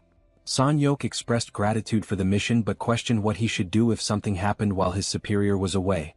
The vampire praised his caution, then revealed where he would be staying and said that, if danger arose requiring his presence, Sanyok should seek him out. The memory fades and Sanyok utters the name Song Ji-won, stating that he is the fastest among them. Song Ji-won asks what he wants him to do. The leader then declares that they will remain there and will not move the base. He considers that, given the recent events, the enemies will likely attack again soon. Before it is too late, someone must deliver a message. He orders Song Ji-won to deliver a message to the one who created him, Lord Young-Hun. The message is clear: they need his help. Elsewhere, the ground is covered in blood. A faint voice begs for salvation, saying that he cannot breathe. Amid that scene, a vampire remains seated on the blood-soaked floor, surrounded by corpses, questioning the reason for such a situation. He recalls that they were accepted as vampires when they were on the brink of death and asks why that is now turning into punishment. Meanwhile, Young-Hun holds a vampire suspended by the neck, squeezing tightly. Calmly, he states that from a certain perspective, it might seem as though he accepts them as equals, but he suggests that the reality is different. The fallen vampire insists that they are of the same kind. As Young-Hun slowly approaches, he says that since they need to understand, he will explain. He then emphasizes that a vampire is, by nature, a monster that feeds on humans. However, he asserts that humans do not possess sufficient nutritional value for efficient growth. He then reveals something even crueler. If a vampire grows by consuming many humans and is later devoured by another vampire, the concentrated nourishment is absorbed all at once. After completely draining the vampire he holds by the neck, he lets the lifeless body fall to the ground. He then turns to the one seated on the floor and asks whether the situation now makes sense. He declares that there is no us, and that he alone is the true vampire.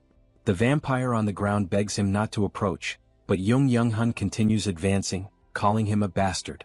Swiftly, he begins draining his blood, slowly extinguishing his life. As he consumes him, he thinks that perhaps he should visit a certain place soon.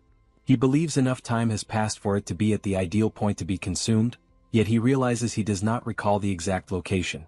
At that moment, someone appears at the entrance, asking for permission to enter in a loud voice. The newcomer introduces himself as Song Ji-hwan, a subordinate of Sanyok. He reports that an unknown organization is carrying out a terrorist attack in the Daeng-dong area and that Sanyok sent him to request assistance. Young-Hun casts a sideways glance at the vampire at the door and suddenly laughs, stating that he now remembers the place. The newly arrived vampire notices the scene, reacts in shock as he observes the bodies, and understands what had been happening. Young-Hun asks how the attack occurred and grows furious upon realizing that his supposed food storage has disappeared. Later that night, Han's group arrives at the location mentioned by June. Han surveys the surroundings and wonders whether that is truly the indicated place. He then orders everyone to take up their weapons and prepare themselves. The group takes position, ready to face whatever emerges, as Han declares that they will exterminate every vampire in that place. Sometime earlier, Han's group was left in shock upon discovering that they would be facing vampires. June explains that this is precisely why he called them there.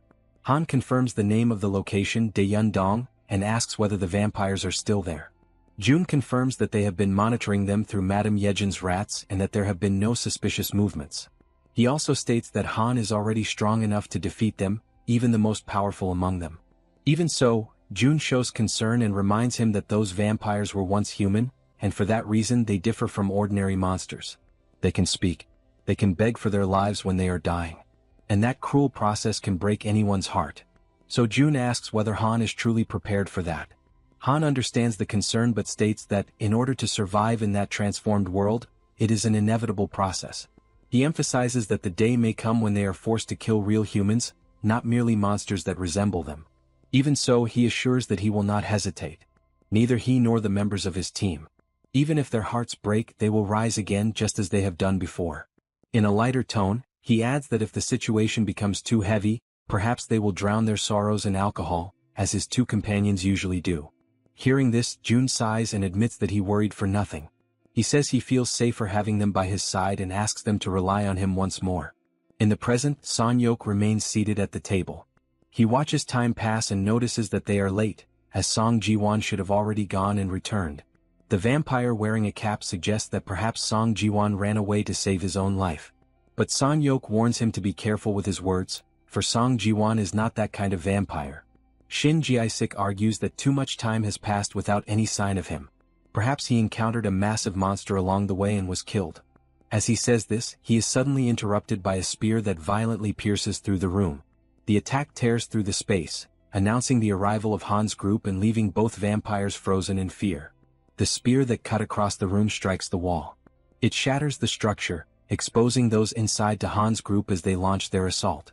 Han orders the battle to begin. Sanyok reacts immediately, commanding all the vampires in the complex to gather. They charge toward Han's group, outraged that they dared to invade their territory. Shin Jae-sik advances to attack but is struck by Toji's halberd. From a distance, Sanyok realizes that one of the strongest among the lower vampires has been killed with a single blow delivered by Toj, and he grows desperate. A system notification appears. A lower-level vampire, level 28, has been hunted. The corpse slowly disappears before everyone's eyes. At that moment, Sanyok understands that the group standing before him is the same one responsible for the previous attack. He orders all vampires to fight with every means necessary and defend the place entrusted to them by Yong-Han. Declaring that they are the ones responsible for the recent act of terrorism against the clan, he demands that they be exterminated. Despite their numerical superiority, one of the vampires questions why the enemy displays such battle experience. Sanyok acknowledges the truth: they are no match for that group. He tries to devise a new plan, but before he can finish, Han's spear pierces through his body. The pain makes him grit his teeth. Han states that he will never defeat them, and that unlike the vampires who only take, they are the ones who have already experienced having everything stolen from them. Han completely impales Sanyok's body. Amid coughing and despair, the vampire utters Yong-Han's name and mentions the promise. Suddenly, something emerges between them. An invisible force pushes Han backward. A presence begins to take shape in the space before them. The figure fully materializes. It is Yong-Han who has just arrived at the scene. Gravely wounded, Sanyok lifts his gaze toward Yong-Han and begs him to save them. Yong-Han observes the scene and in a cold tone, questions whether Sanyok is dead, lamenting only the loss of the quality of something he had intended to consume. Then he slowly turns his head and asks whether they are the ones responsible for destroying his food storage.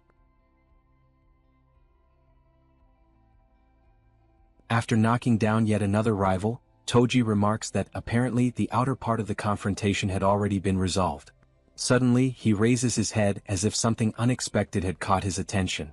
Something had just fallen there a few moments ago, and it leaves him uneasy, wondering what it could possibly be. Shortly afterward, Sanyok accuses them of having destroyed his storage, saying that they had completely rummaged through his food supplies. Han, confused, asks what exactly he is talking about. A dark cloud begins to form in Sanyok's hands, and he shows clear irritation, muttering that at this rate he would not even be able to eat. At that moment, Han hears the warning sent by June, asking them to retreat immediately. June explains that the man standing in front of them is a high-level vampire, referring to Sanghyok. Before any further conversation can continue, Sanghyok suddenly advances at an extremely high speed. In a sudden movement he strikes Han, and the impact causes Han to fall to the ground in front of everyone. Seeing this, the members of the group behind him shout his name in alarm, but he responds that he is fine and warns the group about the high-level vampire. Further back, Sanghyok observes Han and asks whether it was his ability that made the bodies disappear.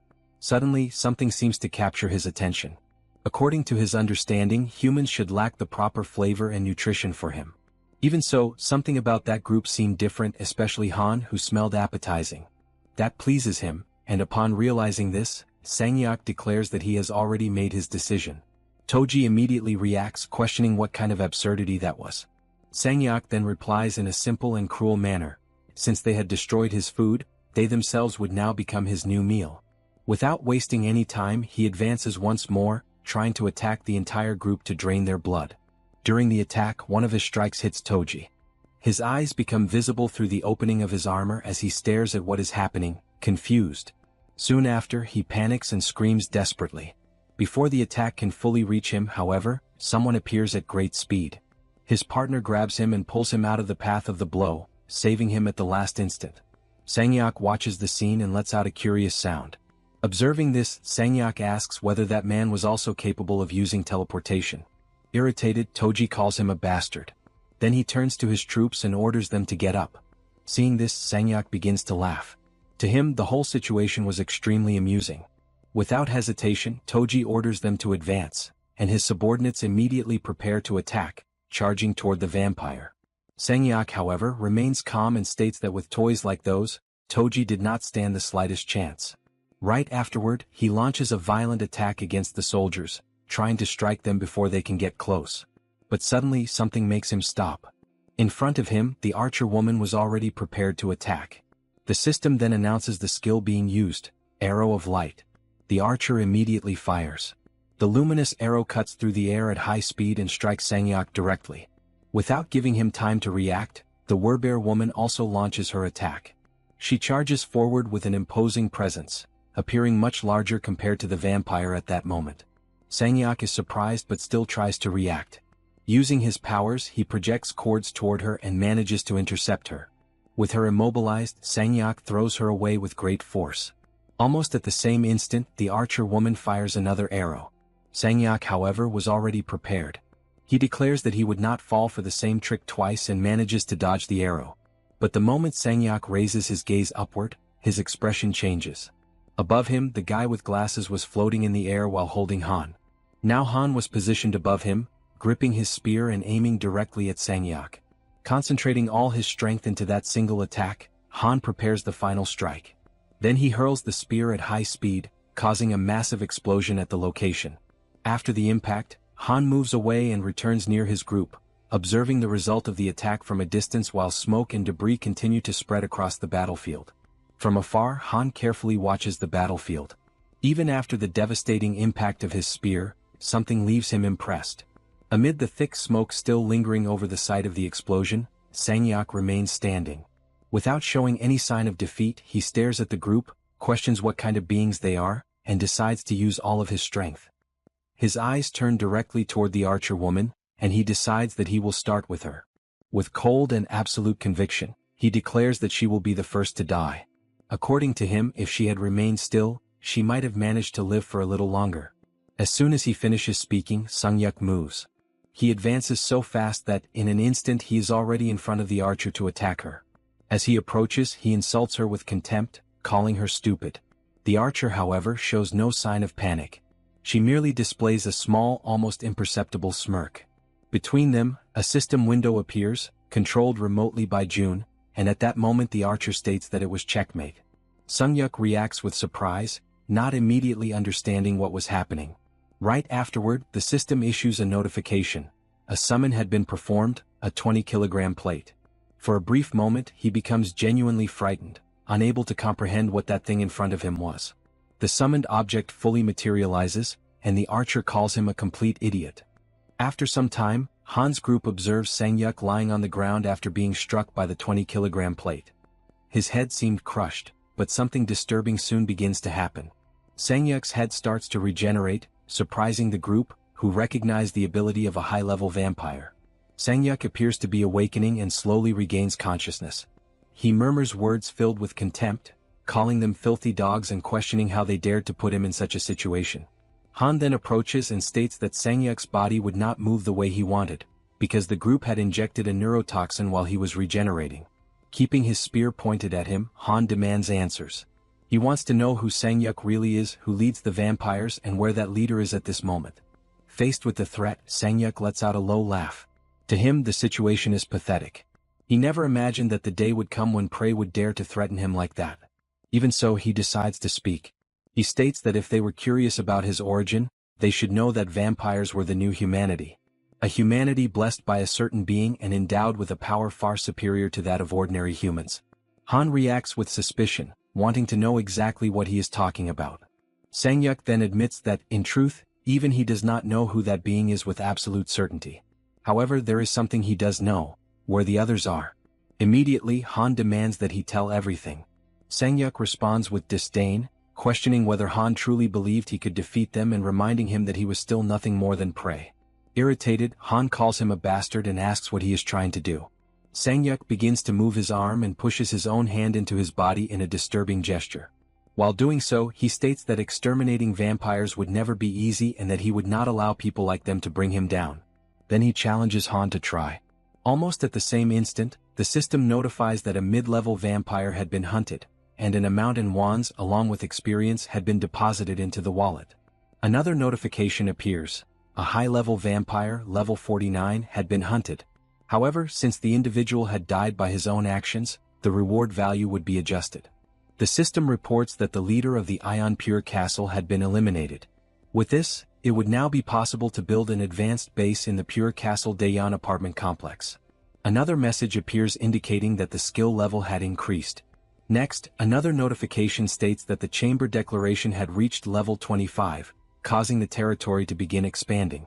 When the territory expands, June collapses to the ground, feeling intense pain as the area enlarges. Beside him, Jaehyeon watches the situation and asks if the territory had expanded again, and June questions how she knew. The young woman explains that she had already noticed a pattern.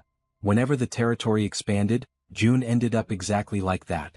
June reflects for a moment and realizes that Jaehyeon usually happened to be nearby whenever the territory expanded.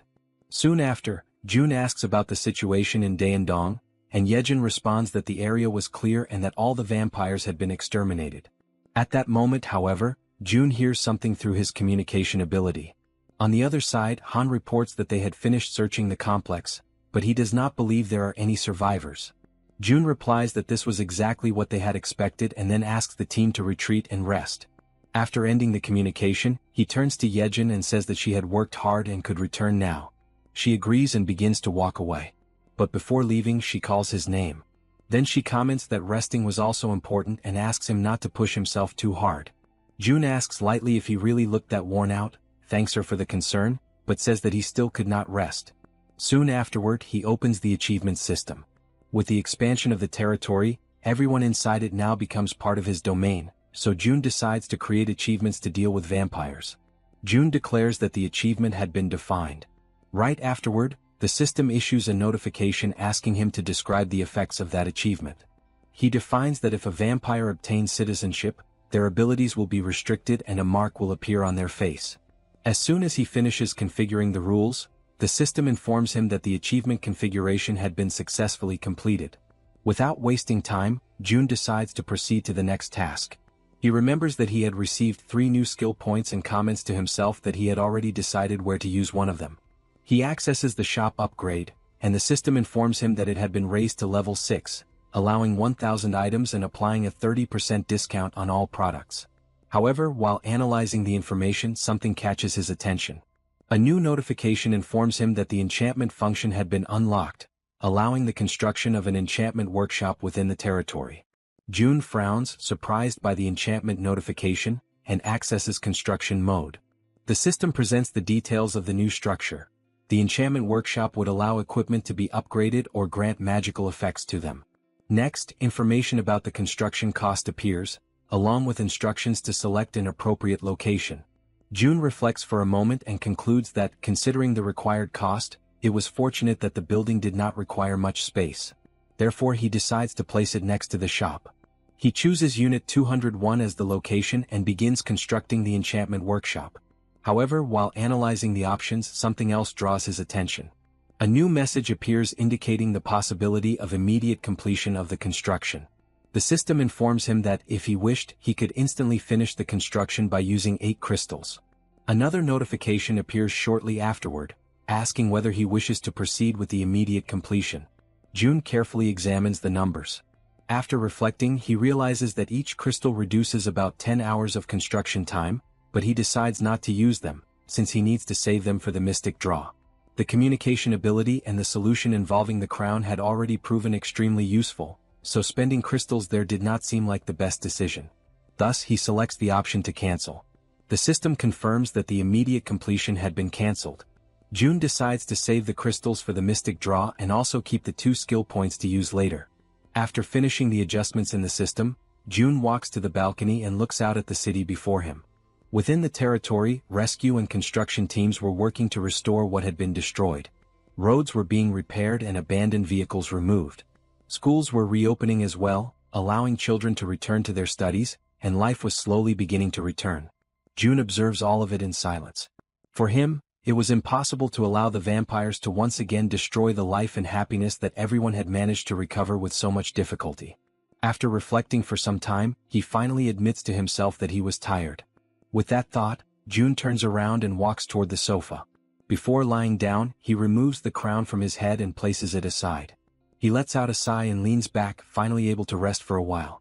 The scene then shifts to a dark and isolated place, filled with a heavy atmosphere. On the ground, several bodies are scattered, creating a silent and disturbing sight. Among them, one individual remains standing. A vampire. he observes the surroundings for a moment and speaks only one name, June. Then he murmurs a single word, Busan. The scene shifts to June, who finds himself in an empty and silent place that as he observes his surroundings, a strange sense of familiarity arises in his mind, as if he had been there before. His thoughts, however, are abruptly interrupted when a voice echoes, drawing his attention. In front of him, several people begin to appear, all speaking at once, their voices overlapping in a collective lament.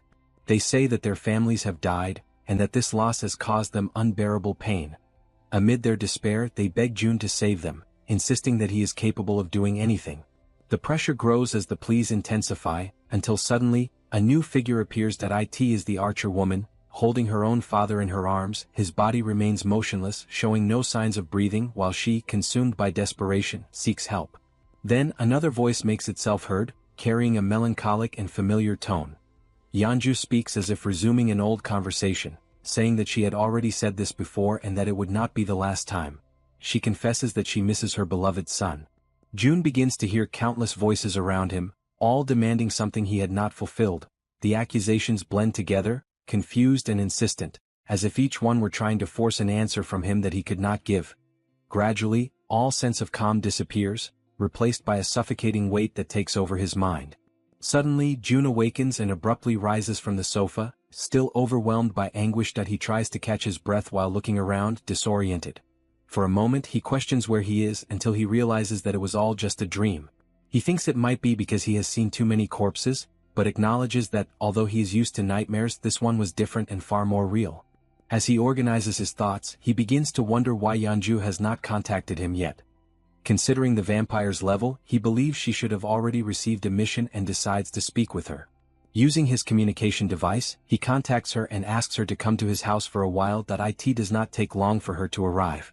As she enters, she asks for permission and explains that she came as soon as she was called.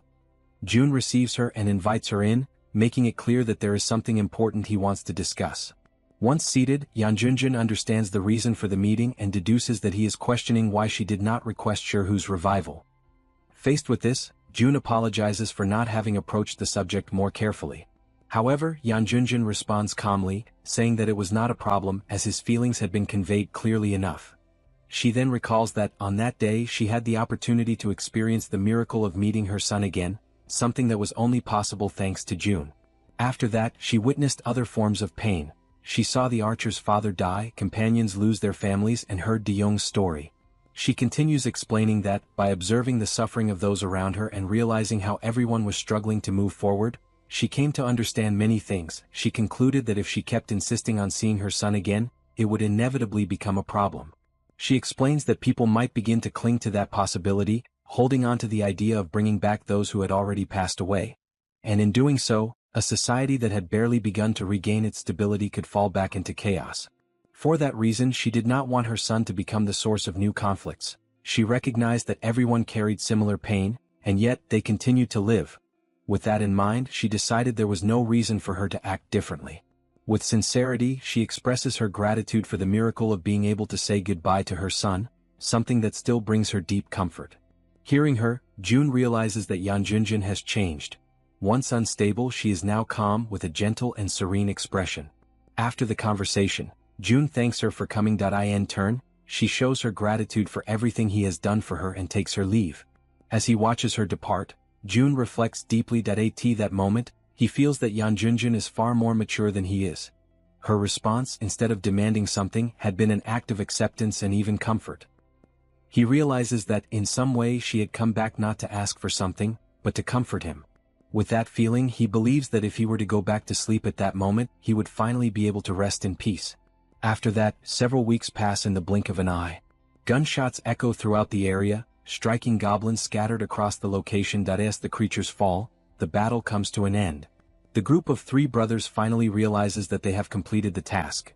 Soon after, the system issues a notification informing them that the mission has been completed, that the reward will be delivered, and that they have obtained a small amount of experience. The red-haired young man shows satisfaction upon realizing he has reached his daily goal and asks how many targets the others still have left. In response, one brother says that he still has 5 remaining, while the one wearing a cap confirms he is in the same situation. Hearing this, the red-haired one decides to end his participation and tells them to finish the rest of the hunt on their own. He explains that they need to face it alone in order to develop independence, since they cannot keep relying on others all the time. His words make the younger brother visibly uneasy, while the one in the cap tries to remain calm, saying that everything will be fine if they handle the situation properly. Even so, he acknowledges that without the presence of the more experienced ones, everything will become more difficult. Even understanding the younger brother's fear, he insists that they need to find a way to succeed on their own. That day, as a consequence of having fled cowardly during the Cyclops attack, they received a severe punishment, a daily hunting mission. Failure meant 1 minute of unbearable agony, something they had already experienced. It was a true hell that repeated itself every day, where failure brought such intense suffering that it could make anyone wish for death. Faced with that memory, both of them acknowledge, with regret, how deeply they repented what they had done that day.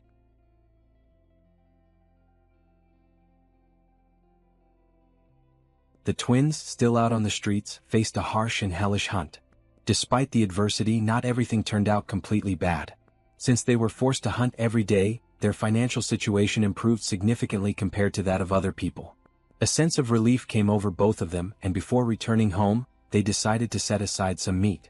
Soon after, they headed back, and upon arrival, an elderly woman greeted them warmly, showing curiosity about what they had brought this time. One of the twins replied that they had bought meat and intended to have a barbecue. Thanks to this, they no longer had to worry so much about what they could or could not afford, and that thought had been occupying their minds frequently. After that, one of the twins took a bath and felt refreshed, noticing how different it was compared to before. The other, upon hearing this, decided that he would also take a bath and help set the table. They acknowledged each other's good work and stated that they would give their all once again in the next day's hunt. For them, things were better this way. They reflected that the emergence of monsters had made the world difficult, but everything changed with June. Safe zones appeared and rewards began to be given to those who worked hard. Before the world changed, one of them had graduated from an unknown college and worked at a company, receiving a miserable salary. Back then, life was not about living but merely enduring existence. Now, despite the exhaustion, the life he leads is full of vitality and far better than before. Under the moonlight, the night seemed peaceful. He recognized that without June, he would never have dreamed of such peace. Even so, he carried regret over the choice he made in the past, when he abandoned June's request and fled like a coward, following Baek Sung-yeop. Now, he decided that he would not disappoint again and wished for that peace to last forever. Suddenly, as he brought his hands together, something caught his attention. A light began to emanate from his body, leaving him confused about what was happening. At that moment, the system notified him that Moon Jae-hyun had reached 100% loyalty, had become a vassal, and had awakened the ability Cold Aura, A rank.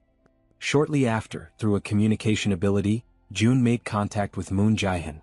The voice appeared directly in his mind, startling him, and in confusion, he wondered whose voice it was. June reassured him, revealed his identity, and said that Moon Ji-hoo would be released, asking if he would be available in the morning. The next day at dawn, Moon Jae-hyun reflected and realized that the rumors were true. Already in June's quarters, June asked whether he preferred coffee or tea, and Moon Jae-hyun chose coffee. He reflected that among the citizens, rumors circulated that those chosen by June received supernatural powers. And the ability he had just awakened proved it. On its own, it would drastically reduce the difficulty of hunts. June handed him the coffee and began the conversation by congratulating him. Then he informed him that, from that moment on, Moon Jae-hyun's group would be released from mandatory missions. However, he made it clear that if something similar to the past were to happen again, the punishment would not be as lenient. June then revealed the true reason for the meeting. He asked whether Moon Jae-hyun intended to continue with the current members of his group, explaining that he believed his abilities were being wasted on low-level hunts. Moon Jae-hyun hesitated for a moment, but then expressed his desire to bring his twin brother to join him. As for Baek Sung-yeop, he stated that he no longer wished to maintain any connection with that man. June understood his decision and informed him that he would assign the two brothers to Lee's group, a water-type ability user. However, before that, he presented a proposal. He wanted to know whether the two of them would accept entering into a subordination contract with him. The proposal surprised Moon Jae-hyun, but he considered it an honor. Sometime later, the two twins gathered before June. Moon Sang-hoon was summoned to explain the details of the subordination contract, and both accepted it. The process began, and as expected, it was confirmed that ability levels are determined from birth and are linked to genetics.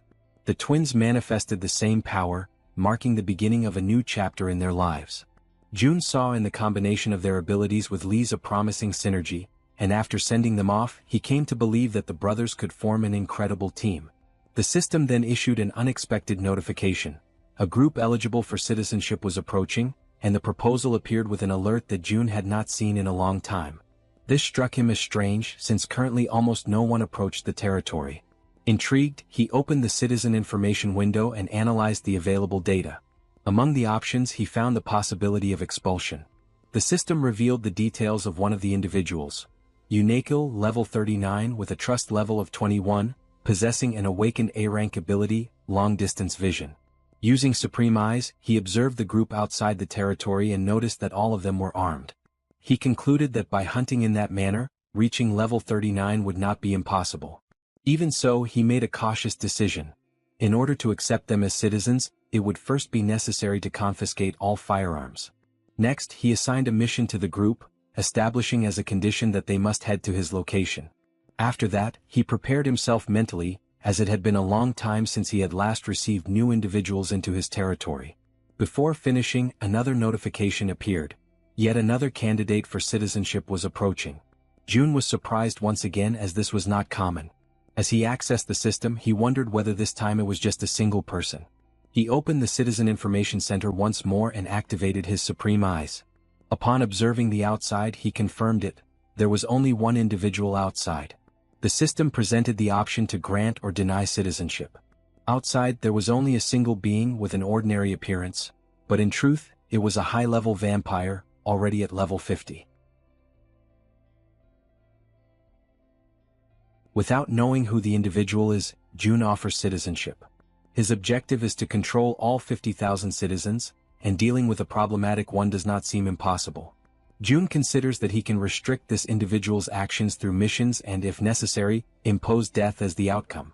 To him, the moment citizenship is accepted, the game essentially comes to an end. However, the system notifies that the target refuses citizenship.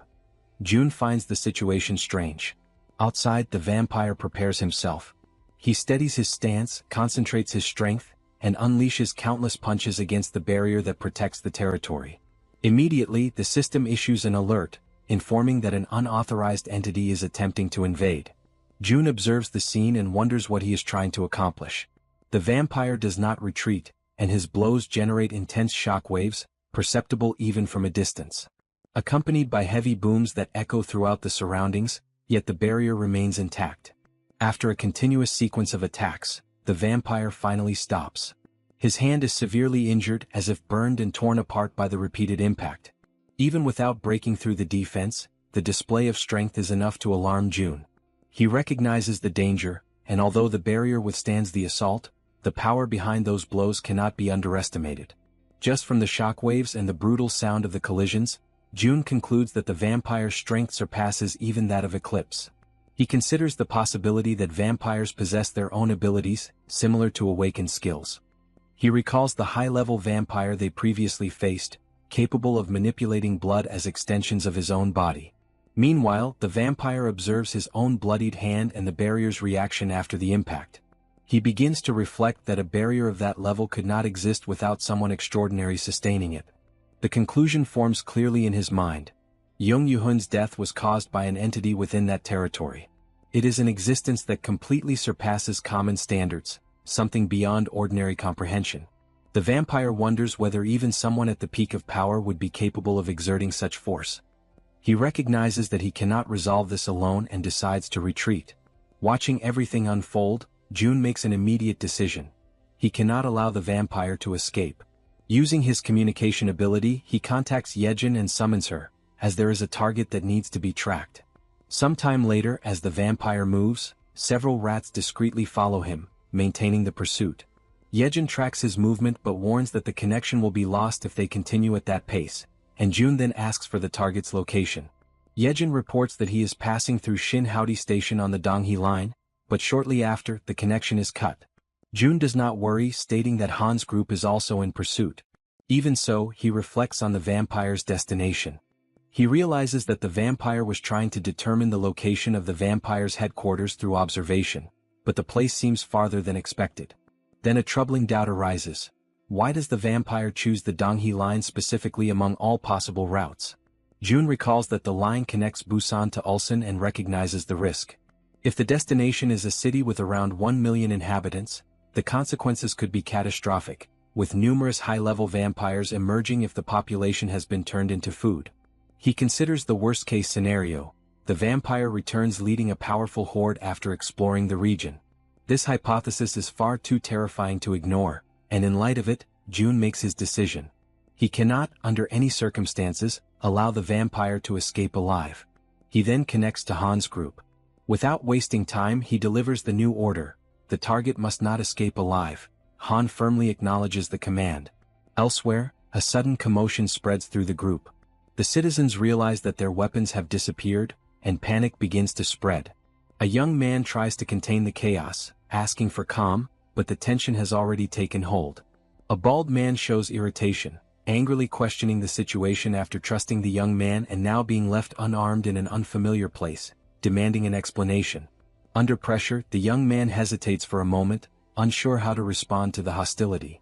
Even so, he gathers his courage and insists that there is a reason for this, asking them to trust him. He claims that if they witness the situation with their own eyes, they will change their minds. Another member remains uneasy, considering it dangerous to stay and even more reckless to move forward unarmed. The young man insists once again, reaffirming that there are no monsters in that place. The other man reacts with disbelief, as trusting the young man at such a critical moment seems irrational, further deepening the doubt. Faced with this, he tries to rely on something more concrete, reminding the others of his own ability, suggesting that there is a basis for his claim. The resistance persists, and one of the more experienced members, although recognizing the young man's ability, considers it illogical to advance unarmed in an unknown place, seeing it as an extreme risk of annihilation by entrusting their lives to a single claim. Suddenly, a system window appears before them. The shock is immediate among all present. Both the young man and the others are taken aback by the unexpected appearance of the interface. The message is clear and direct. It demands that they reach room 3002 in Building 104, with no time limit and minimal reward, leaving everyone in silence.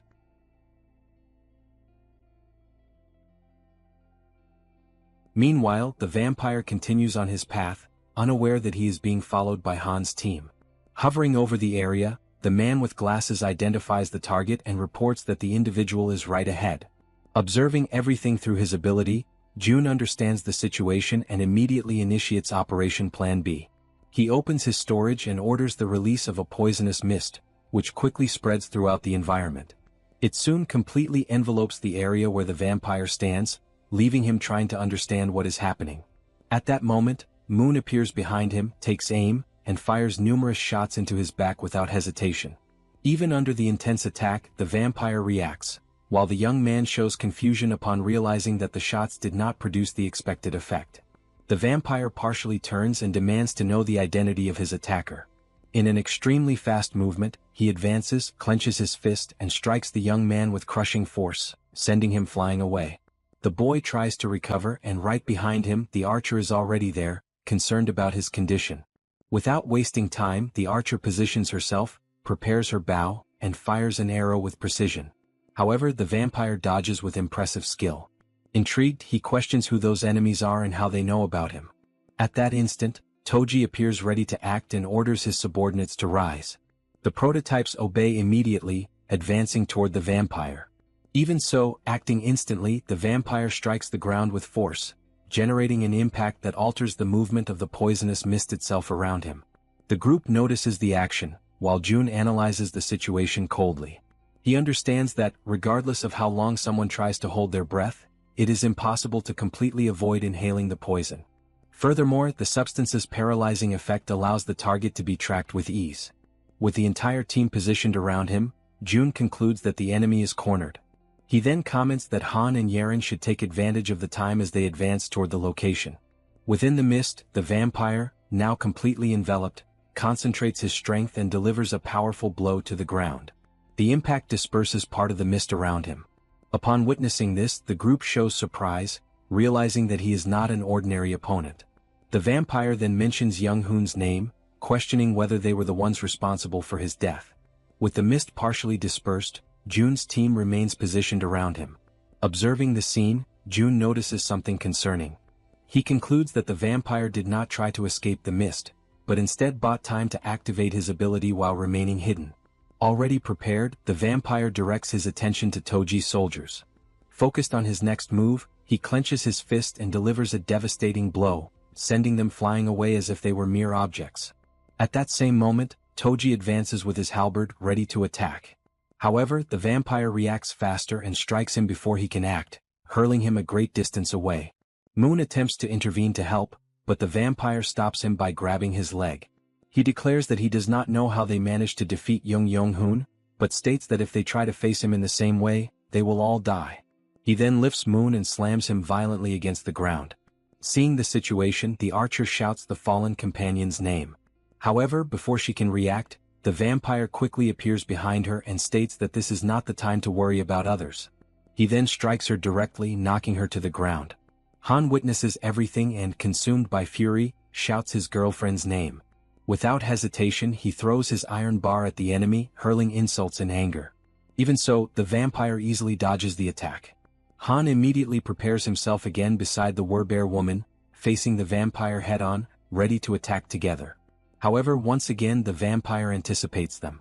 He concentrates his strength and delivers a single powerful blow that hits both simultaneously, knocking them to the ground. Observing the two fallen, he acknowledges that, for ordinary humans, they possess a certain level of skill, but still considers them insignificant. He orders them to remain on the ground and watch as he eliminates the rest of the group. Meanwhile, the man with glasses remains focused, trying to protect the remaining allies. The vampire then declares that he will gather all their blood and use it for his meal, advancing toward them. Suddenly, a sphere-shaped barrier emerges, radiating an intense light that halts the vampire's advance. Surprised, he observes the manifestation before him, trying to understand what is happening. At that moment, a new figure appears and apologizes for the delay, explaining that he received the request for help and came as quickly as possible. The man with glasses looks at the newcomer in surprise, still trying to understand who he is. The individual clarifies that the fighters are friends of his son and then introduces himself as June's father.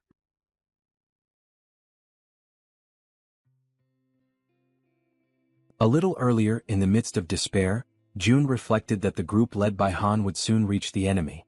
He acknowledges that they have already defeated a high-ranking vampire and because of that he should not worry too much. Even so, the real problem lies in the opponent's level, level 50.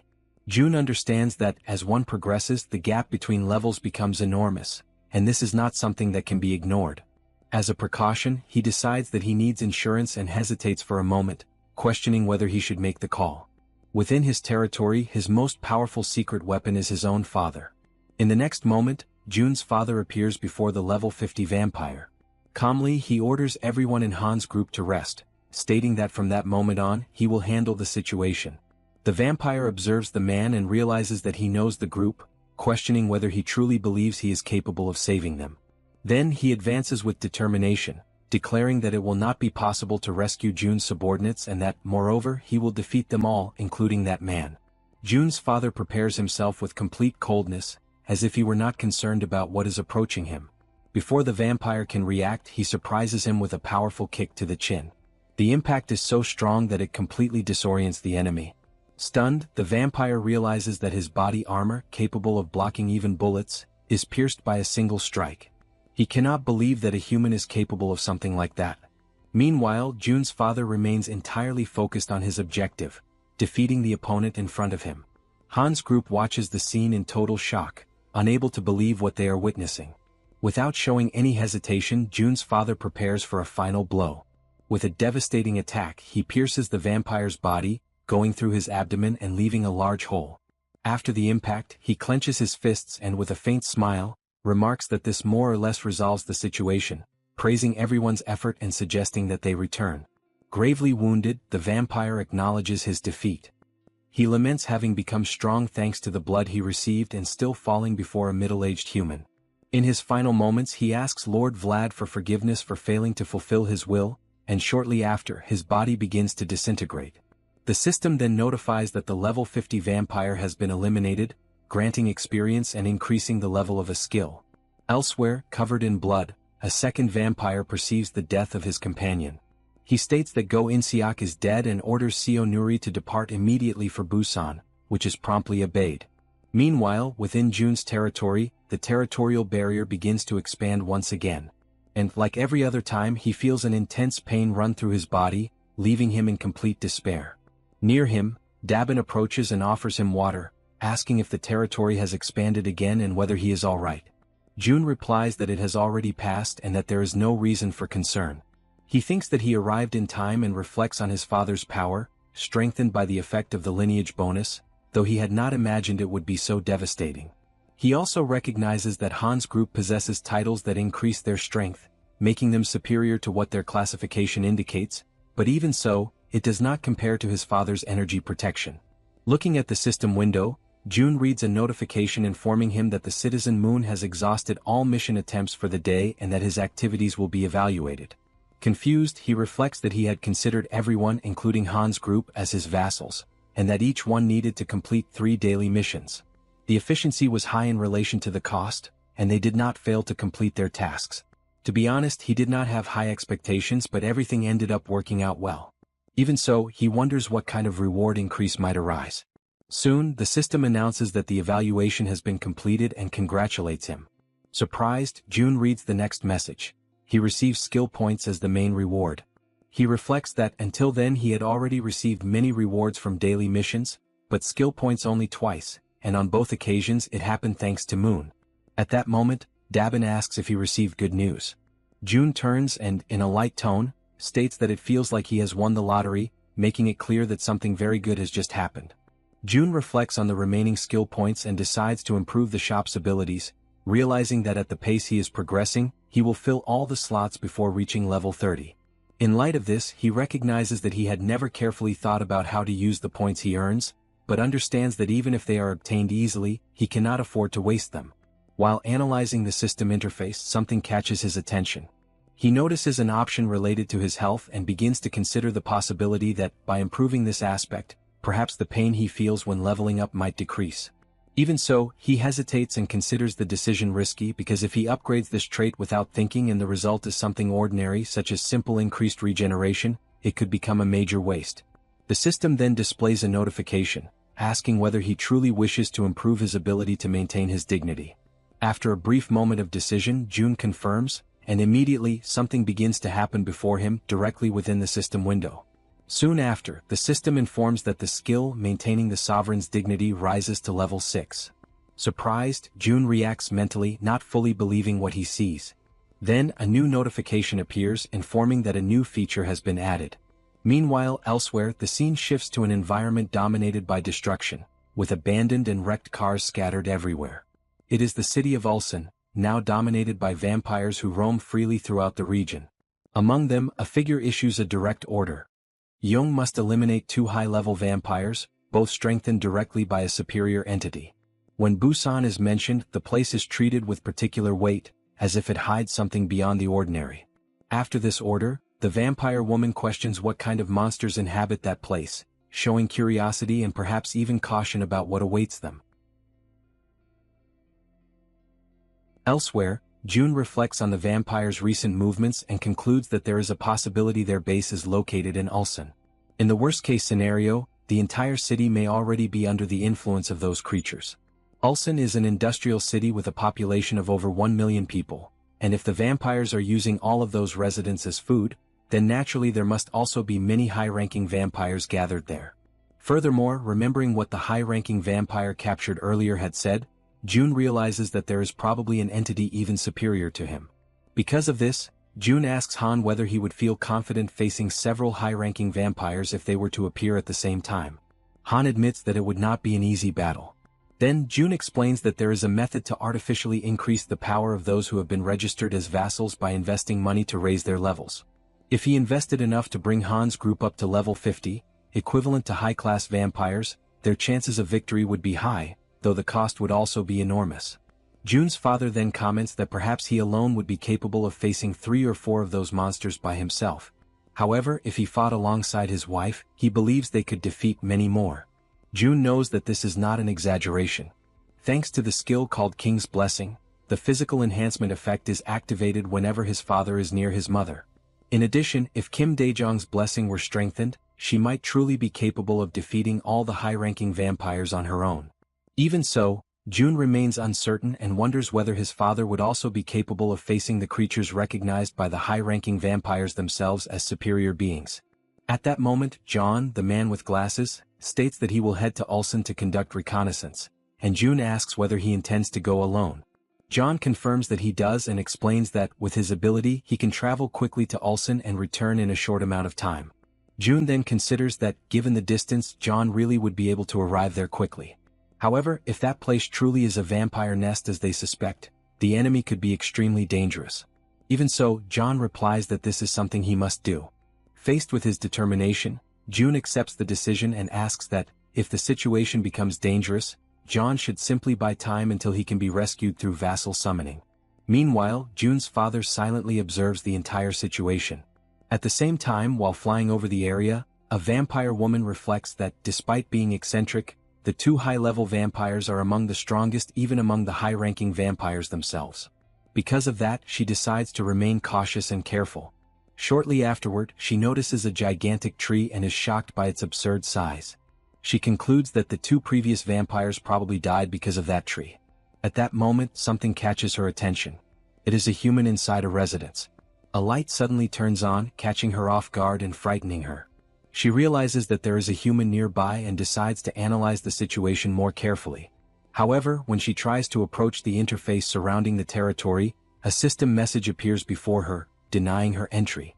Immediately afterward, the system sends a notification asking whether she wishes to obtain citizenship in that territory. She stares at the screen suspiciously and thinks that she may have been detected, and that continuing to explore that place could be dangerous. Even so, she cannot help but reflect on the nature of that space. Everything there feels different from the rest of the world, as though that were the only place where destruction had not yet arrived. Even so, she decides to retreat. Without her realizing it, Jun observes everything from a distance and laments the fact that the vampire possesses wings. As a precaution, he had tried to offer her citizenship, but the offer was rejected. If she had accepted citizenship, control over them would have been absolute. In addition, it would have been possible to prevent them from returning with information about that place. Despite that, Jun understands that there is not much he can do. After all, the amount of information a vampire can carry back with them is limited. At most, they only saw the appearance of the world tree, the transparent barrier, and the fact that they received an offer of citizenship. Jun notices something troubling. This time, another high-ranking vampire appeared before even a single day had passed. He begins to suspect that perhaps vampires are capable of sensing the deaths of their subordinates. Although he considers that unlikely, he takes advantage of the situation to conclude that they have finally discovered the enemy's exact location. Meanwhile, Jaehyeon continues following the vampire from a distance, avoiding direct combat and remaining hidden. Shortly afterward, someone approaches Jun and calls out to him. His father appears and comments that after such a long time, he would like to talk with him a little while eating something. The two of them then sit down to eat. Jun asks what his father wants to talk about. Before answering, the man offers his son a drink, but Jun refuses, saying that he still has some things to take care of. After a brief silence, his father finally speaks honestly and asks his son to come home from time to time, since his grandmother wishes to see him again. Jun admits that he truly feels sorry about that. He also reflects that as the fairy's power continues to grow stronger, the amount of time his grandmother can remain awake gradually increases. Jun reflects that because his mother always stays by his grandmother's side taking care of her, he was never overly worried. Even so, he knows it is true that he has not been home in a very long time. Then, now that the topic of family has come to an end, his father decides to get straight to the main point of the conversation. He wants to know what his son intends to do regarding the vampires. Surprised by his father's unexpected question about the vampires, Jun remains silent for a few moments, hesitating before answering.